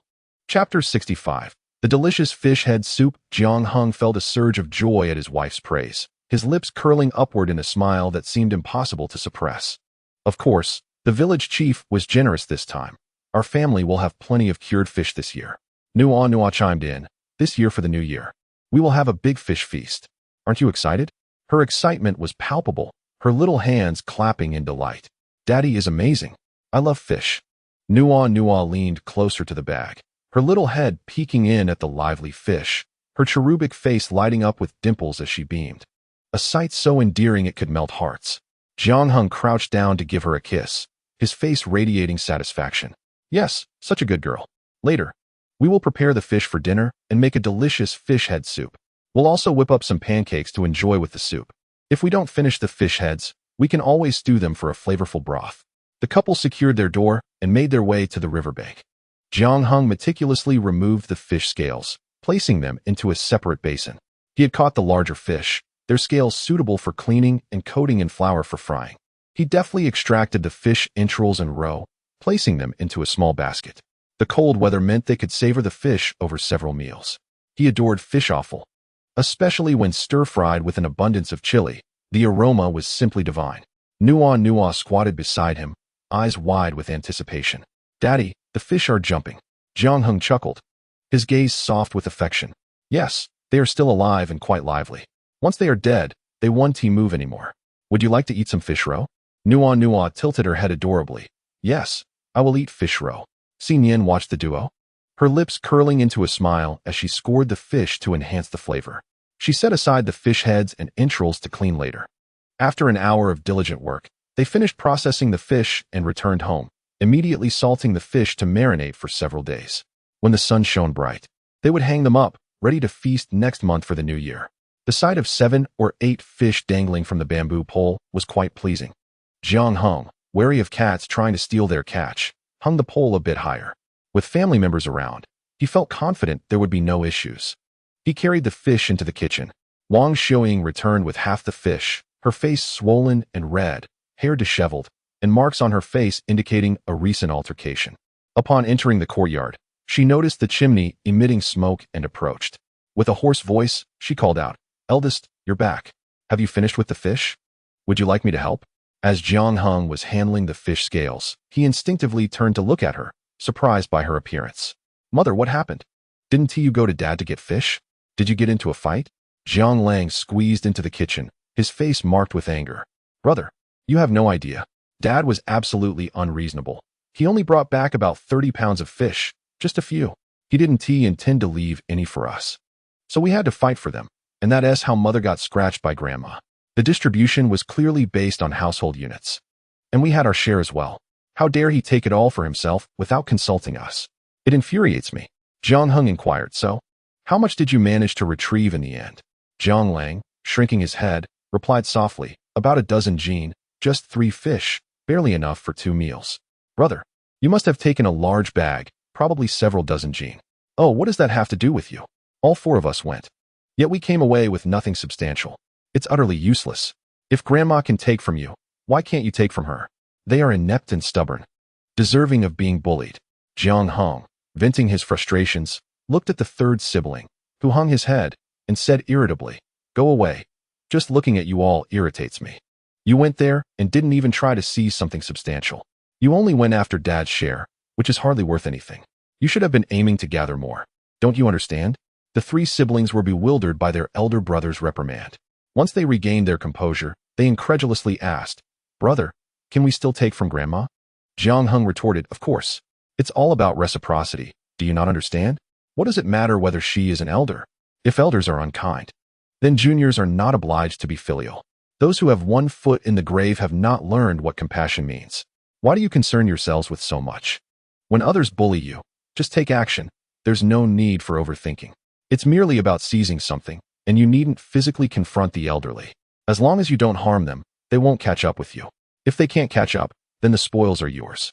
The trio exchanged glances, feeling as if a veil had been lifted from their minds, their thoughts now clear, though tinged with regret. They had missed out, significantly. Jiang Heng let out a light snort, his anger dissipating somewhat, and spoke in a solemn tone, "It's not too late yet. During the new year, you can expect that our grandparents, wishing to appear harmonious before relatives, will allow us to visit. At that time, we will bring bags filled with worthless items and tell the villagers they contain chickens, ducks, and rabbits, letting our grandparents suffer a silent loss.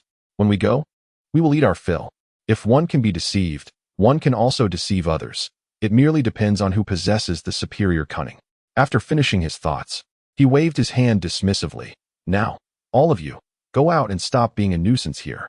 We will have fish head and offal stew for dinner. Little sister, go help your sister-in-law peel the chestnuts." Upon hearing of the fish stew, Jiang Sitian eagerly rushed to assist Nian with the chestnuts, brimming with enthusiasm. Jiang Heng nodded.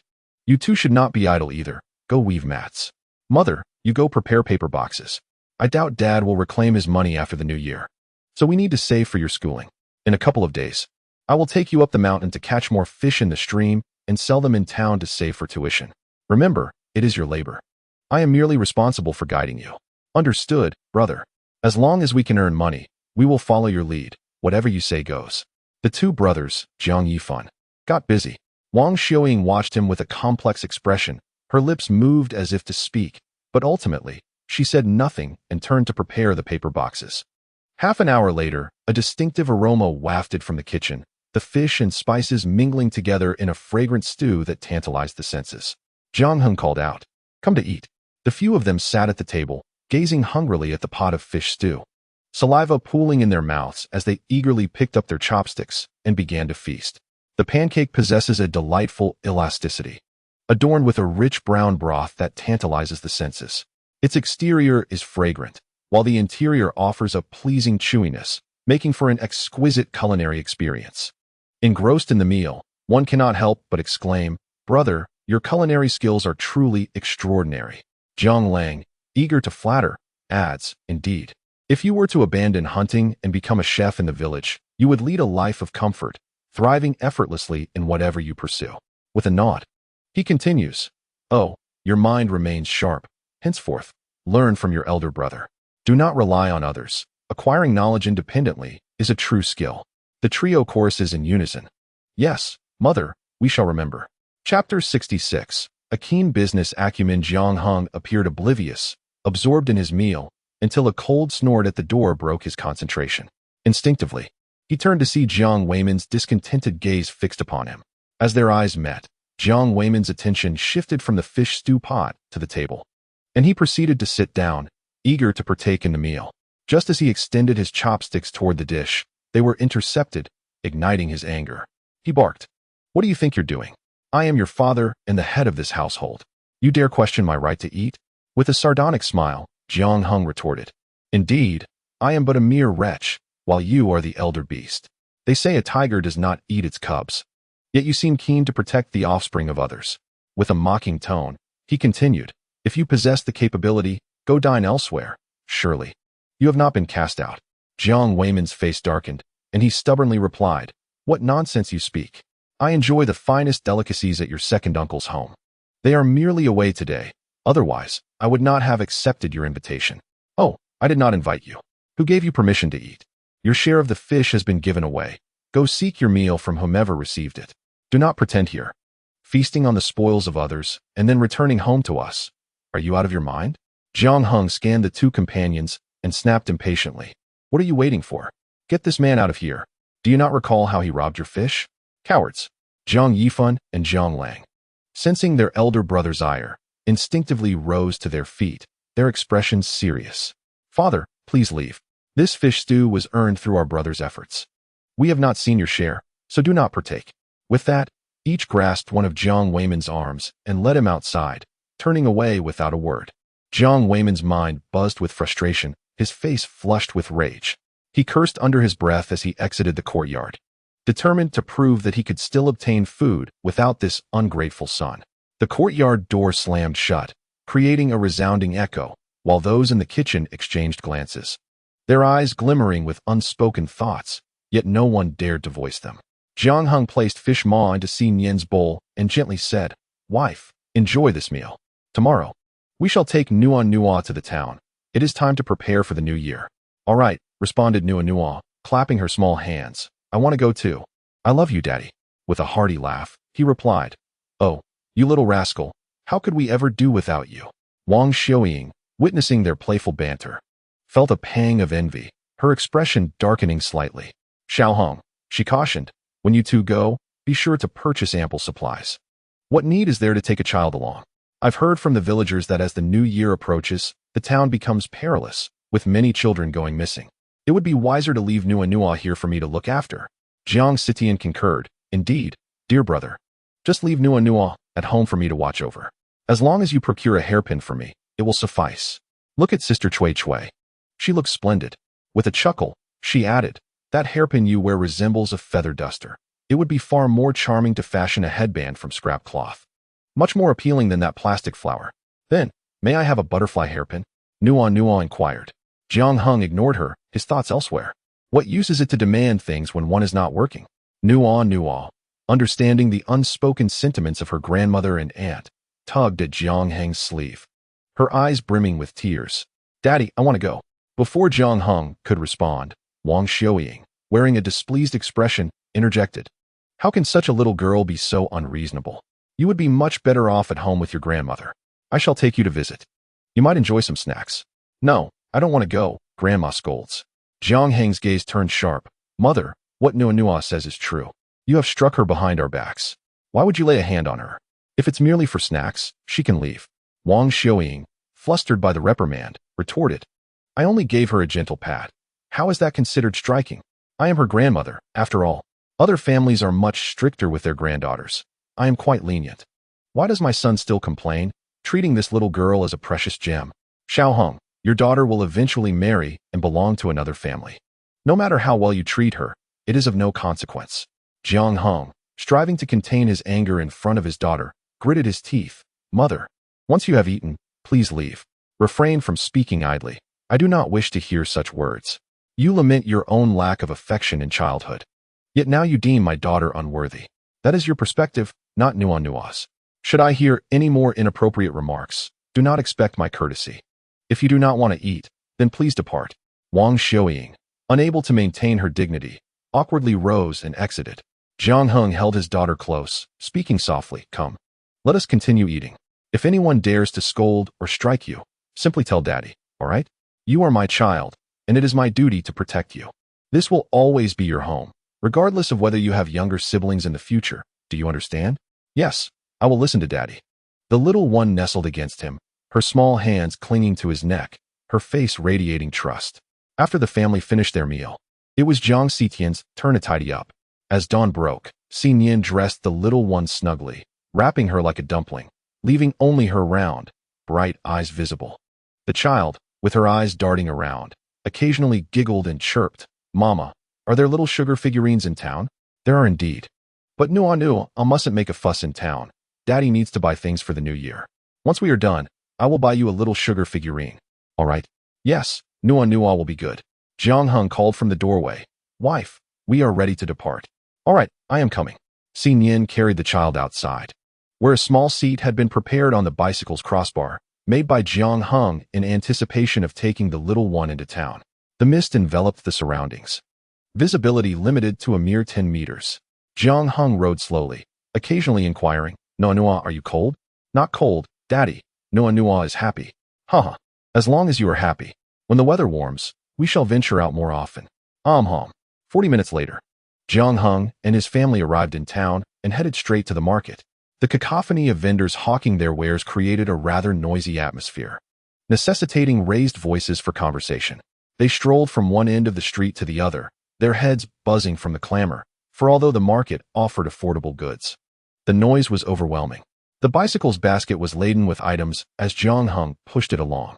Nuonuo, do take a look and see if there's anything you fancy. What do you think of the windmills? Shall we buy some candied hawthorn and peanut candy? Let's limit those treats for you, he cautioned, aware that excessive sugar could be detrimental to a child's dental health, advocating moderation instead. Nian nodded gently, her gaze softening as it fell upon her daughter. A vendor, pushing his bicycle, called out, hair accessories. Come and see the various designs, including those little butterflies that flap their wings. Dear, do you want that butterfly? No, I don't want it. That's for little kids, and I'm too grown up for that. Jiang Heng shivered at the thought of his wife wearing such a bold accessory, finding the aesthetic of the time rather audacious, one that did not appeal to him. I agree. How about I buy you a headband instead, and we can get Nuonuo a little butterfly? They are so endearing with their tiny flapping wings. Brother, wait. I want to buy something. The vendor, hearing the voice, wheeled his cart over enthusiastically. What would you like? I have fresh goods from the south, stylish and quite lovely. Nian chose 2 small butterflies, placing them in her daughter's hair, and when she inquired about the price of the headbands, she shook her head, unwilling to purchase. With that amount of money, she could buy some fabric to make as many headbands as she desired. It simply wasn't worth the expense. What's wrong, dear? Don't you like these styles? I do prefer to make my own. Jiang Heng glanced over the selections and indeed found them rather unattractive. In his time, there were butterfly headbands that could be styled into a low ponytail, exuding a gentle beauty more suited to his wife, unlike the unappealing designs of this era. All right, let us just buy 2 of the butterflies and 2 balloons, and leave it at that. The vendors zealously promoted 2 butterfly hair clips and 2 balloons, all for just $1.20. After Nian paid, she pointed out, Jiang Heng, we nearly bought everything. Perhaps we should head home early? No rush. Let us have some big pork noodles first. Is that necessary? Eating here is rather extravagant. We could just as well eat at home. Jiang Heng, with one hand on the bicycle and the other grasping hers, guided her toward the noodle stall, where they ordered 2 bowls of hearty pork noodles. The noodles of that time were robust and lacked the modern finesse. The proprietress, noticing their bicycle loaded with goods, inferred that this young couple must be well off. For most would hesitate to spend so liberally. Come, eat while it's hot. Feel free to help yourself to the chili and pickles. Just let me know if you need anything. Thank you very much. The family of 3 relished the warmth of their meal, their previously chilled bodies gradually thawing with each bite. Nian softly remarked, Jiang Heng, I saw the headbands sold by the vendor. They were 10 cents each and rather unattractive. I wonder if I could buy some fabric to make my own. Taking advantage of the festive season, you should venture out and try to sell your creations. If successful, it could provide a modest income from home, which is certainly preferable to merely crafting paper boxes. My mother-in-law often laments her lack of earnings, and without the means to counter her sentiments, it would be far better if she could earn a little for herself. Jiang Heng cast a knowing glance at her, understanding her unvoiced thoughts. Engaging in a passion would surely bolster her confidence. The profits could be secondary, as long as she finds joy in it. He recalled a plethora of hair accessory designs from later times. Noticing his silence, Nian softly inquired, is it not feasible? If it isn't, Jiang Heng snapped back to the conversation with a smile, there's nothing unfeasible about it. If you enjoy it, go ahead. We can explore designs together. During the festive days, I'll procure some candied hawthorn. Moreover, we can sell the hair accessories you create. I am confident that the heartfelt craftsmanship of my wife will surely appeal to many. His eyes sparkled with trust and support. Nian felt reassured and replied earnestly, I will dedicate myself to this endeavor and try out different styles to see what appeals to the public. Jiang Heng's eyes twinkled, and he nodded with a smile. Excellent. Let us experiment with the soft headbands, ensuring they are both attractive and endearing for children. For women, they should be practical yet elegant, far surpassing the unattractive pink hair flowers. With a chuckle, she agreed, I share your sentiments. Little Nuonuo, hearing her name, raised her tiny hands, exclaiming, I will earn money to buy a hair flower for mommy. Nian couldn't help but smile at her daughter's enthusiasm, replying, all right, let us enjoy our meal quickly. When we return home, I will craft you a beautiful headband, and then we can take Nuonuo out for a stroll. If others take a liking to it, we might just earn some money. How delightful. Money equals deliciousness. I will work hard. After their meal, the trio headed towards the supply store, purchasing a large bag of scraps, elastic bands, and beads. On their return, Jiang Heng found it necessary to push the cart, as they had bought far too much to ride. By the time they arrived home, it was already noon. Jiang Tian eagerly approached them, her curiosity piqued. Elder brother, did you get me something? You didn't forget my hair flower, did you? Jiang Heng replied nonchalantly, that thing is as silly as a fool. It would look dreadful on you. No need to cry. I'll have your sister-in-law make you a more beautiful headband.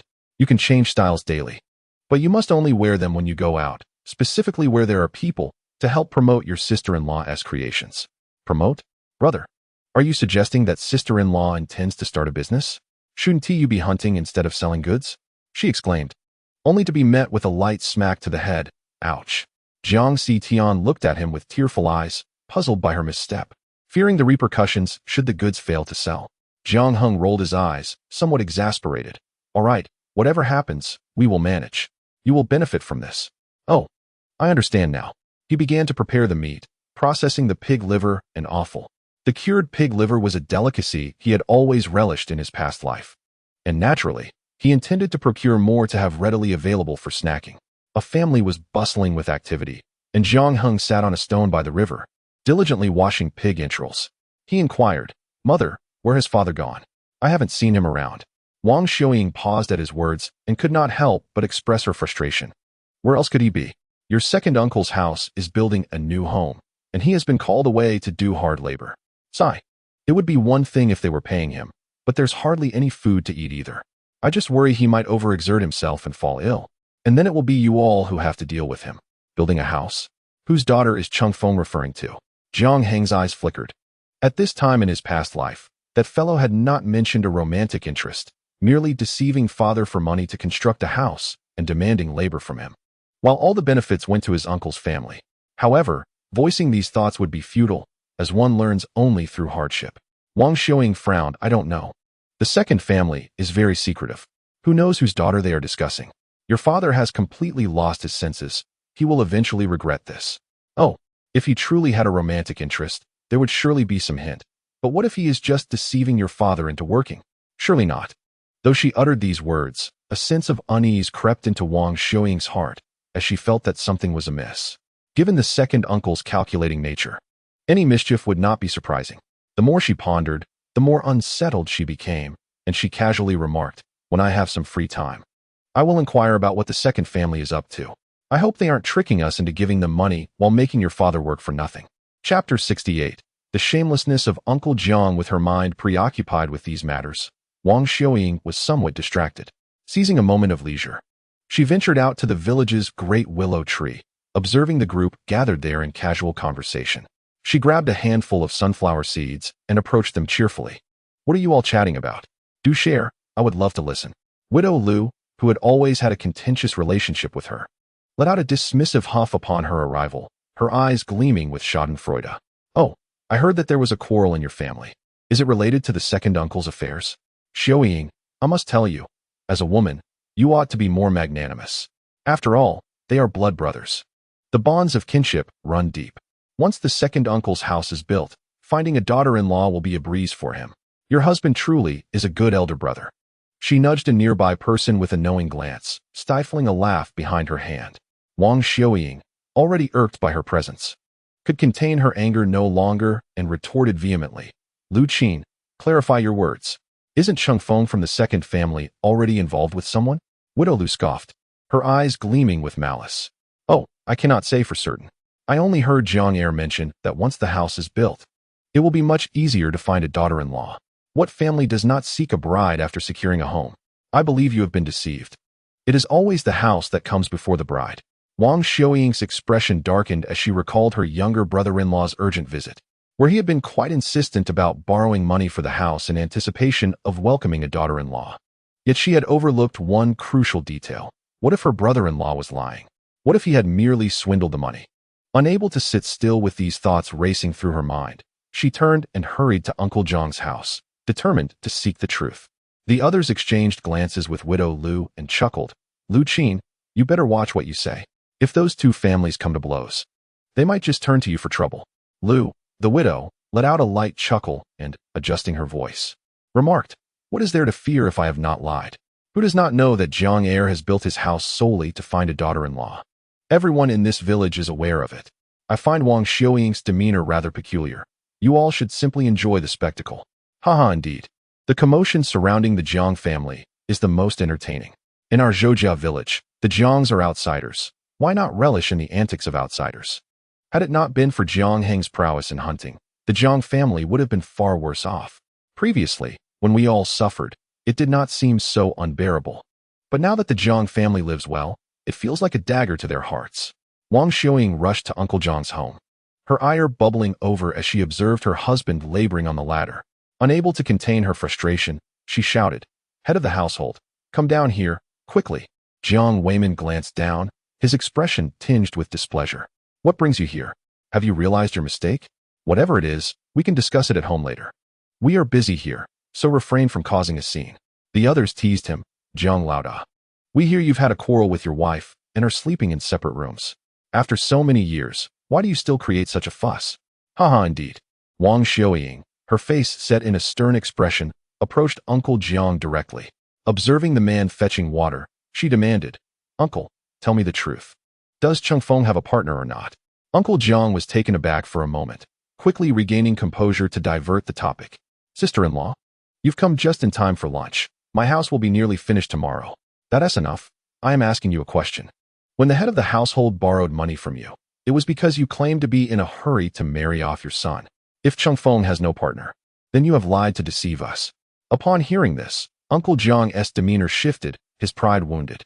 "Sister-in-law, what do you mean by that? How can my Changfeng find a partner without a house? Now that we are building one, he can find someone anytime. Do not cause a ruckus." Wang Xiuying, fully comprehending the implication, retorted angrily. "So what you're saying is that when you borrowed money from my family, Changfeng had no partner at all. You merely used the pretext of building a house." Uncle Jiang raised his head, surveying the house, which needed only a roof. He thought to himself that even if a quarrel ensued, it mattered little. He had the 500 yuan firmly in his grasp. What could they do if he truly upset them? With a half-smile, he replied, "Sister-in-law, I do not understand what you are saying. If there is nothing else, you should return home early. Once the house is completed, I will invite you all for a meal." "Oh, this house could not have been built without my elder brother's help." Wang Xiuying felt a knot in her throat, pointing at him. "Heir, you are utterly shameless. That 500 yuan is from our family, saved over many years through frugality. You used it to deceive us into marrying off your son. Is that not lacking in conscience? If you wish to build a house, then do so honestly. Why resort to lies?" Before Uncle Jiang could respond, Gao Hongxiao burst forth, exclaiming, "Eldest sister-in-law, your words are too harsh.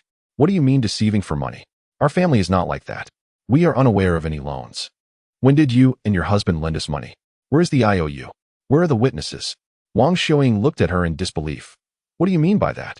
I contributed 500 yuan to this household.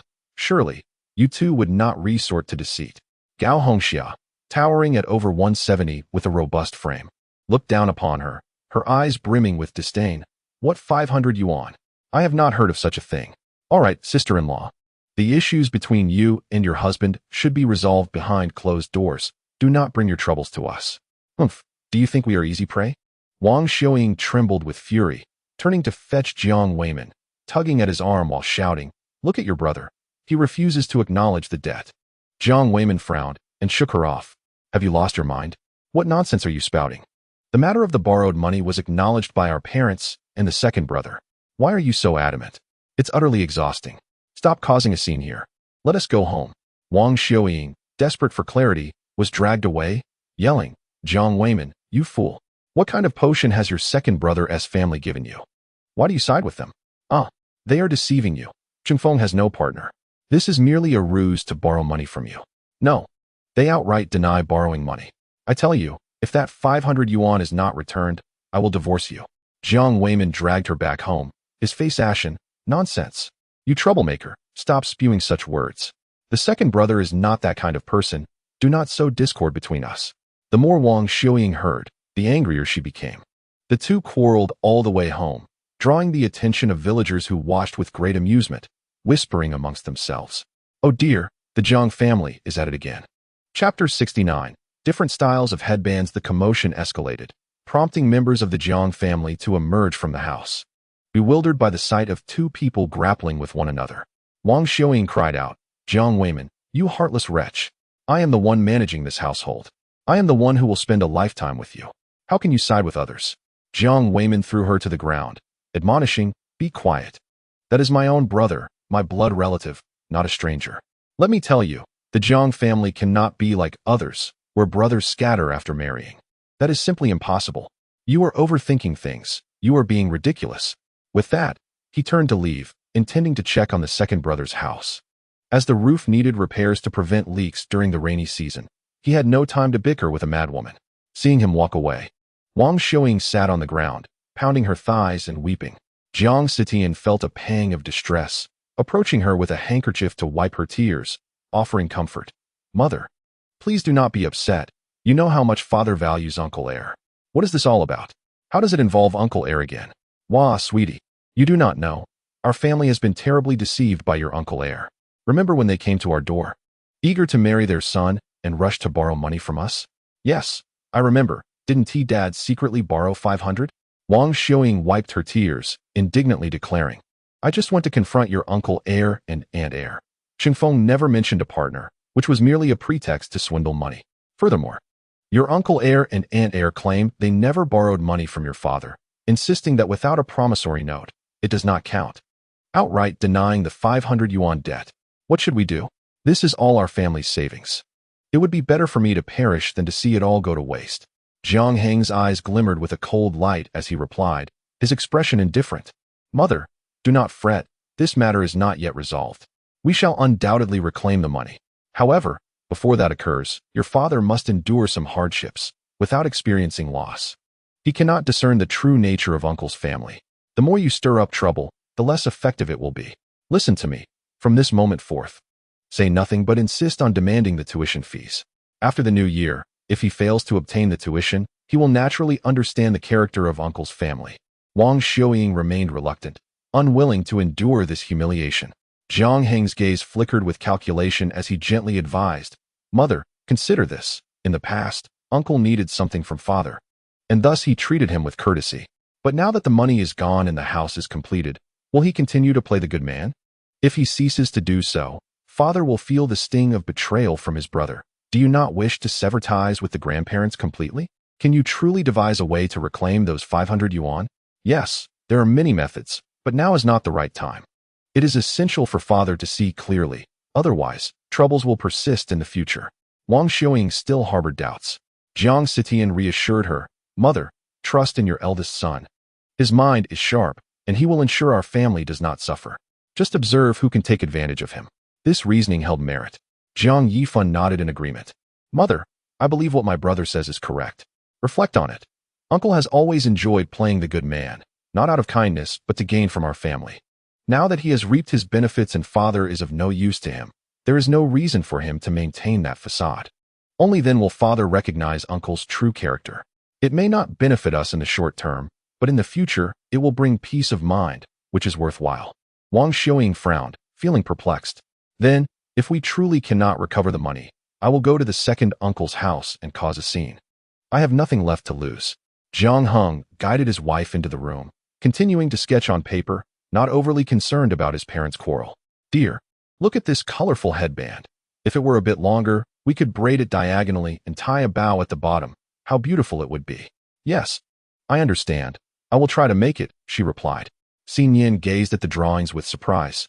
Jiang Heng, when did you become such a talented artist? It's truly impressive. If you continued your studies, you would surely be accepted into university. Jiang Heng chuckled lightly. I have no interest in school. I am more inclined towards earning money and enjoying life. Now, let us focus on our own tasks and not concern ourselves too much with theirs. Enduring hardship will teach them a lesson. But what if they do not learn from their losses? Look at father. He has spent his life fixated on uncle, always at a disadvantage and never truly understanding. Indeed, they have not suffered enough to feel the pain deeply. Once the anguish becomes unbearable, clarity will dawn upon them. Regardless, they cannot exploit us. We need not worry about them so much. Nian pondered this and agreed. Recognizing that earning money and improving their lives was far superior to anything else, having wealth undoubtedly eases problems. One sketched while the other sewed the headband, occasionally sharing thoughts, creating a warm atmosphere. The little one watched from the side, tilting her head and giggling. Mommy, is this for Nuonuo? It's so beautiful. The delightful adornments crafted for Nuonuo, embellished with beads, produce a melodious chime that is both pleasing to the ears and visually enchanting. When you venture out with your aunt, be sure to promote it well to your mother. Indeed, let us earn some money. Nian couldn't help but chuckle at the little money enthusiast. After a day's work, several pieces were completed. Nuonuo's was a vibrant red, crowned with 2 charming loops, secured with a hairband, the ties adorned with beads that danced with every movement.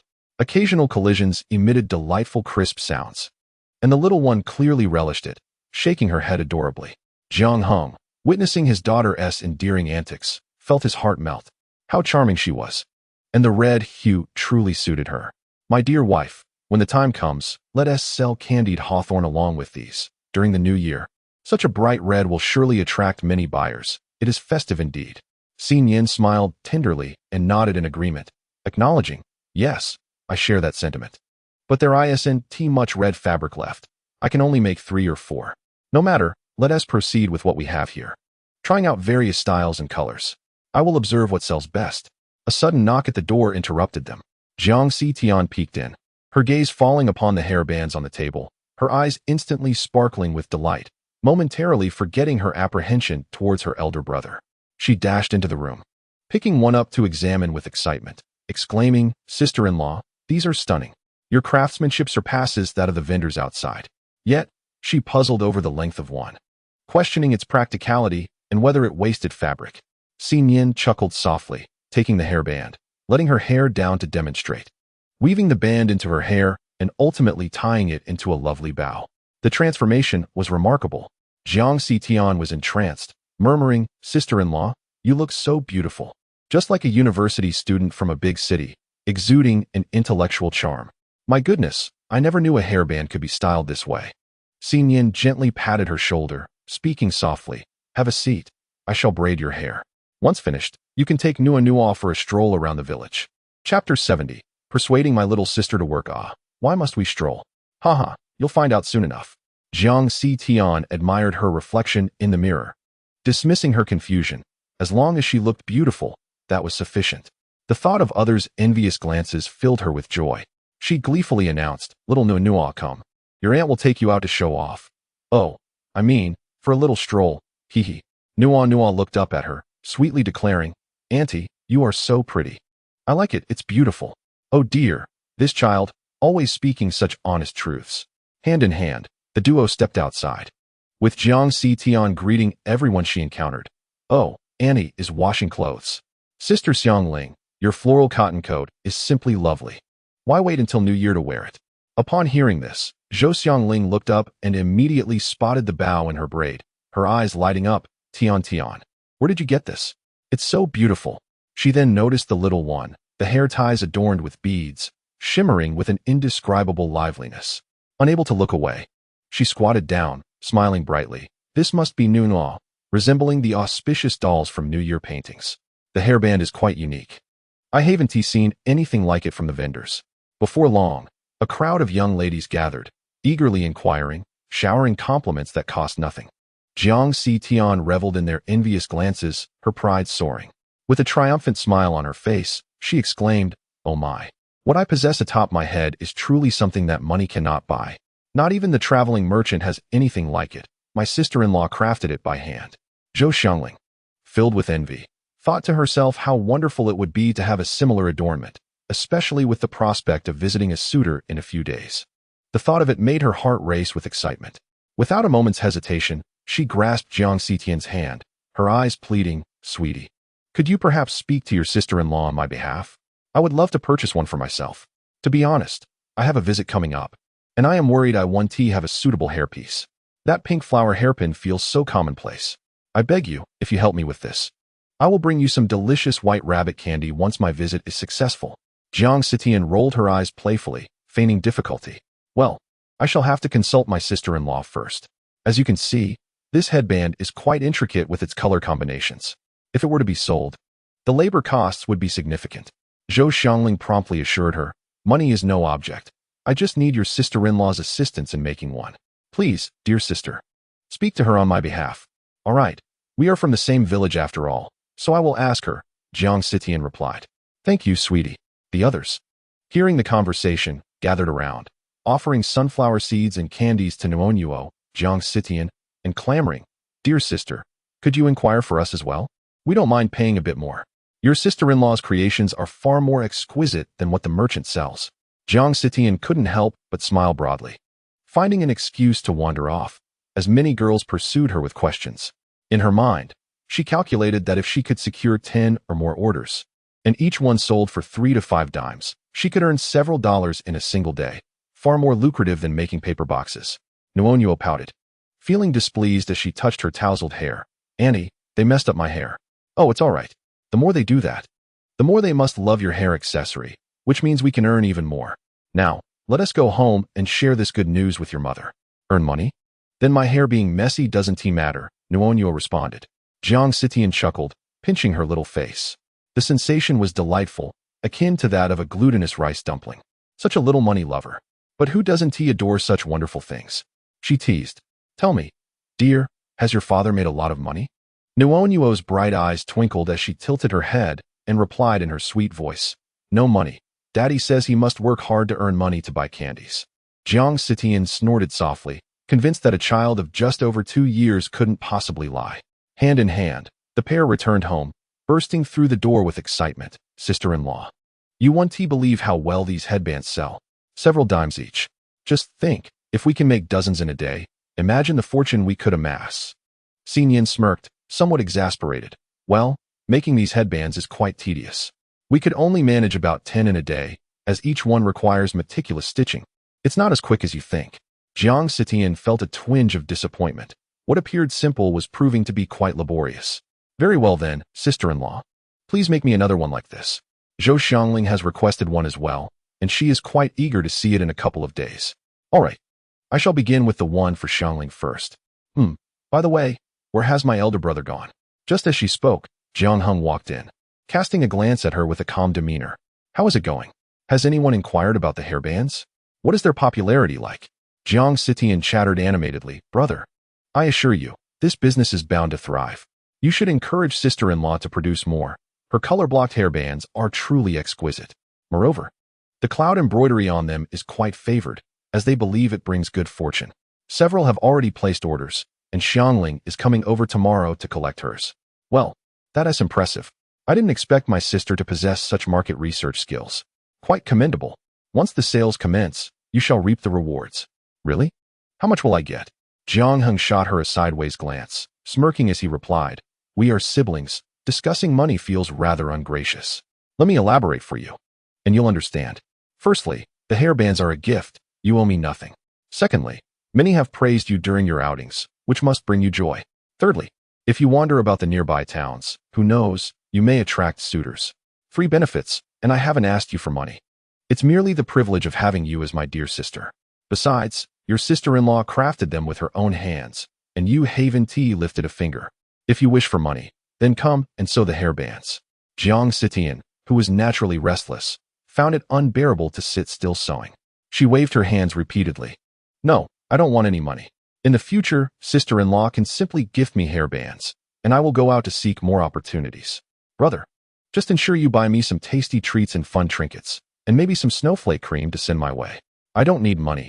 As siblings, we shouldn't discuss such matters. Jiang Heng clapped his hands in approval. Ah, that's the right mindset. I am merely honing your acumen. In due time, you will understand. Market research can indeed be more meticulous. For instance, if you could gather data on age ranges, preferred styles of hairbands, colors, and so forth, we could conduct a thorough analysis, thus tailoring our offerings for greater profitability. Jiang Sitian looked at him in bewilderment, her face falling. No. Why does it have to be so complicated and mentally taxing? Chapter 71. Zhou Xiangling's viewing Jiang Heng twitched his lips. Indeed, the impoverished are often not without reason. And her lack of quick wit was evident. He lamented that, with this time, it would be better spent nurturing his wife's perceptiveness, which would be far easier to teach than this dim-witted sister. He waved his hand, urging her, All right, if you are unwilling to work, then go out and stroll. In the meantime, promote the hairbands and help me raise the prices. Jiang Sitian let out a sigh of relief and hurriedly dashed away. Jiang Heng shook his head and sat down, softly asking, Wife, if this business can stabilize, we could manage it from home, and later, with sufficient funds, we could purchase a sewing machine for greater efficiency. Ah, no, that's unnecessary. Sewing machines are quite expensive. Hand sewing suffices for me. Besides, we are uncertain about the profits, and it would not be wise to invest too much capital. What if it doesn't work out? Wouldn't that be a waste of money? Nian still felt a twinge of apprehension. This was her first venture into business, and only upon receiving actual payment would it feel substantial. The following morning, Zhou Xiangling arrived at the door, somewhat shyly greeting, Sister C, good morning. I wonder if my hairband is ready. I came to purchase a hairband. Yes, it's ready. Please follow me, replied Nian. The two entered the room, where several styles of hairbands were displayed on the table, including one adorned with a large, splendid bow embellished with sparkling beads that captivated the eye. Zhou Xiangling cautiously touched them, growing fonder with each glance. Sister C, your craftsmanship is truly remarkable. I have never seen such styles before. They would surely look beautiful when worn. Nian retrieved a patchwork hairband and handed it to her, smiling as she said, I had some spare time at home and decided to experiment a bit. Come, let me help you style it. This hairband is versatile. You can tie it in a ponytail or wear it as it is, and it will still look lovely. In a short while, Nian had created several styles. Zhou Xiangling exclaimed, Sister C, you are incredible. My hair often frizzes and is difficult to manage, but it seems to obey you perfectly, flowing just as you wish. Unable to contain her laughter, Nian gently explained, It's not difficult. I can teach you. Your hair has a slight inward curl. First, you need to smooth it out, then apply a bit of water to tame it. So that is how it is. Sister C, you are so clever. Zhou Xiangling replied, beaming. Ah, it's nothing. I know many styles for tying hair. If you ever need help, just come to me, and I will teach you. Yes, thank you. Sister C. Meanwhile, as Nian was sewing hairbands indoors, a group of young girls burst in, their eyes sparkling with excitement. Sister C, we also want to buy the lucky hairbands. Hurry and show us. Looking at them in confusion, she said nothing and instead took out a small basket. placing the hairbands on the table for their selection. For now, there are just these 5 styles. Please take a look. The girls began chattering animatedly. I'm telling you, this is the hairband. Xiangling wore this one, and the man she met was immediately smitten. They say that hairband makes her look radiant. I want this light green one. It's so lively. Then I'll take this bow. I can just tie it in a ponytail since my frizzy hair doesn't suit braiding. After collecting their money, Nian, intrigued, asked, You mentioned Xiangling met someone. Has it been confirmed? Zhou Mei nodded. Yes, it happened yesterday. I heard the man's family is quite well off. I never thought it would work out, but here we are. Indeed, Xiangling didn't even look much. It was that hairstyle that made her look so lovely. And we just want to buy it for a bit of luck. Right, I want to meet someone too, and if it works out, I'll bring more people to Sister C to buy? Nian smiled and nodded. All right, thank you all. The girls hurriedly came and went with great enthusiasm. Wang Xiuying furrowed her brow and walked in, observing the items on the table with dissatisfaction. Daughter-in-law, can these scraps of fabric you've made truly be sold? Yes. Though the quantity is small, I've only managed to sell a few. How much for each? Nian pondered for a moment and replied softly, Each style varies. The embroidered ones are a bit pricier, at 50 cents each, while the cheapest is 20 cents. Hearing this, Wang Xiuying's interest was piqued. This was certainly better than making paper boxes. She decisively stated, Then teach your sister-in-law, so she doesn't wander about aimlessly every day. Mother-in-law, Sweet previously mentioned her reluctance to engage in this task. Daughter-in-law, there is no room for hesitation, as the sister-in-law. Do not forget about your younger sister when opportunities for profit arise. My daughter is exceptionally bright and will surely learn quickly. Very well, I understand. I will discuss it with Sweet when she returns. As Nian observed her leave, she couldn't help but feel a twinge of helplessness as she discreetly took 2 items. Wang Xiuying, clutching her belongings, called out from outside the door, This appears simple enough. I will take it back to examine, and we can collaborate to make money together. Zhou Xiangling knocked and entered, her face radiant with joy. Sister C, I have come to see you and to bring you some wedding candies. Their family has decided before the new year. She shyly lowered her gaze, pulling out a handful of white rabbit milk candies, murmuring, He complimented my headband, saying it suits me well. Nian felt delighted and playfully responded, In that case, I must indulge in these wedding candies. I owe you my gratitude for bringing several business opportunities my way.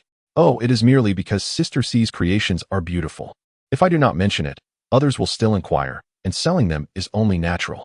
I wish to select 2 more. Please teach me some hairstyles so I can change them often. Of course. Jiang Heng hurried over, trailed by several little ones, shouting, Line up to buy things. No pushing or shouting, everyone will have their turn. The little ones tiptoed, chattering excitedly, I want one like Nuonuo's. That one with beads looks splendid. I want one like Nuonuo's too. Seeing the children eager to make purchases, Zhou Xiangling politely said, Sister C, you go ahead with your business. I have plenty of time and am not in a hurry. You can teach me to braid hair later. Nian softly apologized, I'm sorry, Xiangling, but I must attend to business first. We will chat later. As the day grew dim, when Jiang Heng returned, the yard was still filled with the little ones, chattering away. Upon seeing him, their eyes reflected a hint of fear as they whispered, The black-faced god has returned. Let us hurry and run before he catches us and spanks us. Soon, the yard emptied, leaving Jiang Heng bewildered as he searched for his wife. Finding her braiding hair for an unmarried girl, instinctively retracting his foot, he turned and headed towards the kitchen, diligently preparing today's wild chicken, keeping himself busy. Once Nian saw Xiangling leave, she stepped into the kitchen and extended her hand. Jiang Heng, you should rest. I will handle the cooking since this wild chicken was caught in a trap. Indeed, but it's a pity there's only one. We can manage to make a bit of soup. I can handle the cleaning just fine. Business seems promising today. If you find yourself overwhelmed, I can call Sweet over. You can assign her the simpler tasks, and Mother can help as well. The day after tomorrow, I plan to visit the nearby villages. Chapter 72. The whole family mobilizes. The family gathered around the table for dinner. Jiang Heng recounted the day's events, his gaze sweeping over his mother and sister. He directly commanded, Tomorrow, I will be making candied hawthorn. You two will assist with the headbands. Once the headbands sell, I will ensure you are fairly compensated, while the household chores will be managed by the 2nd and 3rd siblings. His threatening gaze swept across. Everyone must pitch in for this profitable endeavor. I require Nuonuo's assistance with the candied hawthorn. You two are responsible for the household duties. Do not bother with the mat. There is little money to be made. As for the paper boxes, do not waste effort on them either, as they are laborious and yield little profit. Focus on your work. When business flourishes, life will become comfortable. Once the pancake was completed, his expression softened considerably. I am not one to be domineering. If there are objections, express them directly. If you remain silent, I shall take it as tacit consent. Let us all perform our duties diligently, united in purpose. The three siblings exchanged glances. Afraid to voice any dissent, they now relied on their elder brother for sustenance, feasting alongside him while their biological father provided little. Whatever he said, they would comply. Jiang Heng cautiously raised his hand, saying, "Elder brother, I have never done household chores. If I do poorly, please do not resort to violence." Jiang Heng replied affirmatively. "Fear not. As long as you apply yourself, you will manage. Feeding the chickens and ducks, cleaning the yard, doing laundry, and cooking are simple tasks. If you are unsure, just ask me. I will be in the kitchen preparing candied hawthorn." "All right then. Rest assured, elder brother, I will learn diligently. I still have tuition fees to pay after the new year, so I cannot solely rely on you." Nuonuo clapped her tiny hands, her eyes sparkling with enthusiasm. "Daddy, Nuonuo will also work to earn money." Jiang Heng laughed heartily, filled with joy. "Ah, my dear Nuonuo is so sensible. Already learning to work at such a young age. She is sure to excel in her studies." Yes, Nuonuo is wonderful, and Daddy is wonderful too." The father and daughter showered each other with compliments, creating a delightful atmosphere. Jiang Xitian sighed as she sipped her porridge, dreading the endless sewing ahead, feeling as if needles were pricking her. In the kitchen, Jiang Heng prepared the ingredients, beginning to simmer the syrup. The timing was crucial. Poorly made syrup would be chewy and unpalatable, while overcooking would render it bitter. Nuonuo stood on tiptoe, her small hands resting on the edge of the table, watching curiously without speaking, lest she disturb her father while he made candied hawthorn. "All right, Nuonuo, sit on the chair and observe. I will teach you how to prepare the syrup, what the proper temperature is, and how to make the sugar coating. Later, I will prepare some sugar-coated peanuts for you. But remember, just a small handful per day. We must protect your teeth, or you will miss out on delicious treats in the future." Jiang Heng patiently instructed, knowing that while his daughter deserved to be cherished, it was equally important to impart essential skills. After all, knowledge is invaluable. You may choose not to do it, but you must be capable of doing it. Nuonuo obediently sat, stretching her neck to peep into the pot, her little face serious and attentive, determined not to miss a thing. Jiang Yifan and Jiang Lang approached, hoping to sneak a lesson, but were met with a cold glare. "Have you two completed your tasks? Once done, you may come and watch. Until then, get back to work." "Understood, elder brother. Will we get to eat candied hawthorn later? Just one skewer will suffice." "Yes. If you all work diligently, each will receive their share." Jiang Lang licked his lips, grinning as he scampered off to clean the yard. Upon seeing their father return, he glanced up briefly before quickly looking down as if he had not seen him. Jiang Wei Min entered with a stern expression, catching the sweet aroma wafting through the air. He approached the kitchen door and inquired, "What are you all making?" Receiving no response, he raised his voice, "Elder brother, I am asking you a question. What are you doing?" Jiang Heng turned, replying coldly, "Can you not see? I am preparing candied hawthorn to sell, all thanks to you. Dear father, had it not been for your lending money, our family would not be in such dire straits. Truly, you exhibit a lack of discernment. Why did your second uncle not invite you to stay for lunch? Could it be that he has grown weary of you and sent you away? It seems logical. After all, now that he has acquired his funds and completed his house, what need does he have to keep you around for a meal?" Jiang Heng unleashed a torrent of criticism, indifferent to his feelings. Jiang Weimin pursed his lips and quietly retorted, "Your second uncle is not that kind of person. Today, relatives have come to visit, and it would be inappropriate for me to linger. What is wrong with returning home?" "Oh, nothing at all. Except that lunch is certainly not for you. Wherever you lent your money, that is where you should dine. Don't come back and trouble us." "Hushed," he added. "If you're unhappy, feel free to separate from the family. It would be a splendid affair, and I could set off a few more firecrackers." Seeing the person depart, Jiang Heng returned to his task of preparing the syrup in the pot. Jiang Yifan glanced at their father, who had stormed off in anger, and continued to stoke the fire in silence, aware that his elder brother's tongue was far too sharp. It was better for him to remain prudent. The syrup in the pot bubbled vigorously. Jiang Heng prodded it with chopsticks, then placed it into a bowl, extracting a piece of solidified, transparent syrup to taste. It crackled delightfully, just the right crispness for candied hawthorn. All right, Nuonuo, pay attention. Hold the candied hawthorn and then roll it quickly before placing it on the board to set. Nuonuo stretched her neck and nodded obediently. Yes, Daddy, I have learned. May I try it myself? Certainly, but you must wait a moment.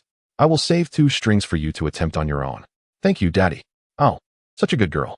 Soon, the table was laden with candied hawthorn. The little one, cradled in his arms, raised her small hands to roll the syrup, her eyes brimming with excitement. Wow, Daddy, look at what I've made. Jiang Heng burst into laughter, his face radiating paternal pride. How impressive. You are indeed your father's clever daughter. How is it that you are so bright? That trait comes from your mother. Daddy, let me down. I want to show Mommy. Very well, listen to you. Nuonuo, now on the ground, scampered off with her short little legs. In her haste, she accidentally bumped into Jiang Weiman's leg and fell onto the ground, looking up with outstretched hands. Grandpa, help Nuonuo. Jiang Weiman snorted, his expression stern. You little trickster, so dramatic. Can't you watch where you're going? Don't bother me. I'm busy. With a wail, the little one began to cry. Hearing her cries, Jiang Heng rushed out to find her sitting on the ground, sobbing heartily. His heart ached at the sight, and he picked her up, brushing the dust from her.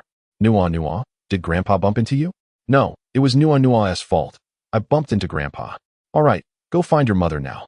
Nuonuo waved her small hands and ran off. Jiang Heng turned his gaze toward the door, a fleeting shadow crossing his eyes. Rising, he took a straw and began to skewer the candied hawthorn one by one. The day passed swiftly in this flurry of activity. The morning mist hung thick in the air as Jiang Heng secured the candied hawthorn onto the front of the cart. Stowing away the headband in a cloth bag hung across his shoulder, ready to promote his wares to any potential buyers. Chapter 73. Lucrative small business. Jiang Heng pedaled his bicycle leisurely, ringing his bell. Candied hawthorn for sale. Sweet and tangy. You can't get enough of these delightful treats. Affordable and delicious. Come and taste. Upon hearing the call for candied hawthorn, children rushed out from their homes, clamoring for their parents to buy some. Mom, please buy me some. As the children gathered around, Jiang Heng dismounted his bicycle, pushing it forward with a warm and amiable smile. Come here, little ones, and see how many varieties of candied hawthorn I have. There are apple, hawthorn, and yam varieties. I also have red bean and green bean paste, all freshly made just yesterday. You're guaranteed to want more. The children were in high spirits, and their parents, unable to resist, approached, admiring the vibrant red treats. Upon inquiring about the price, which was quite reasonable, they considered purchasing a skewer to try. Jiang Heng, with a grin, added, Ladies, after buying the candied hawthorn, would you like to see some hair accessories? I have a variety of styles perfect for young girls. Look at this red one. It even has jingling bells. The little girls, captivated by the charming hair bands and scrunchies, tugged at their parents' sleeves, insisting, Mom, I want a scrunchie. Please buy me that one with the bells. A parent shot a disapproving glance at Jiang Heng, wondering how such a seemingly simple young man could be so adept at enticing customers. As he moved from village to village, the candied hawthorn on his cart dwindled, while the money in his bag grew. A subtle smile crept across Jiang Heng's lips. Once he had sold most of his wares, he ventured into town to purchase more hawthorn and yam for his candied treats, casually adding a few apple skewers. Upon returning home that evening, Jiang Heng handed the bag to his wife, rolled up his sleeves, and busied himself, determined to finish his tasks to avoid delaying the sales for the next day. Nian, holding the bag in her arms, was momentarily bewildered. Upon opening it, she discovered stacks of money. Her instinct was to close the bag and lock the door. She shut the windows and poured the money onto the bed, beginning to count. After deducting expenses for fabric scraps and the cost of hawthorn, her profit amounted to $21.52. This was merely the earnings from a single day. With the New Year festivities extending until the Lantern Festival, she estimated a potential profit of over $300 in half a month, a sum equivalent to an ordinary family salary for 6 months. Nian swallowed hard. Having contemplated small business ventures before, but never imagining such lucrative returns. Her eyes sparkled as she gazed at the pile of money, neatly organizing it before placing it in the cupboard. Her spirits lifted. She felt invigorated. Jiang Heng toiled until nearly 11 o'clock before returning with his cart brimming with candied hawthorn, sinking into a chair to rest. Nian promptly rose to pour him some tea, gently saying, Have some tea. I'll bring you water for a foot bath. There is something I need to discuss with you. All right. Thank you for your hard work, my dear. No, you are the one working too hard. After gulping down 2 bowls of tea, Jiang Heng felt his throat ease. The amount he had spoken in one day rivaled what he would typically say in 10 to 15 days. Nian entered with the foot bath, crouching down to help him wash his feet. However, a large hand grasped her wrist and gently pulled her up. The man's voice, slightly hoarse, echoed softly. No need. I can manage myself. You just sit over there. Didn't you say you had something to discuss? Yes. Have you counted the money in the bag? Jiang Heng shook his head, preoccupied with selling goods. Once he finished selling, he would head to town to purchase more items, and upon his return, he busied himself preparing candied hawthorns, leaving little time for counting money. With a smile, he shook his head and asked, Have you counted, my dear? How much have we earned? A total of 31 yuan and 65 cents. After deducting costs, we've made over 21 yuan just today.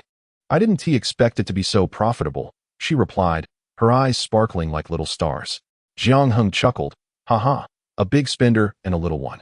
Your eyes are practically glowing. Don't tease, I'm serious. Can this candied hawthorn business be sustained in the long run? If so, could I ride a bike to sell them? As soon as the words left her lips, Jiang Heng promptly dismissed the idea. No way. It's too dangerous for you to go out alone. You're far too beautiful. What if someone with ill intentions approaches? I cannot bear the consequences. He continued, It's unsafe out there. There are ruffians in the villages who steal and cause trouble. A young woman venturing out alone would be too risky. Jiang Heng pointed to his own sturdy physique and asserted, Look at me.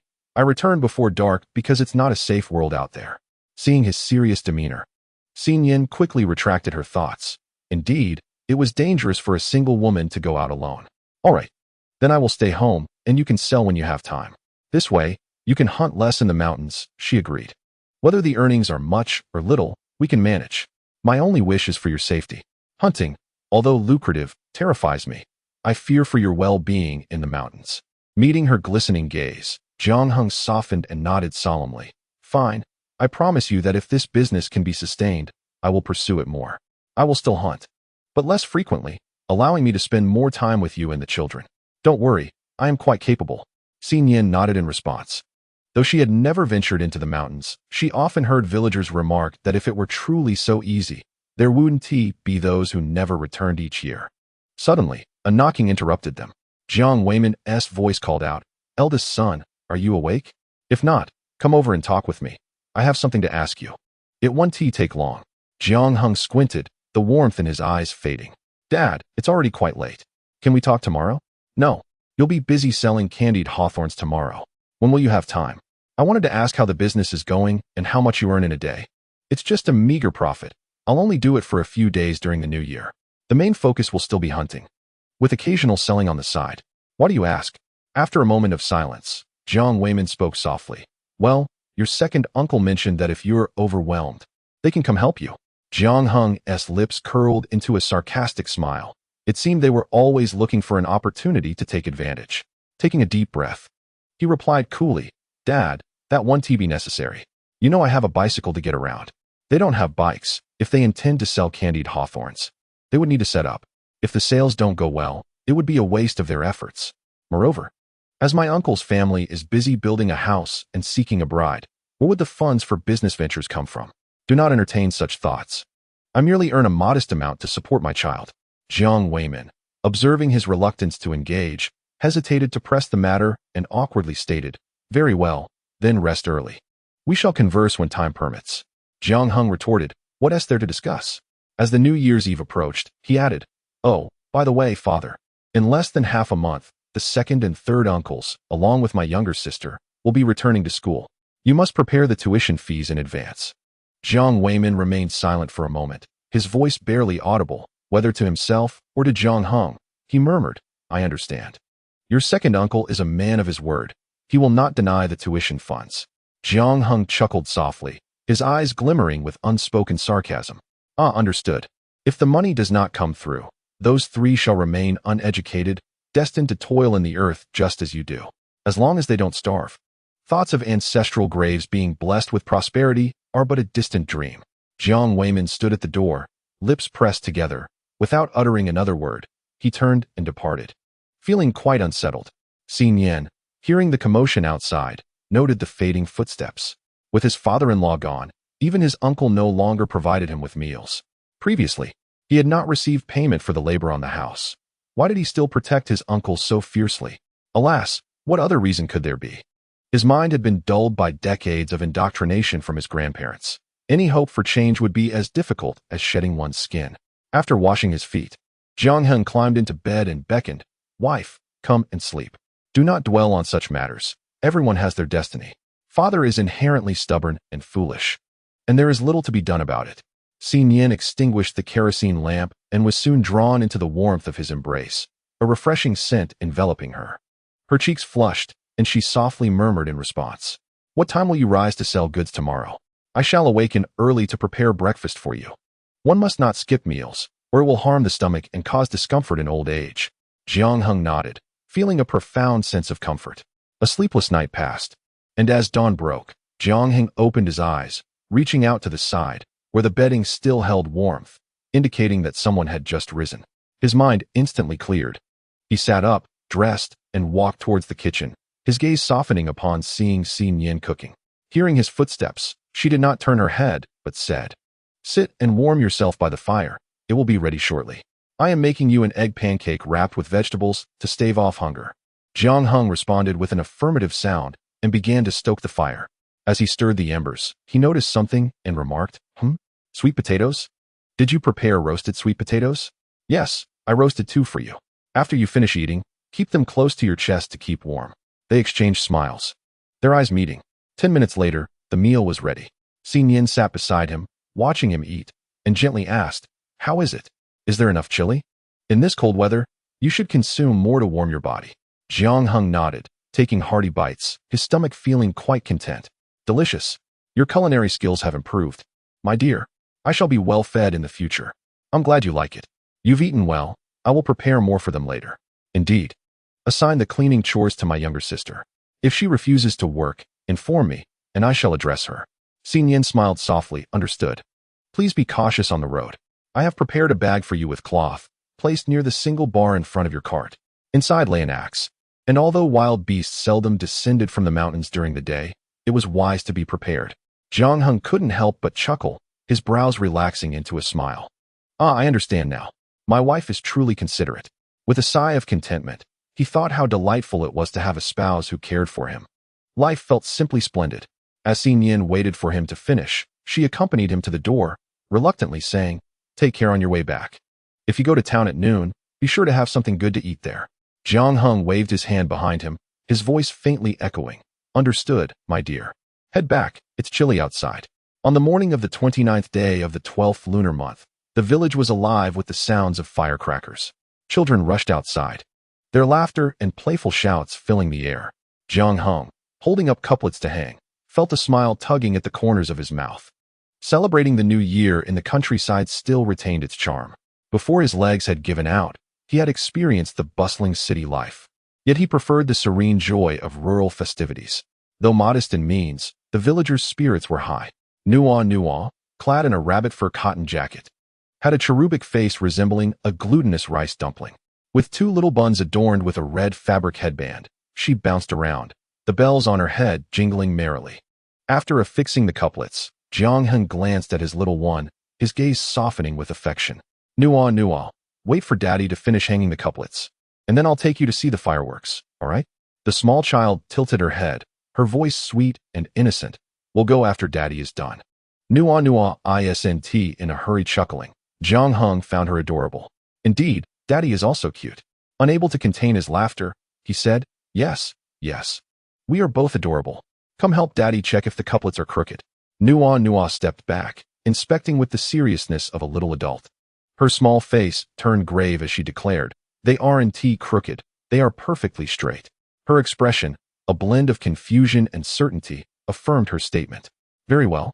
We shall trust Nuonuo," Jiang Heng replied, recognizing that she did not fully comprehend, having only fixed the top of the couplets with glue from a distance.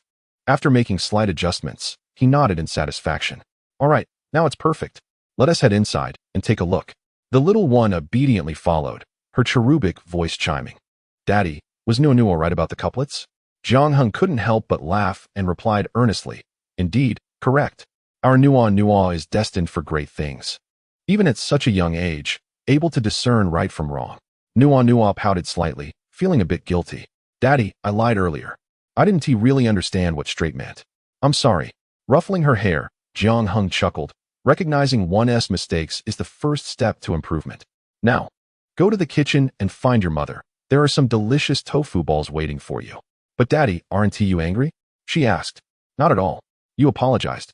And it was unintentional. There's no reason to be upset. Remember, making mistakes isn't frightening. What's truly alarming is failing to acknowledge them and repeating them." Jiang Heng pointed in a direction, whispering, "For instance, your grandfather is a prime example of someone who repeatedly makes the same mistakes, while you, Nuo, are much more honest." Hearing this, Nuonuo beamed, her two little dimples appearing adorably endearing. "Yes, Nuonuo is good, and Grandpa is not. All right, you little rascal. Off to the kitchen you go." The little one bounced into the kitchen, her sweet voice calling out, "Mom, Dad just praised me." Can you guess what he said? Nian, who was busy frying tofu balls while tying her apron, replied gently, "Oh, he praised you? Mommy can't guess. Can you tell me, Nuonuo?" "Yes. Daddy said that Nuonuo knows how to admit her mistakes, and that makes her a good child. He also said that Grandpa isn't as honest as Nuonuo. And what else?" With a chuckle, Nian responded, "Indeed, acknowledging one's errors can lead to great improvement." Nuonuo nodded her little head, sniffing the air with eagerness. "Mom, are the tofu balls ready? I can help you taste them for saltiness. If they're too salty, you can add more flour, and if they're bland, just add more salt." "Haha, you little glutton," Nian laughed, amused by her daughter's enthusiasm. Chapter 75, The Temptation of Braised Meat. Nian looked at her with a mix of exasperation and affection, gently coaxing. "All right, I understand, my little foodie. Just wait a moment, they will be ready soon. Please sit over there and wait." Nuonuo perched on a small stool, her eyes wide with anticipation as she inhaled the fragrant aroma of the frying balls. It smells so good." Once the golden brown tofu balls were ready, Nian placed a few into a bowl, allowing them to cool before handing them to her. "Nuonuo, take small bites. Be careful, they might be hot." "Okay, I understand," Nuonuo replied.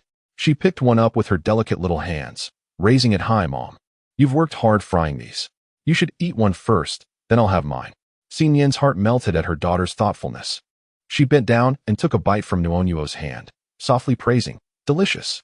Nuonuo is so well behaved." The outer layer of the tofu ball was crispy while the inside remained tender, filled with a rich bean aroma. After finishing one, Nian returned to her tasks. Nuonuo sat on her stool, eating with a smile that lit up her face, continuously showering her mother with compliments. "Mom, you're amazing at everything. I want to learn too when I grow up." "All right, when you are a bit older, Mommy will teach you," Nian promised. At that moment, a head peeked around the kitchen door. Jiang Heng, with a mischievous glint, asked, "Sister-in-law, have you finished cooking those delicious dishes? Can you spare me a bowl? I'm so hungry." Nian nodded and filled a small bowl, handing it over. "Here, be careful, it's hot." "Thank you. You're truly kind-hearted," Jiang Heng replied, as she hurried off to a corner to enjoy her treat in secret. The morning was spent frying, and the afternoon would be dedicated to steaming various buns. In the countryside, it was common to steam a large batch at once, ready to be reheated when mealtime arrived. Jiang Heng set up a large pot in the yard, with wood burning underneath, as he began to braise various ingredients such as peanuts and eggs, saving the meat and offal for later. The allure of braised dishes lay in the way their fragrance wafted through the air, enticing the entire village. Curious heads occasionally peeked through the gate, asking, "What are you cooking, Heng? It smells incredible. Your skills are truly remarkable." Widow Lu swallowed hard, her eyes darting about as if plotting something. Noticing his silence, she stepped into the yard, craning her neck to peer into the pot, which appeared to be filled with meat. Tentatively, she inquired, "Heng, how do you make it so fragrant? Why not teach me as well? I promise to share half of the profits." Jiang Heng, unfazed, simply covered the pot with a lid. A quiet derision filled her heart as she observed the audacity of those who dared to weave grand illusions in these times. Did they truly believe they could extract culinary skills from him for free, promising to repay him with earnings in the future? Did they take him for a fool? With a stoic expression, he regarded her and replied, "Aunt, you jest. This is a craft not meant for public dissemination. It is a legacy to be passed down through generations. Is it too much to ask that you seek to learn this skill? Lu Guofeng inched closer, eager to utter more. Just then, Wang Xiuying entered with a basket brimming with vegetables and radishes. Upon spotting the widow, who had once flirted with her husband in their youth, her countenance darkened instantaneously. Lu Qin, what brings you here? What do you seek from my eldest son? Before she could finish her sentence, Jiang Heng interjected, Mother, I am preparing braised meat to savor during the new year. Aunt Lu barged in, insisting on learning my craft, claiming she would share profits once she earns. Upon hearing this, Wang Xiuying's eyes lit with fury. Raising an eyebrow, she stood by, aware of the deep-seated animosity between her and the widow. It would indeed be a marvel if they did not clash. Without hesitation, Wang Xiuying dropped her basket and stormed over, hurling insults. You shameless widow. If you wish for my son to be your teacher, you ought to consider whether he desires such a thing. Why should he impart his skills to you? Leave at once. Caught in an uncomfortable position, Lu Qin shot a furious glare at the smirking Jiang Heng, realizing this mischievous lad was far more cunning than his brother, Jiang Da. After a tumultuous exchange, they exited, and the other villagers, witnessing the commotion, felt compelled to disperse from the doorway. Even after Wang Xiuying and the others departed, her ire was not quelled. She remained in the courtyard, venting her frustrations, gesticulating wildly, and invoking her ancestors in her tirade. Taking a deep breath to compose herself, she turned her gaze to her eldest son, who was diligently working. Her expression softened considerably. Eldest, you are truly a natural in the kitchen. This craft must be preserved for the future and cannot be carelessly shared with others, especially that widow. Teaching her would be akin to slapping your mother's face. Do you understand? This time, Jiang Heng nodded obediently, understood. Even if father urges me to teach the two from uncle's family, I will not share these skills. They are meant for my own children. Wang Xiuying added, well, the third one struggles academically. If he fails to gain admission to university, you might consider teaching him to prepare food for sale. It may be arduous, but earning money is preferable to working for others. Seeing her son remain silent, she refrained from further commentary, trusting in her eldest's cleverness to avoid being taken advantage of. Jiang Heng sat on a stool, watching the pot as it simmered for 2 or 3 hours. He carefully ladled the contents into a bowl, noting that the braised eggs required an overnight soak to enhance their flavor. Nuonuo, on her tiptoes, gazed longingly at the delicacies without uttering a word. Go fetch your mother and put on an apron. Your father will prepare a delicious pig's tail for you. Okay, I will go now. Before long, clad in an apron and holding a pig's tail, Nuonuo flitted around Jiang Heng, her excitement palpable. As dusk settled, Jiang Weimin entered the courtyard, immediately struck by the tantalizing aroma of meat wafting through the air. He inhaled deeply, tracing the scent to find a bowl of meat awaiting him on the kitchen table. The eyes instantly sparkled, and as a hand reached out to take a piece for tasting, a voice called from behind, Dad, what are you up to? I thought you wouldn't be home for New Year's Eve. Startled, the hand trembled, and I feigned indifference, placing it behind my back. Of course, we must spend New Year's Eve together as a family. I've even bought popcorn for Nuonuo. I shall fetch it now. Naturally, the evening was meant for a family meal. On the table lay sliced marinated meat, and as Jiang Weimin took a bite, his eyes lit up momentarily. Delicious. How did you make this meat so tasty? He exclaimed. Eldest son, I'm not saying this to criticize you, but you should consider selling this while cycling. It could earn a decent income. When you're not out hunting, you ought to engage in this business. While you're still young, seize the opportunity to earn more. When Nuonuo gets married, we will need funds. It would be wonderful if our family could become the first household to reach 10,000. Jiang Yifan glanced at his elder brother's expression and interjected, Dad, the eldest brother works hard hunting in the mountains. He deserves his rest during the other times. If he does business when not hunting, even the strongest body has its limits. Money can never be fully earned. A balance between work and leisure is essential. Changing the subject, he continued, Dad, tomorrow is New Year's Eve, and there aren't many days left until the new year. Regarding Uncle's money, when do you think you can bring some home? Chapter 76. New Year's Eve. Jiang Weimin paused, suddenly losing his appetite. All right, second son, stop urging me all the time. Your mother urged me yesterday, and now you too. Can't we have a little peace during this festive season? Dad, you were the one who made us uncomfortable first. That money is for our education. Education is the priority above all else. I assent it? Jiang Sitian chimed in, nodding vigorously in agreement. Yes, Dad. Remember how Sister Cui wanted to study, but our family disapproved? Now she has been accepted and is assigned to the grain and oil factory. Her suitors are practically breaking down the door. She will eventually get a house in town and help her brothers. This is the benefit of education. Jiang Lang, mouth full, mumbled, "Exactly, Dad, you can't just favor Uncle's family. Our success will ensure your good days too."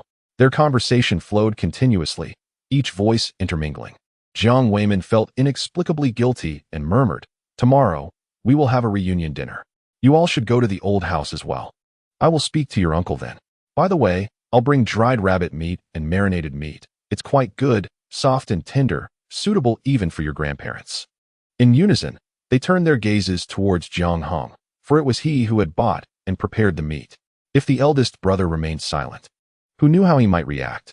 Jiang Weiman, sensing their scrutiny, felt his authority as the head of the family challenged and grew somewhat displeased. "What is the matter? I am the head of this family. Why are you all watching your elder brother? I admit I didn't inform you in advance about the borrowing matter, and that was my oversight. However, rest assured, it won't happen again." Jiang Heng continued to eat, treating his father's words as mere noise. Once Jiang Weiman finished and exited the main room, Jiang Heng finally spoke. "Tomorrow, bring 2 dried rabbits, 2 chickens, and 2 fish.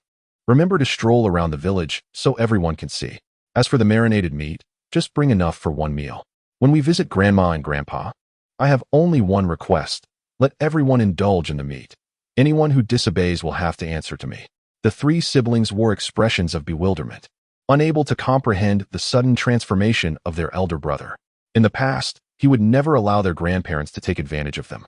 So why had his demeanor shifted so drastically? Jiang Yifan pondered over this, yet the reasoning eluded him. However, he sensed that his brother was scheming something.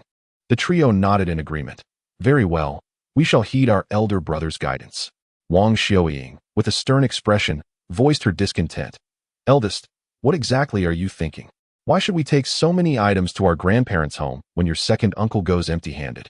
He merely brings back insignificant trinkets, and yet our grandparents are still delighted. Why should we offer them any advantage?" Jiang Heng cast her a knowing glance and replied with subtle significance, "For no particular reason, Mother will understand tomorrow. Remember to showcase everything we've brought to the entire village, so they know what we've taken to our grandparents' home." "Understood, elder brother." After the family finished their meal, they gathered in the main room to keep watch through the night. Nian cradled Nuonuo, the little one dozing against her. On the table lay sunflower seeds, peanuts, and candy, while Jiang Heng stepped outside to prepare candied chestnuts. An hour later, he returned with a small basket, placing it on the table and sitting down to shell the chestnuts. Jiang Sitian leaned closer, observing the golden chestnut kernels peeking from their shells, and expressed her astonishment. "Elder brother, how did you come up with this? It's much easier than shelling them one by one." She grabbed a handful and began to peel, her face lighting up with satisfaction. Truly, her elder brother was remarkable. Everything he touched seemed to transform into something exquisite. Wang Xiaoying descended from the Kong, taking a small plate to enjoy some, and softly remarked, "Indeed, this is quite delightful, though it feels a bit scarce. Next year, we should all venture into the mountains to gather chestnuts. During the new year, you can ride your bike to buy more. The prices will surely soar. And we could earn a tidy sum. But elder brother, how did you manage to open them like this?" Jiang Heng handed her the shelled chestnut kernels and casually explained, "I made a cross incision on each with a knife. When they are boiled, they expand and are easy to peel." "Ah, so that is how it's done. Truly, you have a sharp mind, elder brother."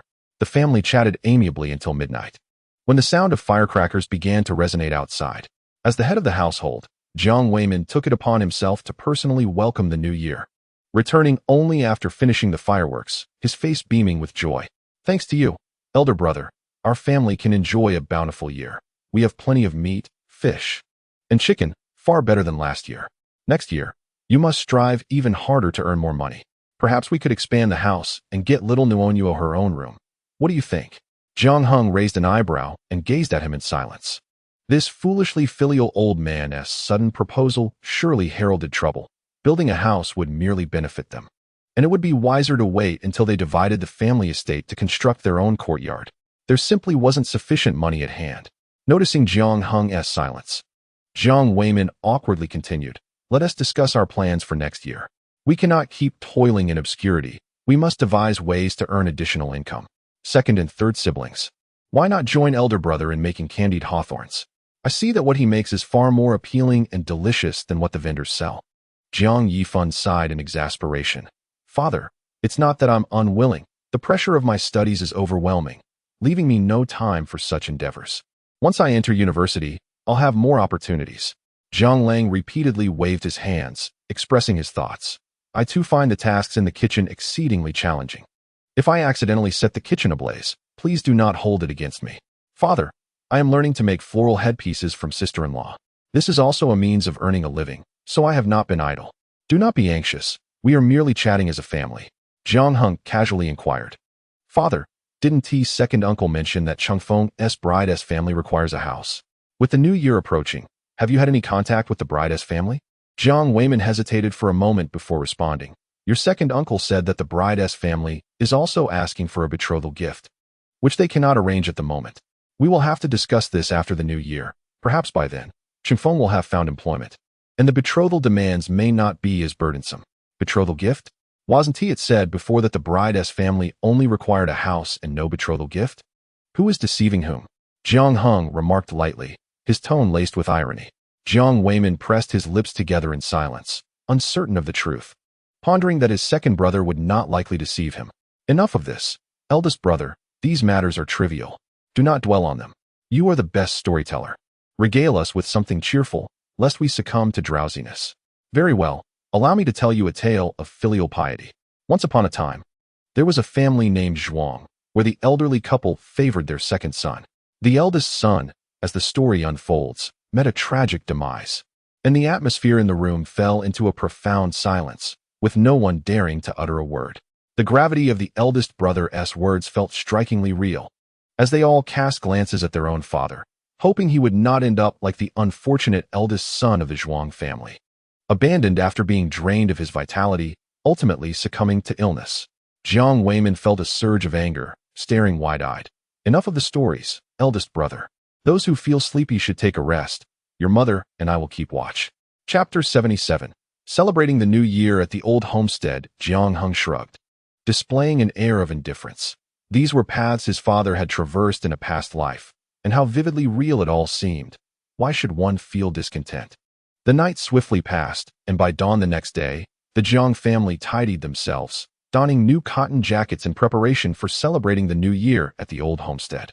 The three brothers carried chickens, rabbits, and marinated meats, meandering around the village, greeting passers-by. Good morning, Annie. Where are you off to for the new year? Upon seeing them, the villagers' eyes unfailingly gravitated towards the meats, swallowing hard. You three brothers are bringing so much. Is this for your grandparents? Ah, such filial piety. Unlike the ungrateful children of the old man, who have yet to arrive even at this late hour. If I may say, your grandparents simply do not recognize goodness.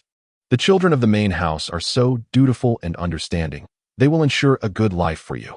As for your second uncle, Jiang Heng chuckled, presenting a demeanor of amiability. Uncle, you jest. Misfortune can indeed be a blessing. Families should not concern themselves with such trivialities. In time, our grandparents will surely see our sincerity. Indeed, I shall be heading home now. Zhang Yifan and Zhang Lang exchanged glances, silently communicating. What is wrong with eldest brother? Has he taken leave of his senses? The one who is so domineering at home seems entirely transformed today. Misfortune as a blessing? Yet, I have never witnessed him experiencing any misfortune. Jiang Heng cast a cold glance over his shoulder, his eyes sharp as daggers, infused with an air of sternness. Why are you two lagging behind? Hurry up. In that instant, Zhang Lang felt a surge of anxiety. Indeed, this was the familiar tone of his elder brother, which he found rather comforting. With an eager smile, he replied, Nothing at all. Brother, let us hasten our steps, otherwise we shall be scolded for arriving late at grandfather and grandmother's home. Half an hour later, they had meandered through the entire village. The elder generation felt a pang of envy in their hearts, increasingly admiring the Jiang family's elderly couple. Their parenting was remarkably successful, despite the grandchildren's occasional misbehavior. They were remarkably filial and capable. With such an abundance of good things available, why were they not privy to them? Upon entering the ancestral courtyard, the old matriarch spotted the items in their hands and hurried over, eager to take them. Jiang Heng raised the offerings slightly higher, chuckling. Grandmother, we will simply deliver these to the kitchen. They are all for you. Do you believe they could possibly escape? The old woman pondered for a moment, her smile widening. Indeed, you are all such dutiful children. Later, your grandparents will prepare your New Year's gifts. I assure you, you shall not be shortchanged. At the mention of the New Year's gifts, a deeper smile spread across Jiang Heng's face. This elderly couple had truly mastered the art of calculation. While others typically presented gifts during the New Year's greetings, they opted for convenience, bestowing theirs during the family reunion dinner. As for any hidden tricks within their gifts, only they, and their foolish family, were privy to that knowledge.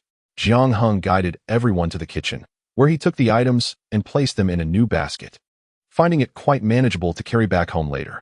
Jiang Yifan and Jiang Lang exchanged curious glances, sensing that their elder brother was behaving unusually today. What was he scheming?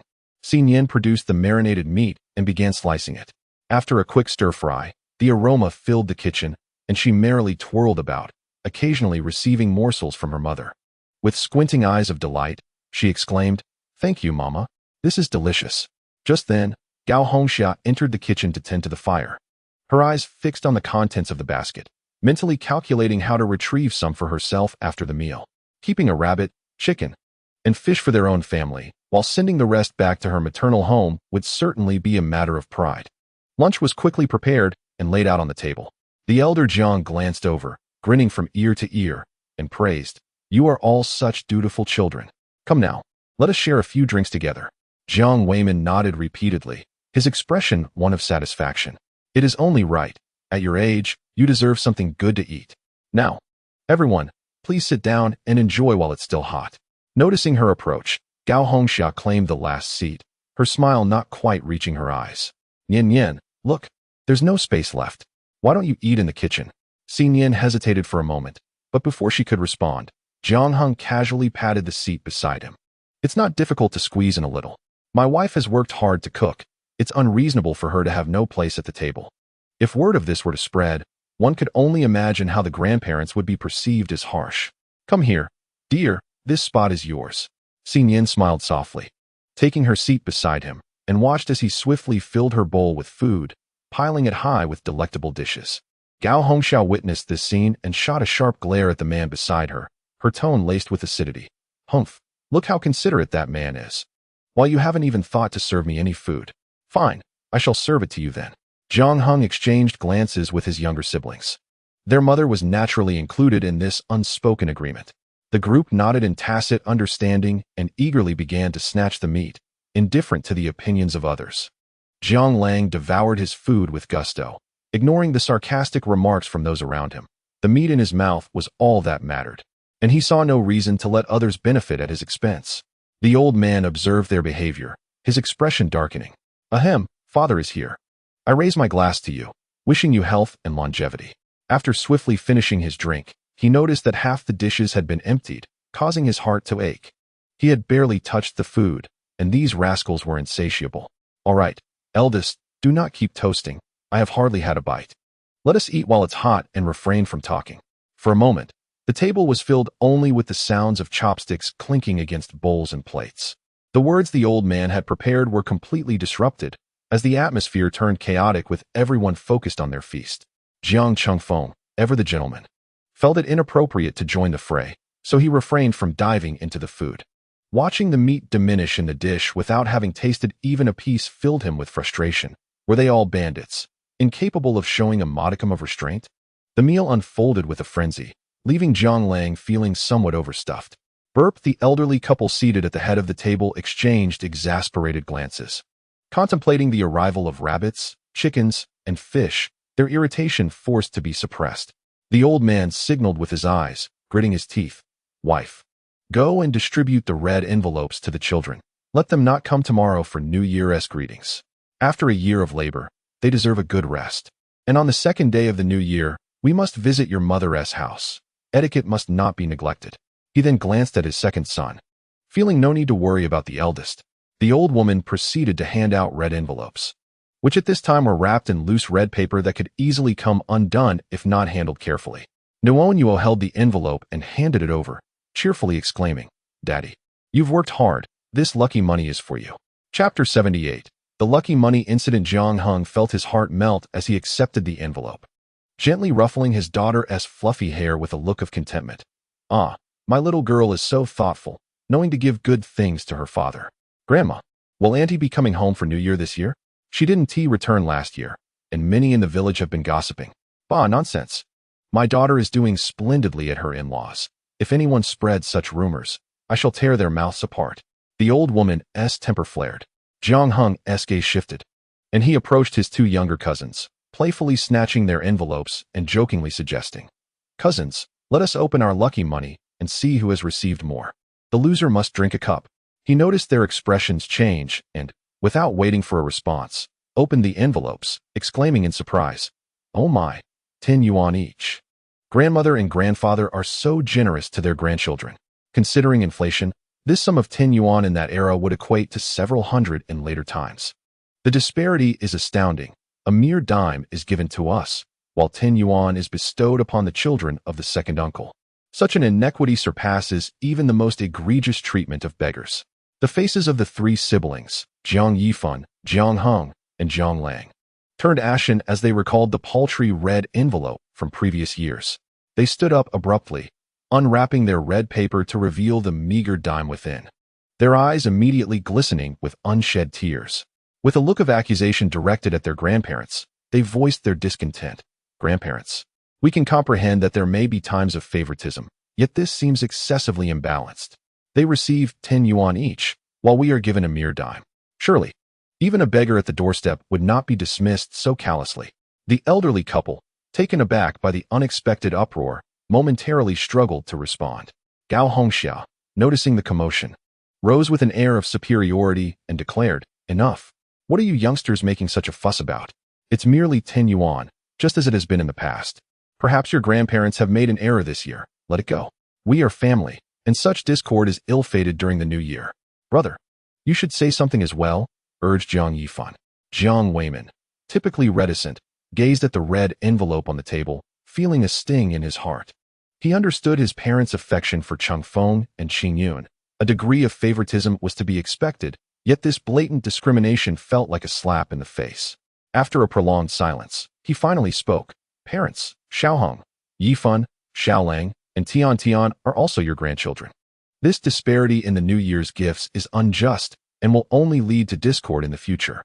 The matriarch, displeased by his words, huffed, "The money belongs to us.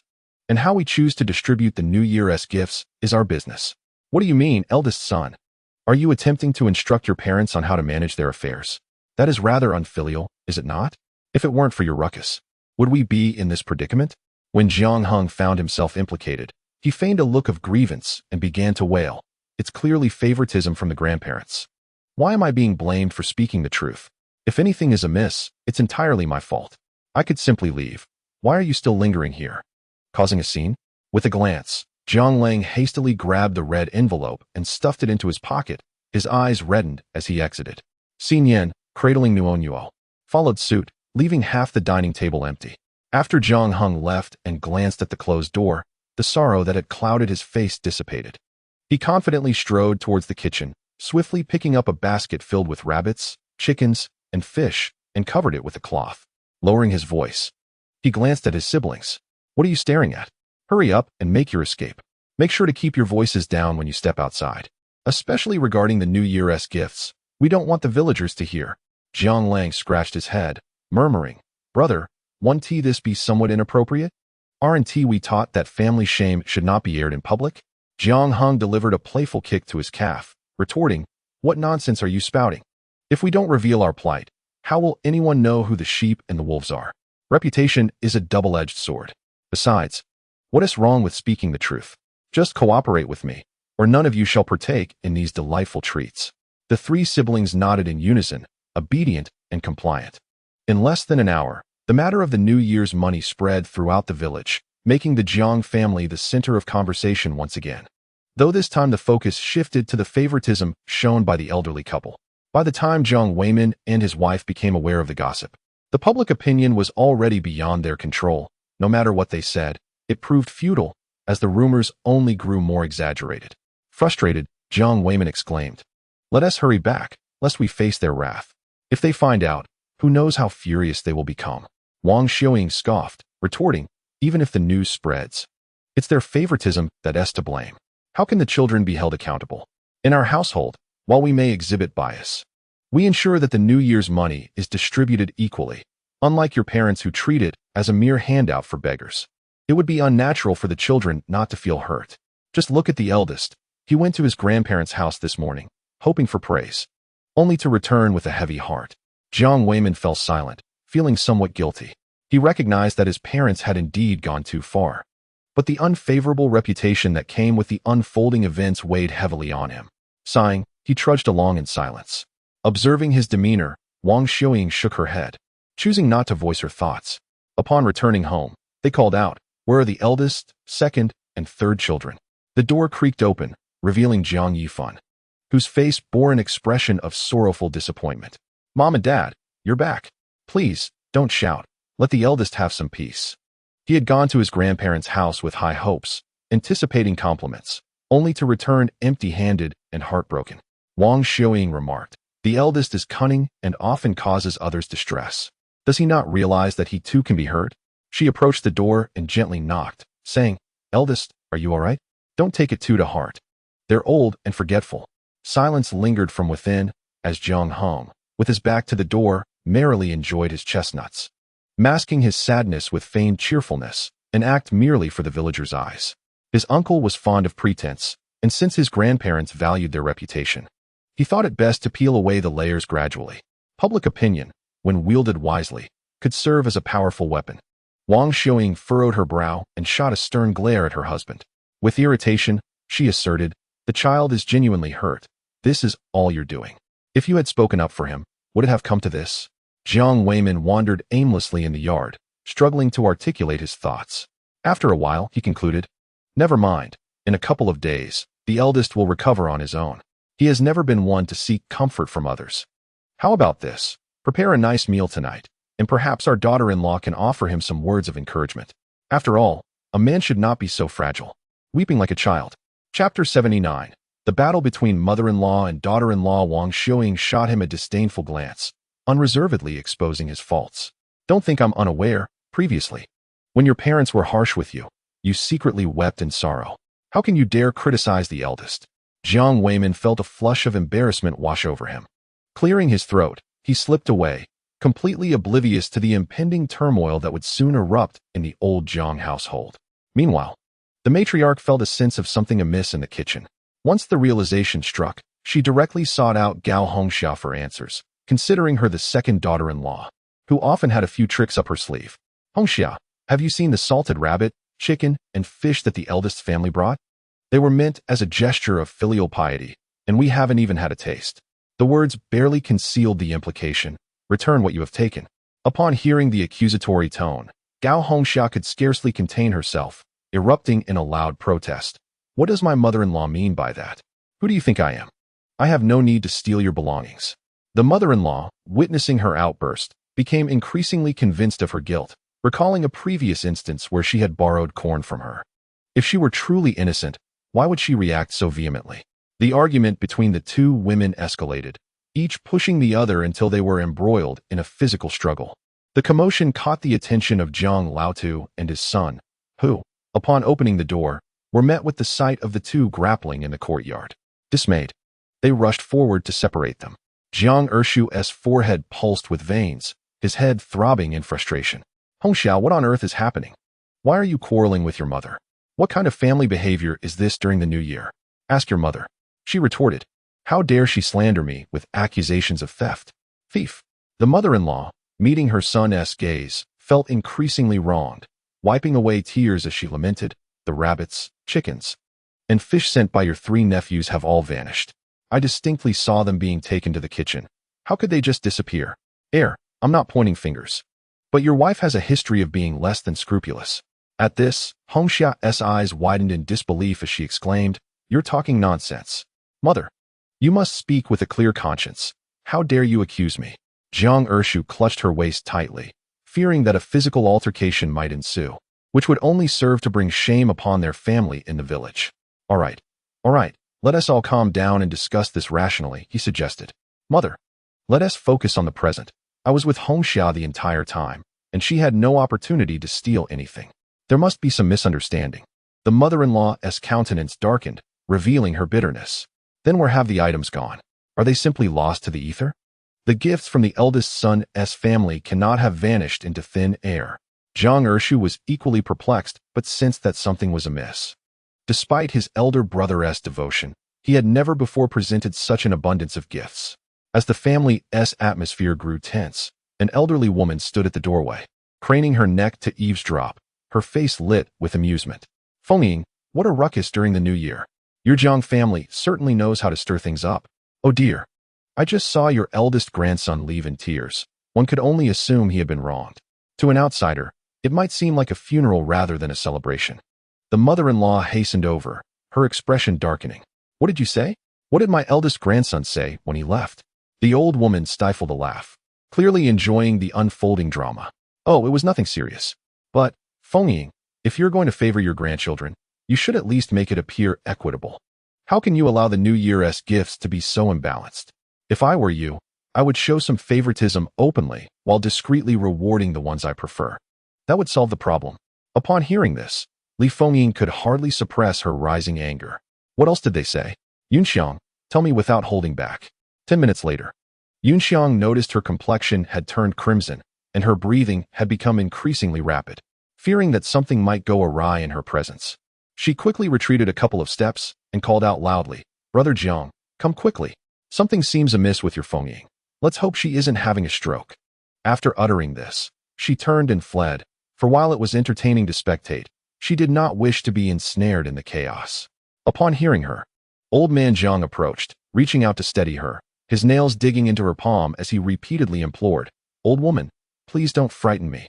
After a while, she finally regained her composure, beads of cold sweat dotting her forehead, stammering, 3 little rascals. They stole what was brought to us. Oh, my heart aches. They even made off with the basket I had just woven. Gao Hongxia, though only partially comprehending the situation, ventured to deduce, what you mean, dear mother-in-law, is that the eldest son is playing tricks here. The items sin have been taken away, and he ends up with the reputation of a dutiful son. How devious. He is not at all like the simpleton he once was. Addressing her husband, she continued, I must say, your elder brother's heart has become thoroughly twisted. He is not the same as before. How could he stoop to such unscrupulous deeds? Uncle Jiang, with a placid demeanor, revealed no emotion. But a shadow lurked in his gaze. Enough with the words. Do you truly wish to provoke my mother into another collapse? If she does suffer a stroke, we will face the scorn of others, and your elder brother's family will revel in our misfortune. The veneer of brotherly affection had been completely stripped away. Coldly, he added, we still owe our elder brother money for the house. What is there to fear? Gao Hongxia pondered this, realizing that the loss of a mere basket was trivial compared to the potential leverage they had over their elder brother. With that thought, the couple endeavored to soothe the old woman and escort their children home. As they walked, Gao Hongxia muttered, upon further reflection, something about this whole affair feels wrong. It is uncharacteristic of your elder brother. Could it be your nephew's doing? That black-hearted one. He certainly does not exude goodness. During the meal, everything was fine until he instigated trouble. Otherwise, the matter of the New Year's money has been kept secret for over a decade without anyone knowing. How could that wretched boy be aware of it? Jiang Chengfeng furrowed his brow, sensing a significant change in his cousin that left him unsettled, as if events were spiraling out of control. Uncle Jiang, his brow knitted in thought, remained silent until they neared their home, at which point he spoke, for now. Let us keep a low profile and discreetly gather information about Jiang Heng. That lad has changed quite a bit, but as long as I voice my grievances, my elder brother will be at a loss. There is nothing to worry about. Jiang Chengfeng nodded, committing his uncle's words to memory. Meanwhile, Jiang Qingyun dismissed their concerns with a wave, clenching his fists, a hint of arrogance in his expression. You are all overthinking this.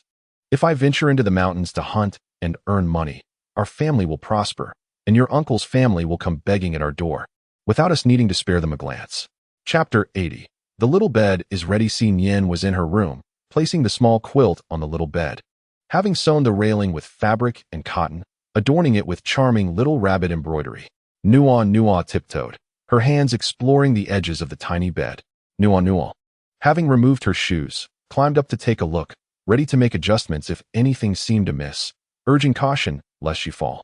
Meanwhile, Nian stood nearby, observing the little one as she clambered up, panting with excitement before plopping down on the small bed, her hands exploring every corner, her face alight with exhilaration. Seeing her delight, Nian retrieved a small rabbit plushie, crafted from vibrant patchwork and stuffed with cotton, perfect for snuggling at night. The moment Nuonuo laid eyes on the rabbit, her eyes sparkled with joy. She reached out, exclaiming, "Wow, a bunny! Mommy, Nuonuo loves this." Clutching the plushie tightly to her chest, her eyes crinkled into a beam of happiness, resembling a chubby doll from a traditional painting. Jiang Heng stood at the doorway, watching with a fervent restraint in his gaze, his voice husky as he asked, "Wife, have you prepared the bedding for the small bed? Ensure to warm it with a hot water bottle for the little one tonight." The suppressed heat in his voice caused Nian's cheeks to flush crimson. Her head lowered in shyness, as she stammered, "I still need to hang the sheets to block the view." "Leave it to me," he replied. Nian, head bowed, approached the doorway, gently pushing past him to prepare dinner. The thought of what might transpire later sent shivers through her, leaving her somewhat flustered.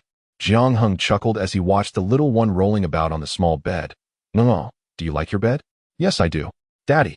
"You don't have one, only Nuonuo has it." Her chubby voice brimmed with pride as she lifted the rabbit plushie, her eyes squinting with glee. "See, Daddy, this is the little rabbit Mommy made for me. Isn't it adorable?" "Indeed, it is, and Nuonuo is the most adorable of all," he replied, showering her with compliments. Nuonuo, feeling praised, placed the rabbit on the bedside, then, with her little rear raised, clambered down the ladder, slipping on her tiny shoes and bouncing out joyfully. Spotting someone, she exclaimed, "Annie, do you have a small bed?" "A bed with a rabbit." Jiang Tian, busy sweeping the floor, paused in confusion. "Huh? What rabbit bed?" The little one tugged her inside, pointing, "Look, that's my small bed. Annie, you don't have one. Nor do Grandma and Grandpa, or the uncles." "Humph, only Nuonuo has it all to herself." Her cherubic face radiated pride as she shook her head. Jiang Tian glanced at the small bed, then at the larger one. Her face flushed with embarrassment as she took the little one by the hand and led her outside, saying shyly, "All right, stop shouting, or others might try to take it from you." Upon hearing the word take, Nuonuo covered her mouth with her tiny hands, her eyes twinkling with mischief. "I want to tell, I want to say anything to outsiders." "Auntie, don't say either, I'll give you some milk candy." Seeing the milk candy being offered, Jiang Tian's lips curled into a smile as she unwrapped it and popped it into her mouth, savoring it with satisfaction. "Is there more?" "I want another." "No, there's none left," Nuonuo replied. "I only have 2 a day, and since I gave one to Annie, there's only 1 left for me. So I can't share." What a stingy little one. At the dining table, the family gathered for a meal. Jiang Wei-min observed his eldest son, who wore a grin that seemed almost frivolous, and inquired, "Eldest, have you encountered some good fortune?" "What's with the smile?" Jiang Heng's amusement instantly waned, and before he could respond, he felt a kick to his calf, quickly diverting the topic. "Nothing much, just thinking about the end of the year. Spring is just around the corner. In due course, one may venture into the mountains for hunting, amassing a bit of wealth, thereby easing the family's financial burdens. By the way, have we managed to retrieve the tuition fees?" The mere mention of this topic caused Jiang Weimin's head to throb instantaneously, and he displayed a hint of impatience. "I understand, but please refrain from incessantly urging me. It is the festive season. Why should I be asked for money now?" Jiang Heng shrugged nonchalantly, his expression indifferent. "Oh, I merely brought it up casually, father. Please do not be upset. Regardless, I cannot reclaim the tuition fees, and it is not I who will fall behind in my studies. As for me, after the new year, I shall return to working in the fields and occasionally indulge in some hunting. My dear wife, continue crafting your hairbands. I will take the opportunity to visit the town. If there are any cooperative stores willing to purchase them, it will save us trouble in the future." Seeing that he still remembered the hairband matter warmed Nian's heart, and she nodded obediently. "Yes, I shall heed your words. There is no rush." Jiang Heng gazed at her with an intense fervor, as if wishing to devour her inch by inch. He swallowed hard, feeling increasingly restless, and quickly turned his face to engage in conversation to distract himself. After dinner, Jiang Heng prepared hot water, and the family soaked their feet before retiring to bed. Nuonuo sat on the small bed, clutching her plush rabbit toy, excitedly kissing and snuggling it. Jiang Heng sat at the edge of the bed, beckoning. Come, Nuonuo, toss it over. Daddy will play catch with you. We shall play for a while, and when you grow weary, you must sleep promptly. No sooner had he finished speaking than a foot kicked him in the lower back, causing a tingling sensation that felt both pleasant and irritating, akin to an itch at the core of his being. Turning around, he met Nian's reproachful gaze. Do not speak carelessly in front of the child. Maintain decorum. Jiang Heng looked at her with a pitiful expression. I did not, dear wife. You are unjustly accusing me. Nian remained silent, focusing on sewing the hairbands. The father and daughter tossed the little rabbit back and forth, and Nuonuo, filled with excitement, giggled joyously, her laughter resonating and uplifting the spirits of those who heard it. After playing for over half an hour, Nuonuo's eyelids began to droop with sleepiness. Nian got out of bed to help her remove her cotton jacket, snugly covering her with a small quilt and placing a hot water bottle by her feet. She leaned down to kiss her cheek, then sat at the bedside singing lullabies until the little one drifted off to sleep. Only then did she extinguish the oil lamp and slip beneath the covers. As she approached the bed, her wrist was abruptly seized by a man. Drawing her up onto the bed, Nian lowered her voice. Keep it down. Jiang Heng's heated breath brushed against her neck, his voice laced with amusement. Yes, dear wife. Do keep your voice down. The soundproofing in this room is rather poor. In a matter of moments, he stripped her of her garments, leaning down to press against her. Initially, he managed to restrain himself, but soon his movements became increasingly unbridled, and intimate sounds filled the air. The woman's soft pleas for mercy were quickly drowned by an overwhelming surge of passion, and their fervor continued until the depths of night, leaving them both utterly exhausted. With a satisfied expression, Jiang Heng rose from the bed and swiftly tidied up. Under the moonlight, he washed the soiled clothes, and after finishing, he joyfully returned with hot water. He carefully wiped himself down before embracing his fragrant and soft wife, drifting off to sleep while contemplating the need to procure more contraceptives next time, as they were running low. As dawn gradually broke, Nian groggily opened her eyes, feeling achingly weak all over, a reminder of the previous night's activities. Her face flushed with embarrassment as she struggled to rise from the bed. Her legs trembled, nearly causing her to stumble. After a moment's respite, she dressed and made her way directly to the kitchen. Chapter 81.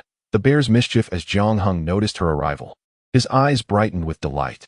He leaned in with a grin and playfully inquired, Wife, why are you up? If you're tired, you should rest a bit longer. I can prepare breakfast. He leaned closer, seeking a kiss, but Nian, observing his unabashed demeanor, felt a mix of embarrassment and annoyance at his boldness even in broad daylight. She gently pushed his face away and scolded, Stop fooling around. Hurry and make breakfast. We have other matters to attend to. Aren't you selling your candied hawthorns anymore? With a melodramatic sigh, Jiang Heng lamented, Alas, I am merely a tool for earning money. My wife no longer cherishes me, not even a single kiss. He continued, We can kiss later in the evening, but during the day, with so many people around, it would be quite a spectacle. As they teased each other, breakfast was prepared without either of them realizing it. The morning meal in the countryside was simple, just a pot of porridge accompanied by some side dishes to suffice. Jiang Heng grabbed a few tea eggs, cutting one into 4 pieces, which he deemed a dish in itself. Standing at the kitchen entrance, he called out loudly, Aaron-san, come here and fetch a bowl. Do you have no awareness at all? Don't you wish to eat candied hawthorns anymore? Upon hearing the mention of candied hawthorns, a small figure with short legs hurried over, eyes sparkling as she looked up. Daddy, can Nuonuo help?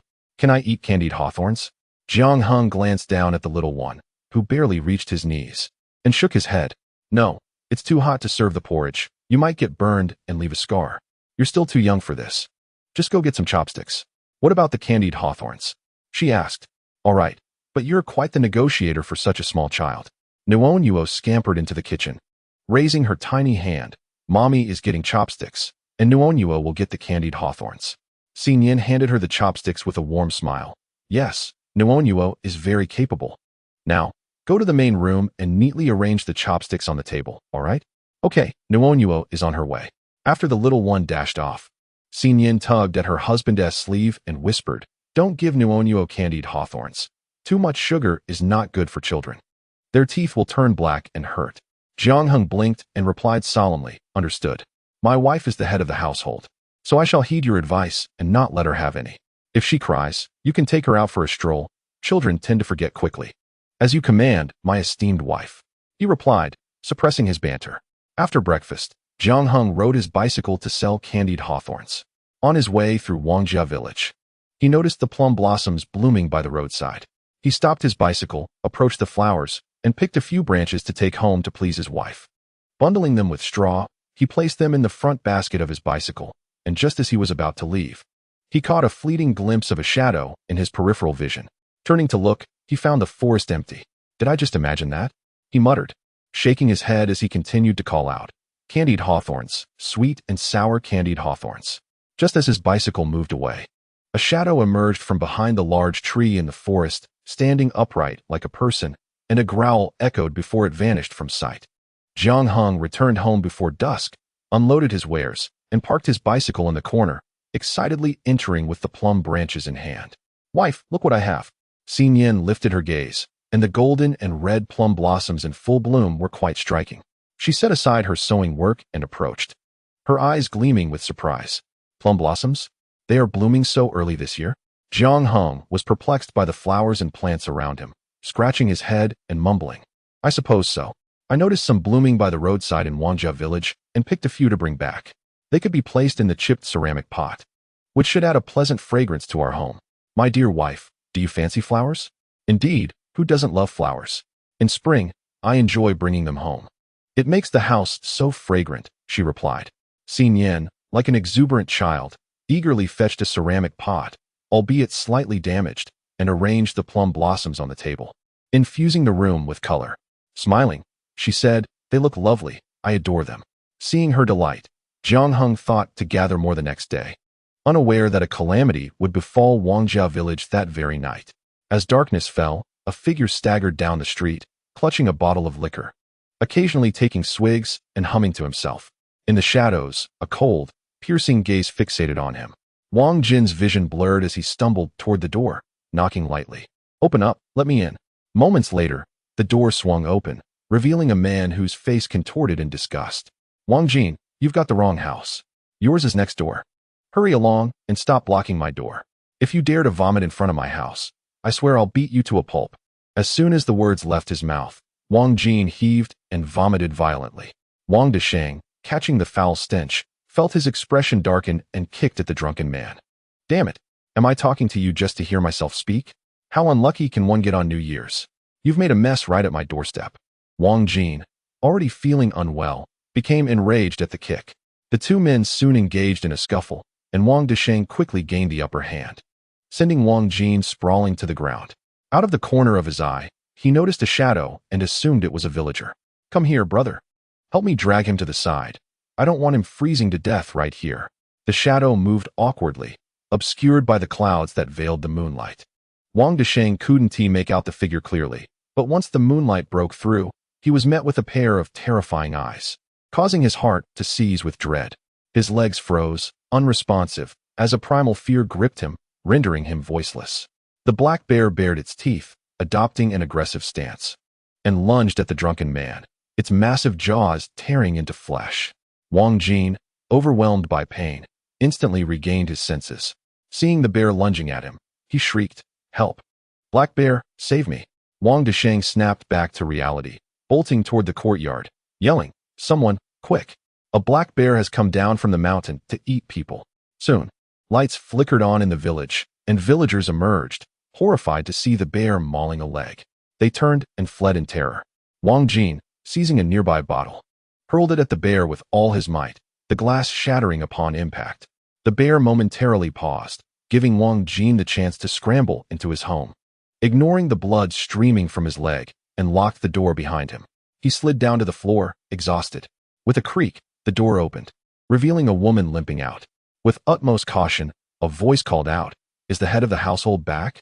Wang Jin, feeling a wave of pain that darkened his vision, shouted, "Chun Yang, help me, please."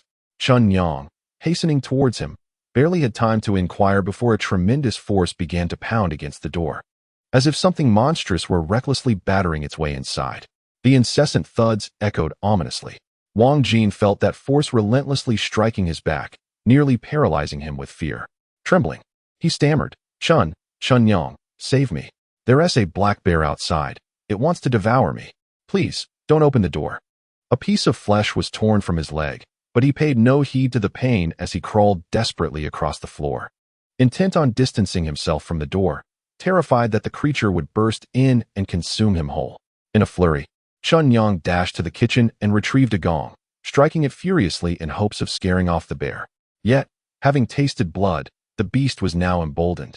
Unwilling to relinquish its prey, it stood upright, like a human, and thrashed against the door.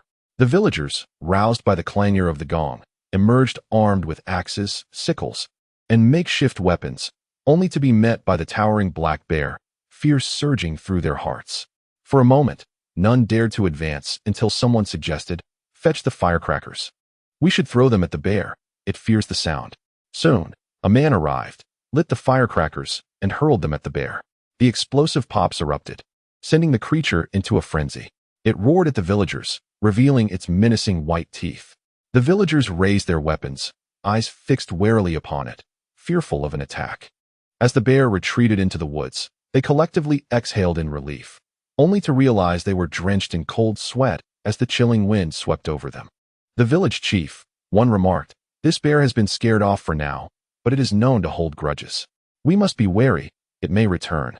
Children played freely during the day, and if the bear were to emerge and harm anyone, the consequences would be dire. Wang Wan, the village chief, felt a headache brewing. In previous years, it had been wolves or weasels descending from the mountains, but this year, a bear was a far more formidable foe. "Everyone, lock your doors tightly. Tomorrow, I shall visit the commune to see if we can organize a hunting party with rifles to eliminate this threat. Otherwise, our village will find no peace." "Yes, chief. Do go early tomorrow," they replied in agreement. Once the outside fell silent, Chun Yang opened the door, crying out, "Chief, help. My husband has been bitten by the bear." And the blood one tea stopped flowing. Upon hearing this, the chief quickly summoned the village doctor, who applied a makeshift bandage before arranging for Wang Jin to be taken to the town hospital. As the other villagers returned home, the kerosene lamps flickered throughout the night, fear gripping them so tightly that sleep eluded them. They warned their children to remain indoors, cautioning them against venturing out. The following morning, as Jiang Heng set out to sell candied hawthorns, he sensed an unusual tension enveloping Wangjia village. Pushing his bicycle along the road, he noticed the elders beneath the willow trees gesturing urgently, their faces somber. "Young man, you mustn't enter the village. A bear has come down from the mountains. If it appears during the day, you will be in grave danger." Jiang Heng was somewhat taken aback. "Black bear? Are you saying that your village is troubled by a black bear? How large is it?" The crowd, each contributing their thoughts, described the creature in terrifying terms, likening it to a small mountain, an entity that seemed impossible to defeat, their faces etched with fear at even the mention of it. "Young man, we are looking out for your safety. It is far too dangerous for you to be out selling goods alone. You should head home early." "Thank you, Auntie, for the warning. Please take this candied hawthorn back for your grandson." The aunt extended her hand to accept it, her expression brightening with delight. Yes, yes. This is fitting for a well-meaning young man. You ought to return home before that black bear comes to harm you. It would be best to wait it out." Jiang Heng nodded and turned to ride his bicycle homeward. Before long, he arrived home to find Wang Xiuying feeding the chickens. Noticing his early return, she appeared puzzled. "Why are you back so soon, eldest son?" "Mother, there has been trouble in Wangjia village. I heard a black bear has descended from the mountains and injured someone, nearly resulting in a death. Since they haven't caught it, I decided to come back early." "What? There's a black bear in your mother's village? That can't be right. At my age, I've never heard of such a thing. Perhaps it's a wolf that has come down, and the villagers mistook it for a bear, spreading rumors." Jiang Heng shook his head, his mind drifting to that fleeting shadow he had glimpsed one day, unable to discern what it truly was. "I don't know. Regardless, it's best for you to avoid Wangjia village until that bear is dealt with. It's far too perilous." Wang Xiuying frowned, a sense of unease creeping into her heart. Her family resided there, and the thought of not checking in left her feeling unsettled. She turned to her son and said, "Why don't you take your mother on a ride to see your grandparents? We could deliver the New Year's gifts. I want to return tomorrow. So what do you think?" After a moment's hesitation, Jiang Heng acquiesced. He too wished to uncover the truth of the matter. If that creature was indeed a black bear, their village needed to be prepared. If it could venture into Wangjia village, it was not beyond the realm of possibility for it to approach Xia village as well. "All right, I will speak with my wife." "Mother, Please gather some supplies to take along. Bring 2 rabbits, and the rest you can decide on. Just leave more fish at home for us to eat." Wang Xiaoying nodded, her mind seemingly elsewhere. Soon after, the mother and son set out.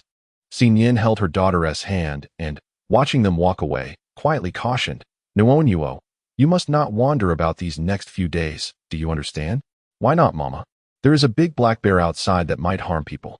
You may go out to play only after it has been caught. For now, stay in the yard with the rabbits, or play with your aunt." Nuonuo tilted her head, obediently nodding. "Okay, I will listen to Mama." Jiang Heng quickly arrived at his uncle's house, finding the door tightly shut, with few passers-by on the road. Wang Xiaoying dismounted and knocked on the door. A familiar voice called from within, "Who is it?" "It's me, your second sister." After much commotion, by noon, his younger brother had not invited them to stay for a meal. Wang Xiaoying awkwardly remarked, "Younger brother, the New Year's gifts from your parents have arrived. I should be heading back now." Wang Jian replied nonchalantly. Then, "Second sister, take care on your way back. It's best to return early to avoid running into that black bear." His brother's words stirred a pang of sadness within her. Rising to his feet, he made his way towards the door, his eyes slightly reddened. "Boss, let us return home early," he murmured. Jiang Heng cast a glance, but refrained from further comment. It was only on the road that he spoke again. "Mother, your brother-in-law is not fond of you. It would be wise to visit less frequently. After all, he is married now and no longer is close to you." Wang Xiaoying replied softly, "You don't understand. Little brother was raised by me. How could someone who was once so affectionate towards me change so drastically in adulthood? Sigh, he wouldn't even spare a word to invite me for a meal. In truth, even if he did, I wouldn't stay, for their lives are not easy either." "Oh, do as you wish," was the indifferent response. Chapter 83. The cunning black bear. Such is the way of the older generation in this era, exhibiting blind filial piety towards parents and selflessly sacrificing themselves for their siblings, only to find that it yields little benefit in the end. Each person must bear the consequences of their own actions. Wang Xiaoying continued to reminisce about her childhood, unsure if she was trying to convince Jiang Heng or merely justifying her own decisions. By the time mother and son returned home, it was nearly 1 o'clock. Nian greeted them gently. "You're back. I've warmed the food in the kitchen. Please eat while it's hot and rest a bit." "Thank you, dear wife." Jiang Weimin emerged from the room, his expression darkening upon their return. "You went to your family to deliver gifts. Shouldn't I have gone as well? Why send the eldest?" Wang Xiaoying shot him a glance and retorted, "There's no need for you to go. We've been married for so many years. Aside from the first 2, I've always gone alone. If you had accompanied me annually, perhaps my family wouldn't look down on me so much. I don't need your presence." With that, she huffed her way into the kitchen. Jiang Weimin stood with his hands behind his back, beginning to grumble. "Eldest, you should arbitrate this. I've never provoked your mother. Why dredge up old grievances?" Speaking of this matter made him feel wronged. It was never his desire to go. Each time he visited his father-in-law's house, he was met with a sour countenance. "Always having to cater to your great-uncle and little-uncle. What's the matter? Am I not a son-in-law? Am I not worthy of respect? I refuse to go again, so don't blame me." Jiang Heng, initially disinterested, grew impatient with his father's incessant complaints. "Enough, Dad. You only see your discomfort at your grandmother's house, no matter how uncomfortable it is. It hasn't compelled you to toil in the kitchen. When mother goes to her parents' home, your second aunt can relax while mother is left to labor endlessly, ultimately not even making it to the table. If we must compare grievances, your suffering pales in comparison to hers. How can you continually whine about it? It's utterly exhausting." He reached for Nian, pulling her into the kitchen. Jiang Weimin was left speechless, wishing to defend himself, but lacking courage. Finally, he huffed and strode towards the door. Nian, noticing this, spoke softly. "Father-in-law, I've heard that there are black bears descending from the mountains in Wangjia village. So please exercise caution if you go out." "Black bears attacking people? In Wangjia village?" "Yes, in Wangjia village." Jiang Weimin waved his hand, indicating he understood. As mother and son dined in the kitchen, a series of knocks echoed at the door, accompanied by the voice of the village chief, Zhou Wenshan. "Is anyone home? Is Heng here?" Upon hearing the voice, Jiang Heng quickly finished his meal, stood, and walked out, politely saying, "Uncle, you've come. Please, take a seat. What brings you to find me?" Zhou, the village head, nodded affirmatively. Indeed, there have been reports of a black bear descending from the mountains and injuring a villager, leaving him with a severely damaged leg. The consensus within the brigade is to recommend a skilled hunter from each village to form a team dedicated to hunting the bear. It is unsettling to leave such a creature at large. I understand your intention, Uncle, Jiang Heng replied candidly, but considering the peril involved in hunting the bear, we cannot simply be promised empty rewards. Such endeavors are fraught with danger, and without adequate compensation, who would be willing to risk their life? Zhou chuckled heartily in response, offering a look of appreciation. This matter fundamentally concerns Wangjia village. They seek assistance from the brigade, so compensation is certainly warranted. The hunters will be rewarded with 200 yuan based on their contributions, with each individual earning 100 work points. Additionally, should the bear's carcass be sold, it can be exchanged for either work points or cash. Jiang Heng comprehended the implications, recognizing the substantial benefits involved. He nodded, poised to agree, when he noticed his wife gazing at him with concern, hesitating as if struggling to find the right words. Abruptly, she shifted her tone. I understand your position, but this undertaking seems rather risky. I must consult with my family first. Would it be acceptable for me to respond by tomorrow morning? Zhou nodded in agreement. Of course. This is entirely voluntary. There is no pressure. Discuss it with your family, Heng. I shall take my leave now. Jiang Heng escorted him to the door, closed it behind him, and led his wife into the house, shutting the door firmly as he took a seat on a stool. My dear, is there something you wish to discuss? Nian hesitated before speaking. Have you ever hunted a black bear? Are they truly difficult to kill? I fear for your safety. Money is of little concern. If it poses a danger, we shall decline. Our household finances are sufficient. We need not gamble on such perilous ventures. Your reasoning is sound. Jiang Heng acknowledged, but this issue extends beyond Wangjia village alone. Our village is not far from theirs, and if that beast has ventured there, who can assure us it will not come to our vicinity? Jiang Heng continued earnestly. The bear's descent indicates it has tasted human flesh, emboldening it to act recklessly. If we do not eliminate it, the potential consequences could be dire. We cannot confine our children within the home indefinitely. This creature must be dealt with. Rather than react passively, it is wiser to leverage the benefits from Wangjia village to address the threat. Nian understood this logic, yet her fear lingered, a dread that he might encounter danger. Jiang Heng gently pulled her onto his lap, encircling her waist with his arms, applying a tender pressure as he nibbled her earlobe and whispered softly, Do not worry. Even if I cannot succeed, I can always retreat. We have hunting rifles. And since the brigade is sending people, they will provide the necessary equipment.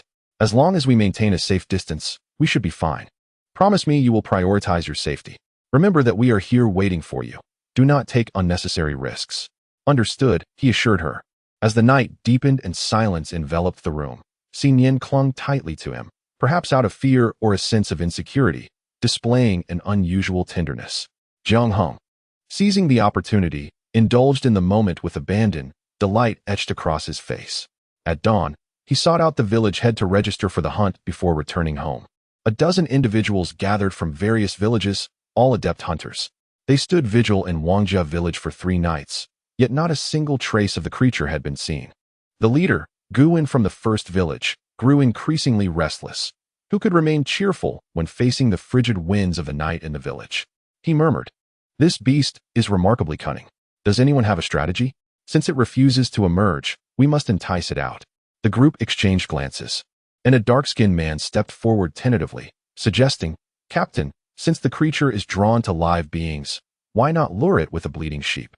Guan furrowed his brow and shook his head. No, that creature possesses the intellect of a small child. Using sheep's blood to lure a black bear would likely prove futile. His gaze drifted to a figure leaning against a nearby tree. Jiang Heng, why don't you share your thoughts? Do you have any ideas? Jiang Heng snapped back to attention, quietly stating, I can track the black bear by its footprints. If I can locate its den, dealing with it will be significantly easier. The others turned to him in unison. Seemingly surprised, he was the first to propose such an idea. It is known that hunters can follow tracks to find their prey. Yet the inherent dangers they might encounter are considerable. The black bear is no fool. Should it be lurking nearby, the one searching would be in grave peril, risking a solitary encounter fraught with danger. Captain Guan hesitated. Jiang Heng, it's far too dangerous for you to go alone. I will accompany you. The others exchanged glances, their eyes flickering, remaining silent. They preferred the safety of hunting the bear together rather than facing the risks of searching alone. Jiang Heng glanced at them, shaking his head. Captain, it's not an issue. If both of us go and discover the bear's whereabouts, who will coordinate the hunt? Have faith. I have ways to conceal myself from the creature's senses. I will return once I ascertain its position. Guan bit his lip, his expression a mix of concern and determination as he regarded Jiang Heng. He placed a hand on his shoulder and said earnestly, "Very well, but do exercise caution." Jiang Heng nodded, shouldering his rifle before disappearing into the forest. His figure quickly lost to sight. The others gazed into the woods, enveloped in a moment of silence. Unsure of what to say, within the dense foliage, Jiang Heng crouched down, meticulously examining the ground, leaning closer to discern whether the traces were fresh or remnants from before. He glanced around, grasping a handful of grass to crush and apply to his face, neck, and hands, ensuring no detail was overlooked. Once satisfied with his preparations, he set off at a brisk pace. After traversing for over half an hour, something suddenly descended from above. Instinctively, he looked up, his pupils constricting in alarm. There, hanging from a tree, was a serpent's shed skin, as thick as a thigh, swaying in the breeze amidst broken branches, evidence that a snake had recently shed its skin in that very spot. Jiang Heng's heart raced as he murmured, "Goodness! Such a large snake skin. The actual python must be enormous." He reached out to carefully fold the skin, securing it on his back. Having come this far, there was no possibility of retreat. The threat posed by the python was far less severe than that of the black bear. The bear could descend the mountain while the python would not do so easily. After a moment of contemplation, I resolutely pressed onward. The sounds of a struggle ahead grew increasingly distinct. Estimating the distance, I swiftly ascended a tree like a monkey, perching on a branch to observe. There, in a clearing by the lake, a python as thick as a thigh was tightly coiling around a cow, mercilessly constricting it to death before attempting to swallow it whole. I watched in silence as the python, unable to consume its prey, violently lashed its tail in apparent frustration. This bizarre scene persisted for quite some time before the python gradually slithered away. Reflecting on the python's brutal kill, a spark ignited in my mind. Perhaps I could employ a strategy of ambush. I cautiously followed, watching as the python entered a cave. My heart raced, and I softened my footsteps, edging closer. Through a sliver of light, I peered into the cave, where a colossal python lay coiled in a spiral shape. As it shifted slightly, I noticed white eggs exposed beneath its body. My eyes widened involuntarily. If so many snake eggs were to hatch, hunting in the forest would become infinitely more perilous. The thought alone sent shivers down my spine. The python, the snake eggs, and the black bear, these three elements intertwined in my mind, leading me to devise a plan for the hunt. However, executing this plan required careful manipulation and the cooperation of the captain and the team. Casting a final, deep gaze at the multitude of snake eggs, I turned and stealthily departed, eventually locating the black bear's den an hour later. After silently marking the spot, I descended the mountain without a sound.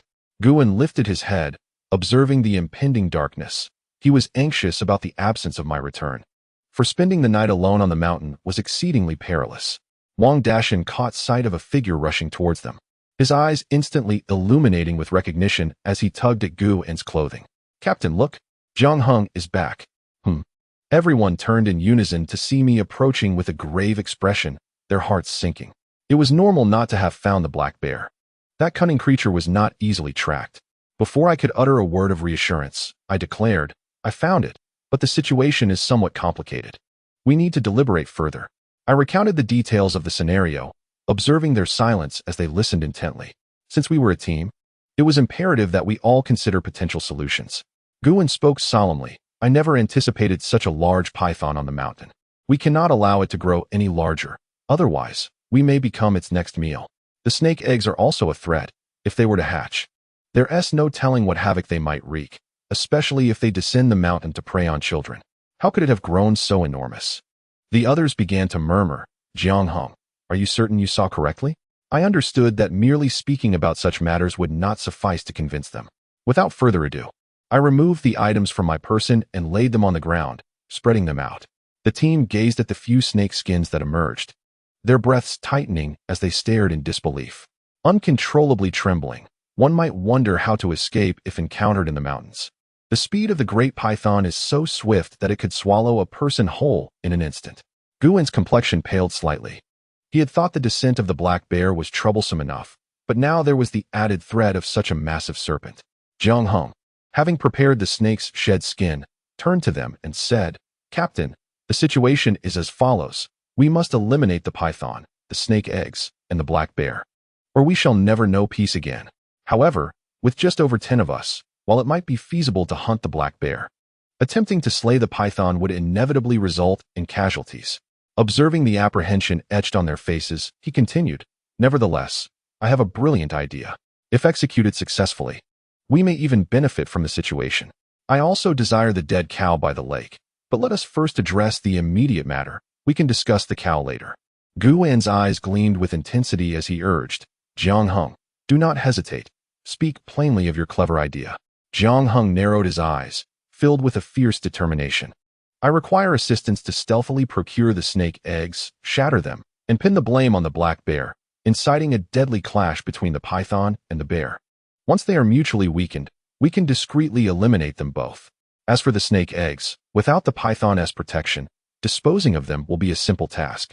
The others stared at him, instinctively swallowing hard. Noticing their silence, Jiang Heng raised an eyebrow. "What troubles you? Do you find it too challenging? Fear not. I shall handle the egg theft, while you take care of the ambush. If discovered, your role is merely to cover for me. I have methods to eliminate my scent, as long as I avoid contact with the egg fluid."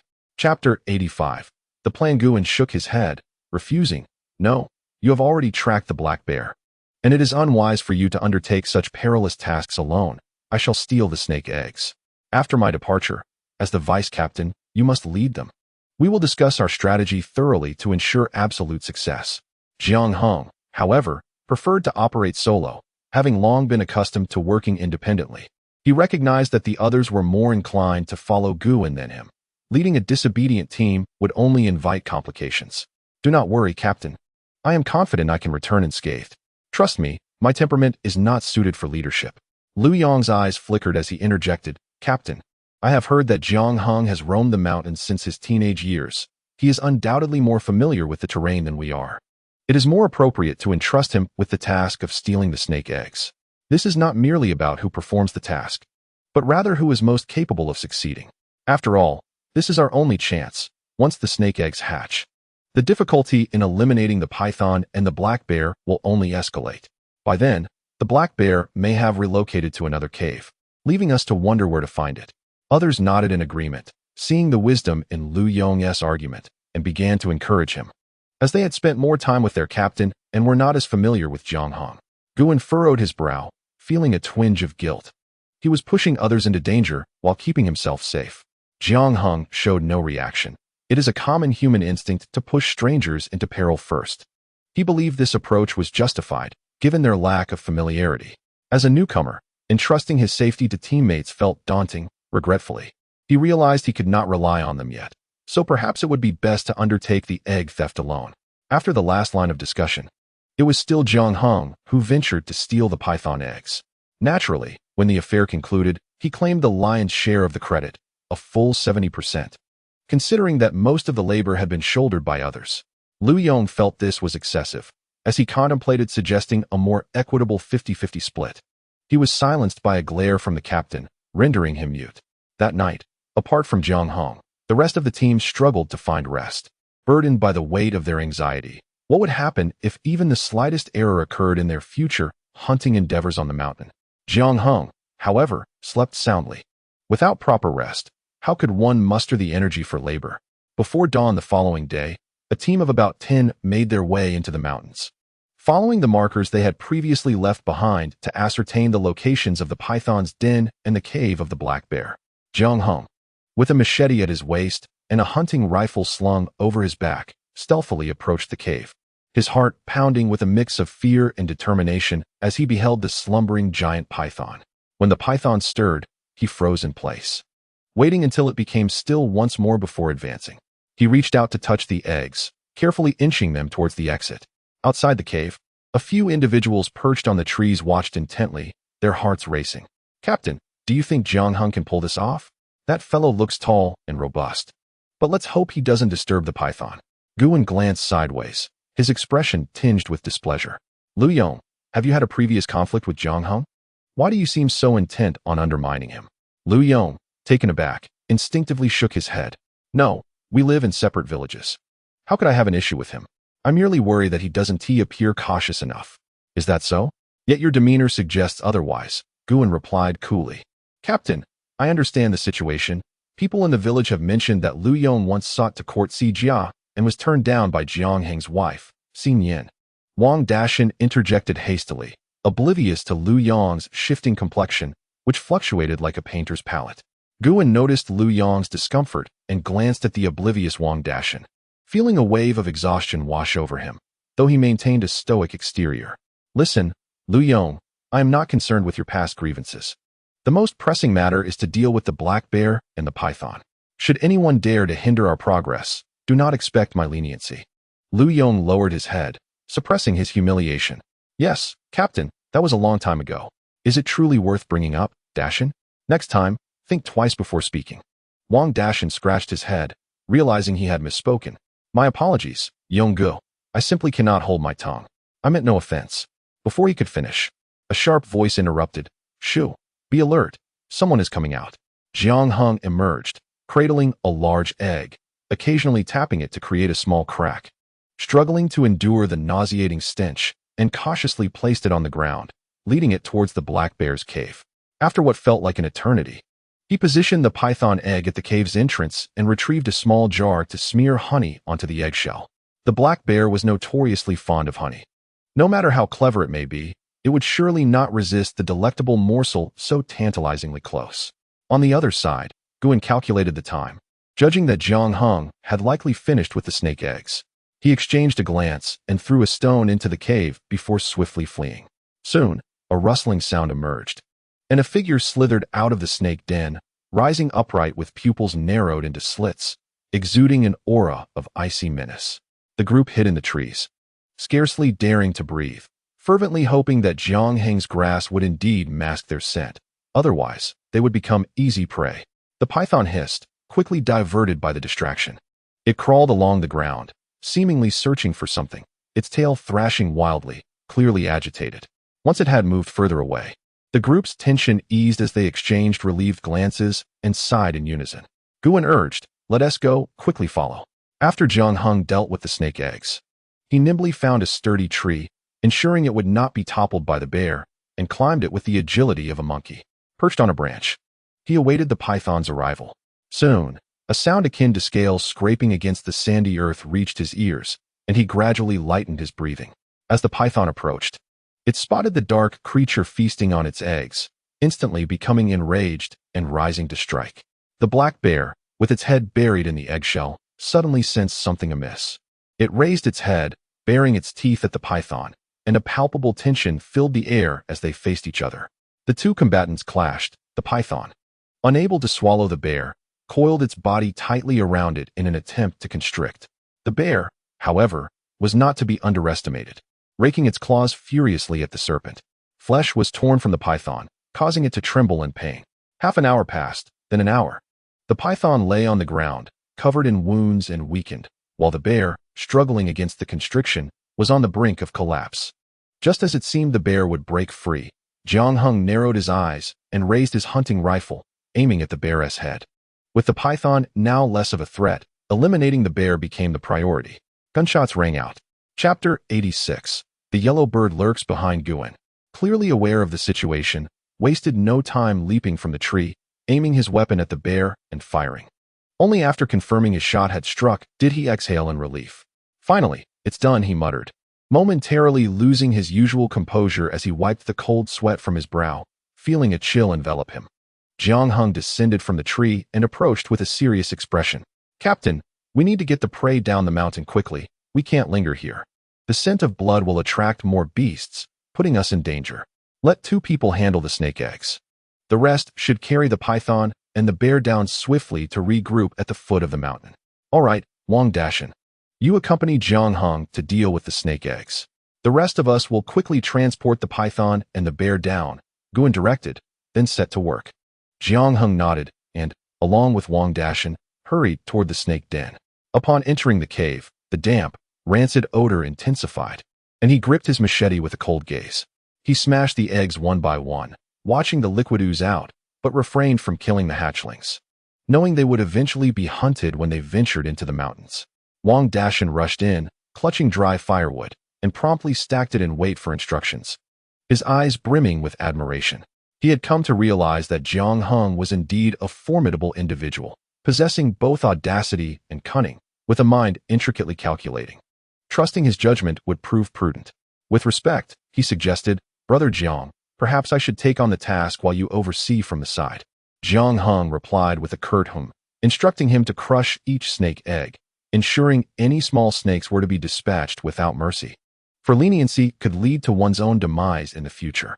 Wang Dashan unsheathed his chopping knife and began to fervently smash the snake eggs. Within moments, he had obliterated an entire clutch, ensuring no snake remained alive. He deftly retrieved a matchbox, ignited it, and tossed it onto the firewood. Watching as the flames roared to life, the two then cautiously retreated from the cave, covering the entrance with stones to prevent any flames from escaping.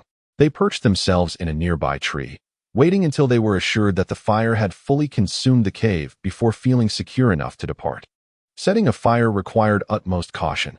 After all, forest fires were no trifling matter. "Brother Jiang, your meticulousness is truly commendable. Being with you brings such peace of mind," Wang Dashan remarked with a chuckle. Jiang Heng responded with a hearty laugh, appreciating his companion's sentiment. "Come, I shall take you to witness a surprise. It should still be there, barring any unforeseen mishaps." Wang Dashan, perplexed, bombarded him with questions, yet could not glean any answers, feeling a mix of anticipation and anxiety. Upon navigating through the thicket and catching sight of the lakeshore, he was momentarily stunned. "Wow, incredible. Truly remarkable, Brother Jiang." Jiang Heng replied, "Yes, I am aware of my prowess. No need to flatter me further, lest my ego grow insatiable. Quickly now, let us seize the prey." The two dashed forth, confronting the hunting dogs encircling the cattle without hesitation. Both were skilled hunters, and dispatching the dogs was a trivial matter. 10 minutes later, Jiang Heng emerged, hoisting the cow, his form largely obscured by the animal's bulk, yet his muscular physique remained evident, and his gait appeared relatively light. Wang Dashan, with a hunting dog draped over each shoulder, gazed in awe at the figure ahead, utterly impressed by the sheer strength on display.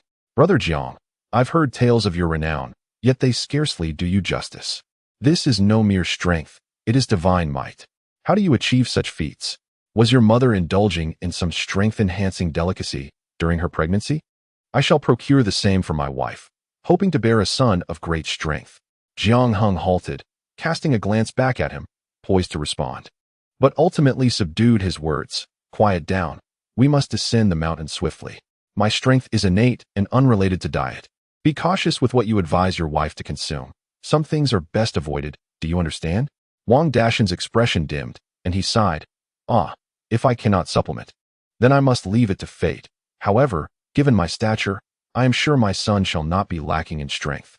As he spoke, he began to cheer up. Jiang Heng replied, "As long as you are happy, my friend."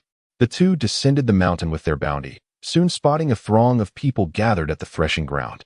A sea of heads densely packed. It seemed the inhabitants of several villages had converged. After all, successfully hunting a black bear was a matter of great pride, not to mention having dealt with a massive python. How many had never laid eyes on such a creature? They certainly would not miss the opportunity to join in the excitement.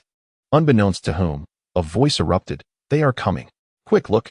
Oh my heavens, it's a cow, and it has descended the mountain." Jiang Heng, noticing the throng blocking his path, called out, "Everyone, please make way. Don't let yourselves be trampled. Allow me to set down the cow, if you will. Carrying it is quite exhausting." The crowd, upon hearing his plea, burst into laughter and collectively stepped back, clearing a space. With a resounding thud, the cow was dropped onto the ground, sending a plume of dust into the air. Jiang Heng then clapped his hands together and sought out his leader.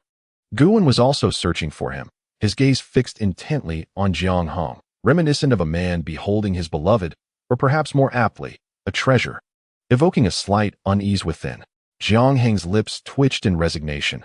"Captain, please refrain from looking at me like that. It gives me the shivers. Speak plainly."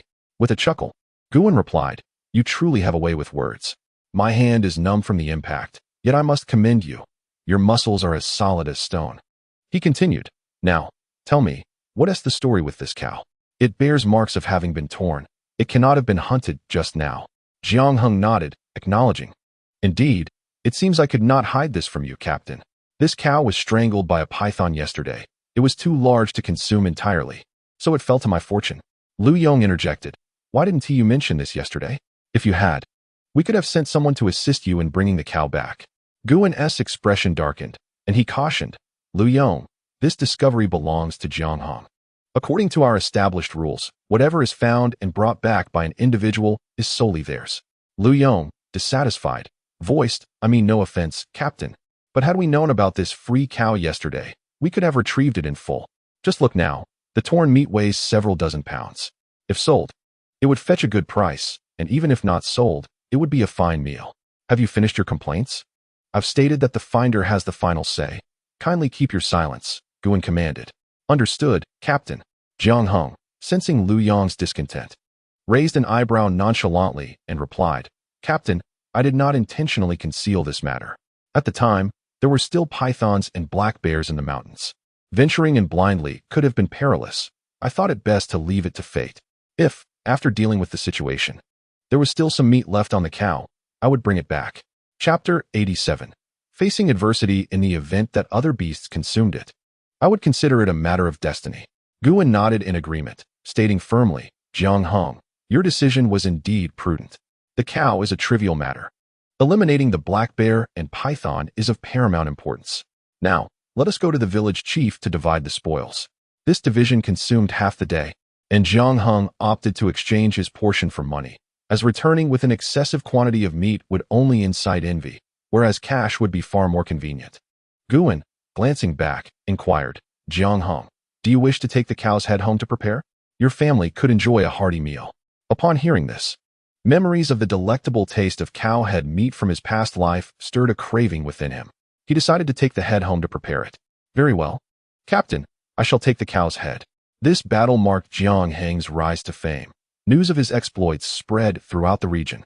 However, at this moment, his focus was solely on the cow's head, contemplating how best to prepare it upon his return. Not long after, Jiang Heng returned home with money in hand and a large bull's head hanging from his vehicle. He cheerfully pushed open the courtyard gate, announcing, Wife, I am back. Nuonuo, come out and see what treasures Daddy has brought. Upon hearing his voice, Nian quickly rose and stepped outside, her hands instinctively searching his body with concern. Let me check if you are injured, she said. Jiang Heng, feeling a surge of heat from her touch, gazed at her with a smoldering intensity and hoarsely replied, Wife, please refrain from touching me in broad daylight. It is rather embarrassing. Save that for the evening. Realizing the implication of his words, Nian's face flushed crimson, and she withdrew her hand as if scalded. She shot him a glare that held little authority. A cough interrupted their exchange, and Jiang Heng looked up to meet the complex gaze of his father, who raised an eyebrow and suppressed his smile. With a hint of detachment, he remarked, Dad, is your throat unwell? Perhaps you should smoke less and drink more chrysanthemum tea to soothe it. Jiang Weiman glanced at the bull's head, his displeasure evident. You went out to hunt the black bear and only brought back a bull's head? Why didn't you bring back more meat? Did you sell it? How much did you get for it? Jiang Heng understood that the commotion could not be concealed and responded candidly, just a small sum. But this money was earned with my life. It does not count as part of the public funds. I will contribute according to the rules each month for my wife and child. Beyond that, do not expect any more. Oh, if you have objections, then show some backbone. If you dare to eat any of the bull's meat, I will admire your courage. He scoffed, enough of this incessant prattle. It is far more prudent to convert it to money and save it. Worrying is futile. What matters is what one can actually secure. Noticing his father's darkening expression, he continued to provoke. I nearly forgot. Wife, what day is it? Dad, have you received your tuition refund yet? If not, the younger siblings will surely cause a ruckus. Don't look at me. Whoever caused the trouble must bear the consequences. Shifting the blame onto me will not work. He then smiled brightly. Come on, wife, let us head to the river to clean the bull's head. Bring a saw, and I shall make combs for you too. Bull's head combs are incredibly useful. Nian stole a glance at her father-in-law's grim face, sensing an impending explosion, but quickly suppressed a smile. Acting as if nothing were amiss, with her gentle, glistening eyes fixed on him, she obediently replied, All right, I will go lock the door, and then we can process the bull's head by the river.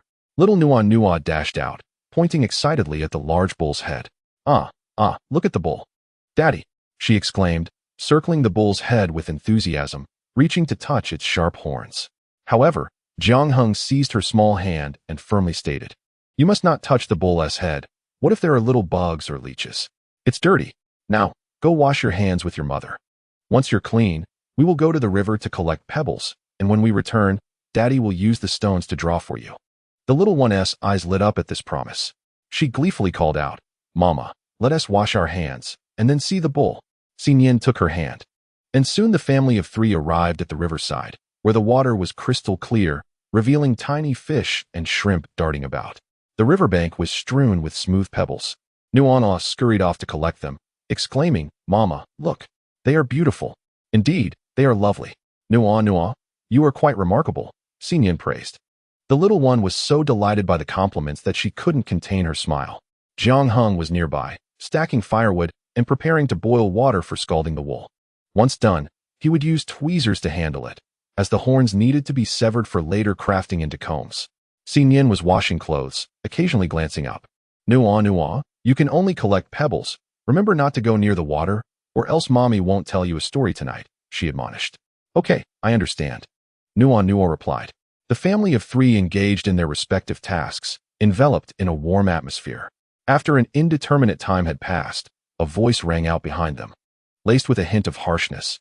"Oh, look who's back. I thought I was mistaken. You've made quite a name for yourself now." Jiang Heng turned to see the envious gaze of Gao Hongxia and forced a smile. "Ah, it's you, second aunt. What brings you here? My reputation is indeed a blessing for the Jiang family. If you think it's so splendid, perhaps you should let my 2 cousins join in as well."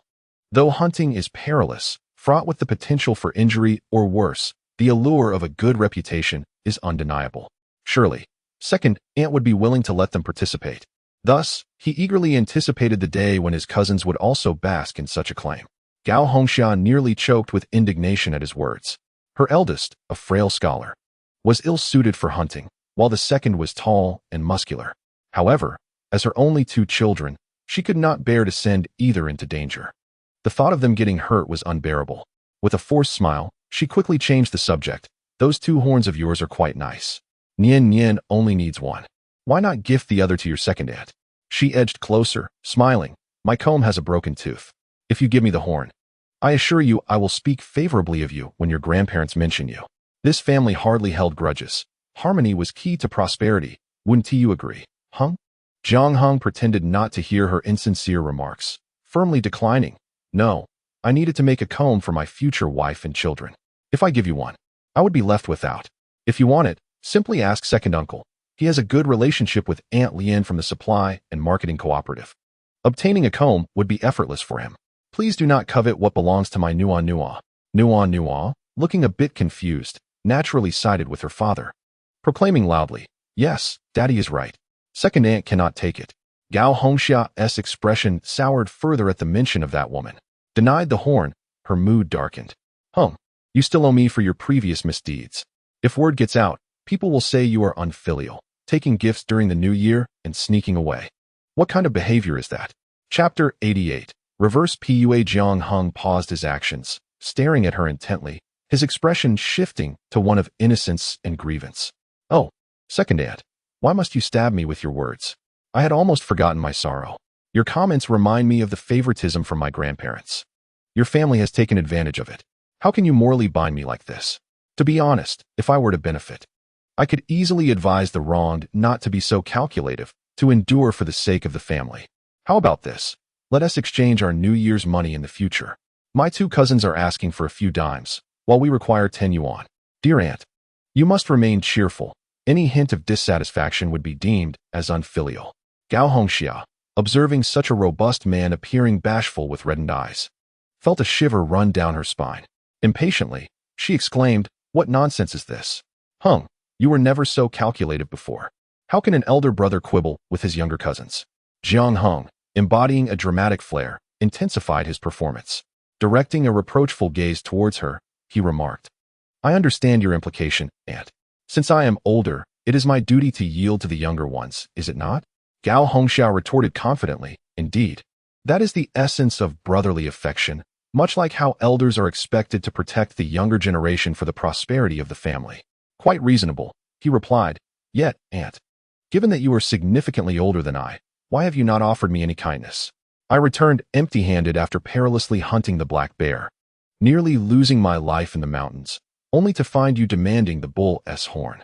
Jiang Heng sighed repeatedly, noticing the villagers becoming increasingly animated. Several aunts and elder women approached, eager to witness the commotion, and began to jest. Indeed, Hongxia, you are the elder here. We have yet to see you offer Nuonuo a piece of candy.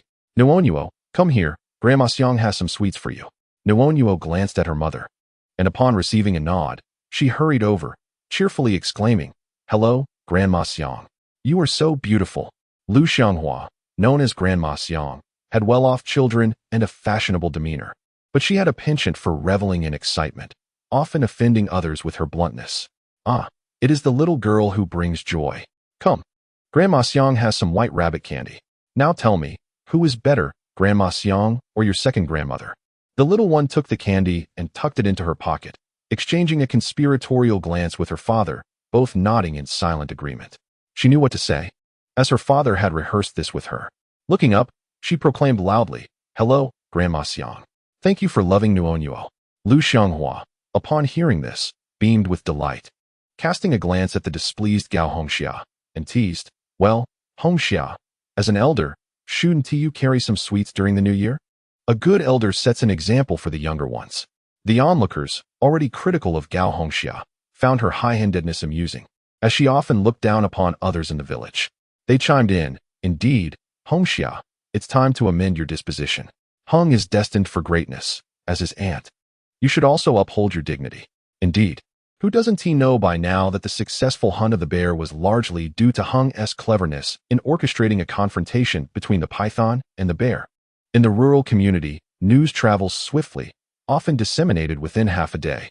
Seeing the women jesting and laughing, seemingly ignoring her, Gao Hongxia clenched her teeth.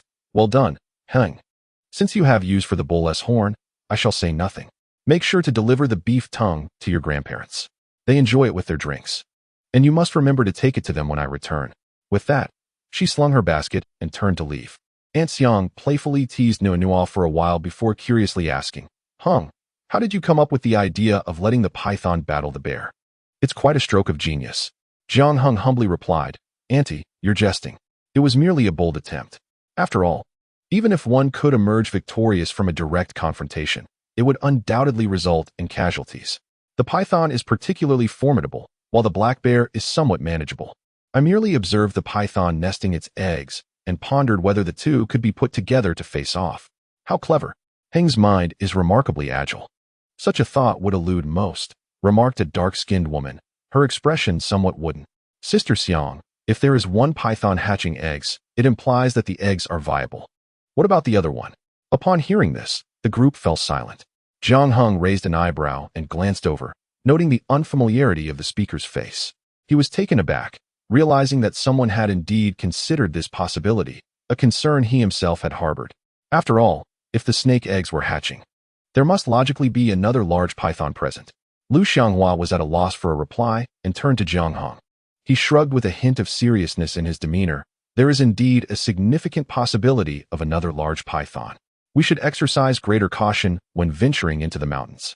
Otherwise, should one be swallowed by a python, there would be no trace left behind, and slaying such a creature is not a trivial task. A chill ran down everyone's spines as they contemplated the need to caution others upon their return, advising against entering the mountains, lest they encounter such peril.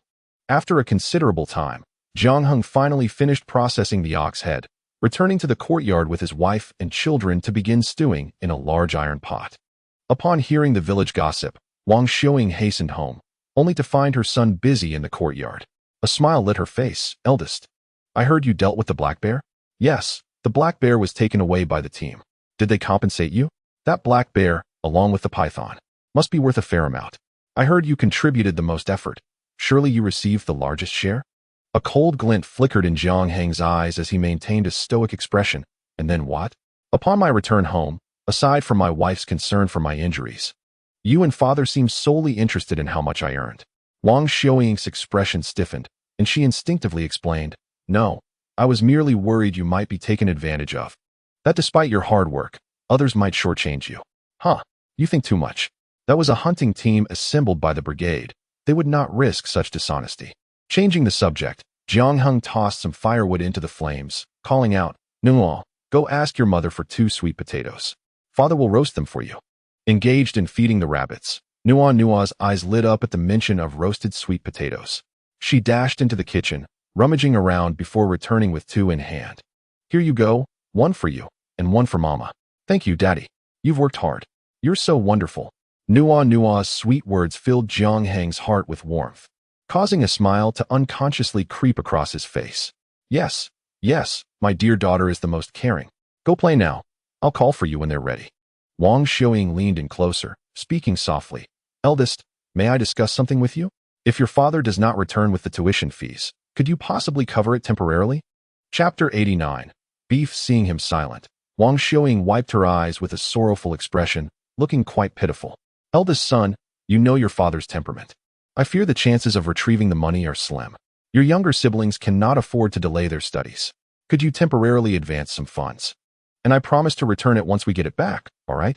Jiang Heng tossed the sweet potato aside, warming it over the charcoal fire, seemingly oblivious to her words. After a considerable pause, he finally spoke. What? Mother, please repeat that. I did not catch it. Wang Xiuying reluctantly reiterated her plea, her hopeful gaze fixed on him, her heart filled with trepidation. Jiang Heng raised his head earnestly and stated, Let us clarify the matter, Mother. It is not merely about my advancing the funds. It is about addressing an endless pit of debt. We must identify the core issue, do you understand? First, the money was lent out by father. He is the root cause, correct? Second, hypothetically, if I do advance the money, what will happen next? Uncle and his family will become even more audacious in borrowing. Father will gradually deplete our family's resources, and then I will have no money, and our family will be left with nothing. Are you planning to live on the wind? It's not that I refuse to lend. I do it for your sake.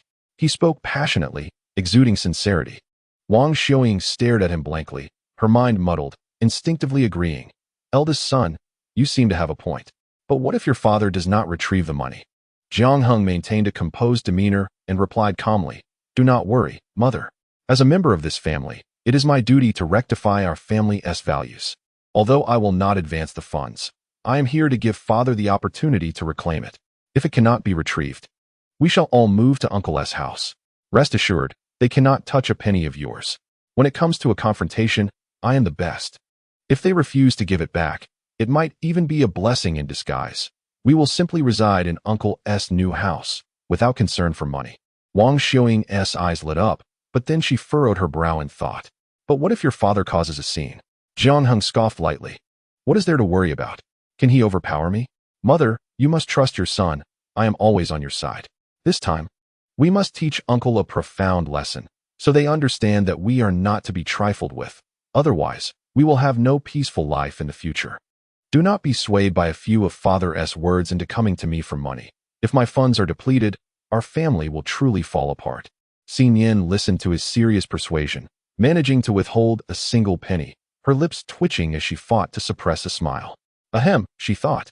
This man is indeed cunning. It is no surprise I have been outwitted. After finishing his subtle manipulation, Jiang Heng watched his mother depart with a cheerful demeanor, a smile tugging at his lips as tranquility enveloped his thoughts. In a few days, a spectacle would unfold. A glimmer of sharp insight flashed through his eyes, disappearing as quickly as it came. Soon, the sweet potato was ready. Jiang Heng called out, The tender sweet potatoes are done. Come quickly and enjoy them while they're hot. The little one dashed out of the kitchen, something in her mouth, her physique having grown pleasantly plump during this time, resembling a delicate and beloved figurine. Daddy, where are the tender sweet potatoes? No need to rush. I shall peel them for you now. Jiang Heng observed the charcoal black sweet potatoes, waiting until they were no longer too hot to peel, revealing the orange flesh within, from which a delectable aroma wafted. Gulping with anticipation, the little one's eyes were fixed on the treat, eagerly swallowing. Peeling away the charred black shell, I tore a corner of the newspaper and fashioned it into a cylindrical shape, placing the sweet potato inside for her to hold and enjoy. Here. This way it won't be too hot. This one is yours. The other belongs to your mother, and your father shares the same. Nuonuo blinked her eyes and tilted her head in agreement. All right, then father shall have some too. Yes, absolutely. The beef head had been stewing in a fragrant marinade all afternoon, filling the yard with its savory aroma, enticing passers-by on the road, who inhaled deeply, craving the delicacy. Jiang Heng sliced off a piece of meat and instinctively fed it to his wife and daughter, believing that a plump figure was most appealing. Here, dear wife, taste and see how it is. Nian prepared to cook porridge and make some pancakes for dinner, while the beef head was ready-made, naturally saving her the effort of cooking. As her lips touched the marinated meat, she instinctively opened her mouth and took a bite. The tender, flavorful meat delighted her senses. Marinated beef head is tastier than pork. Haha, that is only natural. This is yak meat from the inner mountains, and its flavor surpasses that of home. Enjoy it. And if you like it, take more. Bring a bowl, and I will cut some for you. Perhaps not. I'll wait for dinner to eat with the family. If I eat secretly, my mother-in-law will surely scold me. Jiang Heng chuckled softly, replying, this is what I earned, so naturally, I prioritize feeding my little family. They should not indulge without effort. My wife should not be overly considerate, understand? He turned to see the little one eagerly watching, nearly drooling. Look, Nuonuo is already tempted. You two can eat until you're half full. We won't lack for meat in our home.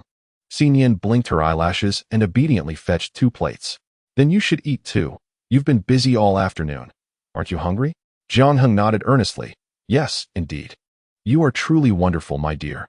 The family of 3 enjoyed a modest meal in the kitchen until Jiang Weimin returned, sniffing the air with delight. Clearly impressed by his eldest's hunting skills. Standing in the kitchen and observing the merry scene, his expression soured. Eldest, why didn't you wait for us to eat together? Sneaking a private feast is quite lacking in decorum. Jiang Heng glanced at him dismissively, responding in a calm tone. If you disapprove, then do not eat tonight. I toiled in the mountains, bringing back a beef head for you all to enjoy. After laboring tirelessly all afternoon, he mused. Am I unworthy of even a morsel of meat? Father, I must say, your harshness is excessive.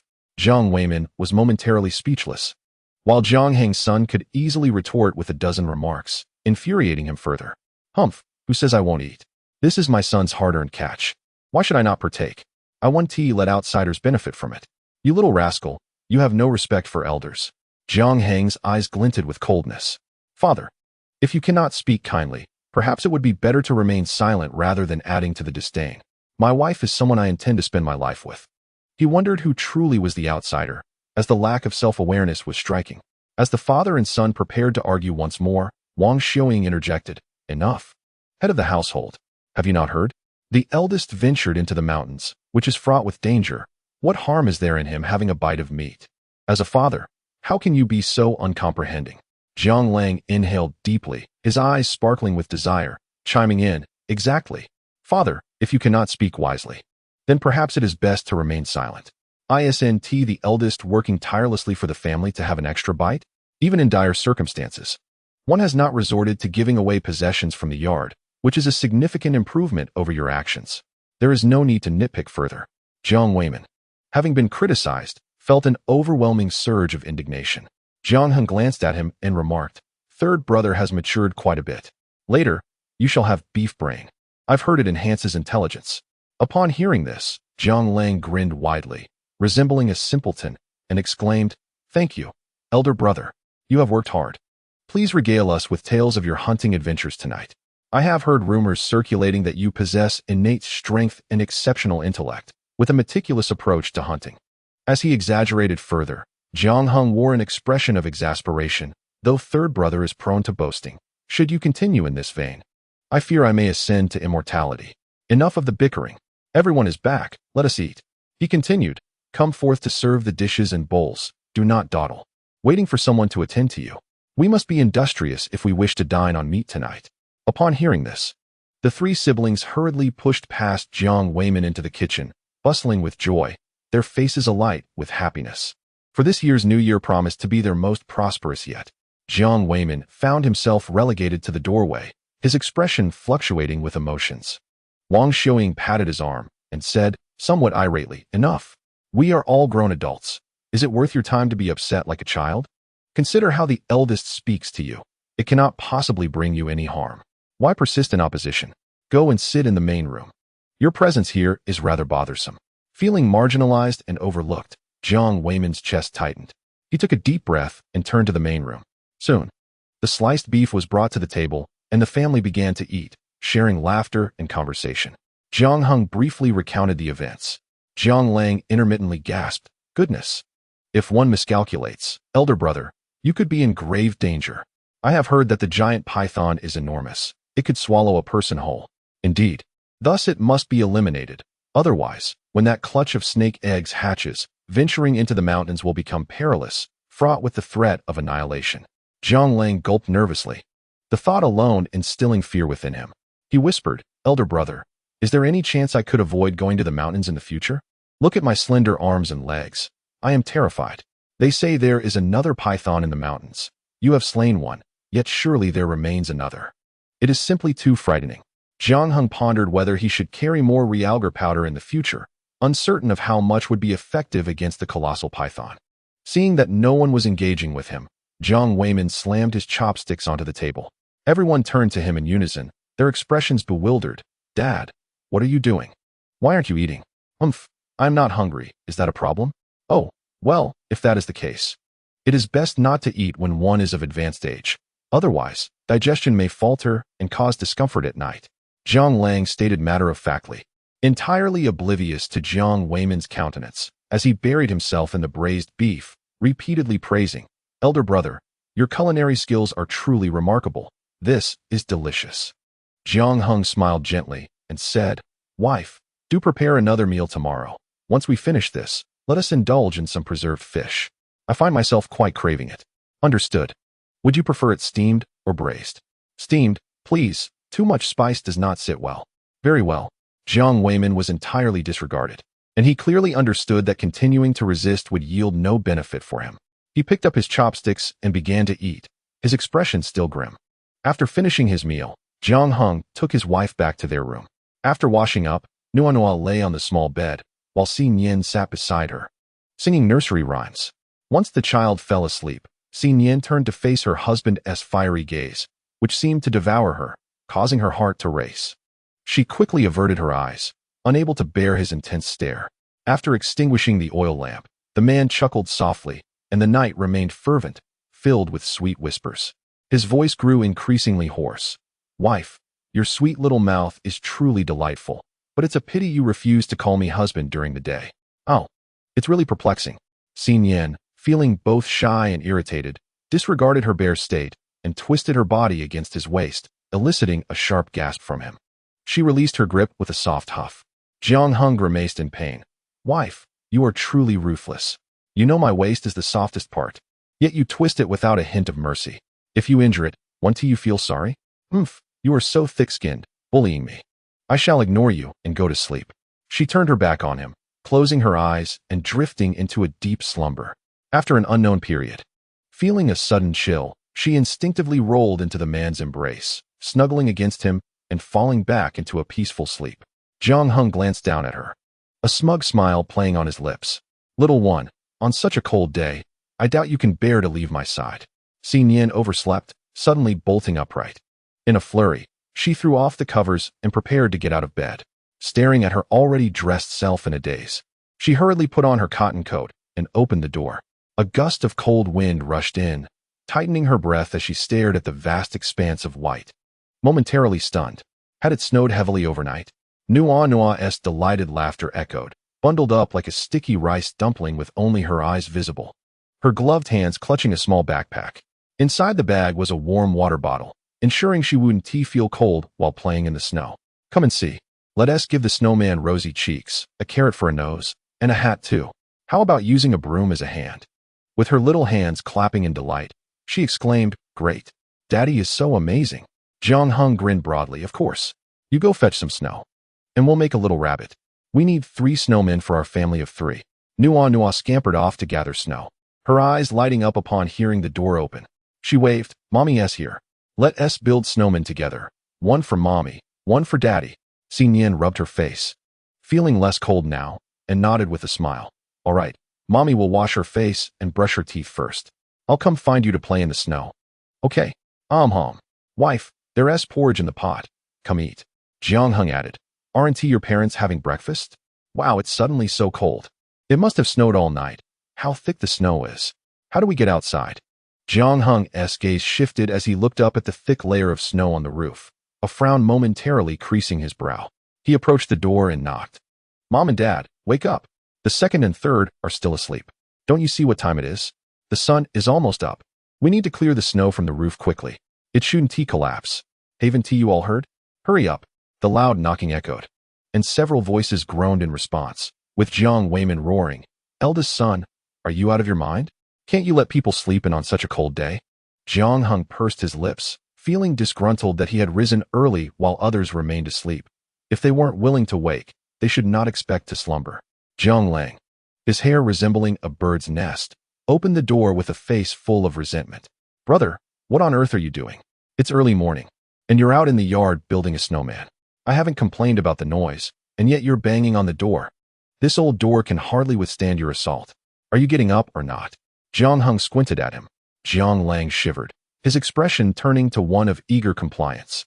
"Of course I'm getting up. The teacher says that the morning is crucial for the day's plans. I will rise immediately." Once the entire family was roused, Jiang Heng began delegating tasks. "Third brother, you are nimble. Go and shovel the snow. Second brother, assist me with the snow in the courtyard. Father, do not linger. Bring the wheelbarrow to cart the snow away." Chapter 91. Organizing snow removal. Jiang Weimin grumbled.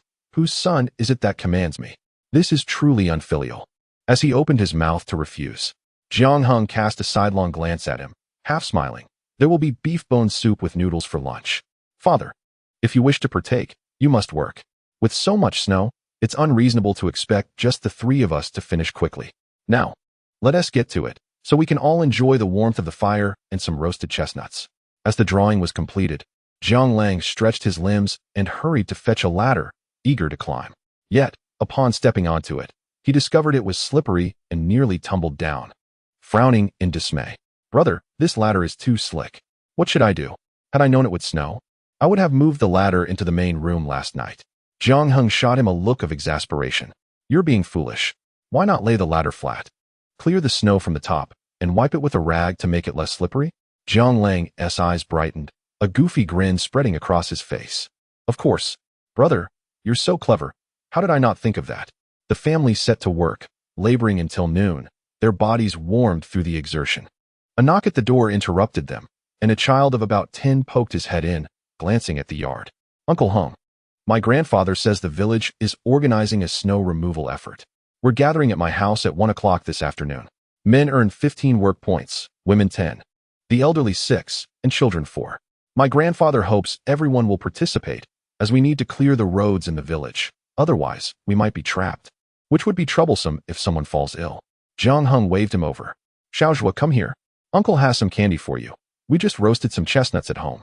Xiaozhua scampered over, hands cupped in delight, beaming. "Thank you, Uncle Heng. I heard from Grandpa that you are an excellent hunter. When I grow up, can I go into the mountains with you?" "Huh. The mountains can be perilous, and you're still just a little one. Focus on your studies. That is the path to take. All right, go on back now. Our family will be there promptly this afternoon."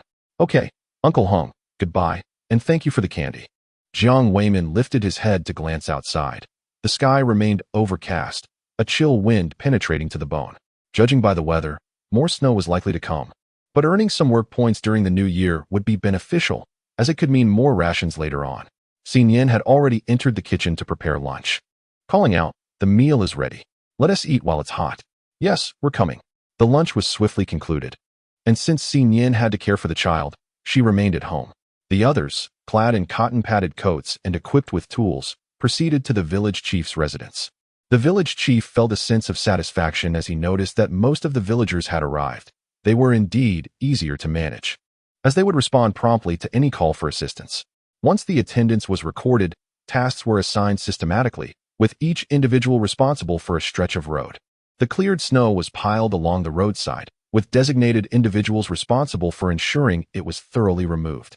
The village chief was also engaged in the work, as a leader should set an example. Although he was older and could afford to take on less work, it was essential for him to participate. Otherwise, he would struggle to manage the villagers in the future. By the time evening approached, the majority of the snow had been cleared, extending to the borders of neighboring villages, which lay blanketed in white. Jiang Heng pushed a cart, shoveling the snow directly into the river. Glancing in the direction of the village chief, he remarked, Uncle. The other villages haven't cleared much snow.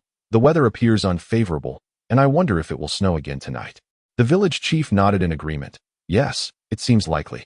If the snow accumulates too thickly and remains unaddressed, it poses a significant risk. I shall visit the neighboring village to issue a warning. Noticing the chief's difficulty in riding his bicycle, Jiang Heng offered, Uncle, allow me to ride with you. The roads are inconvenient for someone of your age, and it would be perilous if you were to fall. It's an inconvenience for you. Shouldn't you rest? The chief replied, It's no trouble at all. I will inform my family, and we can depart, Jiang Heng insisted. Very well, you're a good child, the chief responded, and soon the bicycle vanished from sight. After relaying information to everyone, it was only Shuesong village and Wangjia village that heeded his advice and began organizing work. The elderly village chief of Lu family village was hesitant to distribute work credits. Without these credits, who would be inclined to labor in the biting cold?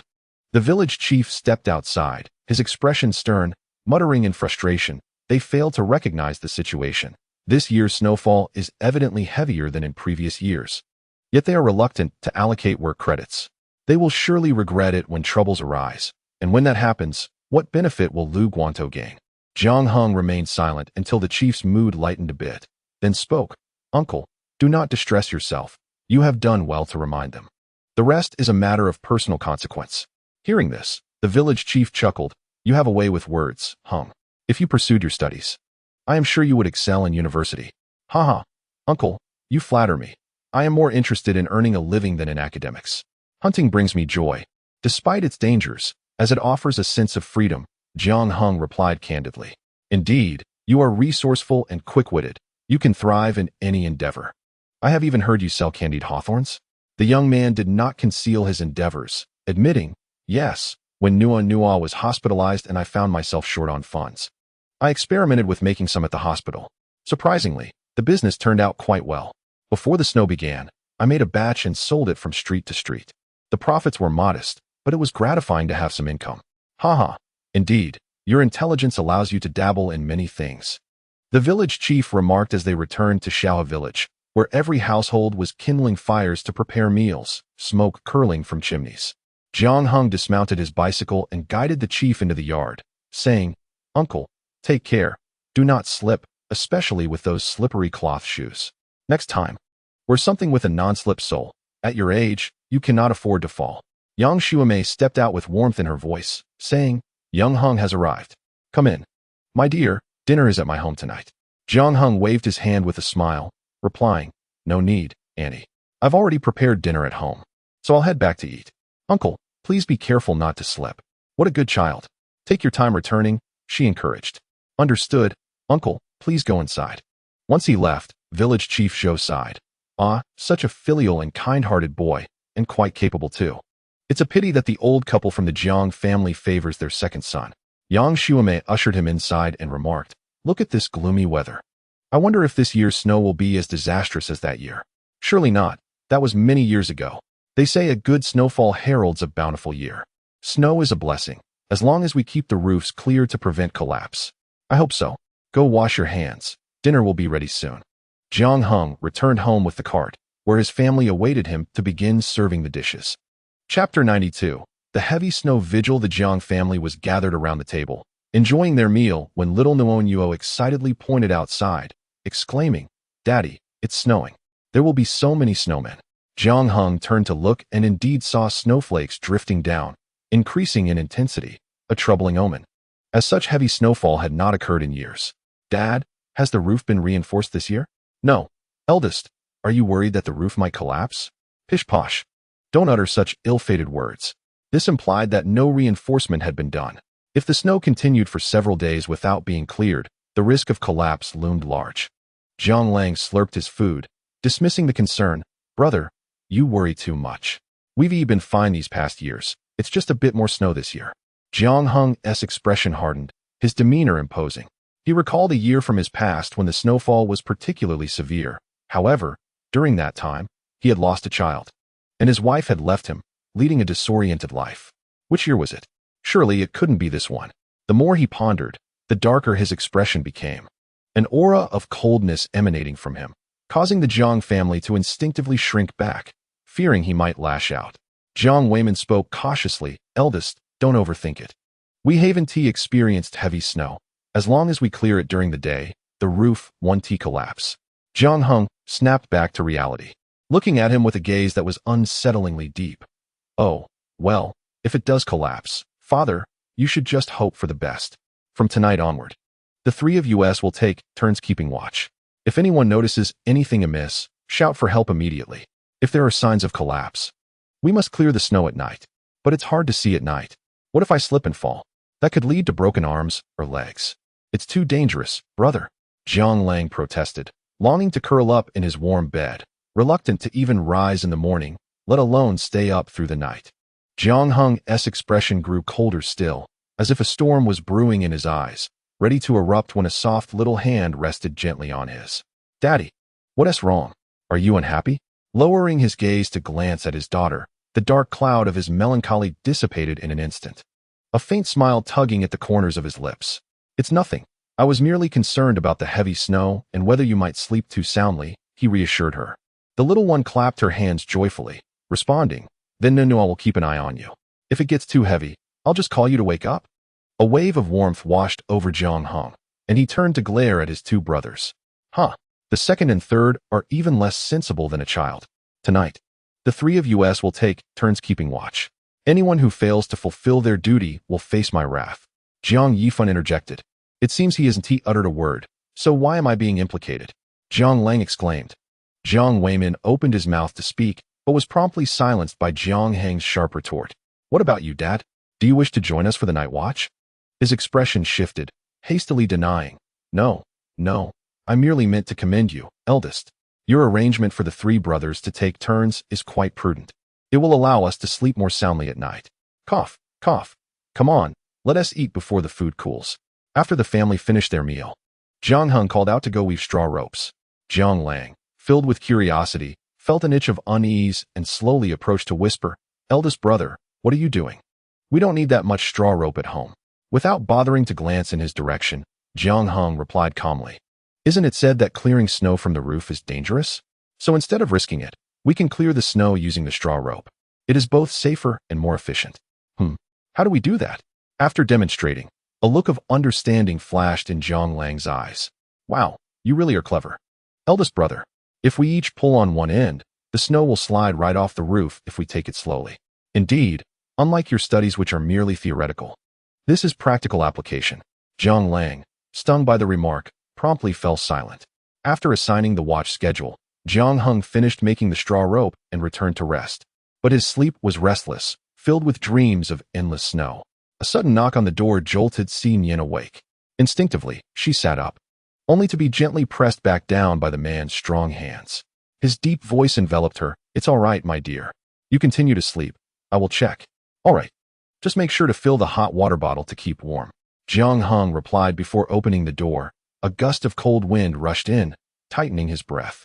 Upon seeing the snow piled up to his ankles in the yard, a sense of foreboding settled in his heart. Jiang Yifan trembled, his voice quivering. Eldest brother, I think I heard a sound from the cattle shed. Should we go check? Yes, let us go. If it has truly collapsed, we must inform the village head immediately. At this moment, the cattle were the primary source of livelihood, and to put it bluntly, they were more valuable than a human life. If anything were to happen to the cattle, it would be akin to the sky falling for the village.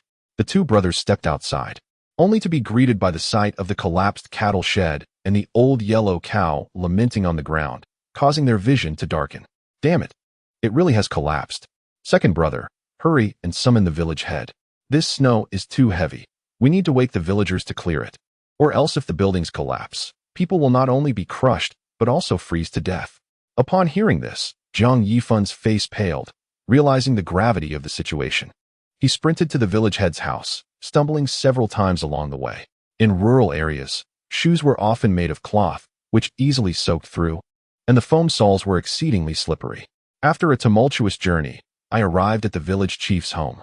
I raised my hand and knocked on the door, shouting, Grandpa Zhou, open the door.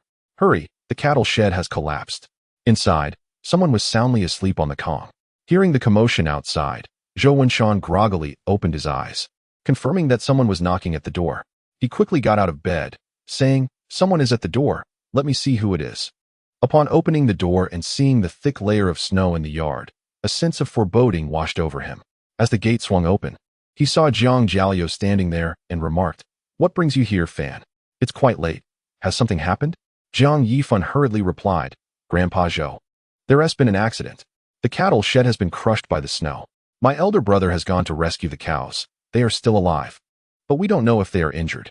Zhou Wenshan's vision darkened as his hands trembled with anxiety. What? The cattle shed? How could it have collapsed suddenly? It had been reinforced just recently. Fan, go to the kitchen and get the gong. We need to wake the villagers. If the house collapses, it could crush someone. Yes, my brother said the same.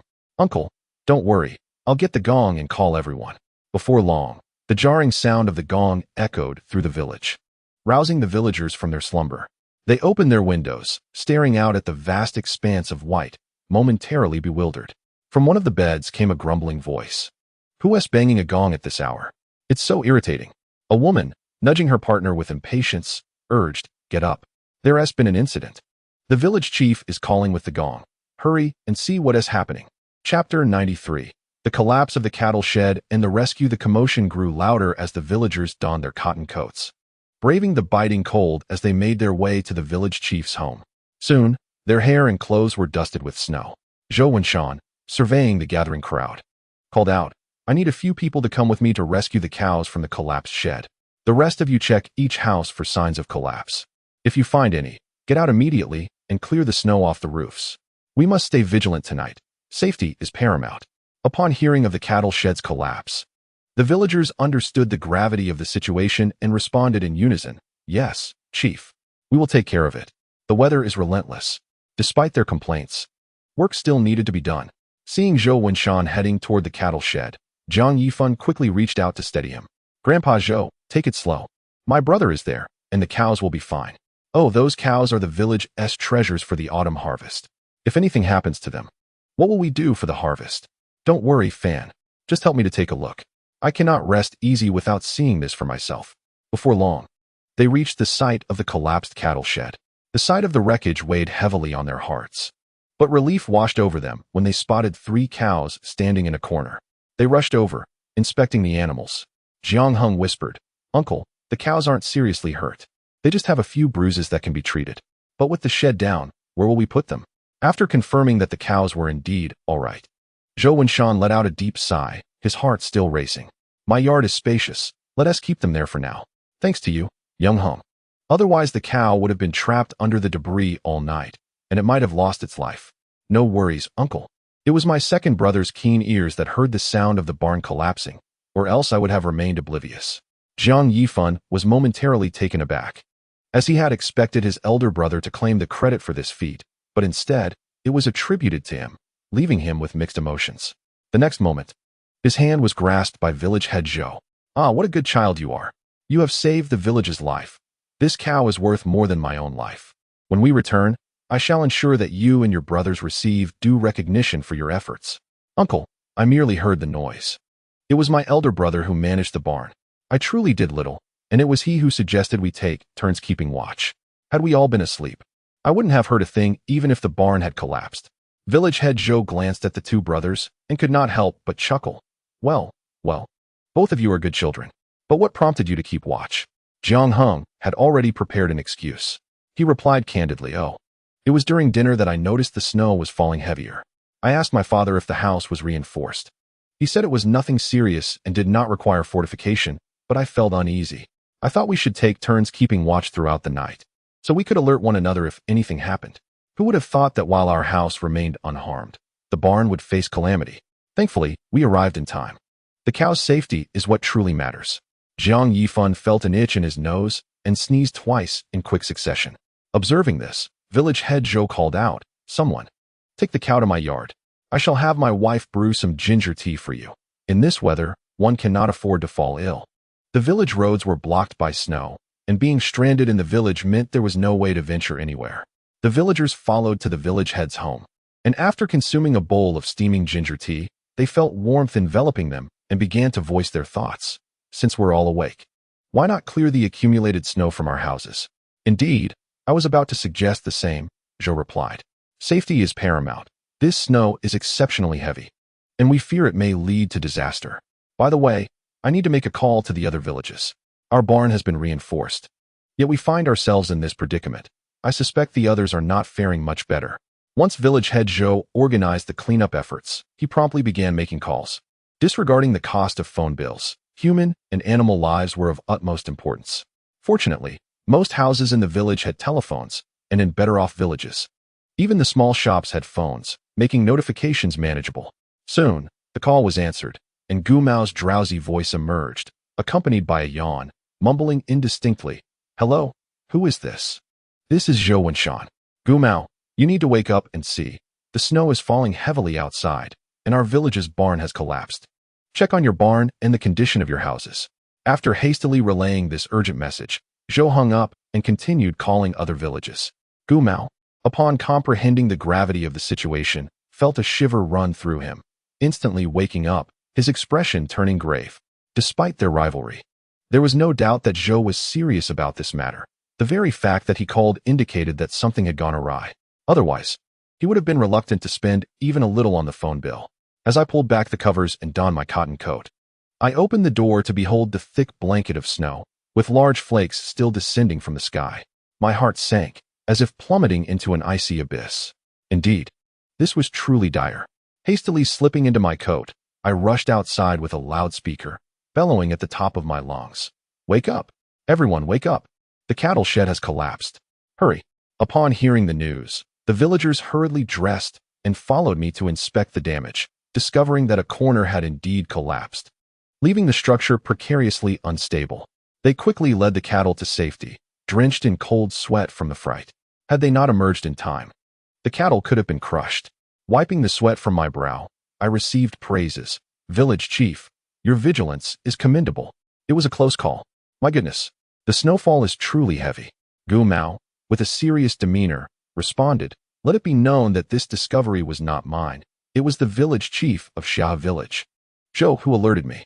Otherwise, we would have faced calamity this year." A perplexed villager interjected, "But aren't you and Chief Zhou often at odds? It's surprising he would call to warn you. Have you reconciled?" "Silence. What nonsense are you spouting? Regardless of our private disputes, when it comes to matters of communal property, we are united in purpose. Enough of the chatter. Let us go door to door to assess any potential dangers and prioritize the safety of our people." The villagers responded in unison, "Yes, Chief." Meanwhile, Zhou Wenshan made a series of phone calls, ensuring everyone was informed before exhaling a long sigh, beads of cold sweat forming on his forehead. We had narrowly avoided disaster. Yang Xuemei prepared some ginger tea and, observing his distress, asked, "Old man, is everything all right?" "Difficult to say. The weather seems ominous. I fear we may be facing a snow disaster this year, making life even harder for the common folk. There would be no time for idleness. We must guard against collapsing roofs at night, while clearing snow from the roads during the day." We have our work cut out for us," Zhou Wenshan sighed, taking a couple of puffs from his pipe to calm his turbulent emotions. Suddenly, the phone rang, and Zhou Wenshan answered to hear a familiar voice on the other end. Gu Mao awkwardly expressed his gratitude. "Old Zhou, thank you for the warning this time. Otherwise, our cattle would have been in grave danger. I'll bring some wine to your home next time we meet to express my thanks." Upon hearing this, Zhou Wenshan instinctively glanced at his wife, who had been childhood friends with Gu. It would be quite awkward for him to visit. "No, do not come to my house with wine. My wife would have to toil over a meal, which is hardly considerate. If you insist on dining, we should go to a restaurant in the town instead." "What is this? I knew you were rather stingy." Before he could finish, his wife playfully kicked him. Zhou Wenshan maintained a stern expression, resolutely replying, while Gu Mao on the other end of the line smirked, recognizing his friend's unchanging nature, always seizing any opportunity to gain the upper hand. Yet, it was undeniable that he owed a debt of gratitude this time. All right, you indeed rendered a great service. Dining out at a restaurant is fine. I shall treat you. By the way, how did you know the cattle shed was about to collapse?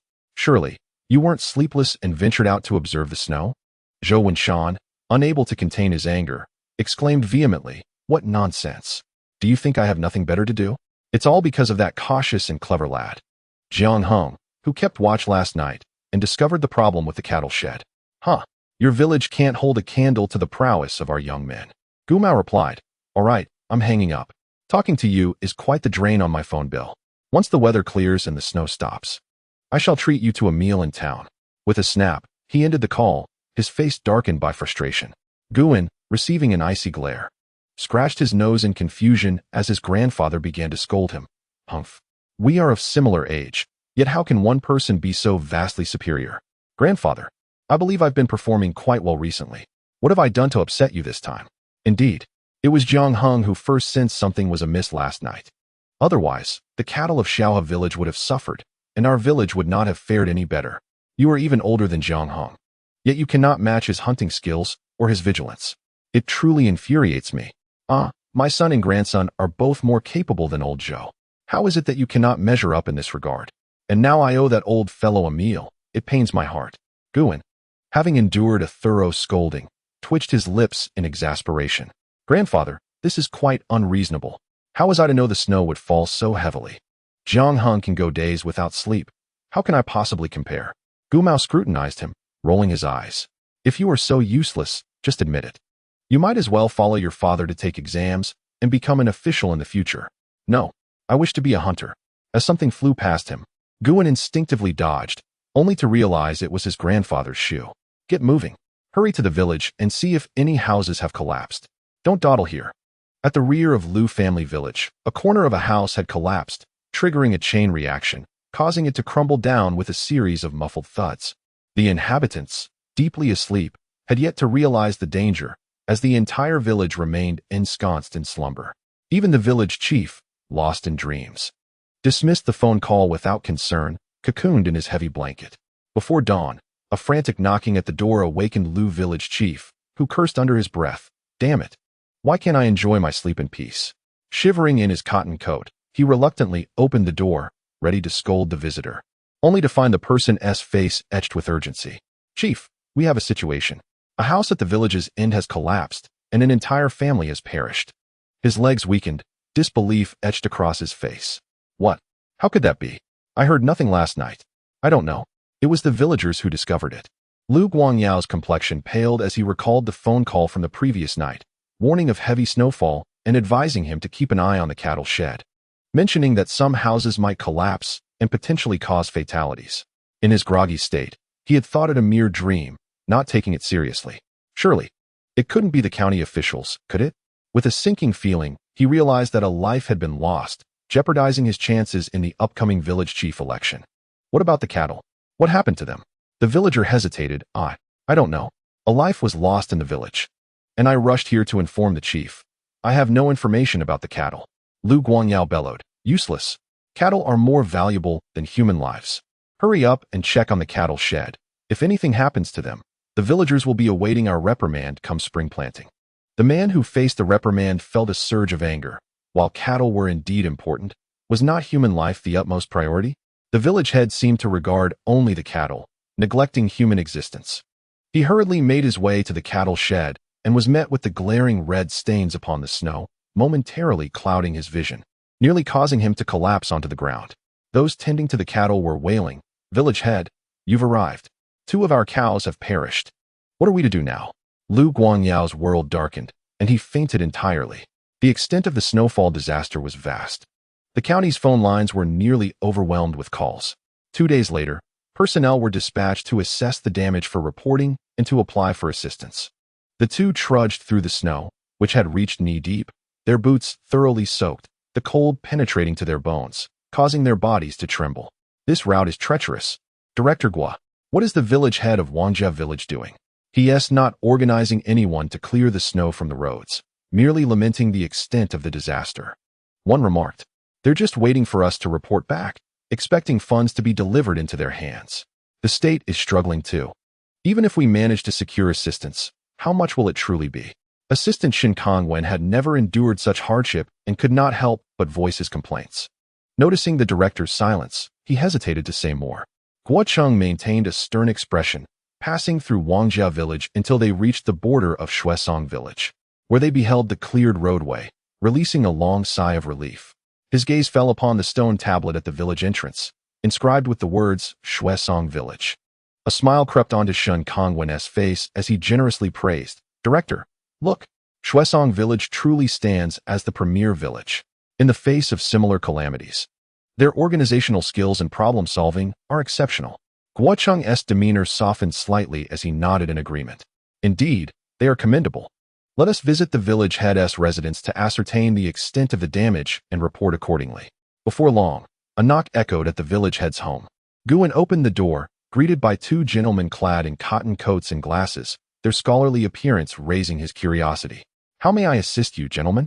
Shin Kongwen adjusted his glasses and replied with a smile. "Good day, comrade. We are from the county, here to gather information regarding the snowfall disaster for our report." Guan, taken aback, exclaimed, "Ah, so you are county officials. Please come in. My grandfather is inside."